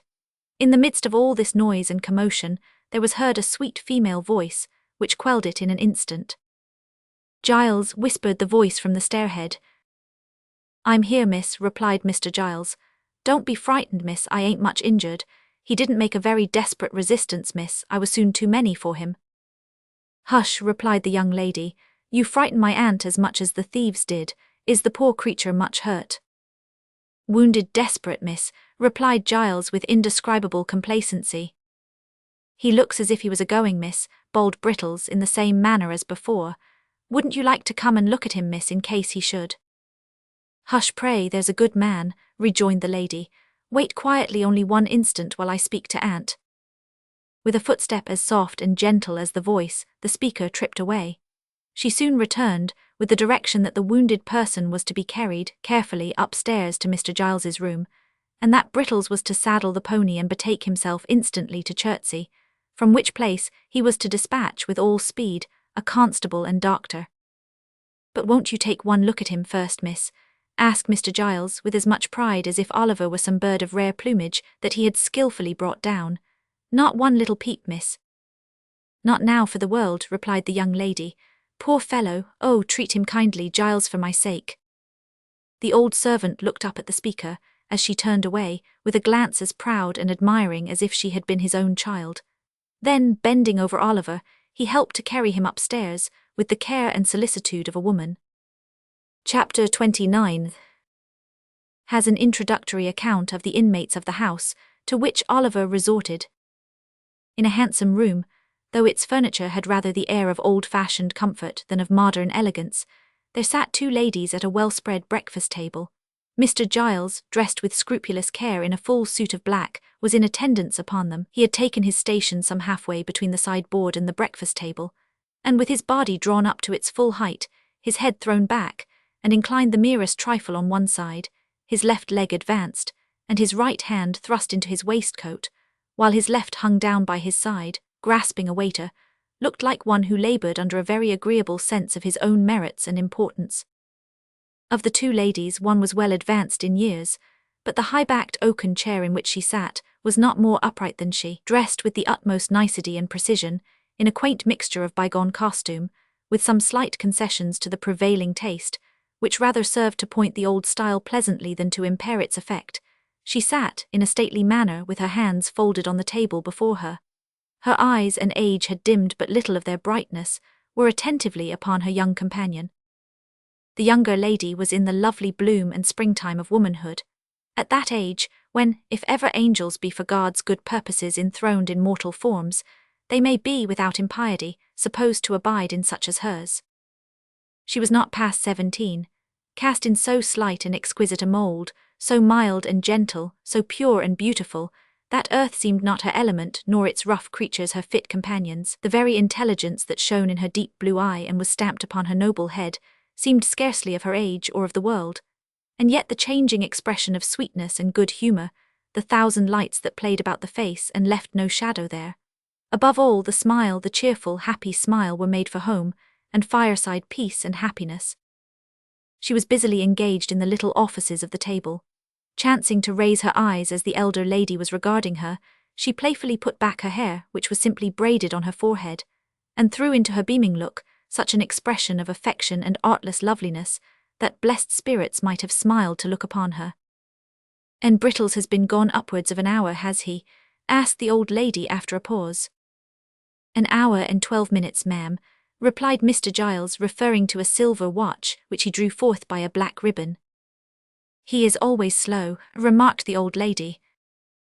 "Brittles always was a slow boy, ma'am," replied the attendant, and seeing by the by that Brittles had been a slow boy for upwards of 30 years, there appeared no great probability of his ever being a fast one. "He gets worse instead of better, I think," said the elder lady. "It is very inexcusable in him if he stops to play with any other boys," said the young lady, smiling. Mr. Giles was apparently considering the propriety of indulging in a respectful smile himself, when a gig drove up to the garden gate, out of which there jumped a fat gentleman, who ran straight up to the door, and who, getting quickly into the house by some mysterious process, burst into the room, and nearly overturned Mr. Giles and the breakfast table together. "I never heard of such a thing," exclaimed the fat gentleman. "My dear Mrs. Maylie, bless my soul, in the silence of the night too, I never heard of such a thing." With these expressions of condolence, the fat gentleman shook hands with both ladies, and drawing up a chair, inquired how they found themselves. "You ought to be dead, positively dead with the fright," said the fat gentleman. "Why didn't you send? Bless me, my man should have come in a minute, and so would I, and my assistant would have been delighted, or anybody, I'm sure, under such circumstances. Dear, dear, so unexpected. In the silence of the night too." The doctor seemed especially troubled by the fact of the robbery having been unexpected, and attempted in the night time, as if it were the established custom of gentlemen in the housebreaking way to transact business at noon, and to make an appointment by post a day or two previous. "And you, Miss Rose," said the doctor, turning to the young lady. "I." "Oh, very much so indeed," said Rose, interrupting him, "but there is a poor creature upstairs whom Aunt wishes you to see." "Ah, to be sure," replied the doctor, "so there is. That was your handiwork, Giles, I understand." Mr. Giles, who had been feverishly putting the teacups to rights, blushed very red, and said that he had had that honour. "Honour, eh?" said the doctor. "Well, I don't know. Perhaps it's as honourable to hit a thief in a back kitchen as to hit your man at 12 paces. Fancy that he fired in the air and you fought a duel, Giles." Mr. Giles, who thought this light treatment of the matter an unjust attempt at diminishing his glory, answered respectfully that it was not for the like of him to judge about that, but he rather thought it was no joke to the opposite party. "Gad, that's true," said the doctor. "Where is he? Show me the way. I'll look in again as I come down, Mrs. Maylie. That's the little window that he got in at, eh? Well, I couldn't have believed it." Talking all the way, he followed Mr. Giles upstairs, and while he is going upstairs the reader may be informed that Mr. Losberne, a surgeon in the neighbourhood, known through a circuit of 10 miles round as the doctor, had grown fat, more from good humour than from good living, and was as kind and hearty, and withal as eccentric an old bachelor, as will be found in 5 times that space, by any explorer alive. The doctor was absent, much longer than either he or the ladies had anticipated. A large flat box was fetched out of the gig, and a bedroom bell was rung very often, and the servants ran up and down stairs perpetually, from which tokens it was justly concluded that something important was going on above. At length he returned, and in reply to an anxious inquiry after his patient, looked very mysterious and closed the door carefully. "This is a very extraordinary thing, Mrs. Maylie," said the doctor, standing with his back to the door as if to keep it shut. "He is not in danger, I hope," said the old lady. "Why, that would not be an extraordinary thing under the circumstances," replied the doctor, "though I don't think he is. Have you seen the thief?" "No," rejoined the old lady. "Nor heard anything about him?" "No." "I beg your pardon, ma'am," interposed Mr. Giles, "but I was going to tell you about him when Dr. Losberne came in." The fact was that Mr. Giles had not at first been able to bring his mind to the avowal that he had only shot a boy.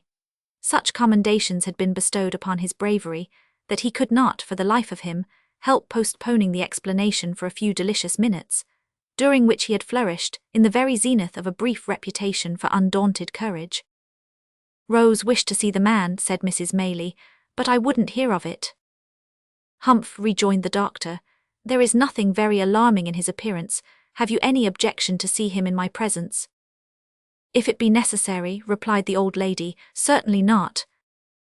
"Then I think it is necessary," said the doctor. "At all events, I am quite sure that you would deeply regret not having done so if you postponed it. He is perfectly quiet and comfortable now. Allow me, Miss Rose, will you permit me? Not the slightest fear, I pledge you my honour." Chapter 30 relates what Oliver's new visitors thought of him. With many loquacious assurances that they would be agreeably surprised in the aspect of the criminal, the doctor drew the young lady's arm through one of his, and offering his disengaged hand to Mrs. Maylie, led them, with much ceremony and stateliness, upstairs. "Now," said the doctor in a whisper as he softly turned the handle of a bedroom door, "let us hear what you think of him. He has not been shaved very recently, but he don't look at all ferocious notwithstanding. Stop, though, let me first see that he is in visiting order." Stepping before them, he looked into the room. Motioning them to advance, he closed the door when they had entered, and gently drew back the curtains of the bed. Upon it, in lieu of the dogged, black-visaged ruffian they had expected to behold, there lay a mere child, worn with pain and exhaustion and sunk into a deep sleep. His wounded arm, bound and splintered up, was crossed upon his breast, his head reclined upon the other arm, which was half hidden by his long hair, as it streamed over the pillow. The honest gentleman held the curtain in his hand, and looked on for a minute or so in silence.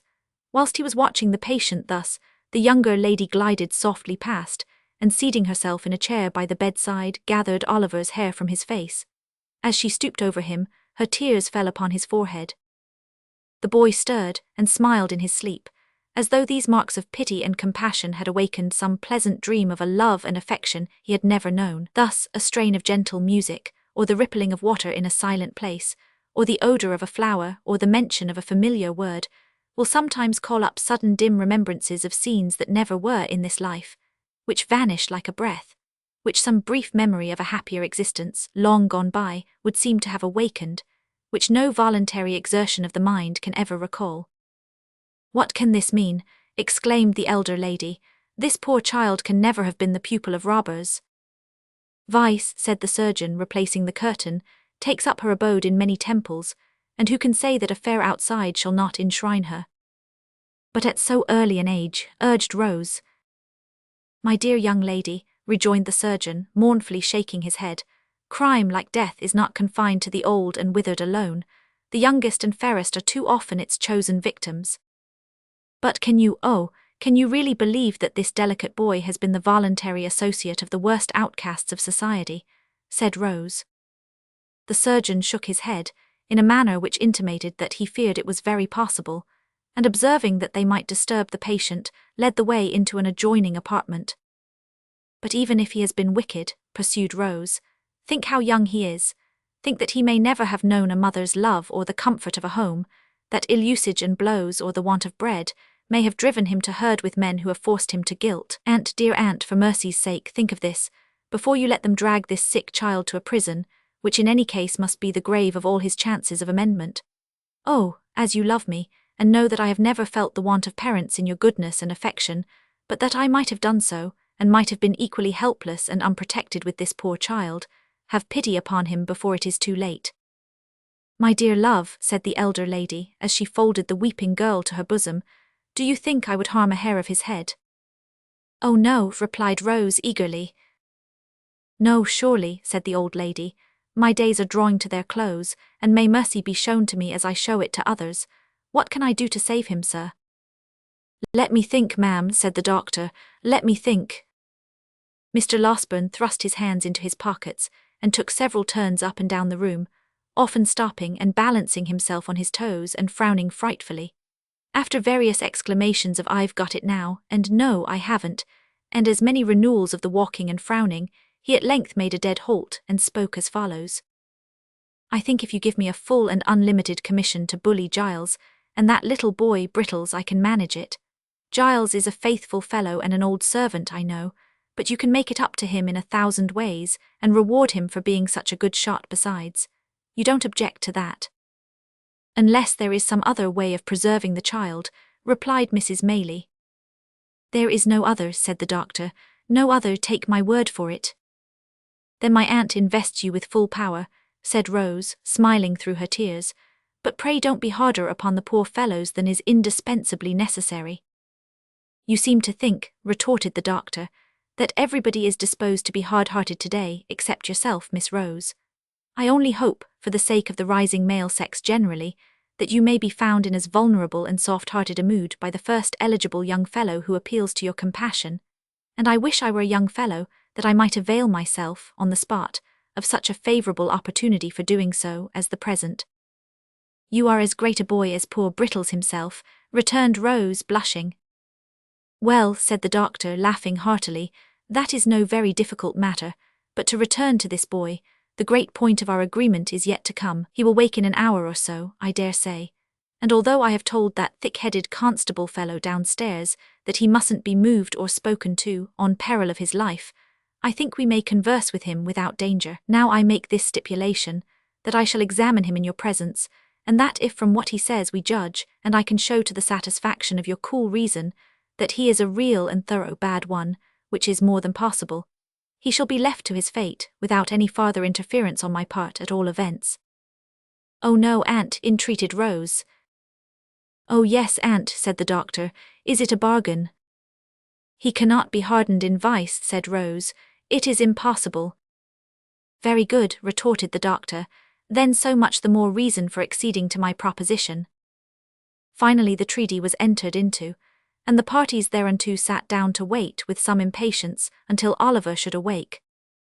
The patience of the two ladies was destined to undergo a longer trial than Mr. Losberne had led them to expect, for hour after hour passed on, and still Oliver slumbered heavily. It was evening indeed before the kind-hearted doctor brought them the intelligence that he was at length sufficiently restored to be spoken to. The boy was very ill, he said, and weak from the loss of blood, but his mind was so troubled with anxiety to disclose something that he deemed it better to give him the opportunity than to insist upon his remaining quiet until next morning, which he should otherwise have done. The conference was a long one. Oliver told them all his simple history, and was often compelled to stop, by pain and want of strength. It was a solemn thing, to hear in the darkened room, the feeble voice of the sick child recounting a weary catalogue of evils and calamities which hard men had brought upon him. Oh, if when we oppress and grind our fellow creatures, we bestowed but one thought on the dark evidences of human error, which, like dense and heavy clouds, are rising slowly, it is true, but not less surely, to heaven, to pour their after vengeance on our heads, if we heard but one instant in imagination the deep testimony of dead men's voices, which no power can stifle and no pride shut out. Where would be the injury and injustice, the suffering, misery, cruelty and wrong that each day's life brings with it? Oliver's pillow was smoothed by gentle hands that night, and loveliness and virtue watched him as he slept. He felt calm and happy, and could have died without a murmur. The momentous interview was no sooner concluded, and Oliver composed to rest again, than the doctor, after wiping his eyes, and condemning them for being weak all at once, betook himself downstairs to open upon Mr. Giles. And finding nobody about the parlours, it occurred to him that he could perhaps originate the proceedings with better effect in the kitchen, so into the kitchen he went. There were assembled in that lower house of the domestic parliament, the women servants, Mr. Brittles, Mr. Giles, the tinker, who had received a special invitation to regale himself for the remainder of the day, in consideration of his services, and the constable. The latter gentleman had a large staff, a large head, large features, and large half-boots, and he looked as if he had been taking a proportionate allowance of ale, as indeed he had.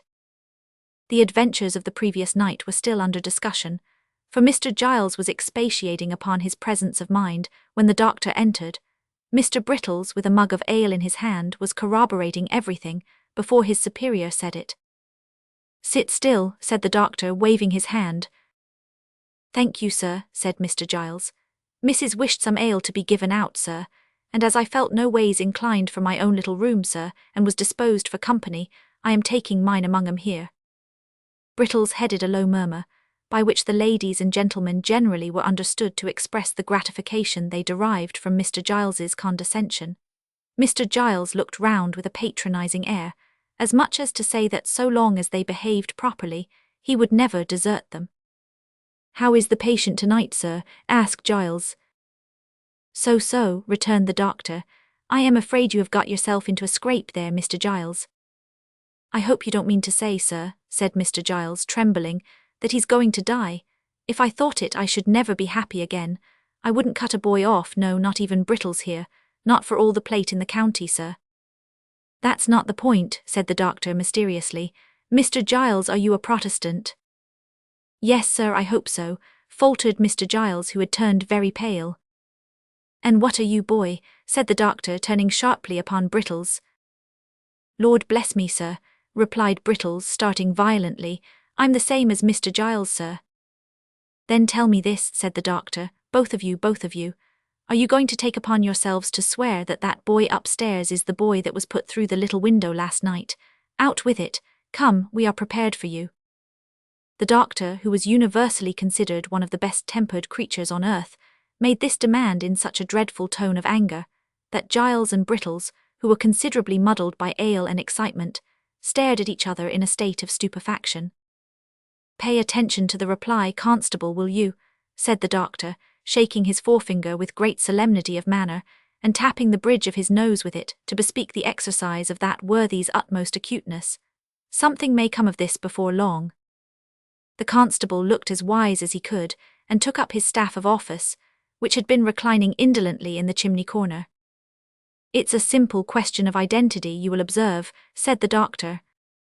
"That's what it is, sir," replied the constable, coughing with great violence, for he had finished his ale in a hurry and some of it had gone the wrong way. "Here's the house broken into," said the doctor, "and a couple of men catch one moment's glimpse of a boy in the midst of gunpowder smoke, and in all the distraction of alarm and darkness, here's a boy comes to that very same house next morning, and because he happens to have his arm tied up, these men lay violent hands upon him, by doing which they place his life in great danger, and swear he is the thief. Now the question is whether these men are justified by the fact.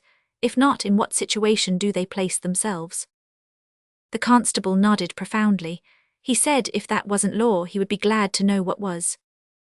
"I ask you again," thundered the doctor, "are you, on your solemn oaths, able to identify that boy?" Brittles looked doubtfully at Mr. Giles. Mr. Giles looked doubtfully at Brittles.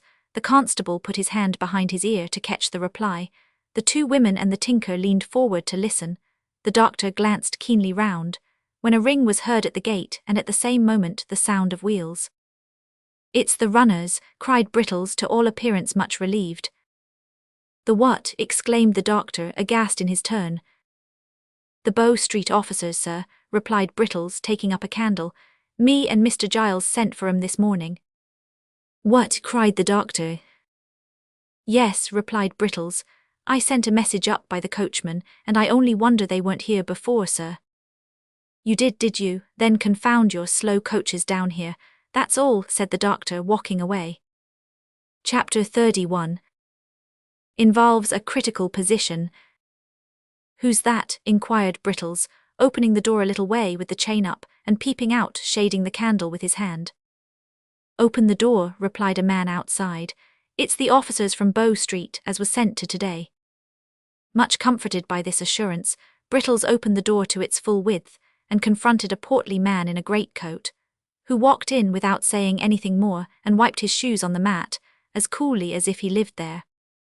"Just send somebody out to relieve my mate, will you, young man?" said the officer. "He's in the gig a-minding the prad. Have you got a coach us here that you could put it up in for 5 or 10 minutes? Brittles replying in the affirmative and pointing out the building, the portly man stepped back to the garden gate and helped his companion to put up the gig, while Brittles lighted them in a state of great admiration. This done, they returned to the house, and being shown into a parlour, took off their greatcoats and hats, and showed like what they were. The man who had knocked at the door was a stout personage of middle height, aged about 50, with shiny black hair cropped pretty close, half-whiskers, a round face and sharp eyes. The other was a red-headed, bony man in top boots, with a rather ill-favoured countenance and a turned-up sinister-looking nose. "Tell your governor that Blathers and Duff is here, will you?" said the stouter man, smoothing down his hair and laying a pair of handcuffs on the table. "Oh, good evening, master. Can I have a word or two with you in private, if you please?" This was addressed to Mr. Losberne, who now made his appearance. That gentleman, motioning Brittles to retire, brought in the 2 ladies and shut the door. "This is the lady of the house," said Mr. Losberne, motioning towards Mrs. Maylie. Mr. Blathers made a bow. Being desired to sit down, he put his hat on the floor and taking a chair motioned to Duff to do the same. The latter gentleman, who did not appear quite so much accustomed to good society, or quite so much at his ease in it, one of the 2, seated himself after undergoing several muscular affections of the limbs, and the head of his stick into his mouth with some embarrassment. "Now, with regard to this here robbery, master," said Blathers, "what are the circumstances?" Mr. Losberne, who appeared desirous of gaining time, recounted them at great length and with much circumlocution. Messrs. Blathers and Duff looked very knowing meanwhile, and occasionally exchanged a nod.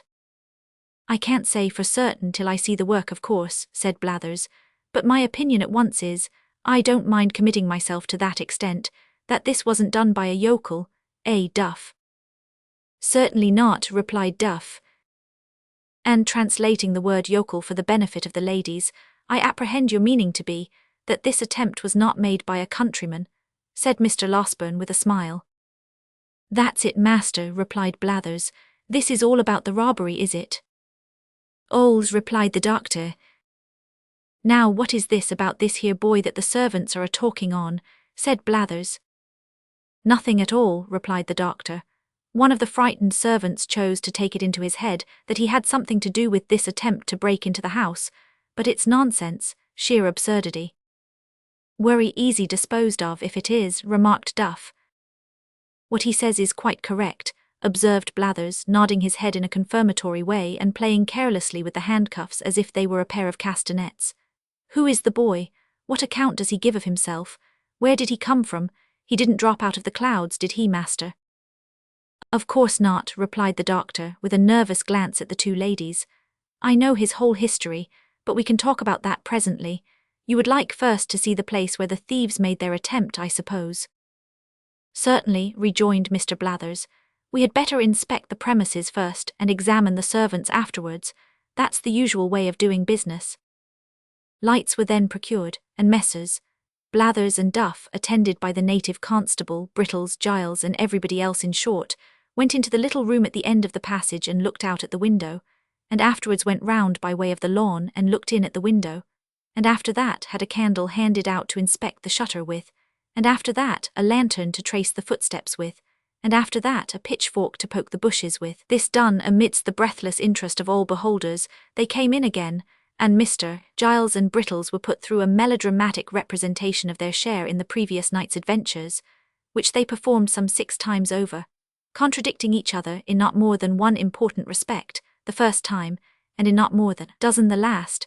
This consummation being arrived at, Blathers and Duff cleared the room and held a long council together, compared with which, for secrecy and solemnity, a consultation of great doctors on the knottiest point in medicine would be mere child's play. Meanwhile, the doctor walked up and down the next room in a very uneasy state, and Mrs. Maylie and Rose looked on, with anxious faces. "Upon my word," he said, making a halt after a great number of very rapid turns, "I hardly know what to do." "Surely," said Rose, "the poor child's story, faithfully repeated to these men, will be sufficient to exonerate him." "I doubt it, my dear young lady," said the doctor, shaking his head.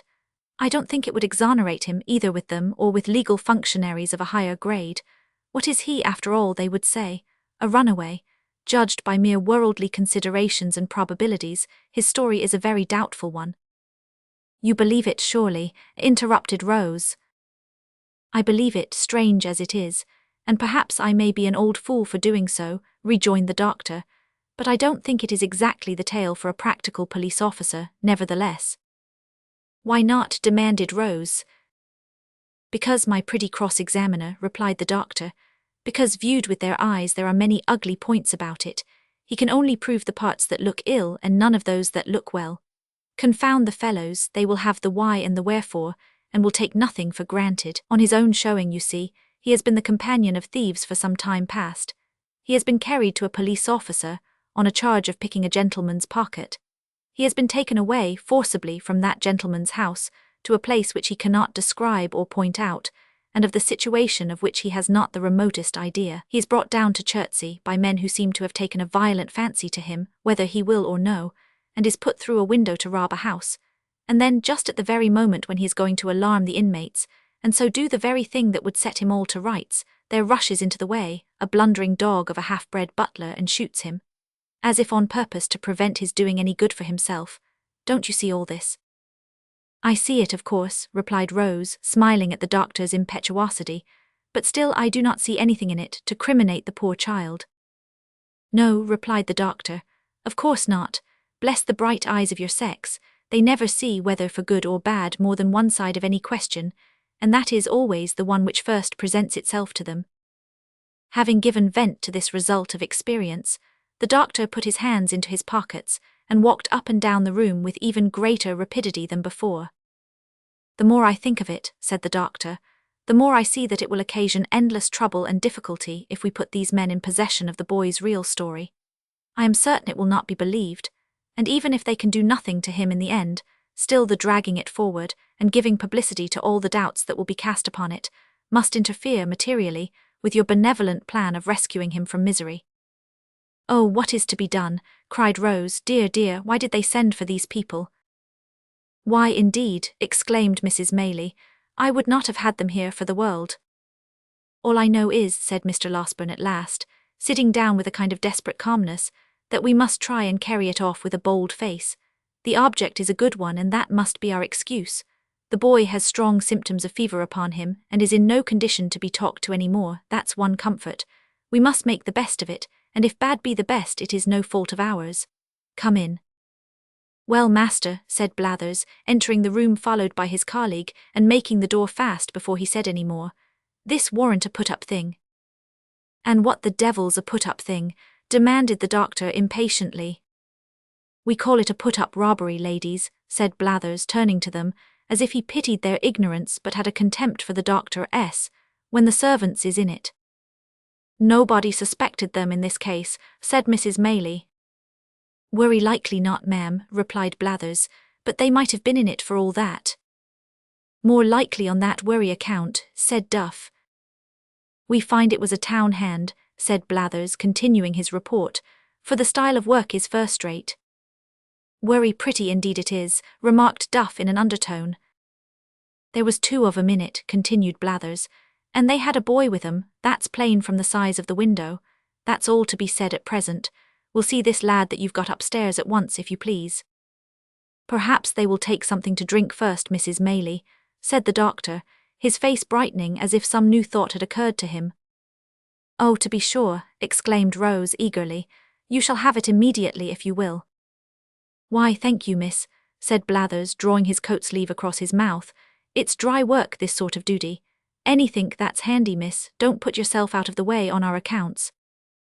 What shall it be? Asked the doctor, following the young lady to the sideboard. A little drop of spirits, master, if it's all the same, replied Blathers. It's a cold ride from London, ma'am, and I always find that spirits comes home warmer to the feelings. This interesting communication was addressed to Mrs. Maylie, who received it very graciously. While it was being conveyed to her, the doctor slipped out of the room. Ah, said Mr. Blathers, not holding his wine-glass by the stem, but grasping the bottom between the thumb and forefinger of his left hand, and placing it in front of his chest. I have seen a good many pieces of business like this in my time, ladies. That crack down in the back lane at Edmonton, Blathers, said Mr. Duff, assisting his colleague's memory. That was something in this way, warn't it? Rejoined Mr. Blathers. That was done by Conky Chickweed, that was.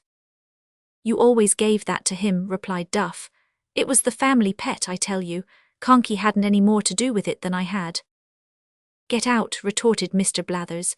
I know better. Do you mind that time when Conky was robbed of his money, though? What a start that was. Better than any novel book I ever see.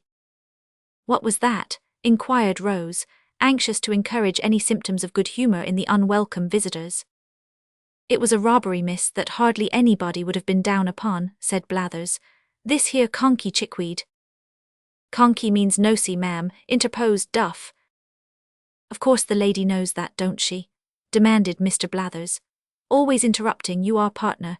This here Conky Chickweed, miss, kept a public house over Battlebridge Way, and he had a cellar, where a good many young lords went to see cockfighting and badger drawing and that, and a worry intellectual manner the sports was conducted in, for I've seen 'em often. He warn't one of the family at that time, and one night he was robbed of 327 guineas in a canvas bag, that was stole out of his bedroom in the dead of night, by a tall man with a black patch over his eye who had concealed himself under the bed, and after committing the robbery jumped slap out of window, which was only a story high. He was worry quick about it. But Conky was quick too, for he fired a blunderbuss arter him and roused the neighbourhood. They set up a hue and cry directly, and when they came to look about 'em, found that Conky had hit the robber, for there was traces of blood all the way to some palings a good distance off, and there they lost 'em. However, he had made off with the blunt, and consequently the name of Mr. Chickweed, licensed whittler, appeared in the Gazette among the other bankrupts, and all manner of benefits and subscriptions, and I don't know what all, was got up for the poor man, who was in a worry low state of mind about his loss, and went up and down the streets for 3 or 4 days, pulling his hair off in such a desperate manner that many people was afraid he might be going to make away with himself.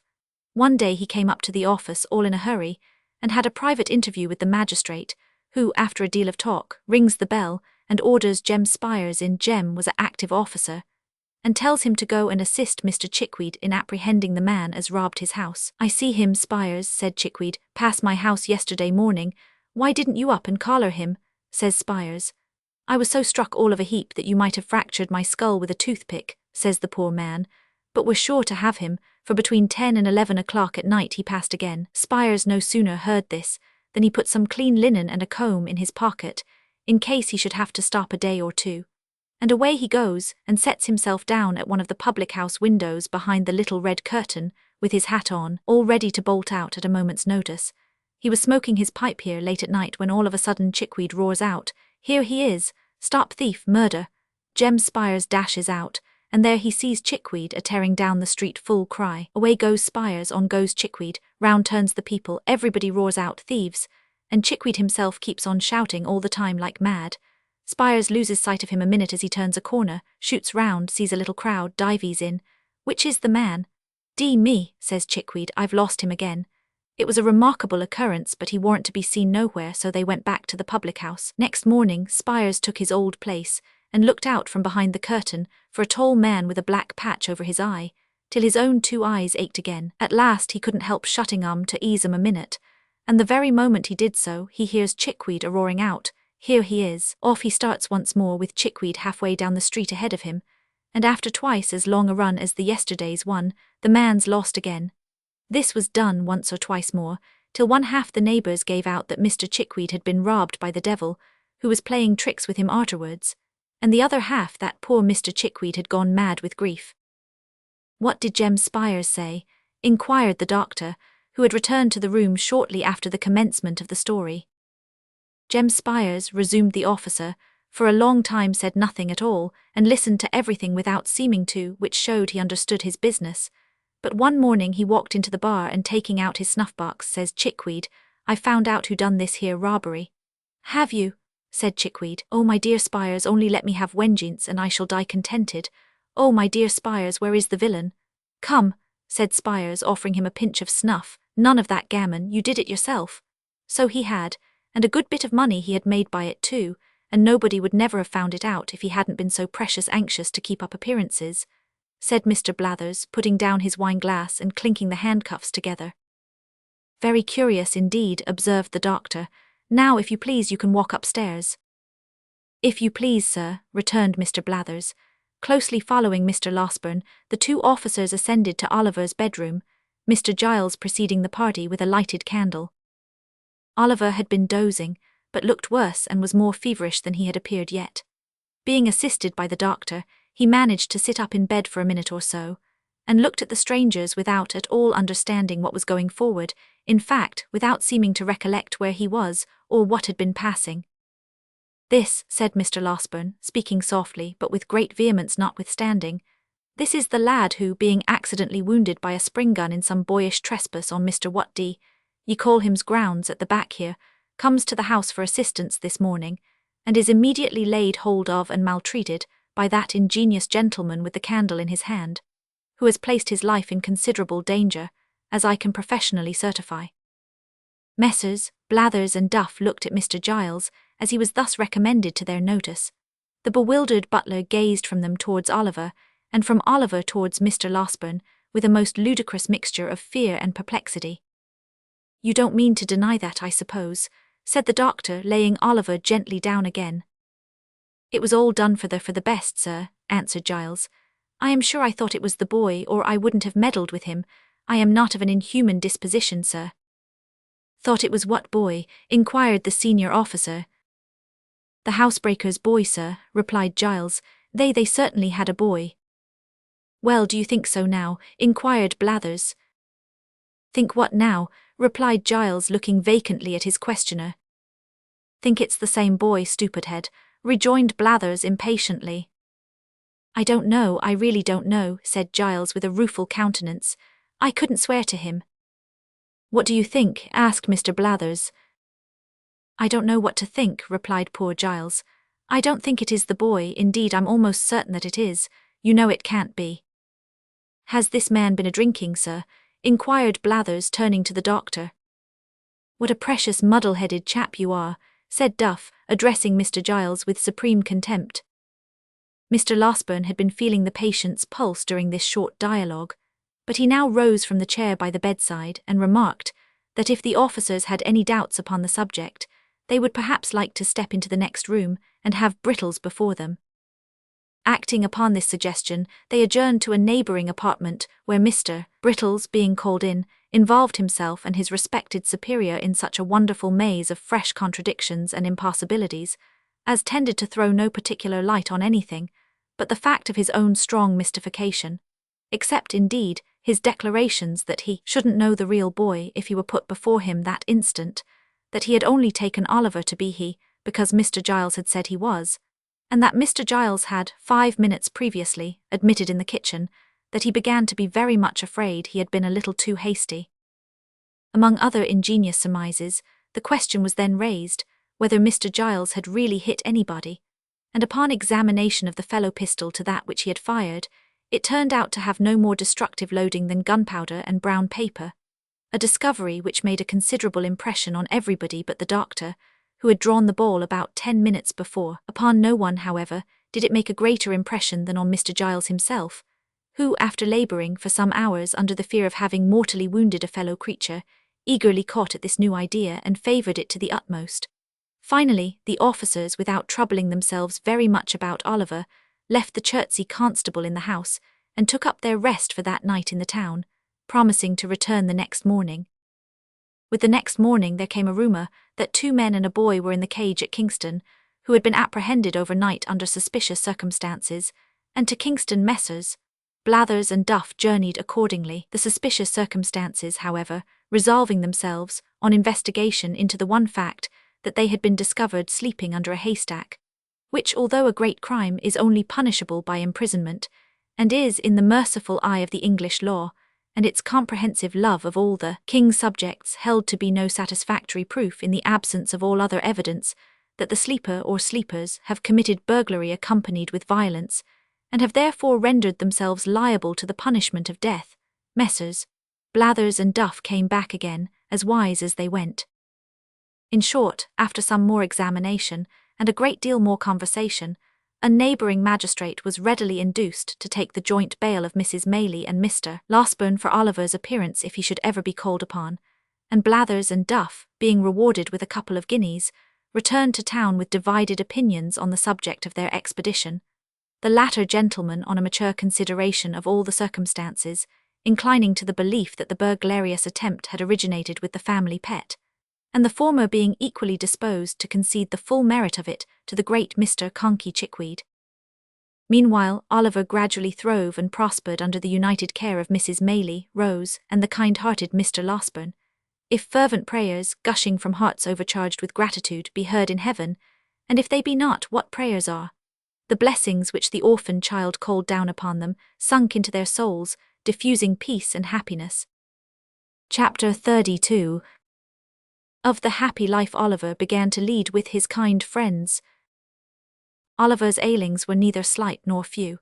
In addition to the pain and delay attendant on a broken limb, his exposure to the wet and cold had brought on fever and ague, which hung about him for many weeks, and reduced him sadly. But at length he began by slow degrees to get better, and to be able to say sometimes in a few tearful words how deeply he felt the goodness of the 2 sweet ladies, and how ardently he hoped that, when he grew strong and well again, he could do something to show his gratitude, only something which would let them see the love and duty with which his breast was full, something, however slight, which would prove to them that their gentle kindness had not been cast away, but that the poor boy whom their charity had rescued from misery or death was eager to serve them with his whole heart and soul.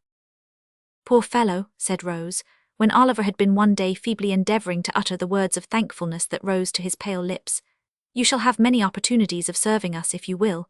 We are going into the country, and my aunt intends that you shall accompany us. The quiet place, the pure air, and all the pleasure and beauties of spring will restore you in a few days.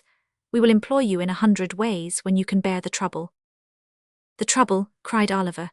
"Oh, dear lady, if I could but work for you, if I could only give you pleasure by watering your flowers or watching your birds or running up and down the whole day long to make you happy, what would I give to do it?" "You shall give nothing at all," said Miss Maylie, smiling, "for, as I told you before, we shall employ you in 100 ways, and if you only take half the trouble to please us that you promise now, you will make me very happy indeed." "Happy, ma'am," cried Oliver, "how kind of you to say so." "You will make me happier than I can tell you," replied the young lady. "To think that my dear good aunt should have been the means of rescuing anyone from such sad misery as you have described to us, would be an unspeakable pleasure to me, but to know that the object of her goodness and compassion was sincerely grateful and attached, in consequence, would delight me more than you can well imagine. Do you understand me?" she inquired, watching Oliver's thoughtful face. "Oh yes, ma'am, yes," replied Oliver eagerly, "but I was thinking that I am ungrateful now." "To whom?" inquired the young lady. "To the kind gentleman and the dear old nurse who took so much care of me before," rejoined Oliver. "If they knew how happy I am, they would be pleased, I am sure." "I am sure they would," rejoined Oliver's benefactress, "and Mr. Losberne has already been kind enough to promise that when you are well enough to bear the journey, he will carry you to see them." "Has he, ma'am?" cried Oliver, his face brightening with pleasure. "I don't know what I shall do for joy when I see their kind faces once again." In a short time Oliver was sufficiently recovered to undergo the fatigue of this expedition. One morning he and Mr. Losberne set out, accordingly, in a little carriage which belonged to Mrs. Maylie. When they came to Chertsey Bridge, Oliver turned very pale, and uttered a loud exclamation. "What's the matter with the boy?" cried the doctor, as usual, all in a bustle. "Do you see anything, hear anything, feel anything, eh?" "That, sir," cried Oliver, pointing out of the carriage window, "that house." "Yes, well, what of it? Stop, coachman, pull up here," cried the doctor. "What of the house, my man, eh?" "The thieves, the house they took me to," whispered Oliver. "The devil it is," cried the doctor. "Hallo there, let me out." But before the coachman could dismount from his box, he had tumbled out of the coach by some means or other, and running down to the deserted tenement, began kicking at the door like a madman. "Halloa," said a little ugly hump-backed man, opening the door so suddenly that the doctor, from the very impetus of his last kick, nearly fell forward into the passage. "What's the matter here?" "Matter," exclaimed the other, collaring him without a moment's reflection. "A good deal. Robbery is the matter." "There'll be murder the matter too," replied the hump-backed man coolly, "if you don't take your hands off. Do you hear me?" "I hear you," said the doctor, giving his captive a hearty shake. "Where's, confound the fellow, what's his rascally name? Sykes, that's it. Where's Sykes, you thief?" The hump-backed man stared, as if in excess of amazement and indignation, then, twisting himself dexterously from the doctor's grasp, growled forth a volley of horrid oaths and retired into the house. Before he could shut the door, however, the doctor had passed into the parlour without a word of parley. He looked anxiously round, not an article of furniture, not a vestige of anything animate or inanimate, not even the position of the cupboards, answered Oliver's description. "Now," said the hump-backed man who had watched him keenly, "what do you mean by coming into my house in this violent way? Do you want to rob me or to murder me? Which is it?" "Did you ever know a man come out to do either in a chariot and pair, you ridiculous old vampire?" said the irritable doctor. "What do you want then?" demanded the hunchback. "Will you take yourself off before I do you a mischief, curse you?" "As soon as I think proper," said Mr. Losberne, looking into the other parlour, which like the first bore no resemblance whatever to Oliver's account of it. "I shall find you out some day, my friend." "Will you?" sneered the ill-favoured cripple. "If you ever want me, I'm here. I haven't lived here mad and all alone for 25 years to be scared by you. You shall pay for this, you shall pay for this." And so saying, the misshapen little demon set up a yell, and danced upon the ground as if wild with rage. "Stupid enough this," muttered the doctor to himself. "The boy must have made a mistake.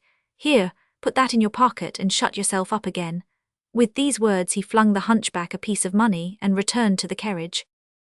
The man followed to the chariot door, uttering the wildest imprecations and curses all the way, but as Mr. Losberne turned to speak to the driver, he looked into the carriage and eyed Oliver for an instant with a glance so sharp and fierce, and at the same time so furious and vindictive, that, waking or sleeping, he could not forget it for months afterwards. He continued to utter the most fearful imprecations until the driver had resumed his seat, and when they were once more on their way, they could see him some distance behind, beating his feet upon the ground and tearing his hair in transports of real or pretended rage.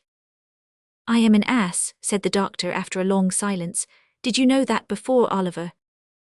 "No, sir." "Then don't forget it another time." "An ass," said the doctor again, after a further silence of some minutes. "Even if it had been the right place and the right fellows had been there, what could I have done, single-handed? And if I had had assistance, I see no good that I should have done, except leading to my own exposure and an unavoidable statement of the manner in which I have hushed up this business. That would have served me right, though. I am always involving myself in some scrape or other by acting on impulse. It might have done me good." Now, the fact was that the excellent doctor had never acted upon anything but impulse all through his life, and it was no bad compliment to the nature of the impulses which governed him, that so far from being involved in any peculiar troubles or misfortunes, he had the warmest respect and esteem of all who knew him. If the truth must be told, he was a little out of temper, for a minute or two, at being disappointed in procuring corroborative evidence of Oliver's story on the very first occasion on which he had a chance of obtaining any. He soon came round again, however, and finding that Oliver's replies to his questions were still as straightforward and consistent, and still delivered with as much apparent sincerity and truth as they had ever been, he made up his mind to attach full credence to them from that time forth. As Oliver knew the name of the street in which Mr. Brownlow resided, they were enabled to drive straight thither. When the coach turned into it, his heart beat so violently that he could scarcely draw his breath. "Now, my boy, which house is it?" inquired Mr. Losberne.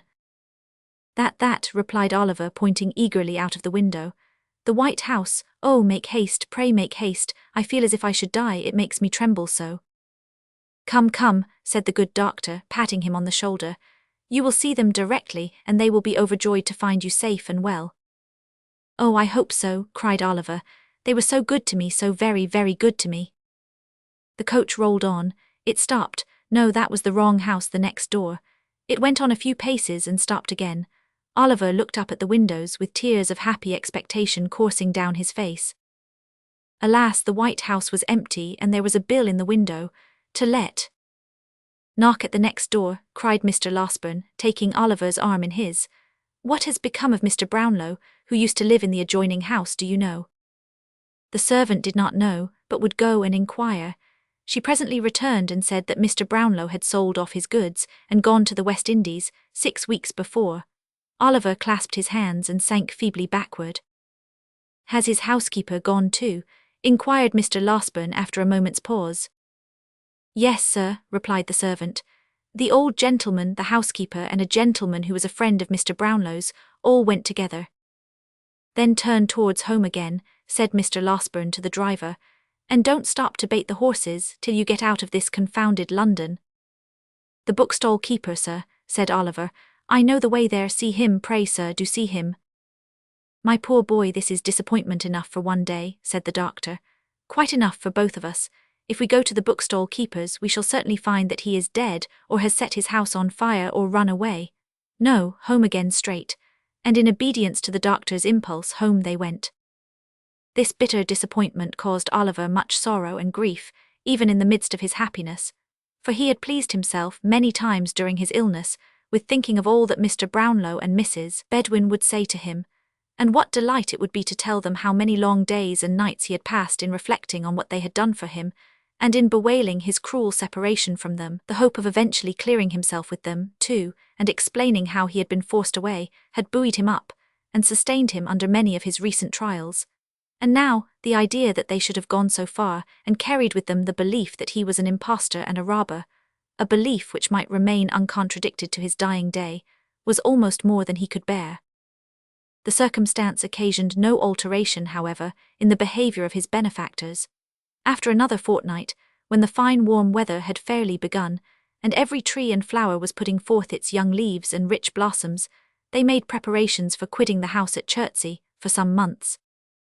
Sending the plate which had so excited Fagin's cupidity to the banker S., and leaving Giles and another servant in care of the house, they departed to a cottage at some distance in the country, and took Oliver with them. Who can describe the pleasure and delight, the peace of mind and soft tranquillity, the sickly boy felt in the balmy air, and among the green hills and rich woods of an inland village? Who can tell how scenes of peace and quietude sink into the minds of pain-worn dwellers in close and noisy places, and carry their own freshness deep into their jaded hearts? Men who have lived in crowded, pent-up streets, through lives of toil, and who have never wished for change, men to whom custom has indeed been second nature, and who have come almost to love each brick and stone that formed the narrow boundaries of their daily walks, even they, with the hand of death upon them, have been known to yearn at last for one short glimpse of nature's face, and, carried far from the scenes of their old pains and pleasures, have seemed to pass at once into a new state of being. Crawling forth from day to day to some green sunny spot, they have had such memories wakened up within them by the sight of the sky, and hill and plain and glistening water, that a foretaste of heaven itself has soothed their quick decline, and they have sunk into their tombs, as peacefully as the sun whose setting they watched from their lonely chamber window but a few hours before, faded from their dim and feeble sight. The memories which peaceful country scenes call up are not of this world, nor of its thoughts and hopes. Their gentle influence may teach us how to weave fresh garlands for the graves of those we loved, may purify our thoughts and bear down before it old enmity and hatred. But beneath all this, there lingers in the least reflective mind a vague and half-formed consciousness of having held such feelings long before, in some remote and distant time, which calls up solemn thoughts of distant times to come, and bends down pride and worldliness beneath it. It was a lovely spot to which they repaired. Oliver, whose days had been spent among squalid crowds, and in the midst of noise and brawling, seemed to enter on a new existence there. The rose and honeysuckle clung to the cottage walls, the ivy crept round the trunks of the trees, and the garden flowers perfumed the air with delicious odours. Hard by was a little churchyard, not crowded with tall, unsightly gravestones, but full of humble mounds covered with fresh turf and moss, beneath which the old people of the village lay at rest. Oliver often wandered here, and thinking of the wretched grave in which his mother lay would sometimes sit him down and sob unseen. But when he raised his eyes to the deep sky overhead, he would cease to think of her as lying in the ground, and would weep for her sadly, but without pain. It was a happy time. The days were peaceful and serene, the nights brought with them neither fear nor care, no languishing in a wretched prison or associating with wretched men, nothing but pleasant and happy thoughts. Every morning he went to a white-headed old gentleman who lived near the little church, who taught him to read better and to write, and who spoke so kindly and took such pains that Oliver could never try enough to please him.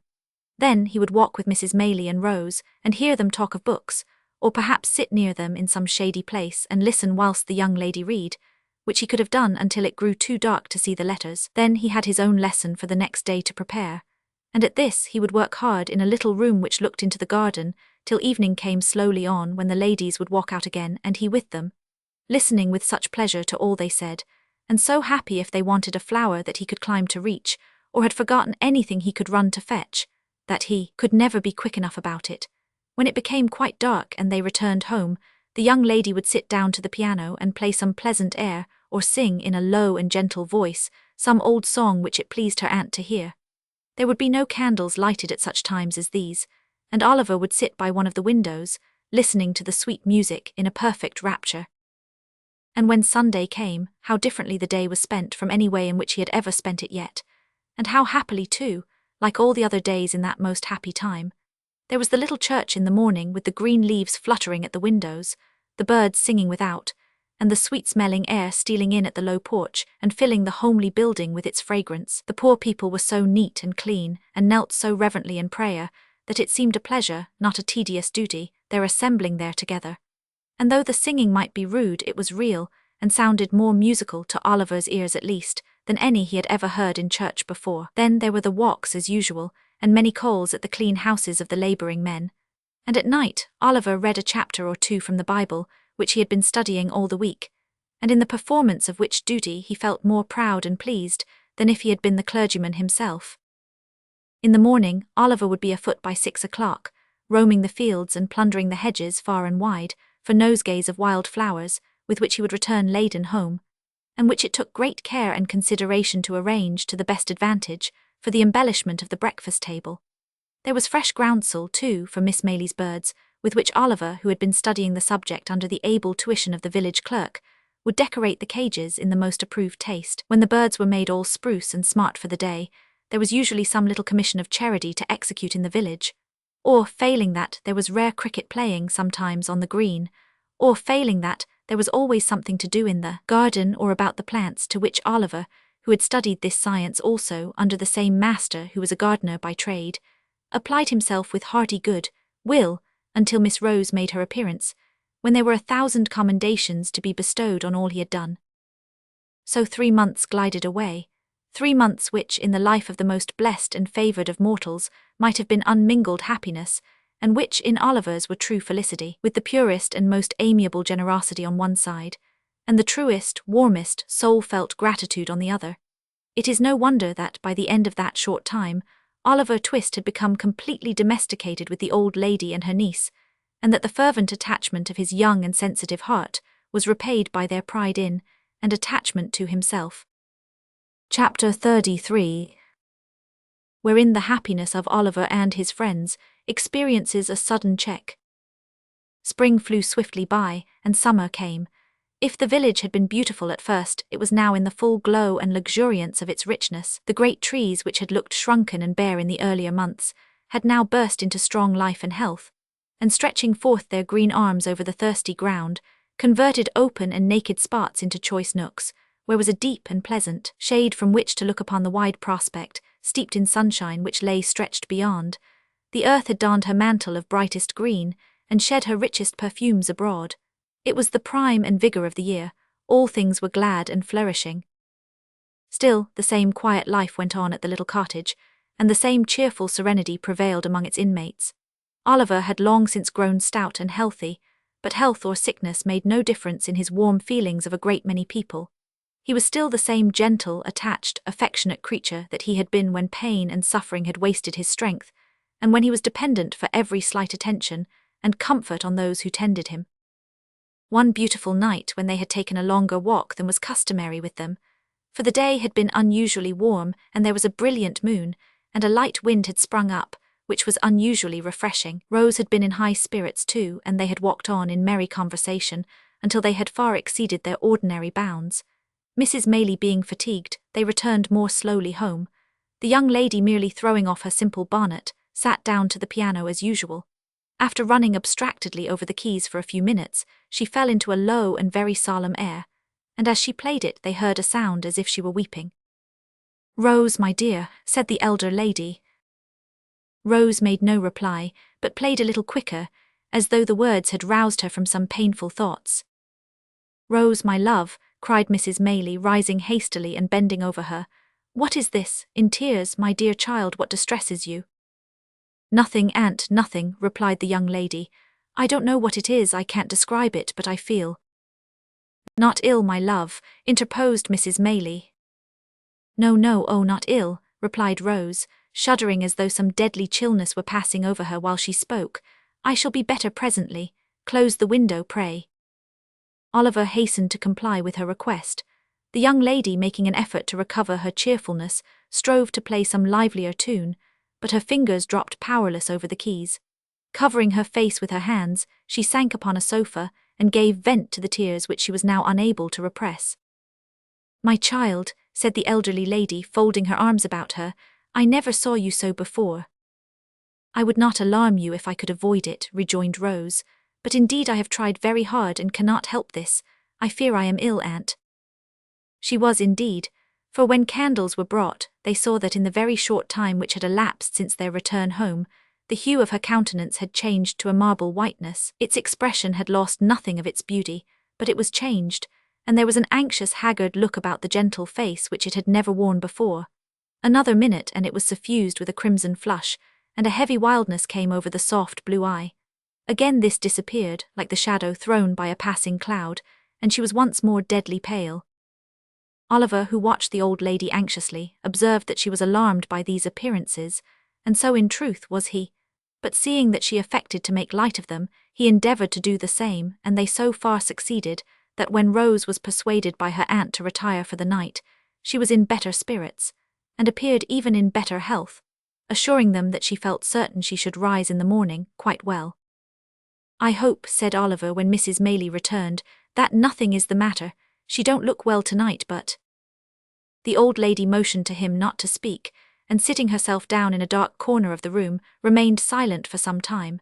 At length she said in a trembling voice, "I hope not, Oliver. I have been very happy with her for some years, too happy perhaps. It may be time that I should meet with some misfortune, but I hope it is not this." "What?" inquired Oliver.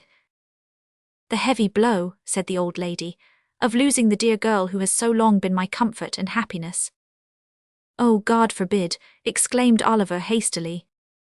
"Amen to that, my child," said the old lady, wringing her hands. "Surely there is no danger of anything so dreadful," said Oliver. "2 hours ago she was quite well." "She is very ill now," rejoined Mrs. Maylie, "and will be worse, I am sure. My dear, dear Rose, oh, what shall I do without her?" She gave way to such great grief that Oliver, suppressing his own emotion, ventured to remonstrate with her, and to beg earnestly that, for the sake of the dear young lady herself, she would be more calm. "And consider, ma'am," said Oliver as the tears forced themselves into his eyes despite of his efforts to the contrary. "Oh, consider how young and good she is, and what pleasure and comfort she gives to all about her. I am sure, certain, quite certain that for your sake who are so good yourself, and for her own, and for the sake of all she makes so happy, she will not die. Heaven will never let her die so young." "Hush," said Mrs. Maylie, laying her hand on Oliver's head. "You think like a child, poor boy, but you teach me my duty notwithstanding. I had forgotten it for a moment, Oliver, but I hope I may be pardoned, for I am old, and have seen enough of illness and death to know the agony of separation from the objects of our love. I have seen enough, too, to know that it is not always the youngest and best who are spared to those that love them. But this should give us comfort in our sorrow, for heaven is just, and such things teach us impressively that there is a brighter world than this, and that the passage to it is speedy. God's will be done, I love her, and he knows how well." Oliver was surprised to see that as Mrs. Maylie said these words, she checked her lamentations as though by one effort, and drawing herself up as she spoke, became composed and firm. He was still more astonished to find that this firmness lasted, and that, under all the care and watching which ensued, Mrs. Maylie was ever ready and collected, performing all the duties which had devolved upon her steadily, and to all external appearances even cheerfully. But he was young, and did not know what strong minds are capable of under trying circumstances. How should he, when their possessors so seldom know themselves? An anxious night ensued. When morning came, Mrs. Maylie's predictions were but too well verified. Rose was in the first stage of a high and dangerous fever.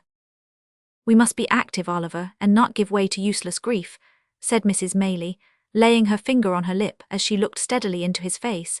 "This letter must be sent with all possible expedition to Mr. Losberne. It must be carried to the market town, which is not more than 4 miles off by the footpath across the field, and thence dispatched by an express on horseback straight to Chertsey.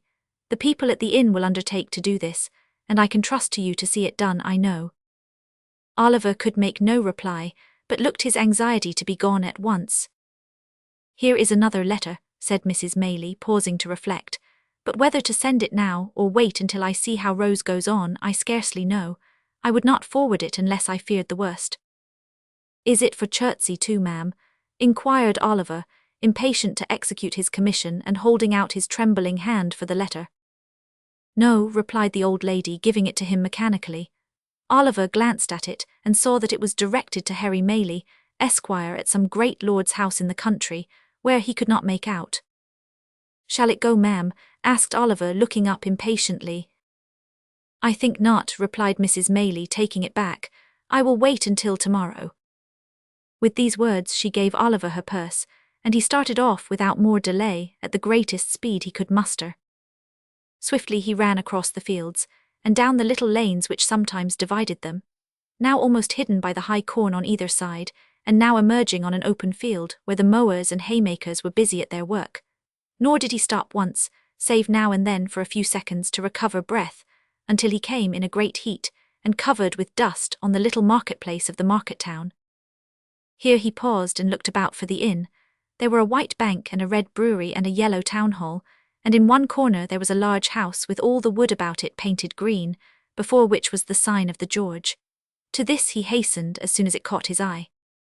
He spoke to a postboy who was dozing under the gateway, and who, after hearing what he wanted, referred him to the ostler, who, after hearing all he had to say again, referred him to the landlord, who was a tall gentleman in a blue neckcloth, a white hat, drab breeches and boots with tops to match, leaning against a pump by the stable door, picking his teeth with a silver toothpick. This gentleman walked with much deliberation into the bar to make out the bill, which took a long time making out, and after it was ready and paid, a horse had to be saddled and a man to be dressed, which took up 10 good minutes more. Meanwhile Oliver was in such a desperate state of impatience and anxiety that he felt as if he could have jumped upon the horse himself and galloped away, full tier, to the next stage. At length all was ready, and the little parcel having been handed up with many injunctions and entreaties for its speedy delivery, the man set spurs to his horse, and rattling over the uneven paving of the marketplace, was out of the town, and galloping along the turnpike road in a couple of minutes. As it was something to feel certain that assistance was sent for, and that no time had been lost, Oliver hurried up the inn yard, with a somewhat lighter heart. He was turning out of the gateway when he accidentally stumbled against a tall man wrapped in a cloak, who was at that moment coming out of the inn door. "Ha!" cried the man, fixing his eyes on Oliver and suddenly recoiling. "What the devil's this?" "I beg your pardon, sir," said Oliver. "I was in a great hurry to get home and didn't see you were coming." "Death," muttered the man to himself, glaring at the boy with his large dark eyes. "Who would have thought it? Grind him to ashes. He'd start up from a stone coffin to come in my way." "I am sorry," stammered Oliver, confused by the strange man's wild look. "I hope I have not hurt you." "Rot you," murmured the man in a horrible passion between his clenched teeth. "If I had only had the courage to say the word, I might have been free of you in a night. Curses on your head and black death on your heart, you imp. What are you doing here?" The man shook his fist as he uttered these words incoherently. He advanced towards Oliver, as if with the intention of aiming a blow at him, but fell violently on the ground, writhing and foaming in a fit. Oliver gazed for a moment at the struggles of the madman, for such he supposed him to be, and then darted into the house for help. Having seen him safely carried into the hotel, he turned his face homewards, running as fast as he could to make up for lost time, and recalling with a great deal of astonishment and some fear the extraordinary behaviour of the person from whom he had just parted. The circumstance did not dwell in his recollection long, however, for when he reached the cottage there was enough to occupy his mind, and to drive all considerations of self completely from his memory. Rose Maylie had rapidly grown worse. Before midnight she was delirious.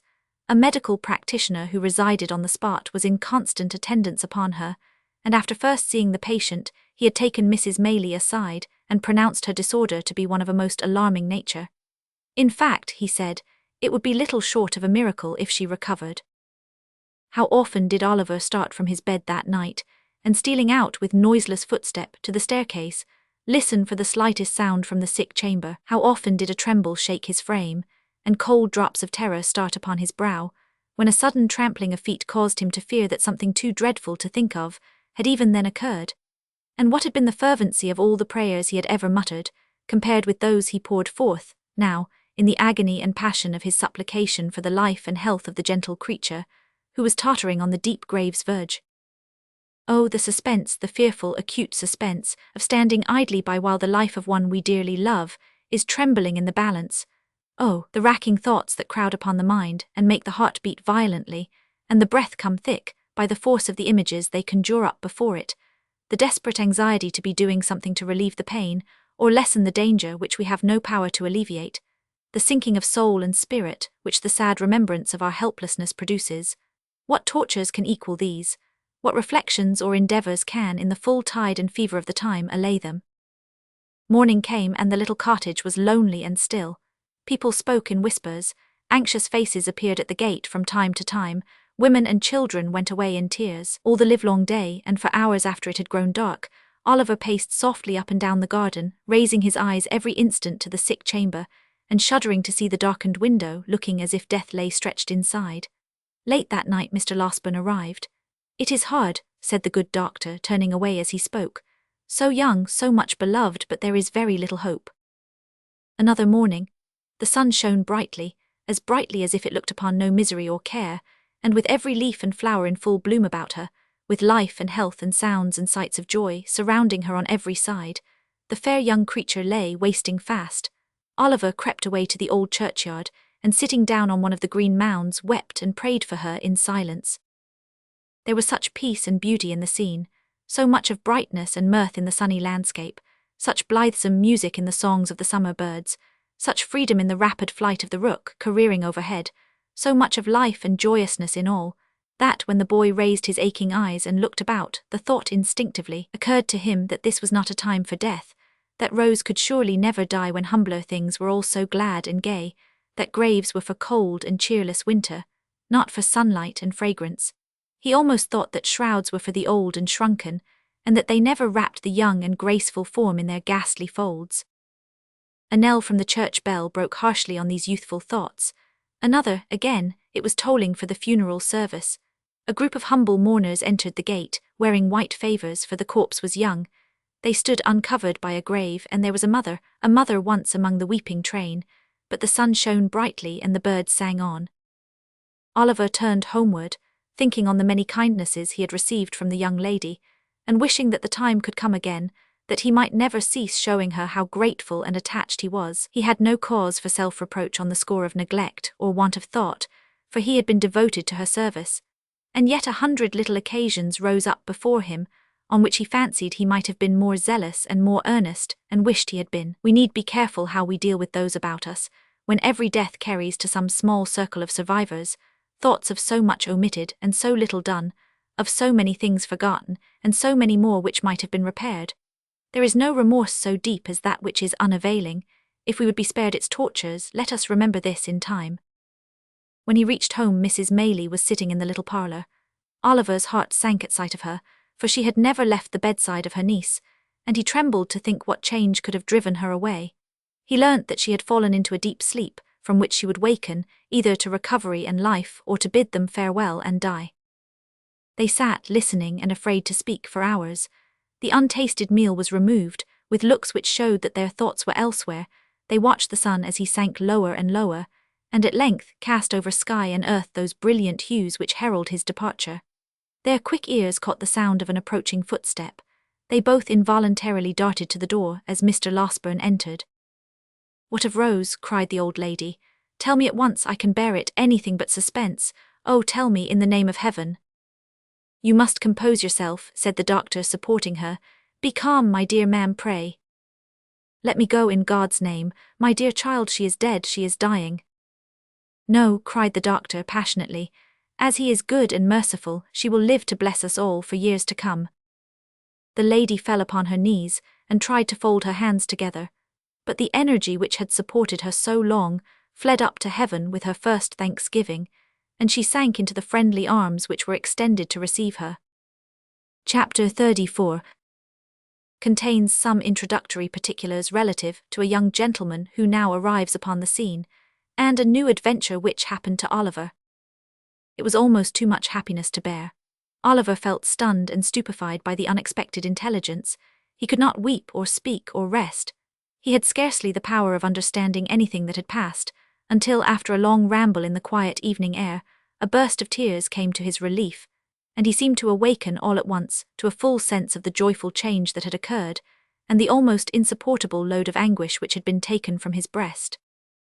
The night was fast closing in when he returned homeward, laden with flowers which he had culled with peculiar care for the adornment of the sick chamber.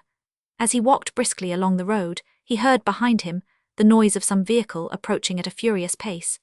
Looking round, he saw that it was a post-chaise, driven at great speed, and as the horses were galloping and the road was narrow, he stood leaning against a gate until it should have passed him.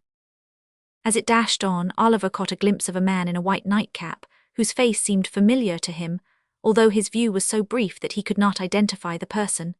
In another second or two the nightcap was thrust out of the chaise window, and a stentorian voice bellowed to the driver to stop, which he did as soon as he could pull up his horses.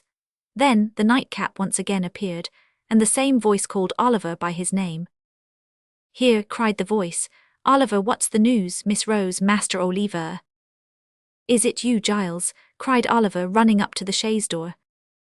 Giles popped out his nightcap again, preparatory to making some reply, when he was suddenly pulled back by a young gentleman who occupied the other corner of the chaise, and who eagerly demanded what was the news. "In a word," cried the gentleman, "better or worse?" "Better, much better," replied Oliver hastily. "Thank heaven," exclaimed the gentleman. "You are sure?" "Quite, sir," replied Oliver. "The change took place only a few hours ago, and Mr. Losberne says that all danger is at an end." The gentleman said not another word, but, opening the chaise door, leaped out, and taking Oliver hurriedly by the arm, led him aside. "You are quite certain? There is no possibility of any mistake on your part, my boy, is there?" demanded the gentleman in a tremulous voice. "Do not deceive me by awakening hopes that are not to be fulfilled." "I would not for the world, sir," replied Oliver. "Indeed, you may believe me. Mr. Losberne's words were that she would live to bless us all for many years to come. I heard him say so." The tears stood in Oliver's eyes as he recalled the scene which was the beginning of so much happiness, and the gentleman turned his face away and remained silent for some minutes. Oliver thought he heard him sob more than once, but he feared to interrupt him by any fresh remark, for he could well guess what his feelings were, and so stood apart, feigning to be occupied with his nosegay.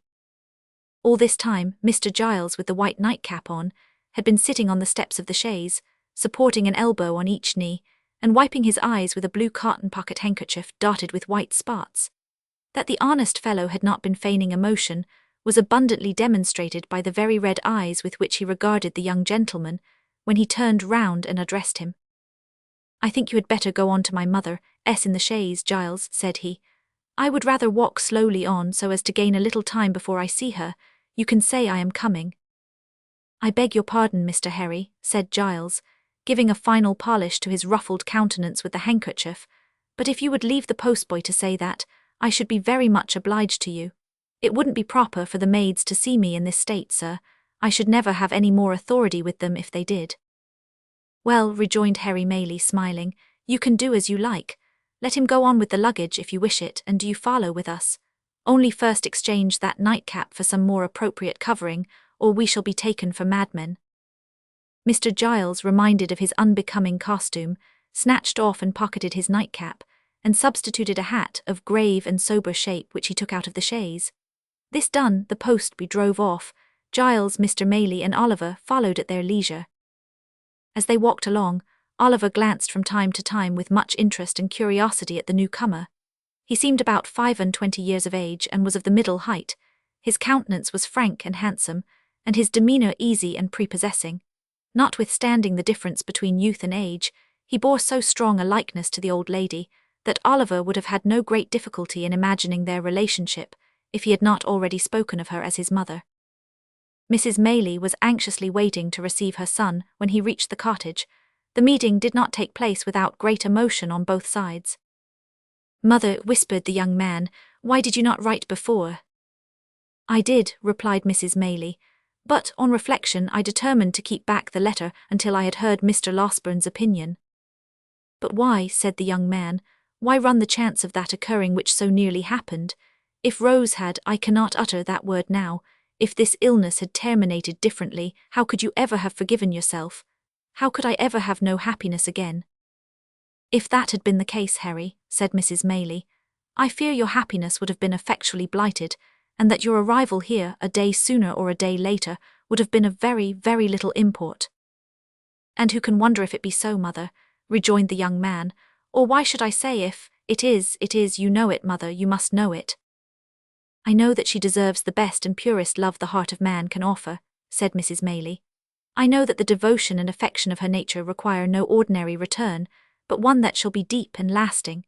If I did not feel this, and know, besides, that a changed behaviour in one she loved would break her heart, I should not feel my task so difficult of performance, or have to encounter so many struggles in my own bosom, when I take what seems to me to be the strict line of duty."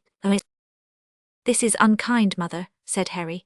"Do you still suppose that I am a boy ignorant of my own mind, and mistaking the impulses of my own soul?"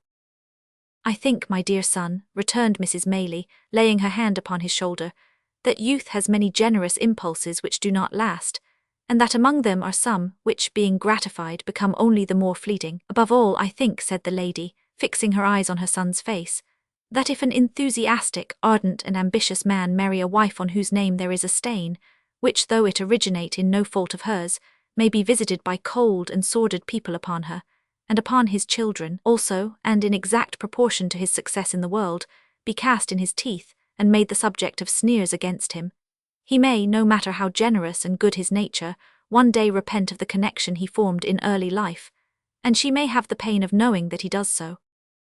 "Mother," said the young man impatiently, "he would be a selfish brute, unworthy alike of the name of man and of the woman you describe, who acted thus." "You think so now, Harry," replied his mother. "And ever will," said the young man. "The mental agony I have suffered during the last 2 days wrings from me the avowal to you of a passion which, as you well know, is not one of yesterday, nor one I have lightly formed. On Rose, sweet, gentle girl, my heart is set as firmly as ever heart of man was set on woman. I have no thought, no view, no hope in life beyond her, and if you oppose me in this great stake, you take my peace and happiness in your hands and cast them to the wind. Mother, think better of this and of me, and do not disregard the happiness of which you seem to think so little." "Harry," said Mrs. Maylie, "it is because I think so much of warm and sensitive hearts that I would spare them from being wounded, but we have said enough, and more than enough on this matter just now." "Let it rest with Rose, then," interposed Harry. "You will not press these overstrained opinions of yours so far as to throw any obstacle in my way." "I will not," rejoined Mrs. Maylie, "but I would have you consider." "I have considered," was the impatient reply. "Mother, I have considered years and years. I have considered ever since I have been capable of serious reflection. My feelings remain unchanged as they ever will, and why should I suffer the pain of a delay in giving them vent, which can be productive of no earthly good? No, before I leave this place, Rose shall hear me." "She shall," said Mrs. Maylie. "There is something in your manner which would almost imply that she will hear me coldly, mother," said the young man. "Not coldly," rejoined the old lady, "far from it." "How then?" urged the young man. "She has formed no other attachment." "No, indeed," replied his mother. You have, or I mistake, too strong a hold on her affections already. What I would say, resumed the old lady, stopping her son as he was about to speak, is this: before you stake your all on this chance, before you suffer yourself to be carried to the highest point of hope, reflect for a few moments, my dear child, on Rose's history, and consider what effect the knowledge of her doubtful birth may have on her decision. Devoted as she is to us, with all the intensity of her noble mind, and with that perfect sacrifice of self which, in all matters, great or trifling, has always been her characteristic. What do you mean? That I leave you to discover, replied Mrs. Maylie. I must go back to her, God bless you. I shall see you again tonight, said the young man eagerly. By and by, replied the lady, when I leave Rose. You will tell her I am here, said Harry. Of course, replied Mrs. Maylie. And say how anxious I have been, and how much I have suffered, and how I long to see her. You will not refuse to do this, mother? No, said the old lady, I will tell her all, and pressing her son's hand affectionately, she hastened from the room. Mr. Losberne and Oliver had remained at another end of the apartment, while this hurried conversation was proceeding. The former now held out his hand to Harry Maylie, and hearty salutations were exchanged between them. The doctor then communicated, in reply to multifarious questions from his young friend, a precise account of his patient's situation, which was quite as consolatory and full of promise as Oliver's statement had encouraged him to hope, and to the whole of which Mr. Giles, who affected to be busy about the luggage, listened with greedy ears. Have you shot anything particular lately, Giles? Inquired the doctor when he had concluded. Nothing particular, sir, replied Mr. Giles, colouring up to the eyes. Nor catching any thieves, nor identifying any housebreakers, said the doctor. None at all, sir, replied Mr. Giles with much gravity. Well, said the doctor, I am sorry to hear it, because you do that sort of thing admirably. Pray, how is Brittles? The boy is very well, sir, said Mr. Giles, recovering his usual tone of patronage, and sends his respectful duty, sir. That's well, said the doctor. Seeing you here reminds me, Mr. Giles, that on the day before that on which I was called away so hurriedly, I executed, at the request of your good mistress, a small commission in your favour. Just step into this corner a moment, will you? Mr. Giles walked into the corner with much importance and some wonder, and was honoured with a short whispering conference with the doctor, on the termination of which he made a great many bows, and retired with steps of unusual stateliness. The subject matter of this conference was not disclosed in the parlour, but the kitchen was speedily enlightened concerning it, for Mr. Giles walked straight thither, and having called for a mug of ale, announced with an air of majesty, which was highly effective, that it had pleased his mistress, in consideration of his gallant behaviour on the occasion of that attempted robbery, to deposit in the local savings bank the sum of £25 for his sole use and benefit. At this the two women servants lifted up their hands and eyes, and supposed that Mr. Giles, pulling out his shirt frill, replied, No, no, and that if they observed that he was at all haughty to his inferiors, he would thank them to tell him so. And then he made a great many other remarks, no less illustrative of his humility, which were received with equal favour and applause, and were withal as original and as much to the purpose as the remarks of great men commonly are. Above stairs the remainder of the evening passed cheerfully away, for the doctor was in high spirits, and however fatigued or thoughtful Harry Maylie might have been at first, he was not proof against the worthy gentleman's good humour, which displayed itself in a great variety of sallies and professional recollections, and an abundance of small jokes, which struck Oliver as being the drollest things he had ever heard, and caused him to laugh proportionately, to the evident satisfaction of the doctor, who laughed immoderately at himself, and made Harry laugh almost as heartily by the very force of sympathy. So they were as pleasant a party as, under the circumstances, they could well have been, and it was late before they retired with light and thankful hearts to take that rest of which, after the doubt and suspense they had recently undergone, they stood much in need. Oliver rose next morning in better heart, and went about his usual occupations, with more hope and pleasure than he had known for many days. The birds were once more hung out to sing in their old places, and the sweetest wild flowers that could be found were once more gathered to gladden Rose with their beauty. The melancholy which had seemed to the sad eyes of the anxious boy to hang, for days past, over every object, beautiful as all were, was dispelled by magic. The dew seemed to sparkle more brightly on the green leaves, the air to rustle among them with a sweeter music, and the sky itself to look more blue and bright, Such is the influence which the condition of our own thoughts exercise even over the appearance of external objects. Men who look on nature and their fellow men and cry that all is dark and gloomy are in the right, but the somber colours are reflections from their own jaundiced eyes and hearts. The real hues are delicate and need a clearer vision. It is worthy of remark, and Oliver did not fail to note it at the time, that his morning expeditions were no longer made alone. Harry Maylie, after the very first morning when he met Oliver coming laden home, was seized with such a passion for flowers, and displayed such a taste in their arrangement, as left his young companion far behind. If Oliver were behindhand in these respects, he knew where the best were to be found, and morning after morning they scoured the country together, and brought home the fairest that blossomed. The window of the young lady's chamber was opened now, for she loved to feel the rich summer air stream in and revive her with its freshness, but there always stood in water, just inside the lattice, one particular little bunch, which was made up with great care every morning. Oliver could not help noticing that the withered flowers were never thrown away, although the little vase was regularly replenished, nor could he help observing that whenever the doctor came into the garden, he invariably cast his eyes up to that particular corner, and nodded his head most expressively as he set forth on his morning's walk. Pending these observations, the days were flying by, and Rose was rapidly recovering. Nor did Oliver's time hang heavy on his hands, although the young lady had not yet left her chamber, and there were no evening walks save now and then, for a short distance with Mrs. Maylie. He applied himself with redoubled assiduity to the instructions of the white-headed old gentleman, and laboured so hard that his quick progress surprised even himself. It was while he was engaged in this pursuit that he was greatly startled and distressed by a most unexpected occurrence.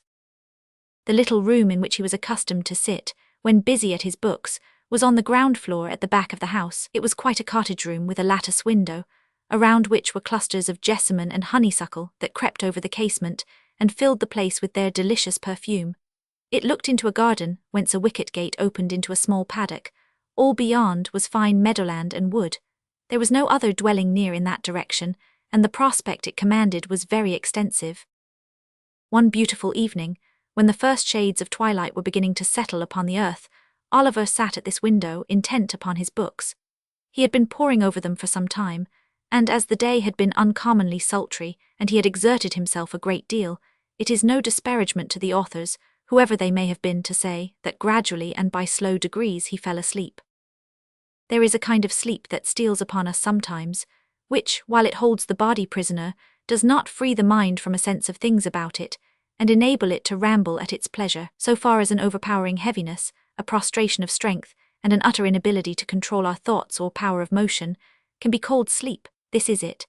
And yet we have a consciousness of all that is going on about us, and if we dream at such a time, words which are really spoken, or sounds which really exist at the moment, accommodate themselves with surprising readiness to our visions, until reality and imagination become so strangely blended that it is afterwards almost matter of impossibility to separate the two.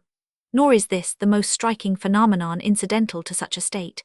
It is an undoubted fact that although our senses of touch and sight be for the time dead, yet our sleeping thoughts and the visionary scenes that pass before us will be influenced and materially influenced by the mere silent presence of some external object, which may not have been near us when we closed our eyes, and of whose vicinity we have had no waking consciousness.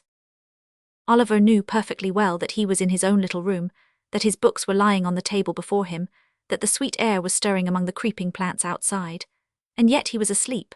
Suddenly the scene changed, the air became close and confined, and he thought with a glow of terror that he was in the Jew's house again.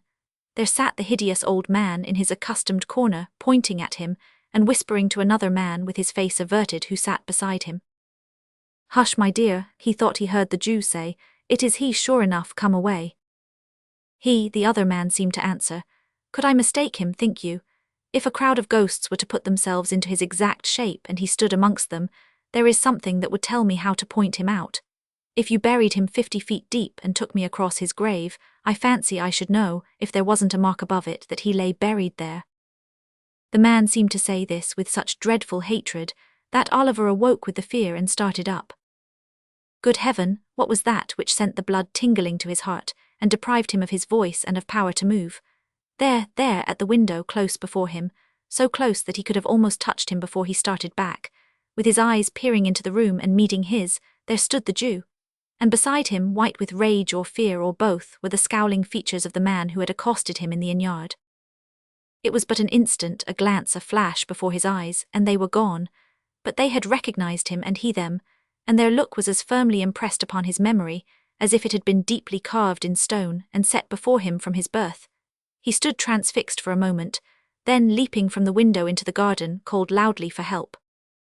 Chapter 35, containing the unsatisfactory result of Oliver's adventure, and a conversation of some importance between Harry Mayle and Rose. When the inmates of the house, attracted by Oliver's cries, hurried to the spot from which they proceeded, they found him pale and agitated, pointing in the direction of the meadows behind the house, and scarcely able to articulate the words, "The Jew, the Jew." Mr. Giles was at a loss to comprehend what this outcry meant, but Harry Mayle, whose perceptions were something quicker, and who had heard Oliver's history from his mother, understood it at once. "What direction did he take?" he asked, catching up a heavy stick which was standing in a corner. "That," replied Oliver, pointing out the course the man had taken, "I missed them in an instant." "Then they are in the ditch," said Harry. "Follow, and keep as near me as you can." So saying, he sprang over the hedge and darted off with a speed which rendered it matter of exceeding difficulty for the others to keep near him. Giles followed as well as he could, and Oliver followed too, and in the course of a minute or two, Mr. Losberne, who had been out walking and just then returned, tumbled over the hedge after them, and picking himself up with more agility than he could have been supposed to possess, struck into the same course at no contemptible speed, shouting all the while most prodigiously to know what was the matter. On they all went, nor stopped they once to breathe, until the leader, striking off into an angle of the field indicated by Oliver, began to search narrowly the ditch and hedge adjoining, which afforded time for the remainder of the party to come up, and for Oliver to communicate to Mr. Losberne the circumstances that had led to so vigorous a pursuit. The search was all in vain. There were not even the traces of recent footsteps to be seen. They stood now on the summit of a little hill, commanding the open fields in every direction for 3 or 4 miles. There was the village in the hollow on the left, but in order to gain that, after pursuing the track Oliver had pointed out, the men must have made a circuit of open ground, which it was impossible they could have accomplished in so short a time.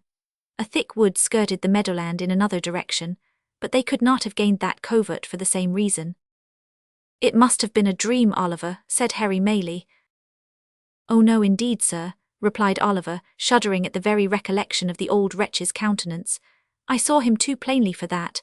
I saw them both as plainly as I see you now." "Who was the other?" inquired Harry and Mr. Losberne together. "The very same man I told you of, who came so suddenly upon me at the inn," said Oliver. "We had our eyes fixed full upon each other, and I could swear to him." "They took this way?" demanded Harry. "Are you sure?" "As I am that the men were at the window," replied Oliver, pointing down as he spoke to the hedge which divided the cottage garden from the meadow. "The tall man leaped over just there, and the Jew, running a few paces to the right, crept through that gap." The two gentlemen watched Oliver's earnest face as he spoke, and looking from him to each other, seemed to feel satisfied of the accuracy of what he said. Still, in no direction were there any appearances of the trampling of men in hurried flight. The grass was long, but it was trodden down nowhere, save where their own feet had crushed it. The sides and brinks of the ditches were of damp clay, but in no one place could they discern the print of men's shoes, or the slightest mark which would indicate that any feet had pressed the ground for hours before. "This is strange," said Harry. "Strange," echoed the doctor. "Blathers and Duff themselves could make nothing of it." Notwithstanding the evidently useless nature of their search, they did not desist until the coming on of night rendered its further prosecution hopeless, and even then they gave it up with reluctance. Giles was dispatched to the different alehouses in the village, furnished with the best description Oliver could give of the appearance and dress of the strangers. Of these, the Jew was at all events sufficiently remarkable to be remembered, supposing he had been seen drinking or loitering about, but Giles returned without any intelligence calculated to dispel or lessen the mystery. On the next day fresh search was made, and the inquiries renewed, but with no better success. On the day following, Oliver and Mr. Mayle repaired to the market town, in the hope of seeing or hearing something of the men there, but this effort was equally fruitless. After a few days the affair began to be forgotten, as most affairs are when wonder, having no fresh food to support it, dies away of itself. Meanwhile Rose was rapidly recovering. She had left her room, was able to go out, and mixing once more with the family carried joy into the hearts of all. But although this happy change had a visible effect on the little circle, and although cheerful voices and merry laughter were once more heard in the cottage, there was at times an unwanted restraint upon some there, even upon Rose herself, which Oliver could not fail to remark. Mrs. Maylie and her son were often closeted together for a long time, and more than once Rose appeared with traces of tears upon her face. After Mr. Losberne had fixed a day for his departure to Chertsey, these symptoms increased, and it became evident that something was in progress which affected the peace of the young lady, and of somebody else besides.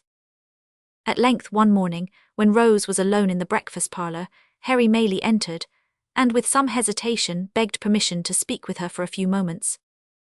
A very few, will suffice, Rose," said the young man, drawing his chair towards her. "What I shall have to say has already presented itself to your mind. The most cherished hopes of my heart are not unknown to you, though from my lips you have not heard them stated." Rose had been very pale from the moment of his entrance, but that might have been the effect of her recent illness. She merely bowed, and bending over some plants that stood near, waited in silence for him to proceed. I ought to have left here before," said Harry. "You should indeed," replied Rose. "Forgive me for saying so, but I wish you had." "I was brought here by the most dreadful and agonizing of all apprehensions," said the young man, "the fear of losing the one dear being on whom my every wish and hope are fixed. You had been dying, trembling between earth and heaven. We know that when the young, the beautiful and good are visited with sickness, their pure spirits insensibly turn towards their bright home of lasting rest. We know, heaven help us, that the best and fairest of our kind too often fade in blooming." There were tears in the eyes of the gentle girl as these words were spoken, and when one fell upon the flower over which she bent, and glistened brightly in its cup, making it more beautiful, it seemed as though the outpouring of her fresh young heart claimed kindred naturally with the loveliest things in nature. "A creature," continued the young man passionately, "a creature as fair and innocent of guile as one of God's own angels, fluttered between life and death. Oh, who could hope, when the distant world to which she was akin, half opened to her view, that she would return to the sorrow and calamity of this? Rose, to know that you were passing away like some soft shadow, which a light from above casts upon the earth, to have no hope that you would be spared to those who linger here, hardly to know a reason why you should be, to feel that you belong to that bright sphere whither so many of the fairest and the best have winged their early flight, and yet to pray, amid all these consolations, that you might be restored to those who loved you. These were distractions almost too great to bear. They were mine by day and night, and with them came such a rushing torrent of fears and apprehensions and selfish regrets lest you should die and never know how devotedly I loved you, as almost bore down sense and reason in its course. You recovered, day by day and almost hour by hour, some drop of health came back, and mingling with the spent and feeble stream of life which circulated languidly within you, swelled it again to a high and rushing tide. I have watched you change almost from death to life, with eyes that turned blind with their eagerness and deep affection. Do not tell me that you wish I had lost this, for it has softened my heart to all mankind." "I did not mean that," said Rose, weeping.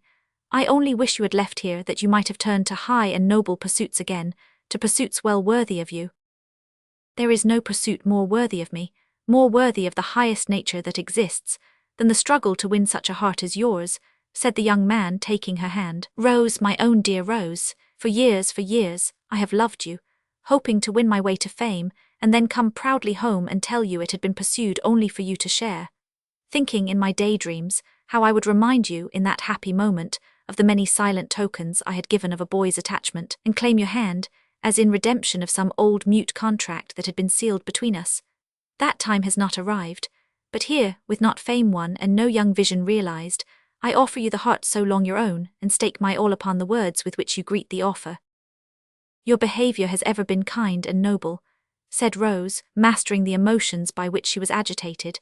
"As you believe that I am not insensible or ungrateful, so hear my answer. It is that I may endeavour to deserve you. It is, dear Rose." "It is," replied Rose, "that you must endeavour to forget me, not as your old and dearly attached companion, for that would wound me deeply, but as the object of your love. Look into the world, think how many hearts you would be proud to gain are there. Confide some other passion to me if you will. I will be the truest, warmest, and most faithful friend you have." There was a pause, during which Rose, who had covered her face with one hand, gave free vent to her tears. Harry still retained the other. "And your reasons, Rose," he said at length in a low voice, "your reasons for this decision." "You have a right to know them," rejoined Rose. "You can say nothing to alter my resolution. It is a duty that I must perform. I owe it alike to others and to myself." "To yourself?" "Yes, Harry, I owe it to myself that I, a friendless, portionless girl with a blight upon my name, should not give your friends reason to suspect that I had sordidly yielded to your first passion, and fastened myself, a clog, on all your hopes and projects. I owe it to you and yours, to prevent you from opposing, in the warmth of your generous nature, this great obstacle to your progress in the world." "If your inclinations chime with your sense of duty," Harry began. "They do not," replied Rose, colouring deeply. "Then you return my love," said Harry. "Say but that, dear Rose, say but that, and soften the bitterness of this hard disappointment." "If I could have done so without doing heavy wrong to him I loved," rejoined Rose, "I could have received this declaration very differently," said Harry. "Do not conceal that from me, at least, Rose." "I could," said Rose. "Stay," she added, disengaging her hand. "Why should we prolong this painful interview, most painful to me, and yet productive of lasting happiness, notwithstanding?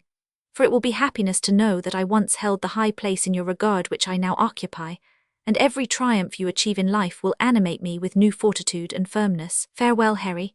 As we have met today, we meet no more. But in other relations than those in which this conversation have placed us, we may be long and happily entwined. And may every blessing that the prayers of a true and earnest heart can call down from the source of all truth and sincerity cheer and prosper you." "Another word, Rose," said Harry. "Your reason in your own words, from your own lips, let me hear it." "The prospect before you," answered Rose firmly, "is a brilliant one. All the honours to which great talents and powerful connections can help men in public life are in store for you, but those connections are proud, and I will neither mingle with such as may hold in scorn the mother who gave me life, nor bring disgrace or failure on the son of her who has so well supplied that mother's place. In a word," said the young lady, turning away as her temporary firmness forsook her, "there is a stain upon my name, which the world visits on innocent heads. I will carry it into no blood but my own, and the reproach shall rest alone on me." "One word more, Rose, dearest Rose, one more," cried Harry, throwing himself before her. "If I had been less fortunate, the world would call it, if some obscure and peaceful life had been my destiny, if I had been poor, sick, helpless, would you have turned from me then? Or has my probable advancement to riches and honour given this scruple birth?" "Do not press me to reply," answered Rose. "The question does not arise and never will. It is unfair, almost unkind, to urge it." "If your answer be what I almost dare to hope it is," retorted Harry, "it will shed a gleam of happiness upon my lonely way and light the path before me. It is not an idle thing to do so much by the utterance of a few brief words for one who loves you beyond all else. Oh, Rose, in the name of my ardent and enduring attachment, in the name of all I have suffered for you and all you doom me to undergo, answer me this one question."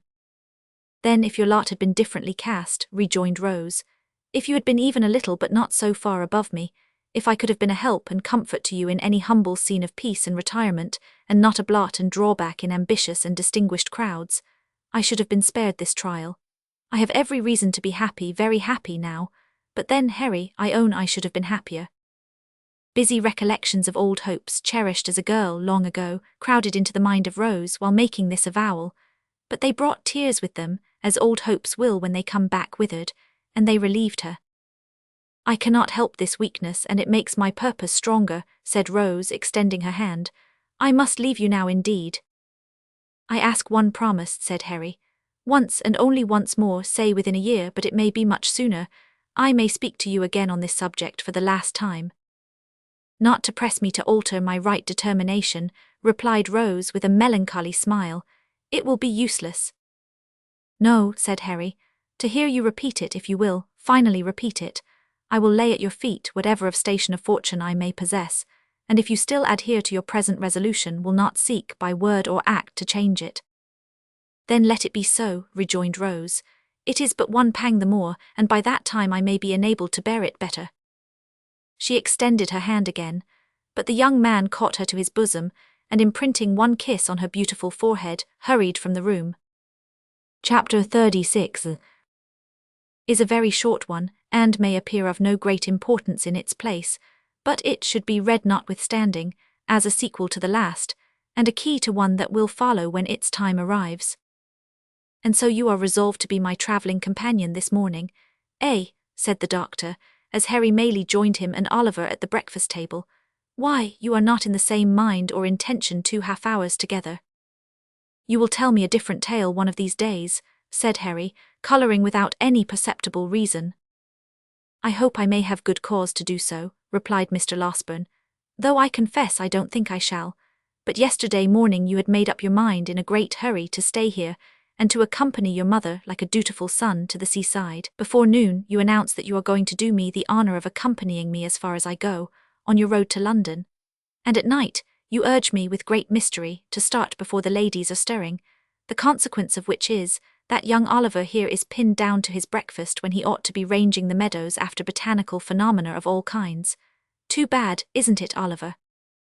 I should have been very sorry not to have been at home when you and Mr. Maylie went away, sir, rejoined Oliver.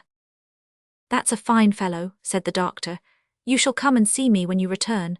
But to speak seriously, Harry, has any communication from the great Knobs produced this sudden anxiety on your part to be gone? The great Knobs, replied Harry, under which designation I presume you include my most stately uncle, have not communicated with me at all since I have been here. Nor at this time of the year is it likely that anything would occur to render necessary my immediate attendance among them. Well, said the doctor, you are a queer fellow, but of course they will get you into Parliament at the election before Christmas, and these sudden shiftings and changes are no bad preparation for political life. There's something in that. Good training is always desirable, whether the race be for place, cup, or sweepstakes. Harry Maylie looked as if he could have followed up this short dialogue by 1 or 2 remarks that would have staggered the doctor not a little, but he contented himself with saying, "We shall see," and pursued the subject no farther. The postchaise drove up to the door shortly afterwards, and Giles coming in for the luggage, the good doctor bustled out to see it packed. "Oliver," said Harry Maylie in a low voice, "let me speak a word with you." Oliver walked into the window recess to which Mr. Maylie beckoned him, much surprised at the mixture of sadness and boisterous spirits which his whole behaviour displayed. "You can write well now," said Harry, laying his hand upon his arm. "I hope so, sir," replied Oliver. "I shall not be at home again perhaps for some time. I wish you would write to me, say once a fortnight, every alternate Monday, to the General Post Office in London. Will you?" "Oh, certainly, sir, I shall be proud to do it," exclaimed Oliver, greatly delighted with the commission. "I should like to know how my mother and Miss Maylie are," said the young man, "and you can fill up a sheet by telling me what walks you take and what you talk about, and whether they seem happy and quite well. You understand me?" "Oh, quite, sir, quite," replied Oliver. "I would rather you did not mention it to them," said Harry, hurrying over his words, "because it might make my mother anxious to write to me oftener, and it is a trouble and worry to her. Let it be a secret between you and me, and mind you tell me everything. I depend upon you." Oliver, quite elated and honoured by a sense of his importance, faithfully promised to be secret and explicit in his communications. Mr. Maylie took leave of him, with many assurances of his regard and protection. The doctor was in the chaise. Giles, who, it had been arranged, should be left behind, held the door open in his hand, and the women servants were in the garden looking on. Harry cast one slight glance at the latticed window and jumped into the carriage. "Drive on," he cried, "hard, fast, full gallop. Nothing short of flying will keep pace with me today." "Halloa," cried the doctor, letting down the front glass in a great hurry and shouting to the postilion, "something very short of flying will keep pace with me. Do you hear?" Jingling and clattering, till distance rendered its noise inaudible, and its rapid progress only perceptible to the eye, the vehicle wound its way along the road, almost hidden in a cloud of dust, now wholly disappearing and now becoming visible again as intervening objects or the intricacies of the way permitted. It was not until even the dusty cloud was no longer to be seen that the gazers dispersed. And there was one looker-on, who remained with eyes fixed upon the spot where the carriage had disappeared, long after it was many miles away. For behind the white curtain which had shrouded her from view when Harry raised his eyes towards the window, sat Rose herself. "He seems in high spirits and happy," she said at length. "I feared for a time he might be otherwise. I was mistaken. I am very, very glad." Tears are signs of gladness as well as grief, but those which coursed down Rose's face, as she sat pensively at the window, still gazing in the same direction, seemed to tell more of sorrow than of joy. Chapter 37, in which the reader may perceive a contrast, not uncommon in matrimonial cases. Mr. Bumble sat in the workhouse parlour, with his eyes moodily fixed on the cheerless grate, whence, as it was summer time, no brighter gleam proceeded than the reflection of certain sickly rays of the sun, which were sent back from its cold and shining surface. A paper fly-cage dangled from the ceiling, to which he occasionally raised his eyes in gloomy thought, and as the heedless insects hovered round the gaudy network, Mr. Bumble would heave a deep sigh, while a more gloomy shadow overspread his countenance. Mr. Bumble was meditating. It might be that the insects brought to mind some painful passage in his own past life. Nor was Mr. Bumble's gloom the only thing calculated to awaken a pleasing melancholy in the bosom of a spectator. There were not wanting other appearances, and those closely connected with his own person, which announced that a great change had taken place in the position of his affairs. The lace coat and the cocked hat, where were they? He still wore knee breeches and dark cotton stockings on his nether limbs, but they were not the breeches. The coat was wide-skirted, and in that respect like the coat, but oh how different. The mighty cocked hat was replaced by a modest round one. Mr. Bumble was no longer a beadle. There are some promotions in life, which, independent of the more substantial rewards they offer, require peculiar value and dignity from the coats and waistcoats connected with them. A field marshal has his uniform, a bishop his silk apron, a councillor his silk gown, a beadle his cocked hat. Strip the bishop of his apron or the beadle of his hat and lace. What are they? Men? Mere men. Dignity and even holiness too sometimes are more questions of coat and waistcoat than some people imagine. Mr. Bumble had married Mrs. Corney and was master of the workhouse. Another beadle had come into power. On him the cocked hat, gold-laced coat and staff had all three descended. "And tomorrow 2 months it was done," said Mr. Bumble with a sigh. "It seems a age." Mr. Bumble might have meant that he had concentrated a whole existence of happiness into the short space of 8 weeks, but the sigh, there was a vast deal of meaning in the sigh. "I sold myself," said Mr. Bumble, pursuing the same train of reflection, "for 6 teaspoons, a pair of sugar tongs and a milk pot, with a small quantity of second-hand furniture and £20 in money. I went very reasonable. Cheap, dirt cheap." "Cheap," cried a shrill voice in Mr. Bumble's ear. "You would have been dear at any price, and dear enough I paid for you, Lord above knows that." Mr. Bumble turned, and encountered the face of his interesting consort, who, imperfectly comprehending the few words she had overheard of his complaint, had hazarded the foregoing remark at a venture. "Mrs. Bumble, ma'am," said Mr. Bumble with a sentimental sternness. "Well," cried the lady. "Have the goodness to look at me," said Mr. Bumble, fixing his eyes upon her. "If she stands such a eye as that," said Mr. Bumble to himself, "she can stand anything. It is a eye I never knew to fail with paupers. If it fails with her, my power is gone." Whether an exceedingly small expansion of eye be sufficient to quell paupers, who, being lightly fed, are in no very high condition, or whether the late Mrs. Corney was particularly proof against eagle glances, are matters of opinion. The matter of fact is that the matron was in no way overpowered by Mr. Bumble's scowl, but on the contrary treated it with great disdain, and even raised a laugh thereat, which sounded as though it were genuine. On hearing this most unexpected sound, Mr. Bumble looked, first incredulous and afterwards amazed. He then relapsed into his former state, nor did he rouse himself until his attention was again awakened by the voice of his partner. "Are you going to sit snoring there all day?" inquired Mrs. Bumble. "I am going to sit here as long as I think proper, ma'am," rejoined Mr. Bumble, "and although I was not snoring, I shall snore, gape, sneeze, laugh, or cry as the humour strikes me, such being my prerogative." "Your prerogative," sneered Mrs. Bumble with ineffable contempt. "I said the word, ma'am," said Mr. Bumble. "The prerogative of a man is to command." "And what's the prerogative of a woman, in the name of goodness?" cried the relict of Mr. Corney deceased.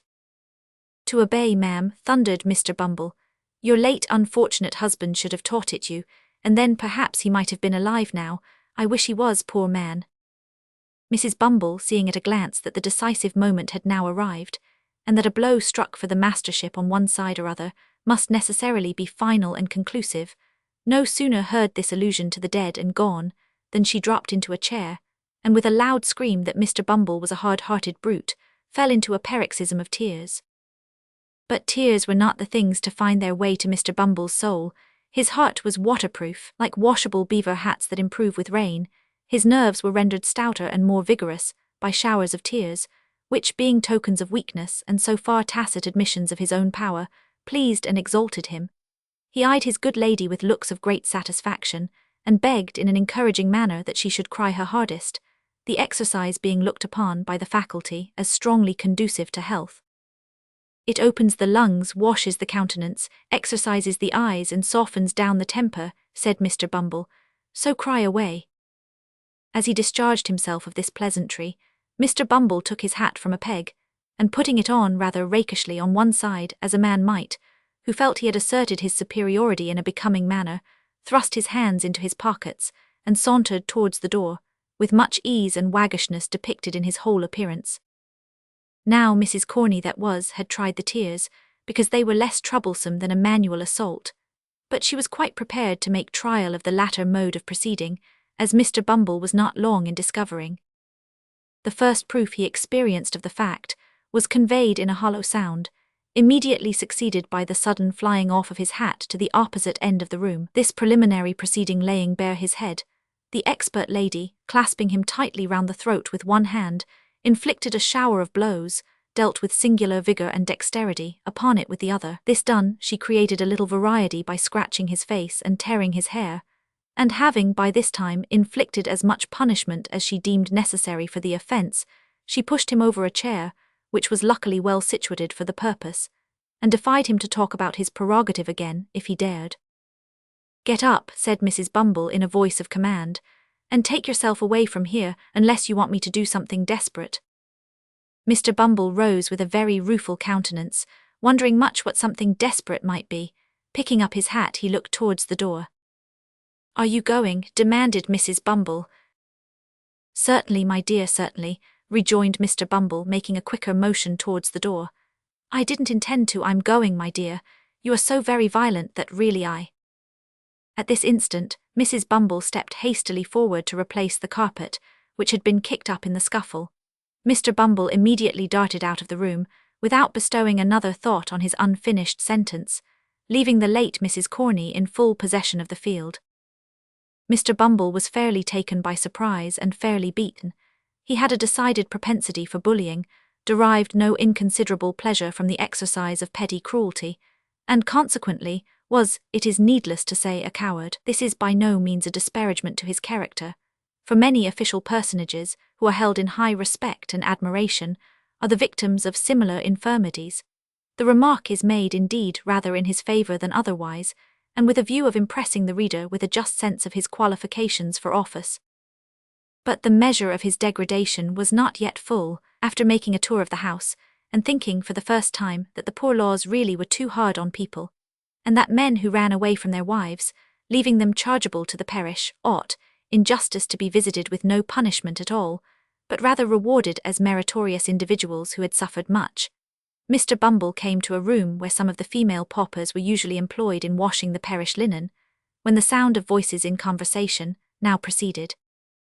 "Hem," said Mr. Bumble, summoning up all his native dignity, "these women at least shall continue to respect the prerogative. Hallo, hallo there, what do you mean by this noise, you husses?"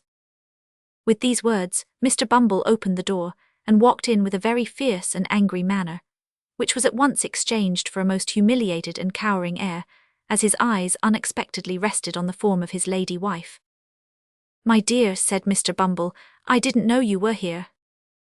"Didn't know I was here," repeated Mrs. Bumble. "What do you do here?" "I thought they were talking rather too much to be doing their work properly, my dear," replied Mr. Bumble, glancing distractedly at a couple of old women at the washtub, who were comparing notes of admiration at the workhouse master's humility. "You thought they were talking too much," said Mrs. Bumble. "What business is it of yours?" "Why, my dear," urged Mr. Bumble submissively. "What business is it of yours?" demanded Mrs. Bumble again. "It's very true, your matron here, my dear," submitted Mr. Bumble, but I thought you mightn't be in the way just then." "I'll tell you what, Mr. Bumble," returned his lady. "We don't want any of your interference. You're a great deal too fond of poking your nose into things that don't concern you, making everybody in the house laugh the moment your back is turned, and making yourself look like a fool every hour in the day. Be off, come." Mr. Bumble, seeing with excruciating feelings the delight of the two old paupers who were tittering together most rapturously, hesitated for an instant. Mrs. Bumble, whose patience brooked no delay, caught up a bowl of soap suds, and motioning him towards the door, ordered him instantly to depart, on pain of receiving the contents upon his portly person. What could Mr. Bumble do?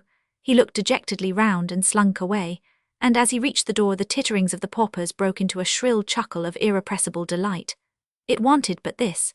He was degraded in their eyes, he had lost caste and station before the very paupers, he had fallen from all the height and pomp of beadleship to the lowest depth of the most snubbed henpeckery. "All in 2 months," said Mr. Bumble, filled with dismal thoughts. 2 months, no more than 2 months ago I was not only my own master but everybody else's so far as the parochial workhouse was concerned, and now. It was too much. Mr. Bumble boxed the ears of the boy who opened the gate for him, for he had reached the portal in his reverie, and walked distractedly into the street.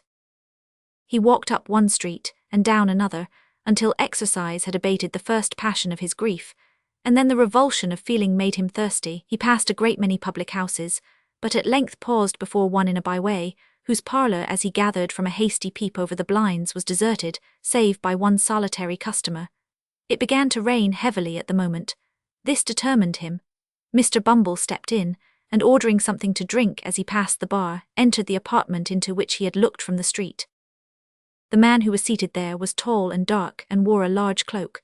He had the air of a stranger, and seemed by a certain haggardness in his look, as well as by the dusty soils on his dress, to have travelled some distance. He eyed Bumble askance as he entered, but scarcely deigned to nod his head in acknowledgment of his salutation.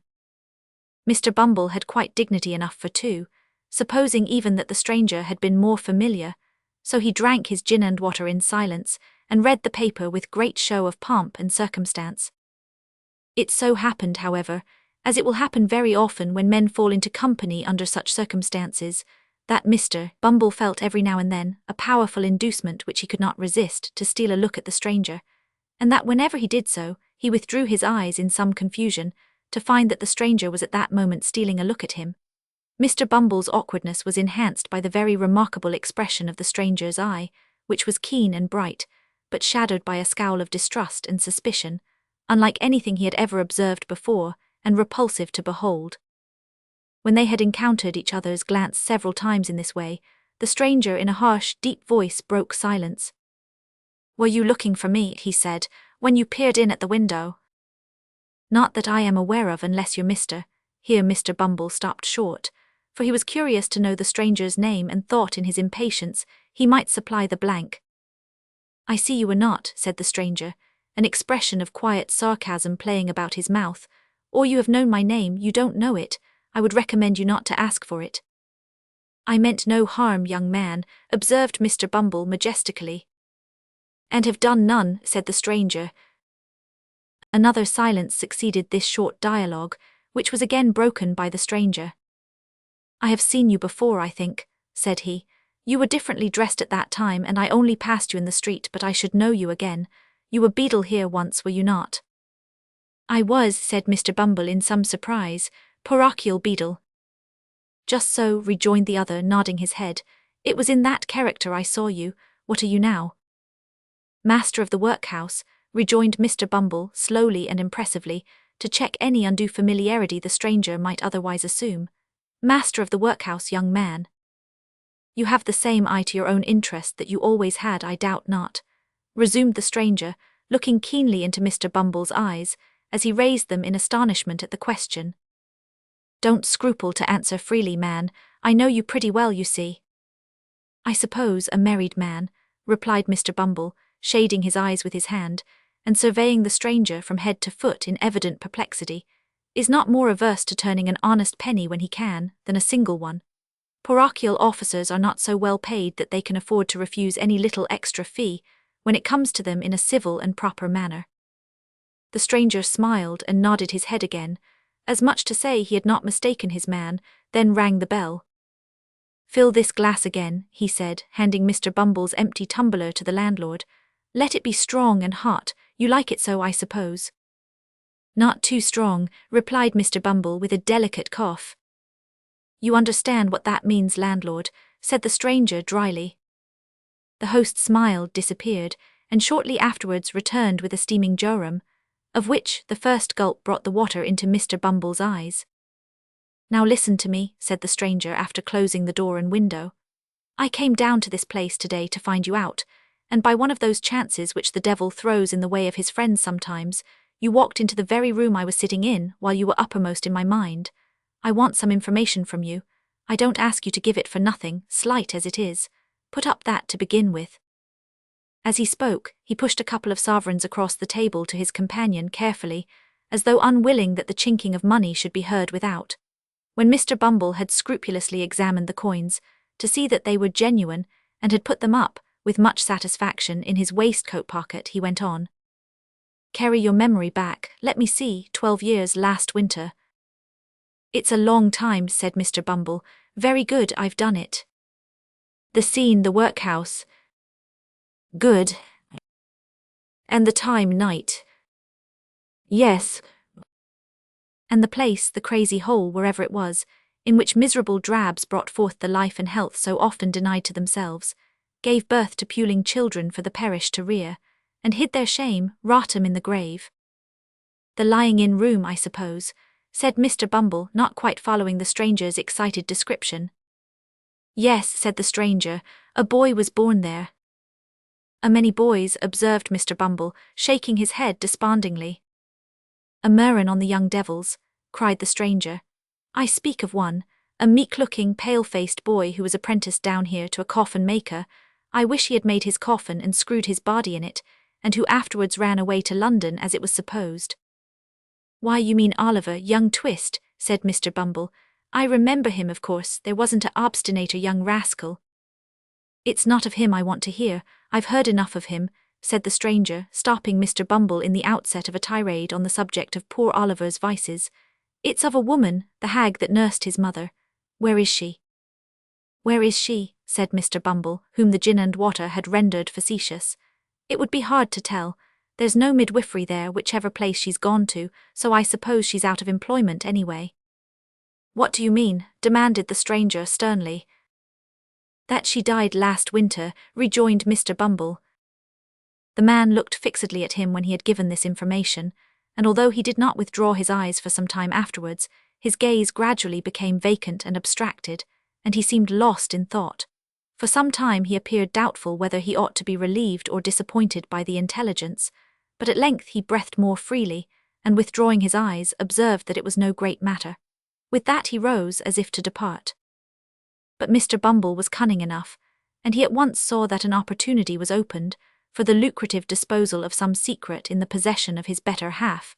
He well remembered the night of old Sally's death, which the occurrences of that day had given him good reason to recollect, as the occasion on which he had proposed to Mrs. Corney, and although that lady had never confided to him the disclosure of which she had been the solitary witness, he had heard enough to know that it related to something that had occurred in the old woman's attendance, as workhouse nurse, upon the young mother of Oliver Twist. Hastily calling this circumstance to mind, he informed the stranger with an air of mystery that one woman had been closeted with the old harridan shortly before she died, and that she could, as he had reason to believe, throw some light on the subject of his inquiry. "How can I find her?" said the stranger, thrown off his guard, and plainly showing that all his fears, whatever they were aroused afresh by the intelligence. "Only through me," rejoined Mr. Bumble. "When?" cried the stranger hastily. "Tomorrow," rejoined Bumble. "At 9 in the evening," said the stranger, producing a scrap of paper and writing down upon it an obscure address by the waterside in characters that betrayed his agitation. "At 9 in the evening, bring her to me there. I needn't tell you to be secret, it's your interest." With these words, he led the way to the door, after stopping to pay for the liquor that had been drunk. Shortly remarking that their roads were different, he departed, without more ceremony than an emphatic repetition of the hour of appointment for the following night. On glancing at the address, The parochial functionary observed that it contained no name. The stranger had not gone far, so he made after him to ask it. "What do you want?" cried the man, turning quickly round as Bumble touched him on the arm. "Following me?" "Only to ask a question," said the other, pointing to the scrap of paper. "What name am I to ask for?" "Monks," rejoined the man, and strode hastily away. Chapter 38, containing an account of what passed between Mr. and Mrs. Bumble and Mr. Monks at their nocturnal interview. It was a dull, close, overcast summer evening. The clouds, which had been threatening all day, spread out in a dense and sluggish mass of vapor, already yielded large drops of rain, and seemed to presage a violent thunderstorm, when Mr. and Mrs. Bumble, turning out of the main street of the town, directed their course towards a scattered little colony of ruinous houses, distant from it some mile and a half or thereabouts, and erected on a low, unwholesome swamp bordering upon the river. They were both wrapped in old and shabby outer garments, which might perhaps serve the double purpose of protecting their persons from the rain and sheltering them from observation. The husband carried a lantern, from which, however, no light yet shone, and trudged on a few paces in front as though, the way being dirty, to give his wife the benefit of treading in his heavy footprints. They went on in profound silence. Every now and then Mr. Bumble relaxed his pace and turned his head as if to make sure that his helpmate was following. Then, discovering that she was close at his heels, he mended his rate of walking and proceeded at a considerable increase of speed towards their place of destination. This was far from being a place of doubtful character, for it had long been known as the residence of none but low ruffians, who, under various pretenses of living by their labour, subsisted chiefly on plunder and crime.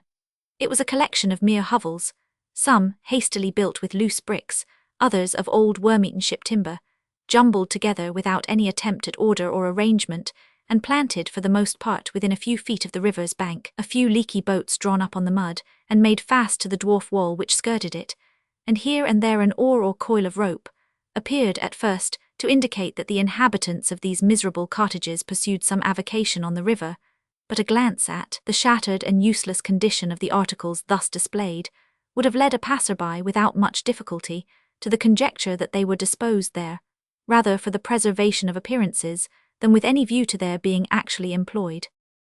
In the heart of this cluster of huts, and skirting the river which its upper stories overhung, stood a large building, formerly used as a manufactory of some kind.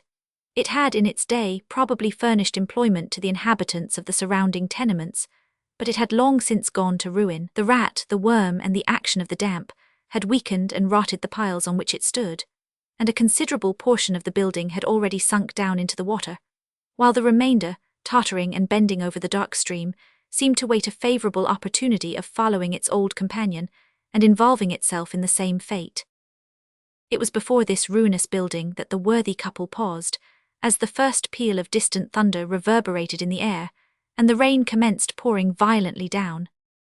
"The place should be somewhere here," said Bumble, consulting a scrap of paper he held in his hand. "Halloa there," cried a voice from above. Following the sound, Mr. Bumble raised his head and descried a man looking out of a door breast-high on the second story. "Stand still a minute," cried the voice. "I'll be with you directly," with which the head disappeared and the door closed. "Is that the man?" asked Mr. Bumble's good lady. Mr. Bumble nodded in the affirmative. "Then mind what I told you," said the matron, "and be careful to say as little as you can, or you'll betray us at once."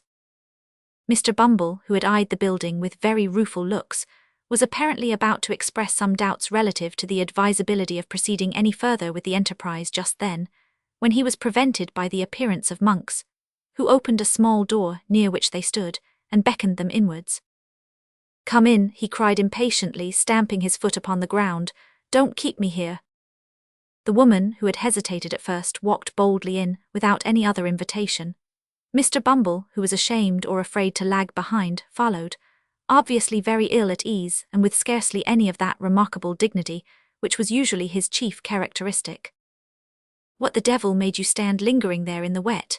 said Monks, turning round and addressing Bumble after he had bolted the door behind them. We were only cooling ourselves," stammered Bumble, looking apprehensively about him. "Cooling yourselves," retorted Monks. Not all the rain that ever fell or ever will fall will put as much of hell's fire out as a man can carry about with him. You won't cool yourself so easily, don't think it." With this agreeable speech, Monks turned short upon the matron, and bent his gaze upon her, till even she, who was not easily cowed, was fain to withdraw her eyes, and turn them towards the ground. "This is the woman, is it?" demanded Monks.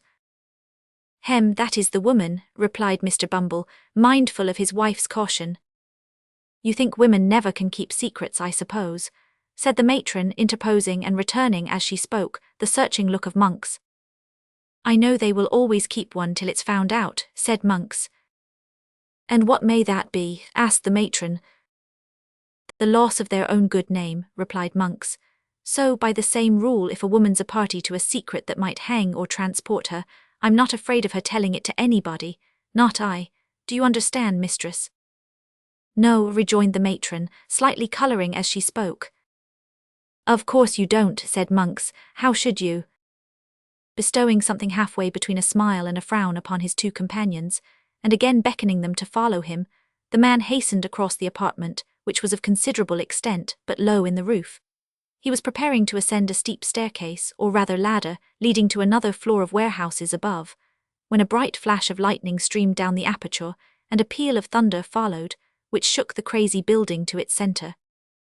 "Hear it," he cried, shrinking back. "Hear it, rolling and crashing on as if it echoed through 1,000 caverns where the devils were hiding from it. I hate the sound." He remained silent for a few moments, and then, removing his hands suddenly from his face, showed, to the unspeakable discomposure of Mr. Bumble, that it was much distorted and discoloured. "These fits come over me now and then," said Monks, observing his alarm, "and thunder sometimes brings them on. Don't mind me now, it's all over for this once." Thus speaking, he led the way up the ladder, and hastily closing the window shutter of the room into which it led, lowered a lantern which hung at the end of a rope, and pulley passed through one of the heavy beams in the ceiling, and which cast a dim light upon an old table and 3 chairs that were placed beneath it. "Now," said Monks when they had all 3 seated themselves, "the sooner we come to our business the better for all. The woman know what it is, does she?" The question was addressed to Bumble, but his wife anticipated the reply by intimating that she was perfectly acquainted with it. "He is right in saying that you were with this hag the night she died, and that she told you something." "About the mother of the boy you named," replied the matron, interrupting him. "Yes." "The first question is, of what nature was her communication?" said Monks. "That's the second," observed the woman with much deliberation. "The first is, what may the communication be worth?" "Who the devil can tell that without knowing of what kind it is?" asked Monks. "Nobody better than you, I am persuaded," answered Mrs. Bumble, who did not want for spirit, as her yoke-fellow could abundantly testify. "Humph," said Monks significantly, and with a look of eager inquiry. "There may be money's worth to get, eh?" "Perhaps there may," was the composed reply. "Something that was taken from her," said Monks. "Something that she wore, something that—" "You had better bid," interrupted Mrs. Bumble. "I have heard enough already to assure me that you are the man I ought to talk to." Mr. Bumble, who had not yet been admitted by his better half into any greater share of the secret than he had originally possessed, listened to this dialogue with outstretched neck and distended eyes, which he directed towards his wife and Monks, by turns in undisguised astonishment, increased if possible when the latter sternly demanded what sum was required for the disclosure. "What's it worth to you?" asked the woman as collectedly as before. "It may be nothing, it may be £20, replied Monks. "Speak out and let me know which." "Add £5 to the sum you have named, give me £25 in gold," said the woman, "and I'll tell you all I know, not before." £25, exclaimed Monks, drawing back. "I spoke as plainly as I could," replied Mrs. Bumble. "It's not a large sum either." "Not a large sum for a paltry secret that may be nothing when it's told," cried Monks impatiently, "and which has been lying dead for 12 years past or more." "Such matters keep well, and like good wine often double their value in course of time," answered the matron, still preserving the resolute indifference she had assumed. "As to lying dead, there are those who will lie dead for 12,000 years to come, or 12,000,000, for anything you or I know, who will tell strange tales at last." What if I pay it for nothing? Asked Monks, hesitating. You can easily take it away again, replied the matron. I am but a woman alone here and unprotected. Not alone, my dear, nor unprotected neither, submitted Mr. Bumble in a voice tremulous with fear. I am here, my dear. And besides, said Mr. Bumble, his teeth chattering as he spoke, Mr. Monks is too much of a gentleman to attempt any violence on parochial persons. Mr. Monks is aware that I am not a young man, my dear, and also that I am a little run to seed, as I may say. But he has heard, I say I have no doubt Mr. Monks has heard, my dear, that I am a very determined officer with very uncommon strength if I'm once roused. I only want a little rousing, that's all. As Mr. Bumble spoke, he made a melancholy feint of grasping his lantern with fierce determination, and plainly showed by the alarmed expression of every feature that he did want a little rousing, and not a little, prior to making any very warlike demonstration, unless indeed against paupers or other person or persons trained down for the purpose. You are a fool, said Mrs. Bumble in reply, and had better hold your tongue. He had better have cut it out before he came if he can't speak in a lower tone, said Monks grimly. So, he's your husband, eh? He my husband, tittered the matron, parrying the question. I thought as much when you came in, rejoined Monks, marking the angry glance which the lady darted at her spouse as she spoke. So much the better, I have less hesitation in dealing with two people when I find that there's only one will between them. I'm in earnest, see here. He thrust his hand into a side pocket, and producing a canvas bag, told out 25 sovereigns on the table, and pushed them over to the woman.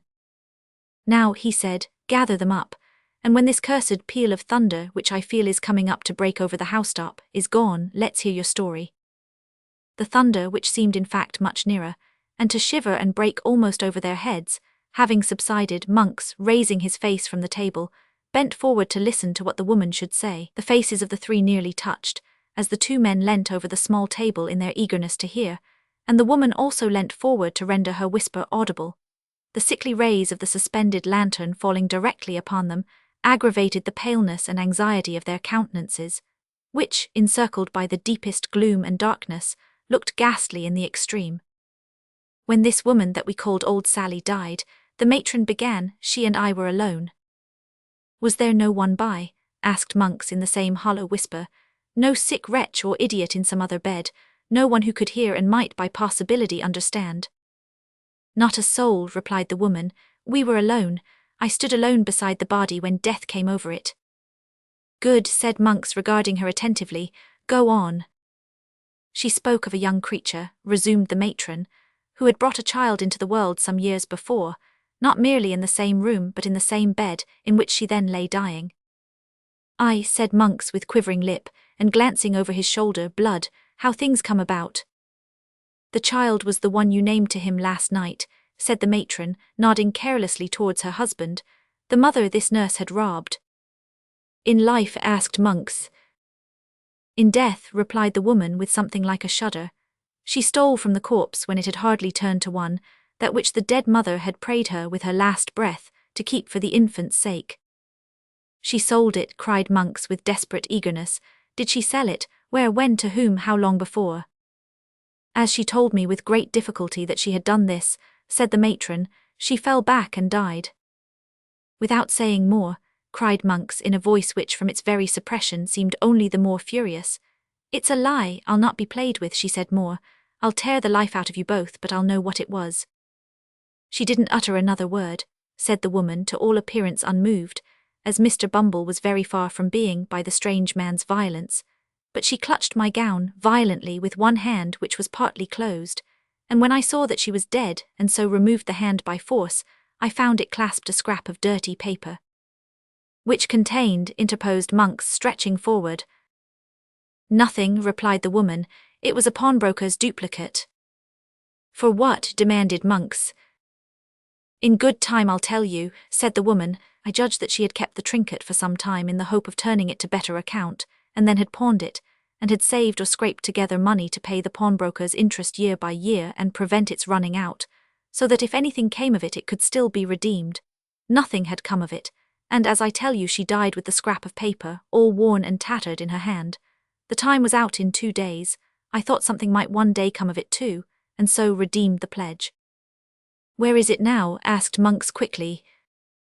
"There," replied the woman, and as if glad to be relieved of it, she hastily threw upon the table a small kid bag scarcely large enough for a French watch, which Monks, pouncing upon, tore open with trembling hands. It contained a little gold locket, in which were 2 locks of hair and a plain gold wedding ring. "It has the word Agnes engraved on the inside," said the woman. "There is a blank left for the surname, and then follows the date, which is within a year before the child was born. I found out that." "And this is all," said Monks, after a close and eager scrutiny of the contents of the little packet. "All," replied the woman. Mr. Bumble drew a long breath, as if he were glad to find that the story was over, and no mention made of taking the £25 back again.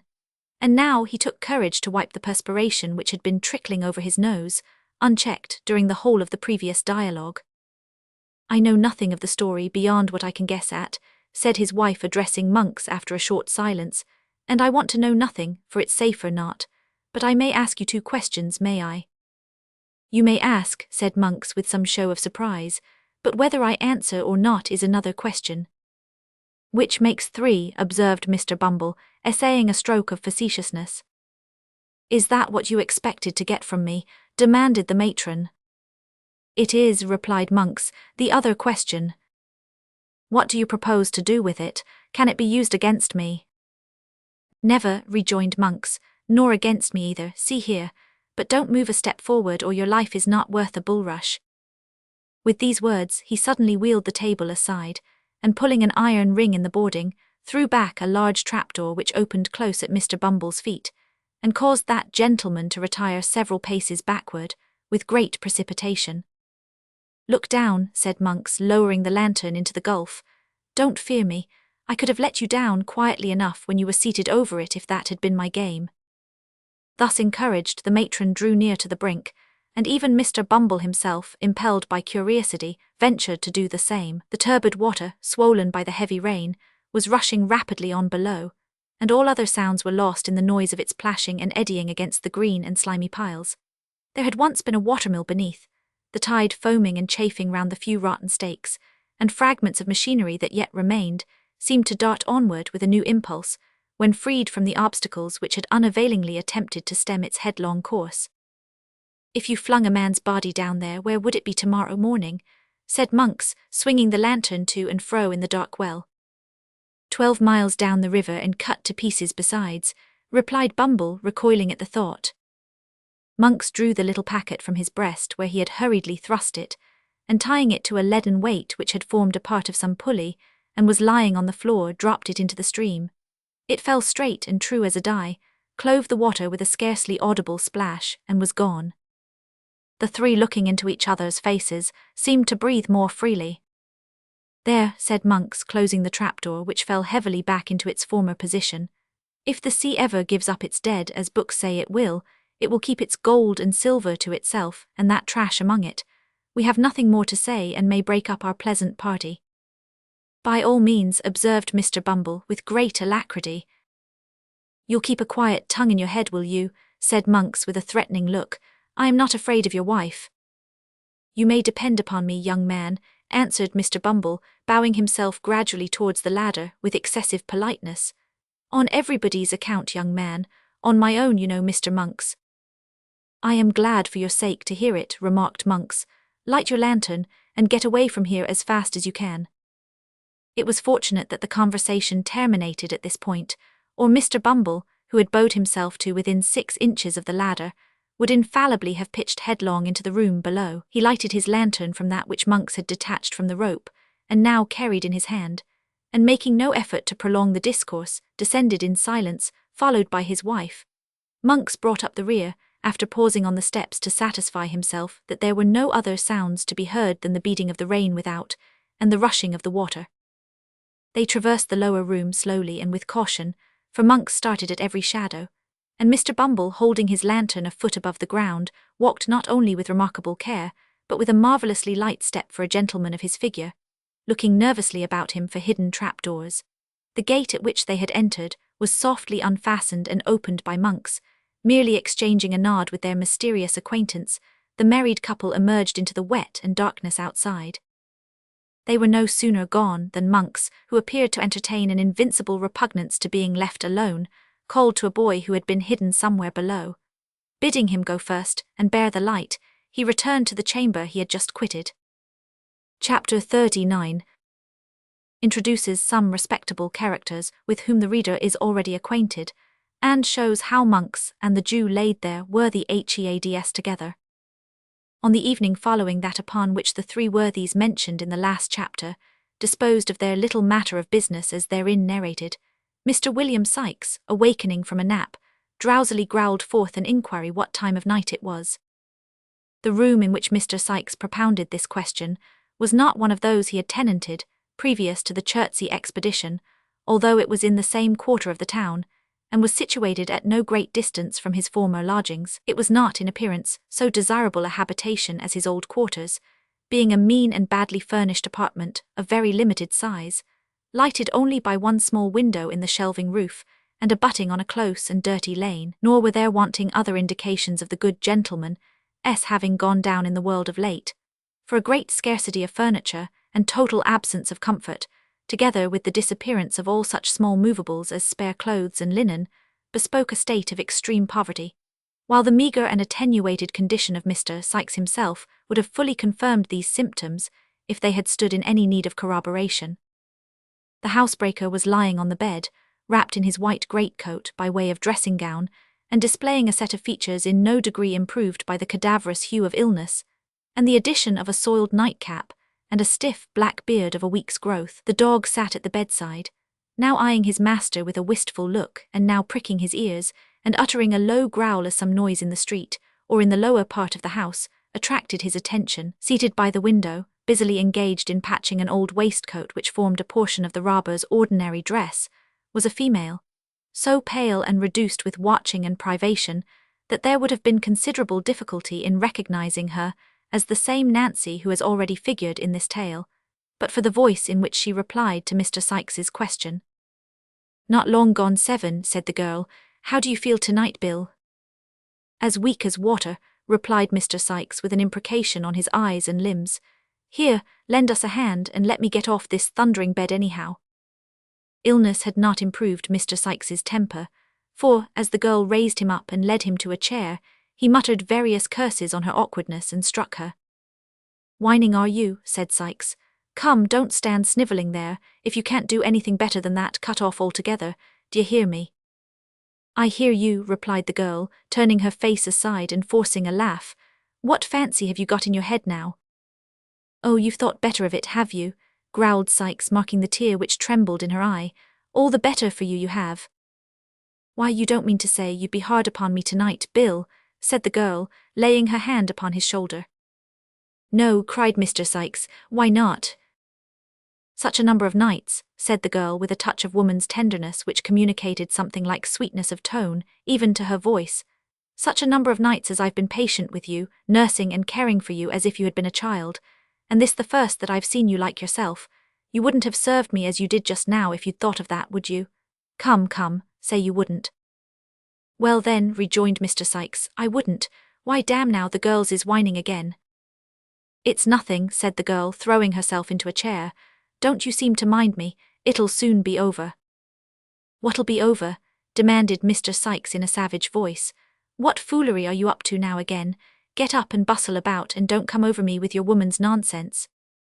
At any other time, this remonstrance and the tone in which it was delivered would have had the desired effect, but the girl, being really weak and exhausted, dropped her head over the back of the chair and fainted before Mr. Sikes could get out a few of the appropriate oaths with which, on similar occasions, he was accustomed to garnish his threats, not knowing very well what to do in this uncommon emergency, for Miss Nancy's hysterics were usually of that violent kind which the patient fights and struggles out of without much assistance.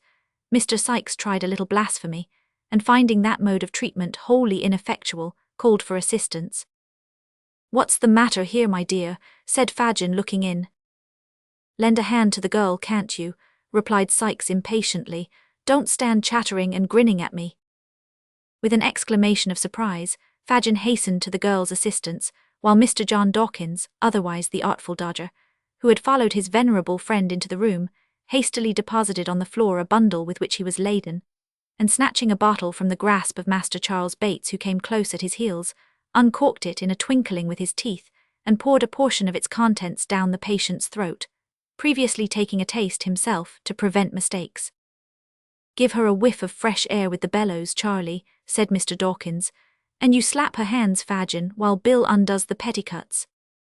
These united restoratives administered with great energy, especially that department consigned to Master Bates, who appeared to consider his share in the proceedings a piece of unexampled pleasantry, were not long in producing the desired effect.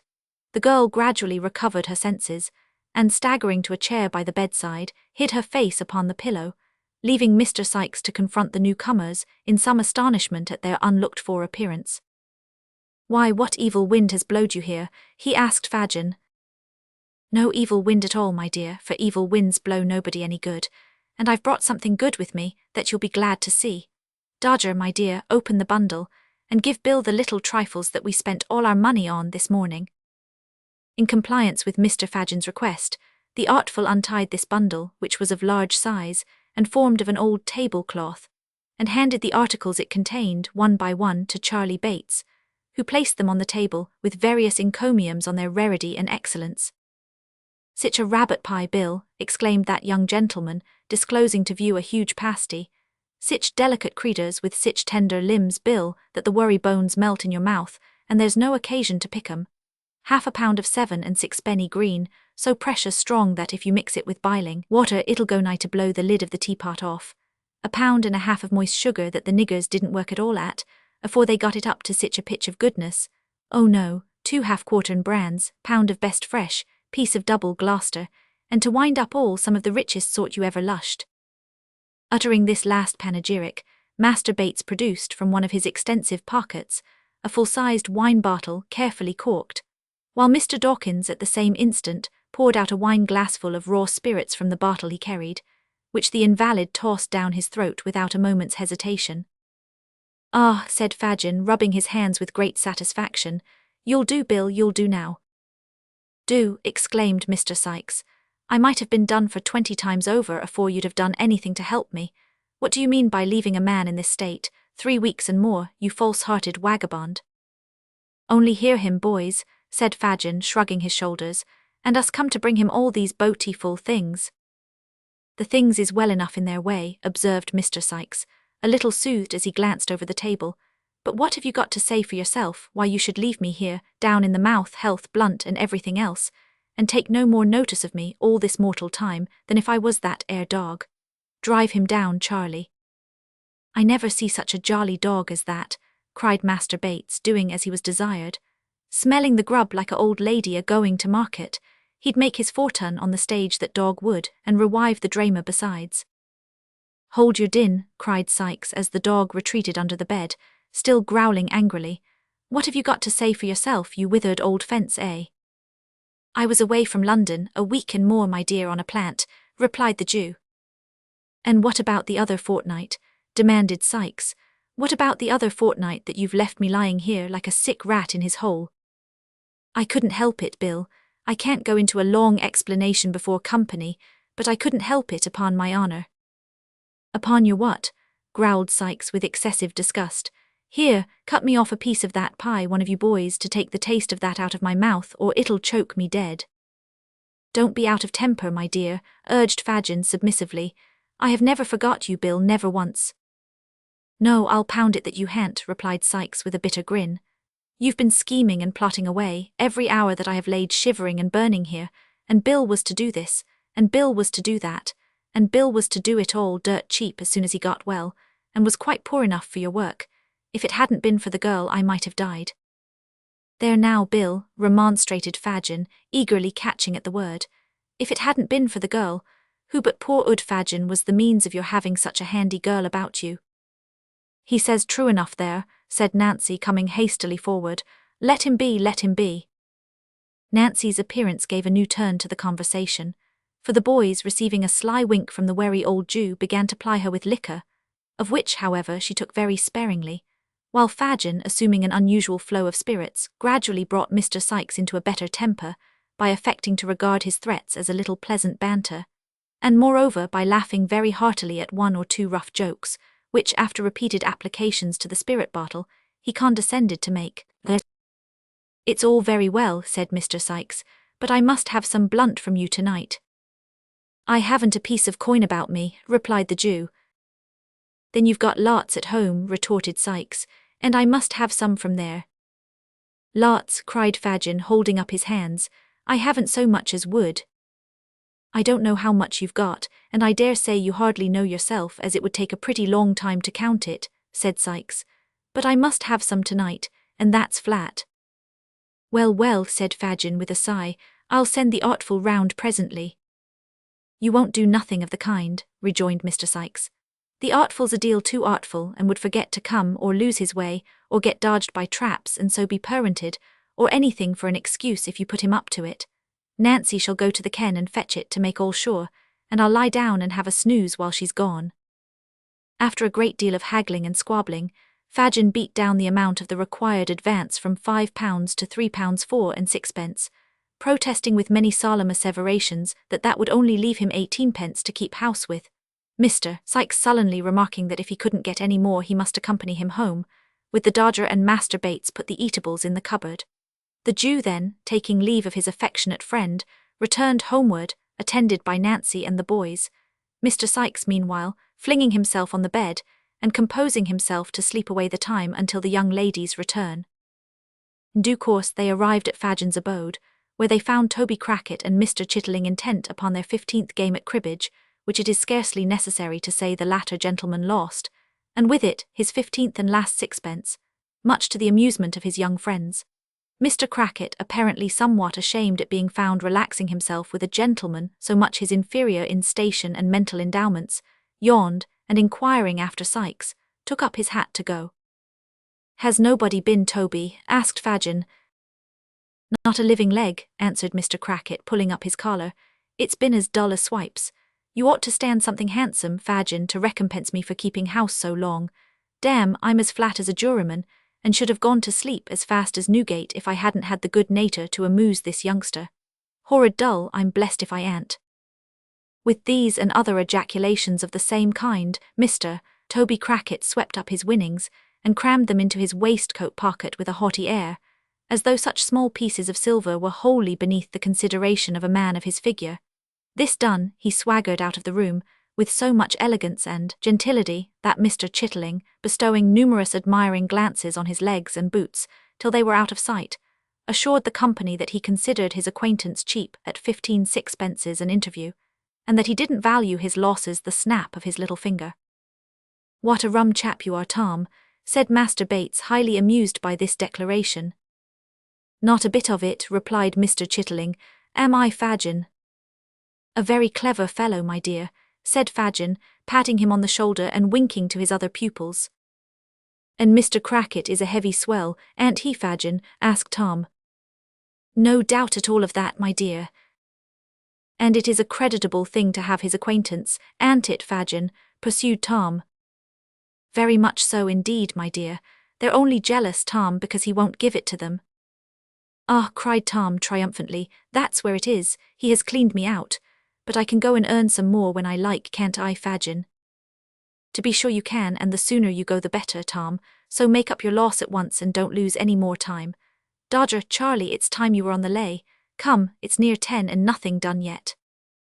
In obedience to this hint, the boys, nodding to Nancy, took up their hats and left the room, the Dodger and his vivacious friend indulging, as they went, in many witticisms at the expense of Mr. Chitling, in whose conduct, it is but justice to say, there was nothing very conspicuous or peculiar, inasmuch as there are a great number of spirited young bloods upon town, who pay a much higher price than Mr. Chitling for being seen in good society, and a great number of fine gentlemen, composing the good society aforesaid, who established their reputation upon very much the same footing as Flash Toby Crackit.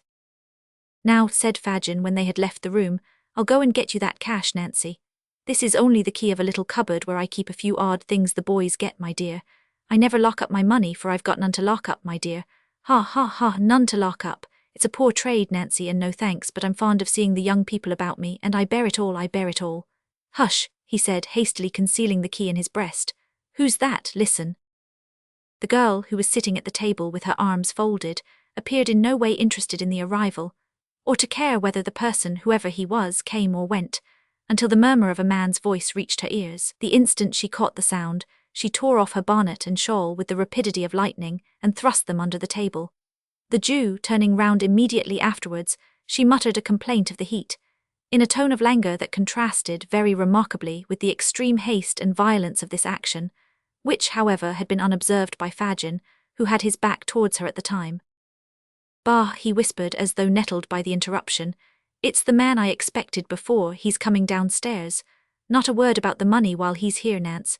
He won't stop long, not 10 minutes, my dear." Laying his skinny forefinger upon his lip, the Jew carried a candle to the door, as a man's step was heard upon the stairs without. He reached it at the same moment as the visitor, who, coming hastily into the room, was close upon the girl before he observed her. "It was Monks, eh?" "Only one of my young people," said Fagin, observing that Monks drew back on beholding a stranger. "Don't move, Nancy." The girl drew closer to the table, and glancing at Monks with an air of careless levity, withdrew her eyes. But as he turned towards Fagin, she stole another look, so keen and searching and full of purpose, that if there had been any bystander to observe the change, he could hardly have believed the two looks to have proceeded from the same person. "Any news?" inquired Fagin. "Great." And good?" asked Fagin, hesitating as though he feared to vex the other man by being too sanguine. "Not bad anyway," replied Monks with a smile. "I have been prompt enough this time. Let me have a word with you." The girl drew closer to the table and made no offer to leave the room, although she could see that Monks was pointing to her. The Jew, perhaps fearing she might say something aloud about the money if he endeavoured to get rid of her, pointed upward and took Monks out of the room. "Not that infernal hole we were in before," she could hear the man say as they went upstairs.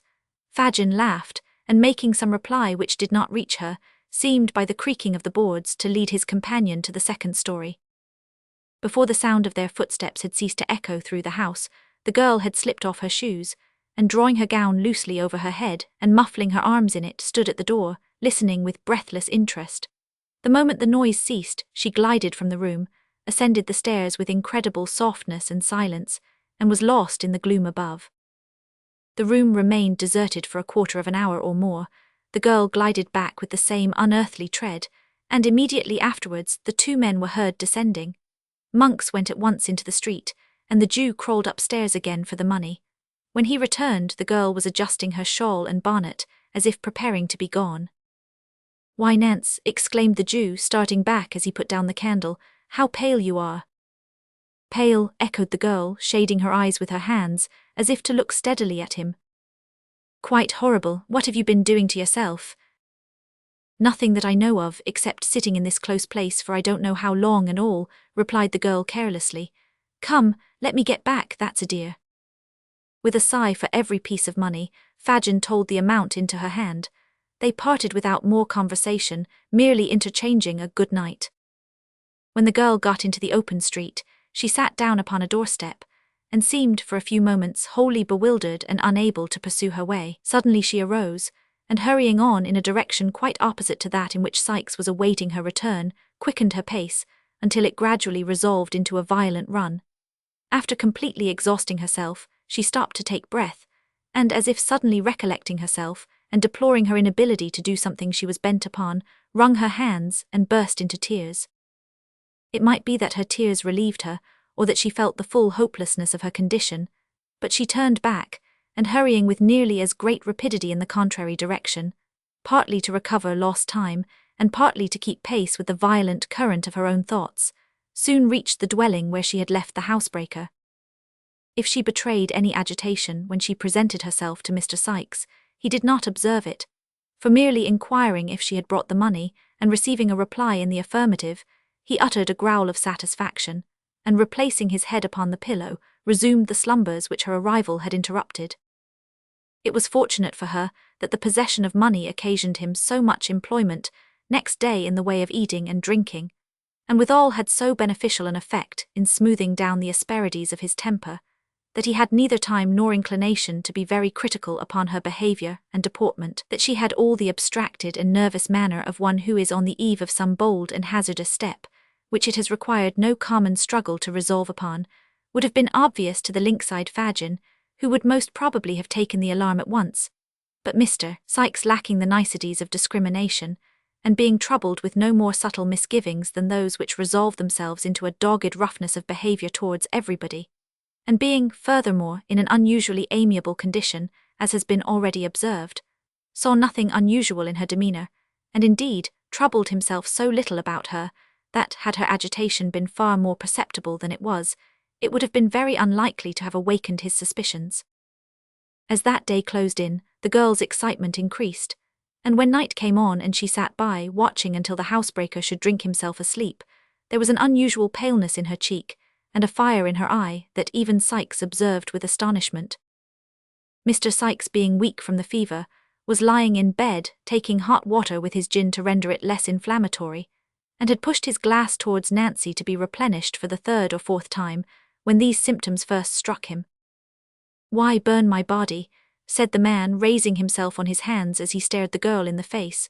"You look like a corpse come to life again. What's the matter?" "Matter," replied the girl. "Nothing. What do you look at me so hard for?"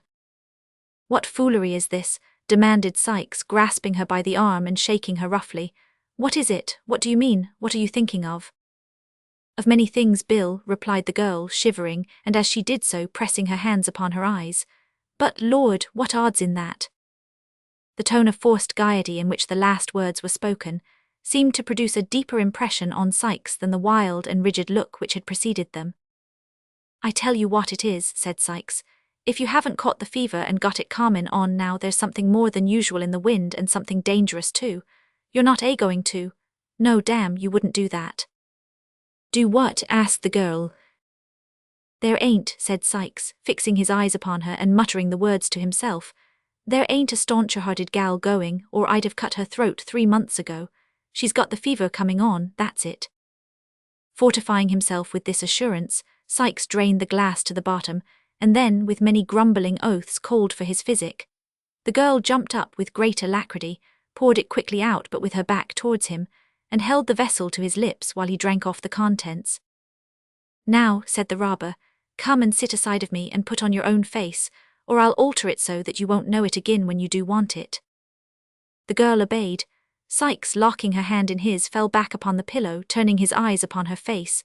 They closed, opened again, closed once more, again opened. He shifted his position restlessly, and after dozing again and again for 2 or 3 minutes, and as often springing up with a look of terror and gazing vacantly about him, was suddenly stricken, as it were, while in the very attitude of rising into a deep and heavy sleep. The grasp of his hand relaxed, the upraised arm fell languidly by his side, and he lay like one in a profound trance. "The laudanum has taken effect at last," murmured the girl, as she rose from the bedside. "I may be too late even now." She hastily dressed herself in her bonnet and shawl, looking fearfully round from time to time, as if, despite the sleeping draught, she expected every moment to feel the pressure of Sikes's heavy hand upon her shoulder. Then, stooping softly over the bed, she kissed the robber's lips, and then, opening and closing the room door with noiseless touch, hurried from the house. A watchman was crying 9:30, down a dark passage through which she had to pass, in gaining the main thoroughfare. "Has it long gone the half-hour?" asked the girl. "It'll strike the hour in another quarter," said the man, raising his lantern to her face. "And I cannot get there in less than an hour or more," muttered Nancy, brushing swiftly past him and gliding rapidly down the street. Many of the shops were already closing in the back lanes and avenues through which she tracked her way, in making from Spitalfields towards the West End of London. The clock struck 10, increasing her impatience.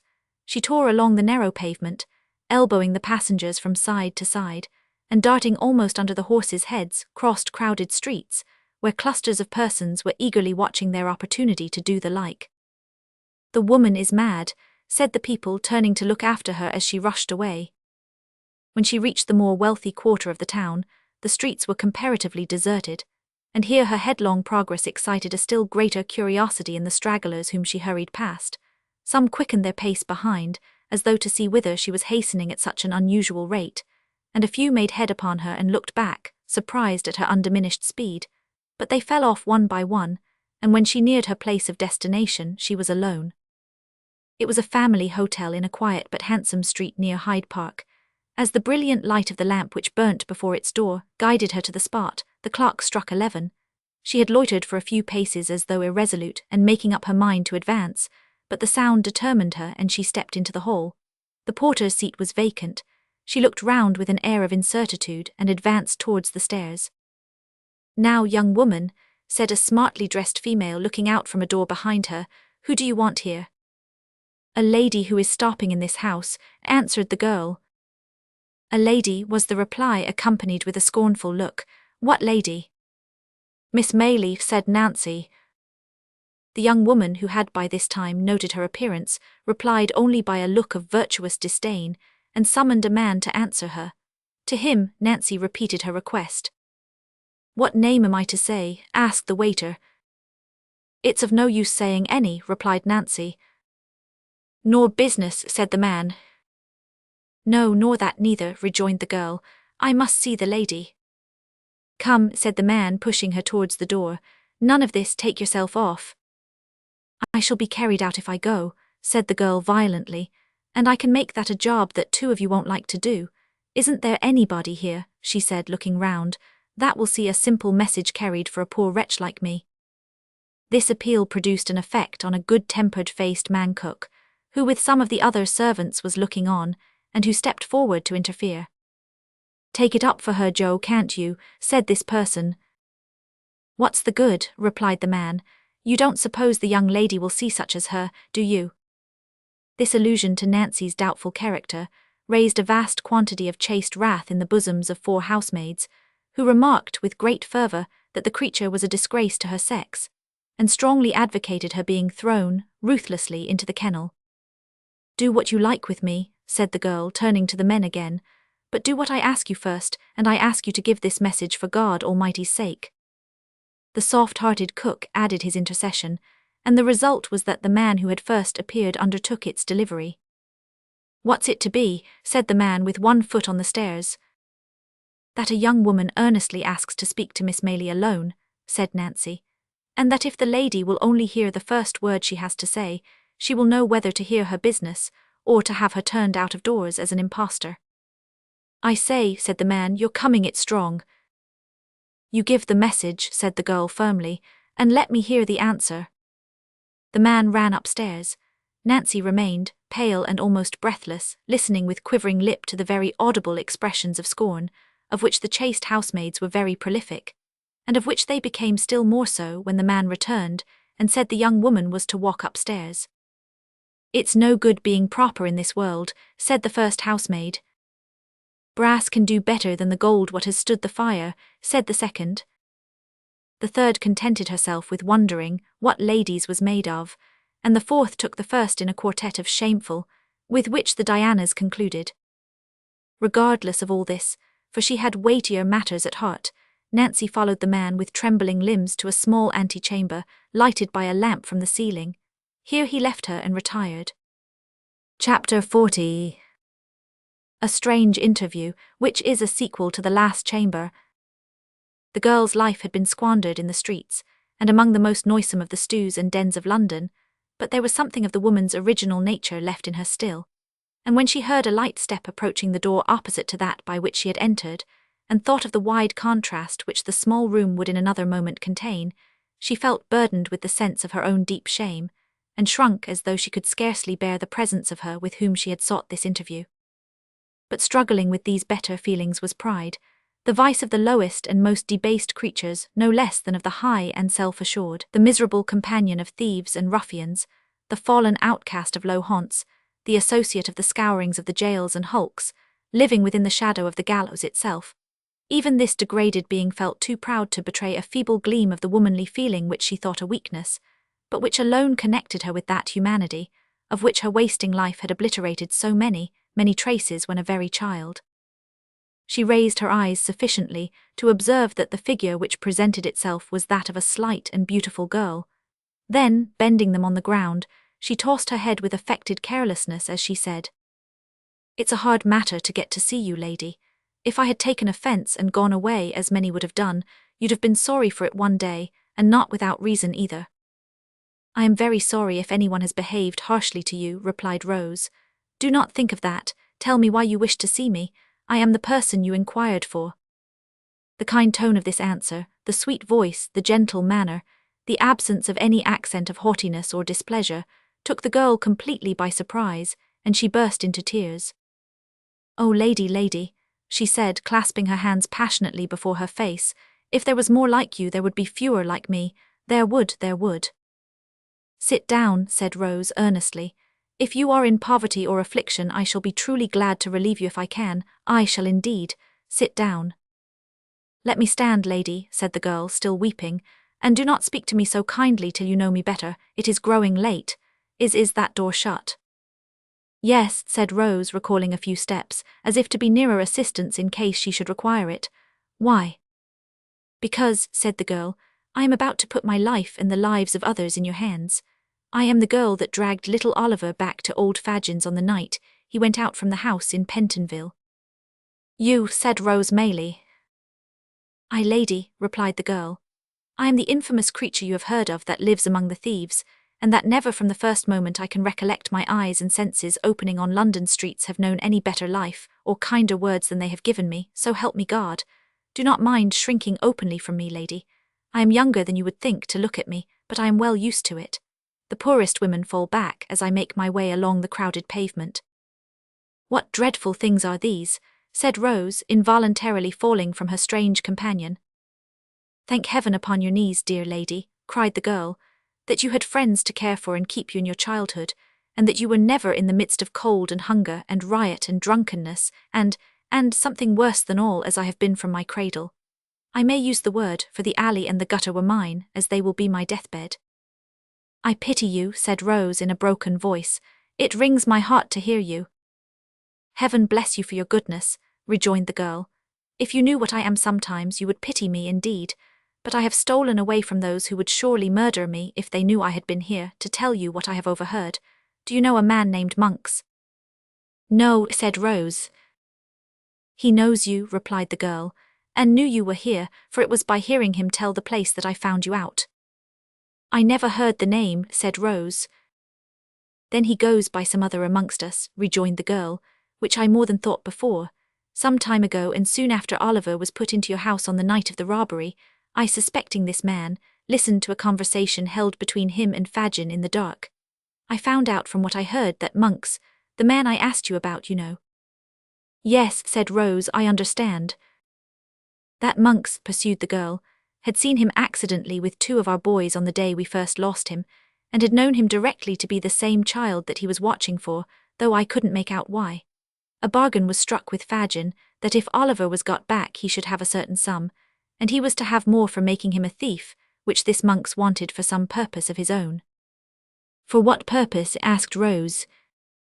"He caught sight of my shadow on the wall as I listened in the hope of finding out," said the girl, "and there are not many people besides me that could have got out of their way in time to escape discovery. But I did, and I saw him no more till last night." "And what occurred then?" "I'll tell you, lady. Last night he came again. Again they went upstairs, and I, wrapping myself up so that my shadow would not betray me, again listened at the door. The first words I heard Monks say were these: 'So the only proofs of the boy's identity lie at the bottom of the river, and the old hag that received them from the mother is rotting in her coffin.' They laughed and talked of his success in doing this, and Monks, talking on about the boy and getting very wild, said that though he had got the young devil's money safely now, he'd rather have had it the other way. For what a game it would have been to have brought down the boast of the father's will, by driving him through every jail in town, and then hauling him up for some capital felony which Fagin could easily manage, after having made a good profit of him besides." "What is all this?" said Rose. "The truth, lady, though it comes from my lips," replied the girl. "Then he said, with oaths common enough in my ears but strange to yours, that if he could gratify his hatred by taking the boy's life without bringing his own neck in danger, he would. But as he couldn't, he'd be upon the watch to meet him at every turn in life, and if he took advantage of his birth and history he might harm him yet. In short, Fagin, he says, Jew as you are, you never laid such snares as I'll contrive for my young brother Oliver." "His brother!" exclaimed Rose. "Those were his words," said Nancy, glancing uneasily round as she had scarcely ceased to do since she began to speak, for a vision of Sikes haunted her perpetually. And more, when he spoke of you and the other lady, and said it seemed contrived by heaven, or the devil against him, that Oliver should come into your hands, he laughed, and said there was some comfort in that too, for how many thousands and hundreds of thousands of pounds would you not give, if you had them, to know who your two-legged spaniel was? You do not mean, said Rose, turning very pale, to tell me that this was said in earnest. He spoke in hard and angry earnest, if a man ever did, replied the girl, shaking her head. He is an earnest man when his hatred is up. I know many who do worse things, but I'd rather listen to them all a dozen times than to that monk's once. It is growing late, and I have to reach home without suspicion of having been on such an errand as this. I must get back quickly. But what can I do? Said Rose. To what use can I turn this communication without you? Back, why do you wish to return to companions you paint in such terrible colours? If you repeat this information to a gentleman whom I can summon in an instant from the next room, you can be consigned to some place of safety without half an hour's delay. I wish to go back, said the girl. I must go back because how can I tell such things to an innocent lady like you? Because among the men I have told you of there is one, the most desperate among them all, that I can't leave, no, not even to be saved from the life I am leading now. Your having interfered in this dear boy's behalf before, said Rose. Your coming here at so great a risk to tell me what you have heard, your manner which convinces me of the truth of what you say, your evident contrition and sense of shame, all lead me to believe that you might yet be reclaimed. Oh, said the earnest girl, folding her hands as the tears coursed down her face, do not turn a deaf ear to the entreaties of one of your own sex. The first, I do believe, who ever appealed to you in the voice of pity and compassion. Do hear my words and let me save you yet for better things. Lady, cried the girl, sinking on her knees, dear, sweet angel lady, you are the first that ever blessed me with such words as these, and if I had heard them years ago, they might have turned me from a life of sin and sorrow. But it is too late, it is too late. It is never too late, said Rose, for penitence and atonement. It is, cried the girl, writhing in agony of her mind. I cannot leave him now, I could not be his death. Why should you be? Asked Rose. Nothing could save him, cried the girl. If I told others what I have told you and led to their being taken, he would be sure to die. He is the boldest and has been so cruel. Is it possible, cried Rose, that for such a man as this you can resign every future hope and the certainty of immediate rescue? It is madness. I don't know what it is, answered the girl. I only know that it is so, and not with me alone, but with hundreds of others as bad and wretched as myself. I must go back. Whether it is God's wrath for the wrong I have done, I do not know, but I am drawn back to him through every suffering and ill usage, and I should be, I believe, if I knew that I was to die by his hand at last. What am I to do? Said Rose. I should not let you depart from me thus. You should, lady, and I know you will, rejoined the girl, rising. You will not stop my going because I have trusted in your goodness, and forced no promise from you, as I might have done. Of what use, then, is the communication you have made? Said Rose. This mystery must be investigated, or how will its disclosure to me benefit Oliver, whom you are anxious to serve? You must have some kind gentleman about you that will hear it as a secret, and advise you what to do, rejoined the girl. But where can I find you again when it is necessary? Asked Rose. I do not seek to know where these dreadful people live, but where will you be walking or passing at any settled period from this time? Will you promise me that you will have my secret strictly kept and come alone, or with the only other person that knows it, and that I shall not be watched or followed? Asked the girl. I promise you solemnly, answered Rose. Every Sunday night from 11 until the clock strikes 12, said the girl without hesitation. I will walk on London Bridge if I am alive. Stay another moment, interposed Rose, as the girl moved hurriedly towards the door. Think once again on your own condition and the opportunity you have of escaping from it. You have a claim on me, not only as the voluntary bearer of this intelligence, but as a woman lost almost beyond redemption. Will you return to this gang of robbers, and to this man when a word can save you? What fascination is it that can take you back, and make you cling to wickedness and misery? Oh, is there no chord in your heart that I can touch? Is there nothing left to which I can appeal against this terrible infatuation?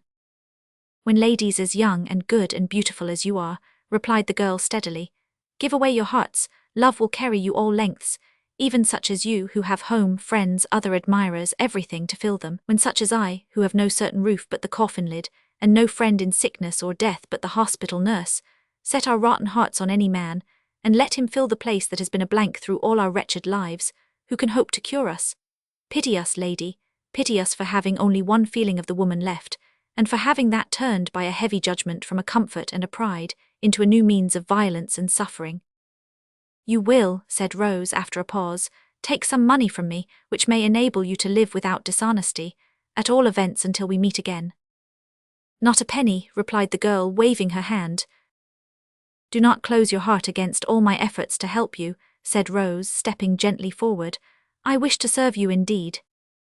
You would serve me best, lady, replied the girl, wringing her hands, if you could take my life at once, for I have felt more grief to think of what I am tonight than I ever did before, and it would be something not to die in the hell in which I have lived. God bless you, sweet lady, and send as much happiness on your head as I have brought shame on mine. Thus speaking and sobbing aloud, the unhappy creature turned away, while Rose Maylie, overpowered by this extraordinary interview, which had more the semblance of a rapid dream than an actual occurrence, sank into a chair and endeavoured to collect her wandering thoughts. Chapter 41. Containing fresh discoveries, and showing that supriscs like misfortunes seldom come alone. Her situation was, indeed, one of no common trial and difficulty. While she felt the most eager and burning desire to penetrate the mystery in which Oliver's history was enveloped, she could not but hold sacred the confidence which the miserable woman with whom she had just conversed had reposed in her, as a young and guileless girl. Her words and manner had touched Rose Maylie's heart, and mingled with her love for her young charge, and scarcely less intense in its truth and fervour, was her fond wish to win the outcast back to repentance and hope. They purposed remaining in London only 3 days, prior to departing for some weeks to a distant part of the coast. It was now midnight of the first day. What course of action could she determine upon, which could be adopted in 48 hours, or how could she postpone the journey without exciting suspicion? Mr. Losberne was with them, and would be for the next 2 days, but Rose was too well acquainted with the excellent gentleman's impetuosity, and foresaw too clearly the wrath with which, in the first explosion of his indignation, he would regard the instrument of Oliver's recapture, to trust him with the secret, when her representations in the girl's behalf could be seconded by no experienced person. These were all reasons for the greatest caution and most circumspect behaviour in communicating it to Mrs. Maylie, whose first impulse would infallibly be to hold a conference with the worthy doctor on the subject. As to resorting to any legal adviser, even if she had known how to do so, it was scarcely to be thought of for the same reason. Once the thought occurred to her of seeking assistance from Harry, but this awakened the recollection of their last parting, and it seemed unworthy of her to call him back when, the tears rose to her eyes as she pursued this train of reflection, he might have by this time learnt to forget her, and to be happier away. Disturbed by these different reflections, inclining now to one course and then to another, and again recoiling from all as each successive consideration presented itself to her mind, Rose passed a sleepless and anxious night. After more communing with herself next day, she arrived at the desperate conclusion of consulting Harry. If it be painful to him, she thought, to come back here, how painful it will be to me. But perhaps he will not come. He may write, or he may come himself and studiously abstain from meeting me. He did when he went away. I hardly thought he would, but it was better for us both. And here Rose dropped the pen and turned away, as though the very paper which was to be her messenger should not see her weep. She had taken up the same pen, and laid it down again 50 times, and had considered and reconsidered the first line of her letter without writing the first word, when Oliver, who had been walking in the streets, with Mr. Giles for a bodyguard, entered the room in such breathless haste and violent agitation, as seemed to betoken some new cause of alarm. "What makes you look so flurried?" asked Rose, advancing to meet him. "I hardly know how. I feel as if I should be choked," replied the boy. "Oh dear, to think that I should see him at last, and you should be able to know that I have told you the truth." "I never thought you had told us anything but the truth," said Rose, soothing him. "But what is this? Of whom do you speak?" "I have seen the gentleman," replied Oliver, scarcely able to articulate, "the gentleman who was so good to me, Mr. Brownlow, that we have so often talked about." "Where?" asked Rose. "Getting out of a coach," replied Oliver, shedding tears of delight, "and going into a house. I didn't speak to him. I couldn't speak to him, for he didn't see me, and I trembled so that I was not able to go up to him. But Giles asked for me whether he lived there, and they said he did." "Look here," said Oliver, opening a scrap of paper. "Here it is, here's where he lives. I'm going there directly.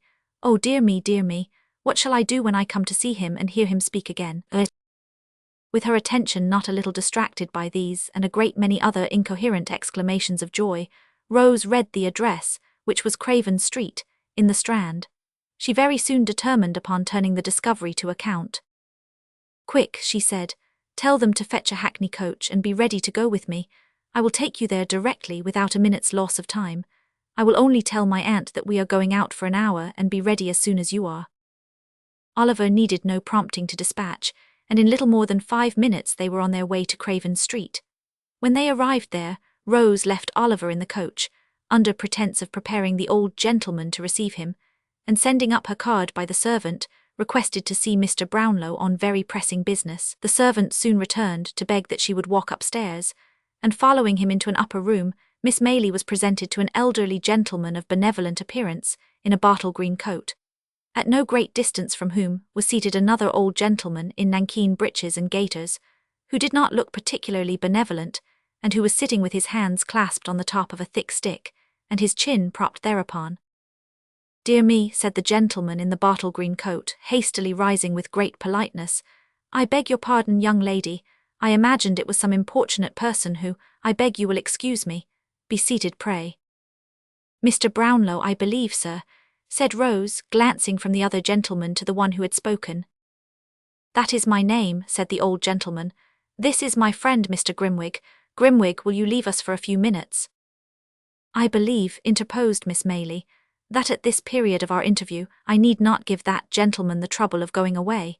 If I am correctly informed, he is cognizant of the business on which I wish to speak to you." Mr. Brownlow inclined his head. Mr. Grimwig, who had made one very stiff bow and risen from his chair, made another very stiff bow and dropped into it again.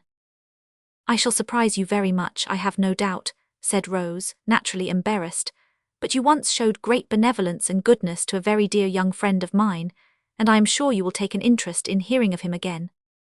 "Indeed," said Mr. Brownlow. "Oliver Twist, you knew him as," replied Rose. The words no sooner escaped her lips than Mr. Grimwig, who had been affecting to dip into a large book that lay on the table, upset it with a great crash, and falling back in his chair, discharged from his features every expression but one of unmitigated wonder, and indulged in a prolonged and vacant stare. Then, as if ashamed of having betrayed so much emotion, he jerked himself, as it were, by a convulsion into his former attitude, and looking out straight before him emitted a long deep whistle, which seemed at last not to be discharged on empty air, but to die away in the innermost recesses of his stomach. Mr. Brownlow was no less surprised, although his astonishment was not expressed in the same eccentric manner. He drew his chair nearer to Miss Maylie, and said, "Do me the favour, my dear young lady, to leave entirely out of the question that goodness and benevolence of which you speak, and of which nobody else knows anything. And if you have it in your power to produce any evidence which will alter the unfavourable opinion I was once induced to entertain of that poor child, in heaven's name put me in possession of it." "A bad one? I'll eat my head if he is not a bad one," growled Mr. Grimwig, speaking by some ventriloquial power without moving a muscle of his face.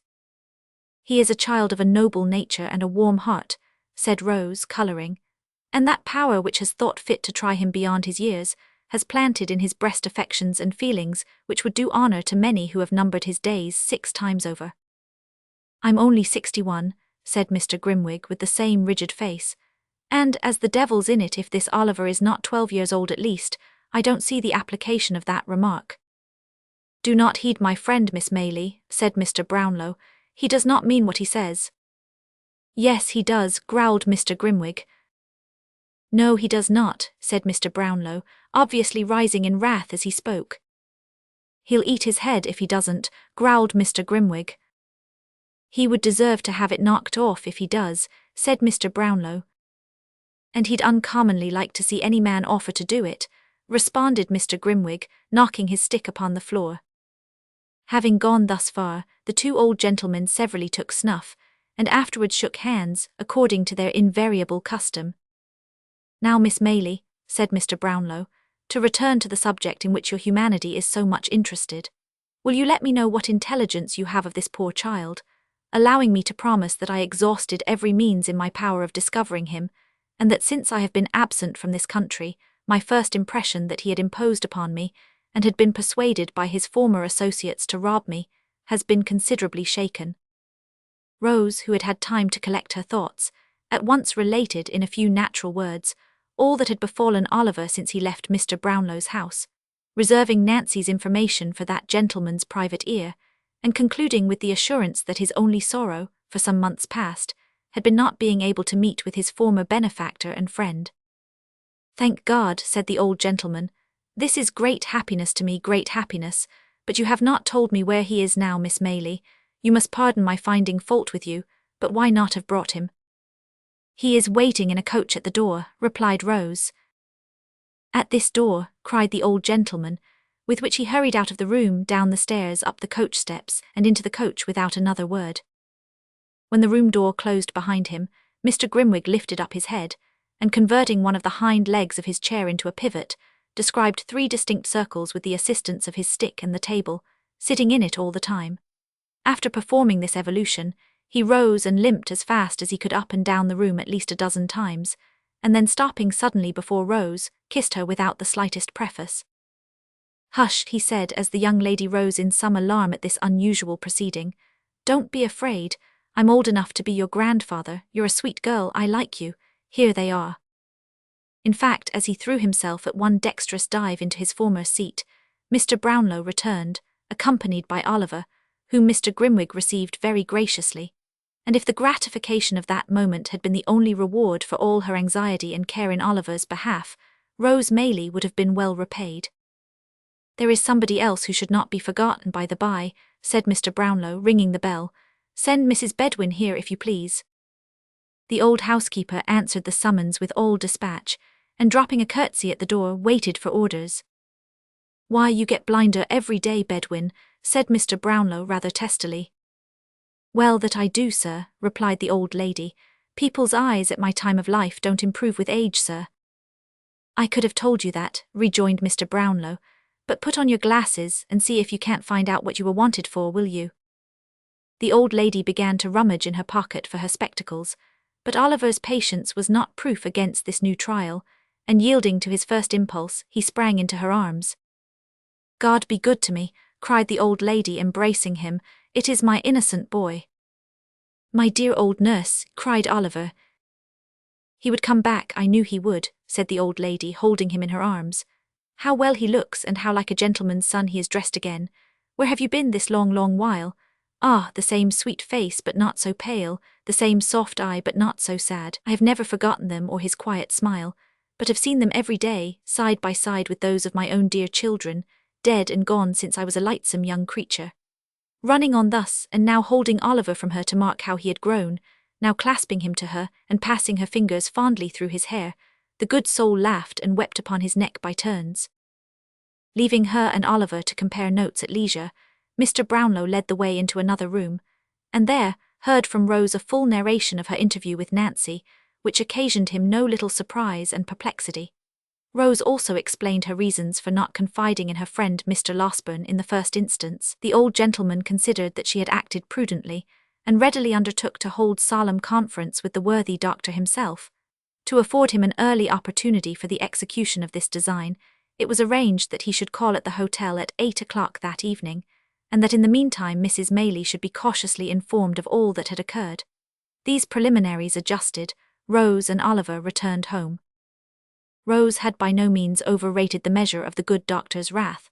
Nancy's history was no sooner unfolded to him than he poured forth a shower of mingled threats and execrations, threatened to make her the first victim of the combined ingenuity of Messrs.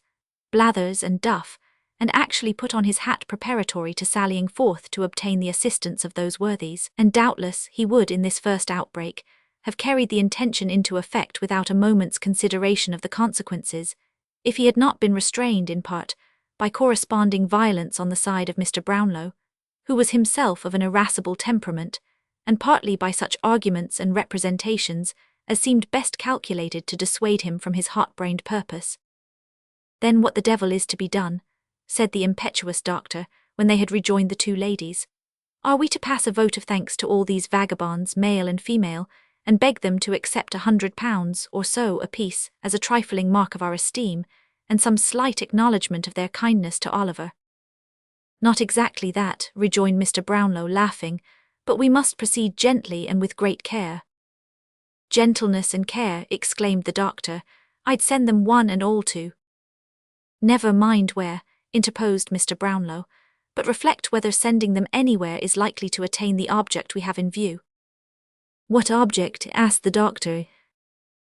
Simply the discovery of Oliver's parentage, and regaining for him the inheritance of which, if this story be true, he has been fraudulently deprived. Ah, said Mr. Losberne, cooling himself with his pocket handkerchief, I almost forgot that.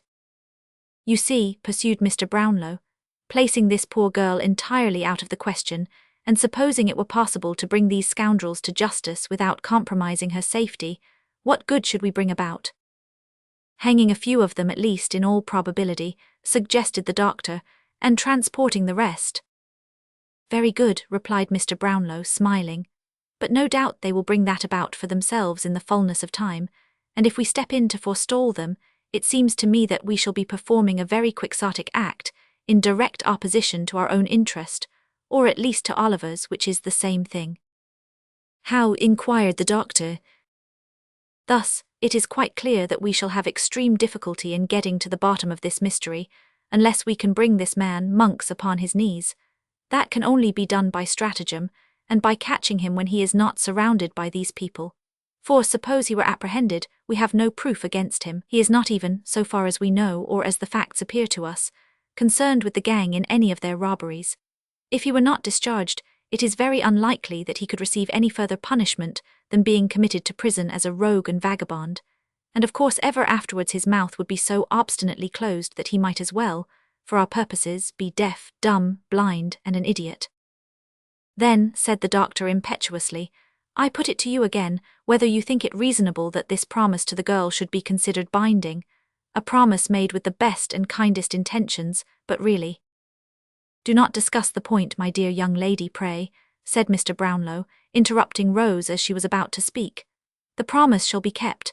I don't think it will in the slightest degree interfere with our proceedings, but before we can resolve upon any precise course of action, it will be necessary to see the girl, to ascertain from her whether she will point out this Monks, on the understanding that he is to be dealt with by us, and not by the law, or if she will not or cannot do that, to procure from her such an account of his haunts and description of his person as will enable us to identify him. She cannot be seen until next Sunday night. This is Tuesday. I would suggest that in the meantime we remain perfectly quiet and keep these matters secret even from Oliver himself. Although Mr. Losberne received with many wry faces a proposal involving a delay of 5 whole days, he was fain to admit that no better course occurred to him just then, and as both Rose and Mrs. Maylie sided very strongly with Mr. Brownlow, that gentleman's proposition was carried unanimously. I should like, he said, to call in the aid of my friend Grimwig. He is a strange creature but a shrewd one, and might prove of material assistance to us.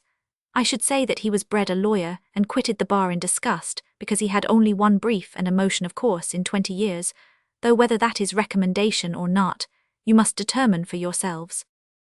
I have no objection to your calling in your friend if I may call in mine, said the doctor.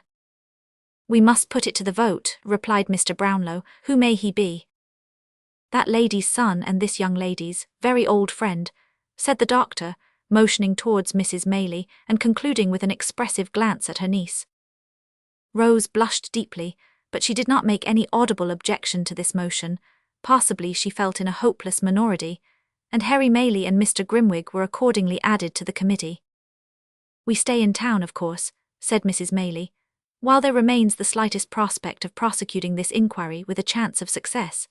I will spare neither trouble nor expense in behalf of the object in which we are all so deeply interested, and I am content to remain here, if it be for 12 months, so long as you assure me that any hope remains.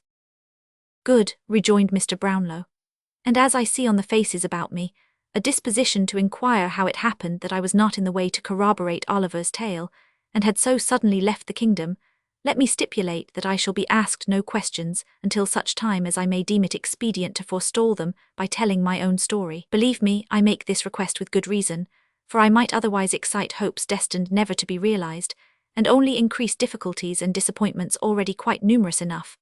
Come, supper has been announced, and young Oliver, who is all alone in the next room, will have begun to think by this time that we have wearied of his company, and entered into some dark conspiracy to thrust him forth upon the world. With these words the old gentleman gave his hand to Mrs. Maylie, and escorted her into the supper-room. Mr. Losberne followed, leading Rose, and the council was, for the present, effectually broken up. Chapter 42. An old acquaintance of Oliver's, exhibiting decided marks of genius, becomes a public character in the metropolis. Upon the night when Nancy, having lulled Mr. Sikes to sleep, hurried on her self-imposed mission to Rose Maylie, there advanced towards London, by the Great North Road, 2 persons, upon whom it is expedient that this history should bestow some attention. They were a man and woman, or perhaps they would be better described as a male and female, for the former was one of those long-limbed, knock-kneed, shambling, bony people, to whom it is difficult to assign any precise age, looking as they do when they are yet boys like undergrown men, and when they are almost men like overgrown boys. The woman was young, but of a robust and hardy make, as she need have been to bear the weight of the heavy bundle which was strapped to her back. Her companion was not encumbered with much luggage, as there merely dangled from a stick which he carried over his shoulder, a small parcel wrapped in a common handkerchief, and apparently light enough. This circumstance, added to the length of his legs, which were of unusual extent, enabled him with much ease to keep some half-dozen paces in advance of his companion, to whom he occasionally turned with an impatient jerk of the head, as if reproaching her tardiness and urging her to greater exertion. Thus they had toiled along the dusty road, taking little heed of any object within sight, save when they stepped aside to allow a wider passage for the mail-coaches which were whirling out of town, until they passed through Highgate Archway, when the foremost traveller stopped and called impatiently to his companion. "Come on, can't yer? What a lazybones yer are, Charlotte." "It's a heavy load, I can tell you," said the female, coming up almost breathless with fatigue. "Heavy, what are you talking about? What are you made for?" rejoined the male traveller, changing his own little bundle as he spoke to the other's shoulder. "Oh, there yer are, resting again. Well, if yer ain't enough to tire anybody's patience out, I don't know what is." "Is it much farther?" asked the woman, resting herself against a bank, and looking up with the perspiration streaming from her face. "Much farther, you're as good as there," said the long-legged tramper, pointing out before him. "Look there, those are the lights of London." "They're a good 2 mile off at least," said the woman despondingly. "Never mind whether they're 2 mile off or 20, said Noah Claypole, for he it was, "but get up and come on or I'll kick yer, and so I give yer notice." As Noah's red nose grew redder with anger, and as he crossed the road while speaking, as if fully prepared to put his threat into execution, the woman rose without any further remark and trudged onward by his side. "Where do you mean to stop for the night, Noah?" she asked after they had walked a few hundred yards. "How should I know?" replied Noah, whose temper had been considerably impaired by walking. "Near, I hope," said Charlotte. "No, not near," replied Mr. Claypole. "There, not near, so don't think it." "Why not?" "When I tell yer that I don't mean to do a thing, that's enough, without any why or because either," replied Mr. Claypole with dignity. "Well, you needn't be so cross," said his companion. "A pretty thing it would be, wouldn't it, to go and stop at the very first public house outside the town, so that Sowerberry, if he come up after us, might poke in his old nose, and have us taken back in a cart with handcuffs on," said Mr. Claypole in a jeering tone. "No, I shall go and lose myself among the narrowest streets I can find, and not stop till we come to the very out-of-the-wayest house I can set eyes on. Cod, you may thanks your stars I've got ahead, for if we hadn't gone at first the wrong road o' purpose and come back across country, you'd have been locked up hard and fast a week ago, my lady, and serve you right for being a fool." "I know I ain't as cunning as you are," replied Charlotte, "but don't put all the blame on me and say I should have been locked up. You would have been if I had been any way." "You took the money from the till, you know you did," said Mr. Claypole. "I took it for you, Noah dear," rejoined Charlotte. "Did I keep it?" asked Mr. Claypole. "No, you trusted in me and let me carry it like a dear, and so you are," said the lady, chucking him under the chin and drawing her arm through his. This was indeed the case, but as it was not Mr. Claypole's habit to repose a blind and foolish confidence in anybody, it should be observed, in justice to that gentleman, that he had trusted Charlotte to this extent, in order that if they were pursued, the money might be found on her, which would leave him an opportunity of asserting his innocence of any theft, and would greatly facilitate his chances of escape. Of course, he entered at this juncture into no explanation of his motives, and they walked on very lovingly together. In pursuance of this cautious plan, Mr. Claypole went on without halting, until he arrived at the Angel at Islington, where he wisely judged, from the crowd of passengers and numbers of vehicles, that London began in earnest, just pausing to observe which appeared the most crowded streets, and consequently the most to be avoided, he crossed into St. John's Road, and was soon deep in the obscurity of the intricate and dirty ways, which, lying between Gray's Inn Lane and Smithfield, render that part of the town one of the lowest, and worst that improvement has left in the midst of London.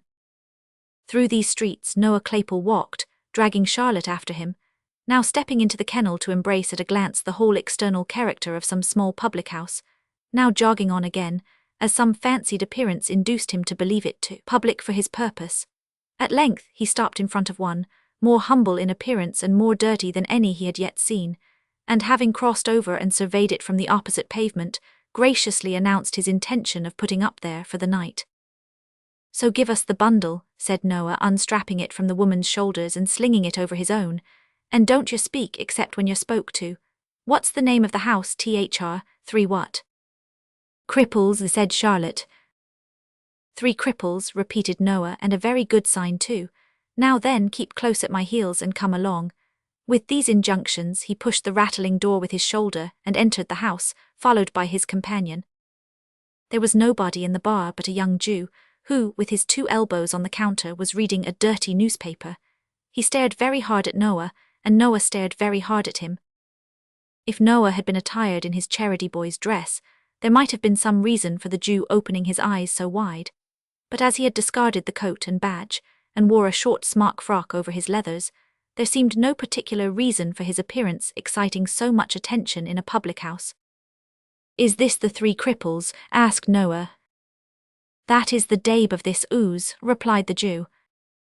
"A gentleman we met on the road, coming up from the country, recommended us here," said Noah, nudging Charlotte, perhaps to call her attention to this most ingenious device for attracting respect, and perhaps to warn her to betray no surprise.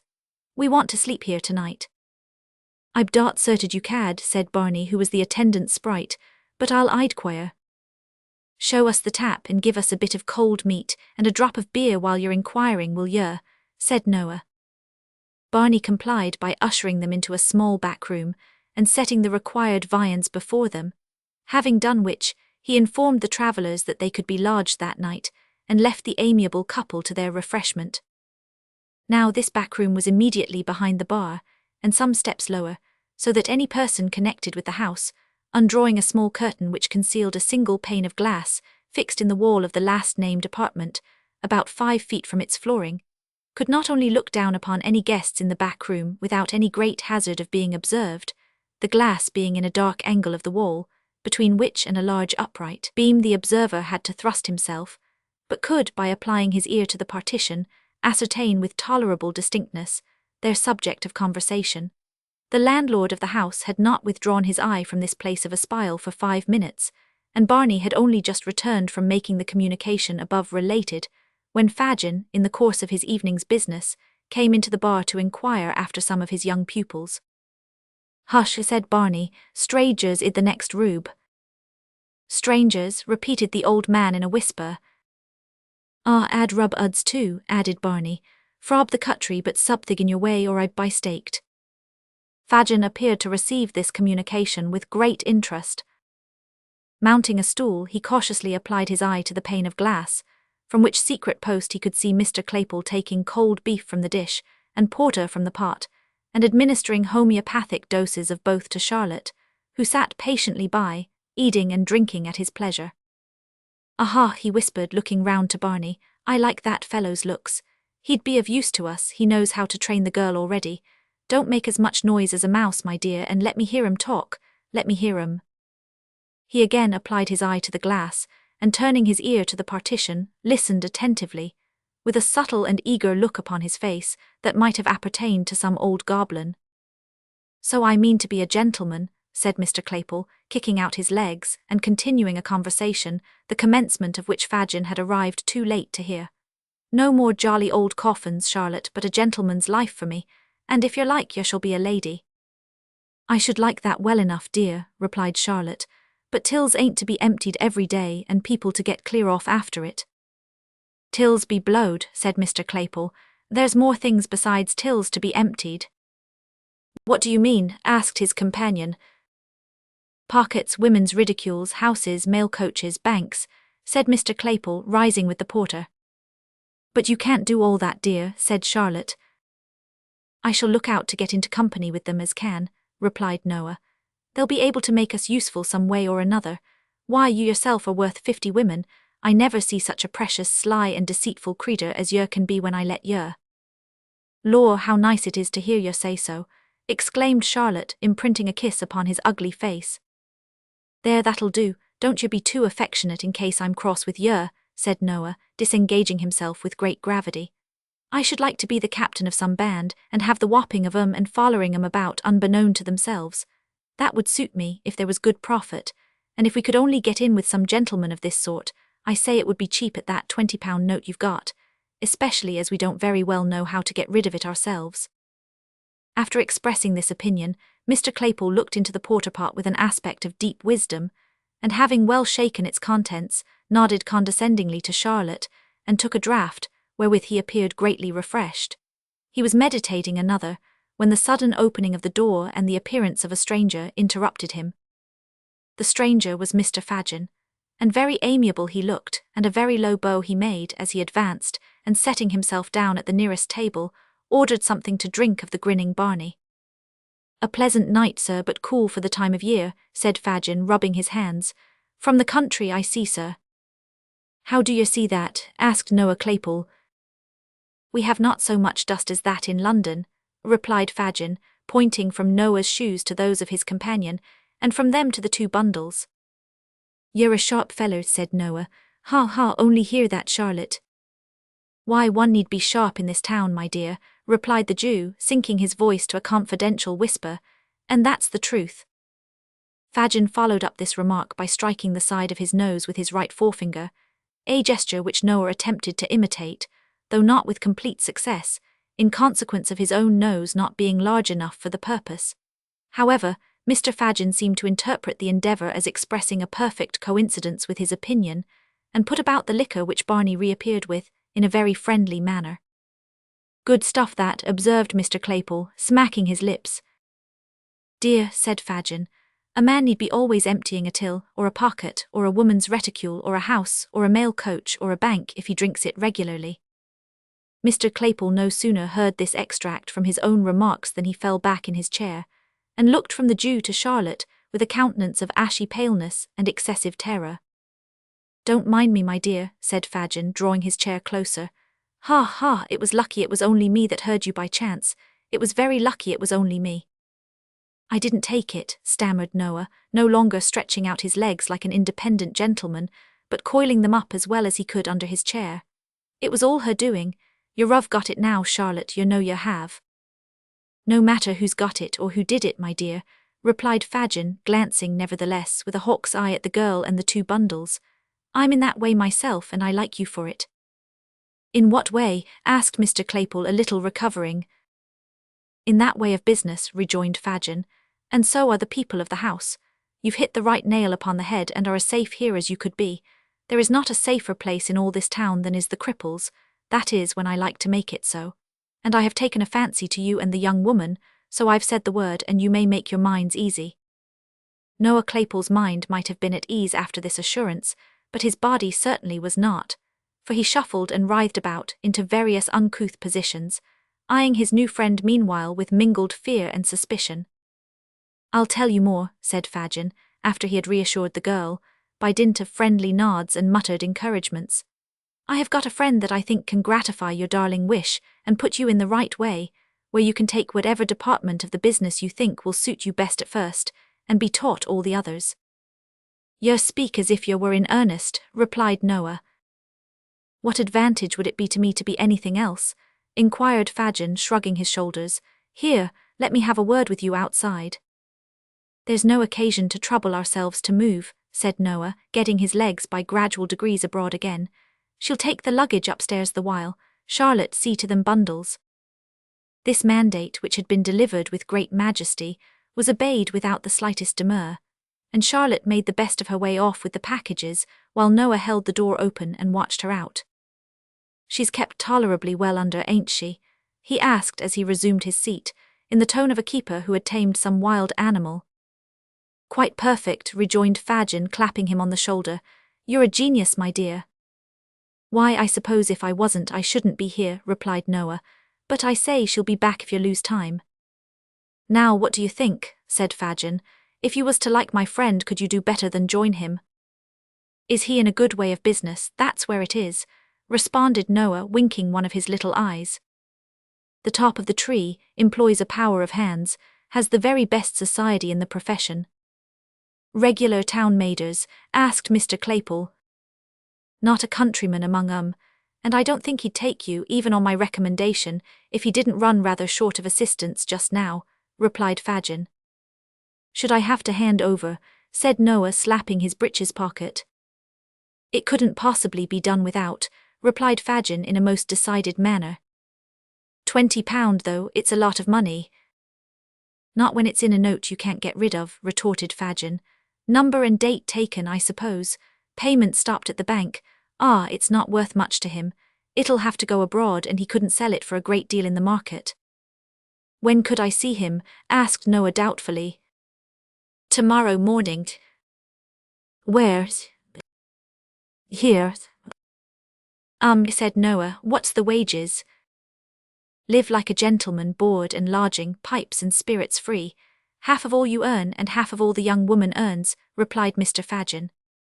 Whether Noah Claypole, whose rapacity was none of the least comprehensive, would have acceded even to these glowing terms, had he been a perfectly free agent, is very doubtful. But as he recollected that, in the event of his refusal, it was in the power of his new acquaintance to give him up to justice immediately, and more unlikely things had come to pass, he gradually relented, and said he thought that would suit him. But you see, observed Noah, as she will be able to do a good deal, I should like to take something very light. A little fancy work, suggested Fagin. Something of that sort, replied Noah. What do you think would suit me now? Something not too trying for the strength and not very dangerous, you know. That's the sort of thing. I heard you talk of something in the spy way upon the others, my dear, said Fagin. My friend wants somebody who would do that well, very much. Why, I did mention that, and I shouldn't mind turning my hand to it sometimes, rejoined Mr. Claypole slowly, but it wouldn't pay by itself, you know. That's true, observed the Jew, ruminating or pretending to ruminate. No, it might not. What do you think, then? Asked Noah, anxiously regarding him. Something in the sneaking way where it was pretty sure work, and not much more risk than being at home. What do you think of the old ladies? Asked Fagin. There's a good deal of money made in snatching their bags and parcels and running round the corner. Don't they holler out a good deal and scratch sometimes? Asked Noah, shaking his head. I don't think that would answer my purpose. Ain't there any other line open? Stop, said Fagin, laying his hand on Noah's knee. The kinchin lay. What's that? Demanded Mr. Claypole. The kinchins, my dear, said Fagin, is the young children that's sent on errands by their mothers with sixpences and shillings, and the lay is just to take their money away. They've always got it ready in their hands, then knock 'em into the kennel and walk off very slow as if there were nothing else the matter but a child fallen down and hurt itself. Ha, ha, ha. Ha, ha, roared Mr. Claypole, kicking up his legs in an ecstasy. Lord, that's the very thing. To be sure it is, replied Fagin, and you can have a few good beats chalked out in Camden Town and Battle Bridge and neighbourhoods like that where they're always going errands, and you can upset as many kinchins as you want any hour in the day. Ha, ha, ha. With this, Fagin poked Mr. Claypole in the side, and they joined in a burst of laughter both long and loud.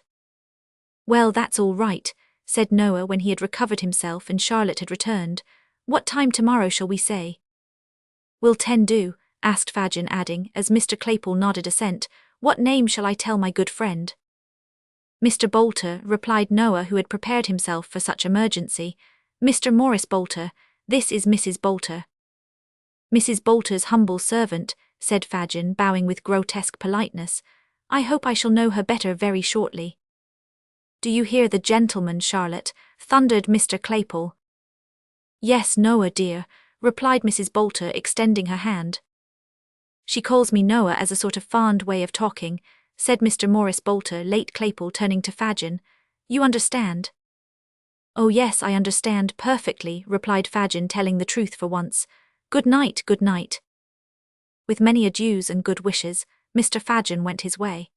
Noah Claypole, bespeaking his good lady's attention, proceeded to enlighten her relative to the arrangement he had made, with all that haughtiness and air of superiority, becoming not only a member of the sterner sex, but a gentleman who appreciated the dignity of a special appointment on the Kinchin Lay, in London and its vicinity. Chapter 43, wherein is shown how the artful dodger got into trouble. And so it was you that was your own friend, was it? Asked Mr. Claypole, otherwise Bolter, when, by virtue of the compact entered into between them, he had removed next day to Fagin's house. Cod, I thought as much last night. Every man's his own friend, my dear, replied Fagin with his most insinuating grin. He hasn't as good a one as himself anywhere. Except sometimes, replied Morris Bolter, assuming the air of a man of the world. Some people are nobody's enemies but their own, you know. Don't believe that, said Fagin.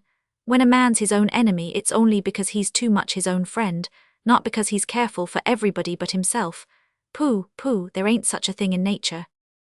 There oughtn't to be if there is, replied Mr. Bolter. That stands to reason. Some conjurers say that number 3 is the magic number and some say number 7. It's neither, my friend, neither. It's number 1. Ha ha, cried Mr. Bolter, number 1 forever. In a little community like ours, my dear, said Fagin, who felt it necessary to qualify this position, we have a general number 1, without considering me too as the same, and all the other young people. Oh, the devil, exclaimed Mr. Bolter. You see, pursued Fagin, affecting to disregard this interruption, we are so mixed up together, and identified in our interests that it must be so. For instance, it's your object to take care of number 1, meaning yourself. Certainly, replied Mr. Bolter, you're about right there. Well, you can't take care of yourself, number 1, without taking care of me, number 1. Number 2, you mean, said Mr. Bolter, who was largely endowed with the quality of selfishness. No, I don't, retorted Fagin. I'm of the same importance to you as you are to yourself. I say, interrupted Mr. Bolter, you're a very nice man and I'm very fond of yer, but we ain't quite so thick together as all that comes to. Only think, said Fagin, shrugging his shoulders and stretching out his hands. Only consider. You've done what's a very pretty thing and what I love you for doing, but what at the same time would put the cravat round your throat, that's so very easily tied and so very difficult to unloose, in plain English the halter. Mr. Bolter put his hand to his neckerchief, as if he felt it inconveniently tight, and murmured an assent, qualified in tone but not in substance. The gallows, continued Fagin, the gallows, my dear, is an ugly finger-post, which points out a very short and sharp turning that has stopped many a bold fellow's career on the broad highway. To keep in the easy road and keep it at a distance is object number 1 with you. Of course it is, replied Mr. Bolter. What do you talk about such things for? Only to show you my meaning clearly, said the Jew, raising his eyebrows. To be able to do that you depend upon me. To keep my little business all snug I depend upon you. The first is your number 1, the second my number 1. The more you value your number 1, the more careful you must be of mine, so we come at last to what I told you at first, that a regard for number 1 holds us all together, and must do so, unless we would all go to pieces in company. That's true, rejoined Mr. Bolter thoughtfully. Oh, you're a cunning old codger. Mr. Fagin saw with delight that this tribute to his powers was no mere compliment, but that he had really impressed his recruit with a sense of his wily genius, which it was most important that he should entertain in the outset of their acquaintance. To strengthen an impression so desirable and useful, he followed up the blow by acquainting him, in some detail, with the magnitude and extent of his operations, blending truth and fiction together as best served his purpose, and bringing both to bear with so much art that Mr. Bolter's respect visibly increased, and became tempered at the same time with a degree of wholesome fear which it was highly desirable to awaken. It's this mutual trust we have in each other that consoles me under heavy losses, said Fagin, My best hand was taken from me yesterday morning. You don't mean to say he died, cried Mr. Bolter. No, no, replied Fagin, not so bad as that, not quite so bad. What, I suppose he was? Wanted, interposed Fagin. Yes, he was wanted. Very particular, inquired Mr. Bolter. No, replied Fagin, not very.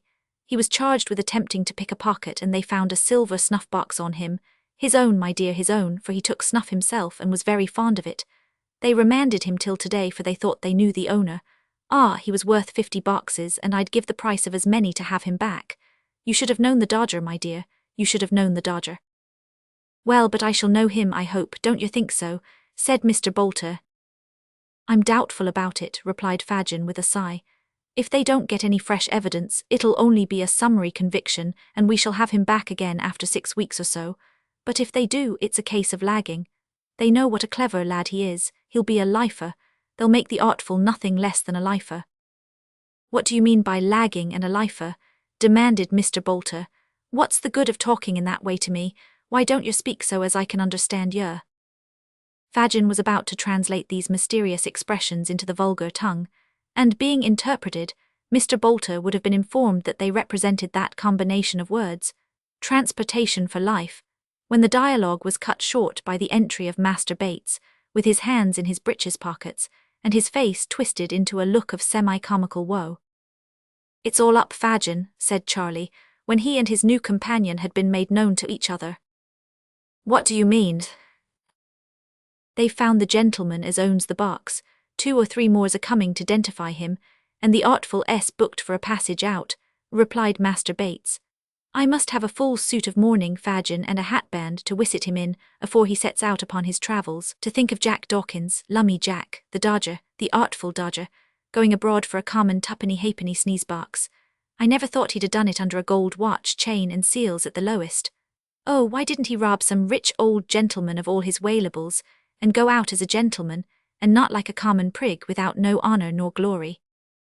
With this expression of feeling for his unfortunate friend, Master Bates sat himself on the nearest chair with an aspect of chagrin and despondency. What do you talk about his having neither honour nor glory for? Exclaimed Fagin, darting an angry look at his pupil. Wasn't he always the top sawyer among you all? Is there one of you that could touch him or come near him on any scent? Eh? Not one, replied Master Bates in a voice rendered husky by regret. Not one. Then what do you talk of? Replied Fagin angrily. What are you blubbering for? 'Cause it isn't on the record, is it?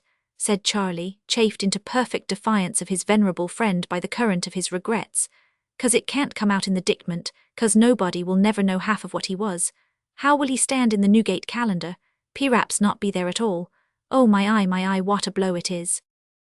Ha ha, cried Fagin, extending his right hand, and turning to Mr. Bolter in a fit of chuckling which shook him as though he had the palsy. See what a pride they take in their profession, my dear. Ain't it beautiful? Mr. Bolter nodded assent, and Fagin, after contemplating the grief of Charlie Bates for some seconds with evident satisfaction, stepped up to that young gentleman and patted him on the shoulder. Never mind, Charlie, said Fagin soothingly. It'll come out, it'll be sure to come out. They'll all know what a clever fellow he was. He'll show it himself and not disgrace his old pals and teachers. Think how young he is too. What a distinction, Charlie, to be lagged at his time of life. Well, it is a honour, that is, said Charlie a little consoled. He shall have all he wants, continued the Jew.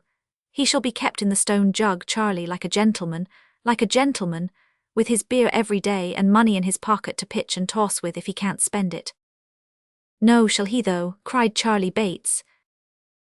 Aye, that he shall, replied Fagin, and will have a bigwig, Charlie, one that's got the greatest gift of the gab, to carry on his defence, and he shall make a speech for himself too, if he likes, and will read it all in the papers. Artful dodger, shrieks of laughter. Here the court was convulsed, Charlie, Ha ha, laughed Master Bates. What a lark that would be, wouldn't it, Fagin? I say, how the artful would bother him, wouldn't he? Would, cried Fagin. He shall, he will. Ah, to be sure, so he will, repeated Charlie, rubbing his hands. I think I see him now, cried the Jew, bending his eyes upon his pupil. So do I, cried Charlie Bates. Ha ha ha, so do I see it all afore me, upon my soul I do, Fagin. What a game, what a regular game, all the bigwigs trying to look solemn and Jack Dawkins addressing of 'em as intimate and comfortable as if he was the judge's own son making a speech arter dinner. Ha, ha, ha. In fact, Mr. Fagin had so well humoured his young friend's eccentric disposition that Master Bates, who had at first been disposed to consider the imprisoned Dodger rather in the light of a victim, now looked upon him as the chief actor in a scene of most uncommon and exquisite humour, and felt quite impatient for the arrival of the time when his old companion should have so favourable an opportunity of displaying his abilities. "We must know how he gets on today by some handy means or other," said Fagin. "Let me think." "Shall I go?" asked Charlie. "Not for the world," replied Fagin. "Are you mad, my dear, stark mad, that you'd walk into the very place where— No, Charlie, no. One is enough to lose at a time." "You don't mean to go yourself, I suppose," said Charlie with a humorous leer. "That wouldn't quite fit," replied Fagin, shaking his head. "Then why don't you send this new cove?" asked Master Bates, laying his hand on Noah's arm. "Nobody knows him." "Why, if he didn't mind," observed Fagin. "Mind," interposed Charlie. "What should he have to mind?" "Really nothing, my dear," said Fagin, turning to Mr. Bolter. "Really nothing." "Oh, I dare say about that, you know," observed Noah, backing towards the door and shaking his head with a kind of sober alarm. "No, no, none of that. It's not in my department, that ain't." "What department has he got, Fagin?" inquired Master Bates, surveying Noah's lank form with much disgust. "The cutting away when there's anything wrong, and the eating all the victuals when there's everything right. Is that his branch?" "Never mind," retorted Mr. Bolter, "and don't you take liberties with your superiors, little boy, or you'll find yourself in the wrong shop." Master Bates laughed so vehemently at this magnificent threat that it was some time before Fagin could interpose and represent to Mr. Bolter that he incurred no possible danger in visiting the police office, that, inasmuch as no account of the little affair in which he had engaged, nor any description of his person, had yet been forwarded to the metropolis, it was very probable that he was not even suspected of having resorted to it for shelter, and that, if he were properly disguised, it would be as safe a spot for him to visit as any in London, inasmuch as it would be, of all places, the very last to which he could be supposed likely to resort of his own free will. Persuaded in part by these representations, but overborne in a much greater degree by his fear of Fagin, Mr. Bolter at length consented, with a very bad grace, to undertake the expedition. By Fagin's directions, he immediately substituted for his own attire a waggoner's frock, velveteen breeches, and leather leggings, all of which articles the Jew had at hand. He was likewise furnished with a felt hat well garnished with turnpike tickets, and a carter's whip. Thus equipped, he was to saunter into the office, as some country fellow from Covent Garden Market might be supposed to do for the gratification of his curiosity, and as he was as awkward, ungainly, and raw-boned a fellow as need be, Mr. Fagin had no fear but that he would look the part to perfection. These arrangements completed, he was informed of the necessary signs and tokens by which to recognize the artful Dodger, and was conveyed by Master Bates through dark and winding ways to within a very short distance of Bow Street, having described the precise situation of the office, and accompanied it with copious directions how he was to walk straight up the passage, and when he got into the side, and pull off his hat as he went into the room, Charlie Bates bade him hurry on alone, and promised to bide his return on the spot of their parting. Noah Claypole, or Morris Bolter as the reader pleases, punctually followed the directions he had received, which Master Bates, being pretty well acquainted with the locality, was so exact that he was enabled to gain the magisterial presence without asking any question or meeting with any interruption by the way. He found himself jostled among a crowd of people, chiefly women, who were huddled together in a dirty, frowsy room, at the upper end of which was a raised platform railed off from the rest, with a dock for the prisoners on the left hand against the wall, a box for the witnesses in the middle, and a desk for the magistrates on the right. The awful locality last named, being screened off by a partition which concealed the bench from the common gaze, and left the vulgar to imagine, if they could, the full majesty of justice. There were only a couple of women in the dock, who were nodding to their admiring friends, while the clerk read some depositions to a couple of policemen, and a man in plain clothes who leant over the table. A jailer stood reclining against the dock rail, tapping his nose listlessly with a large key, except when he repressed an undue tendency to conversation among the idlers by proclaiming silence, or looked sternly up to bid some woman take that baby out, When the gravity of justice was disturbed by feeble cries, half smothered in the mother's shawl, from some meagre infant, the room smelt close and unwholesome, the walls were dirt-discoloured, and the ceiling blackened. There was an old smoky bust over the mantel-shelf, and a dusty clock above the dark, the only thing present that seemed to go on as it ought, for depravity or poverty or an habitual acquaintance with both had left a taint on all the animate matter, hardly less unpleasant than the thick greasy scum on every inanimate object that frowned upon it. Noah looked eagerly about him for the Dodger, but although there were several women who would have done very well for that distinguished character's mother or sister, and more than one man who might be supposed to bear a strong resemblance to his father, nobody at all answering the description given him of Mr. Dawkins was to be seen. He waited in a state of much suspense and uncertainty until the women, being committed for trial, went flaunting out, and then was quickly relieved by the appearance of another prisoner who he felt at once could be no other than the object of his visit. It was indeed Mr. Dawkins, who, shuffling into the office with the big coat sleeves tucked up as usual, his left hand in his pocket, and his hat in his right hand, preceded the jailer with a rolling gait altogether indescribable, and, taking his place in the dock, requested in an audible voice to know what he was placed in that disgraceful situation for. "Hold your tongue, will you?" said the jailer. "I'm an Englishman, ain't I?" rejoined the Dodger. "Where are my privileges?" "You'll get your privileges soon enough," retorted the jailer, "and pepper with 'em. We'll see what the Secretary of State for the Home Affairs has got to say to the beaks, if I don't," replied Mr. Dawkins. "Now then, what is this here business?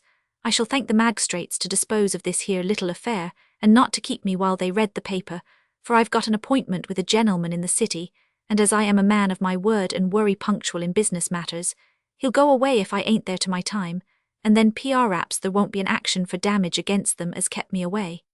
Oh no, certainly not."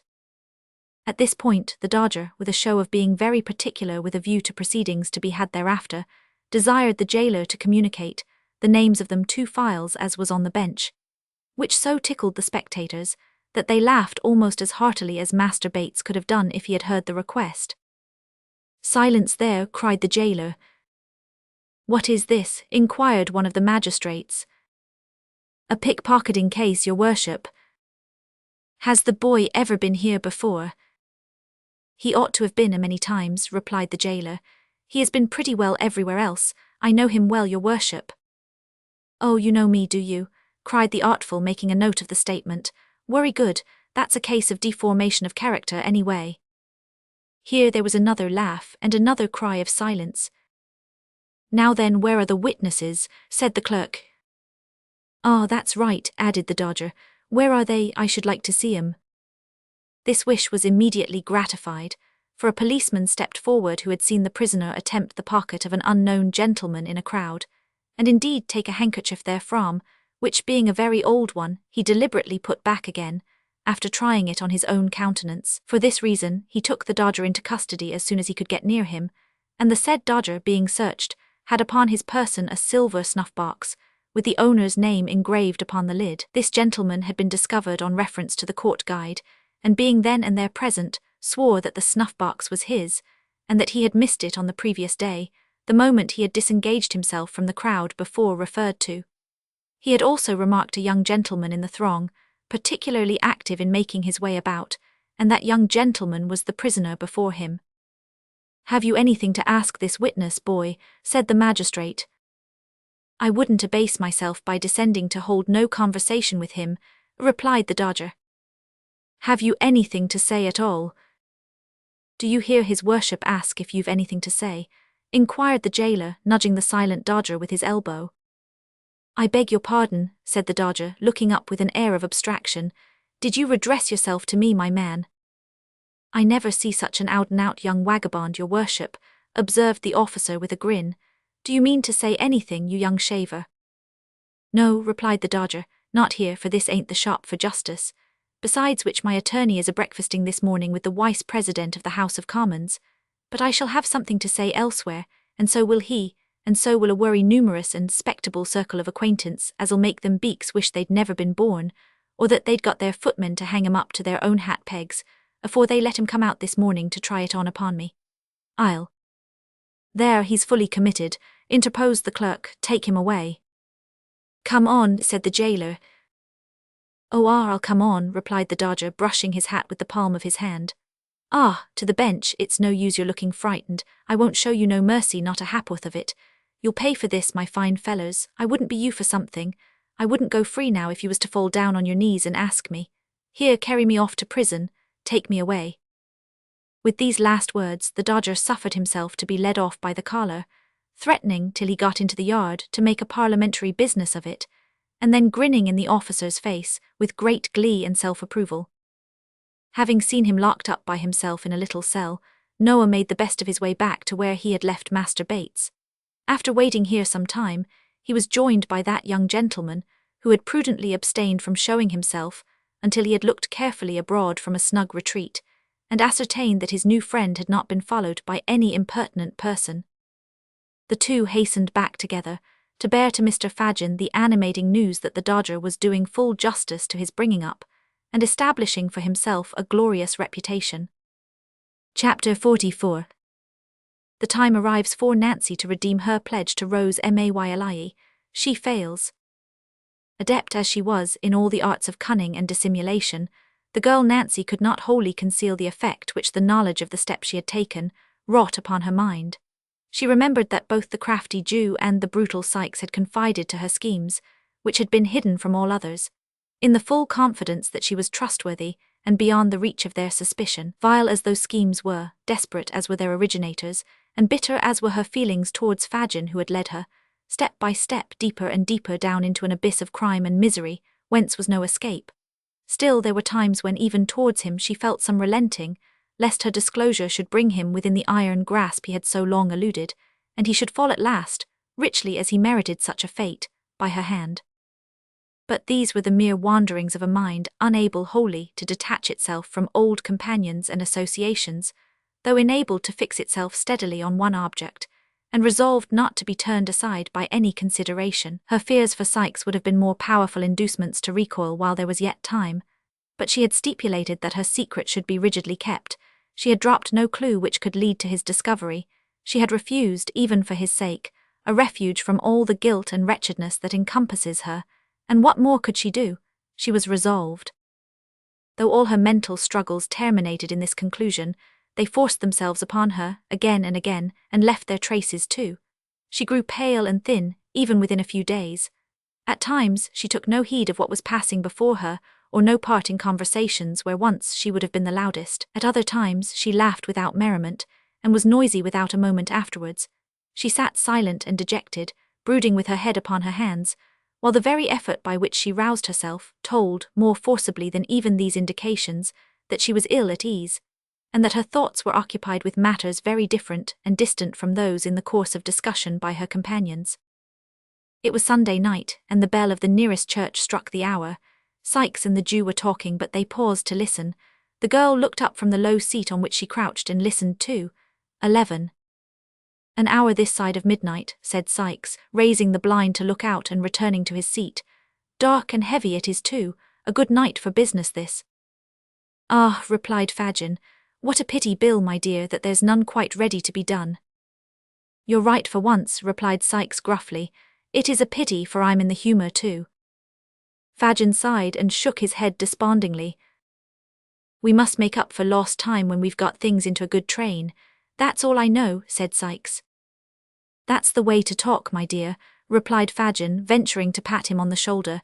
"It does me good to hear you." "Does you good, does it?" cried Sikes. "Well, so be it."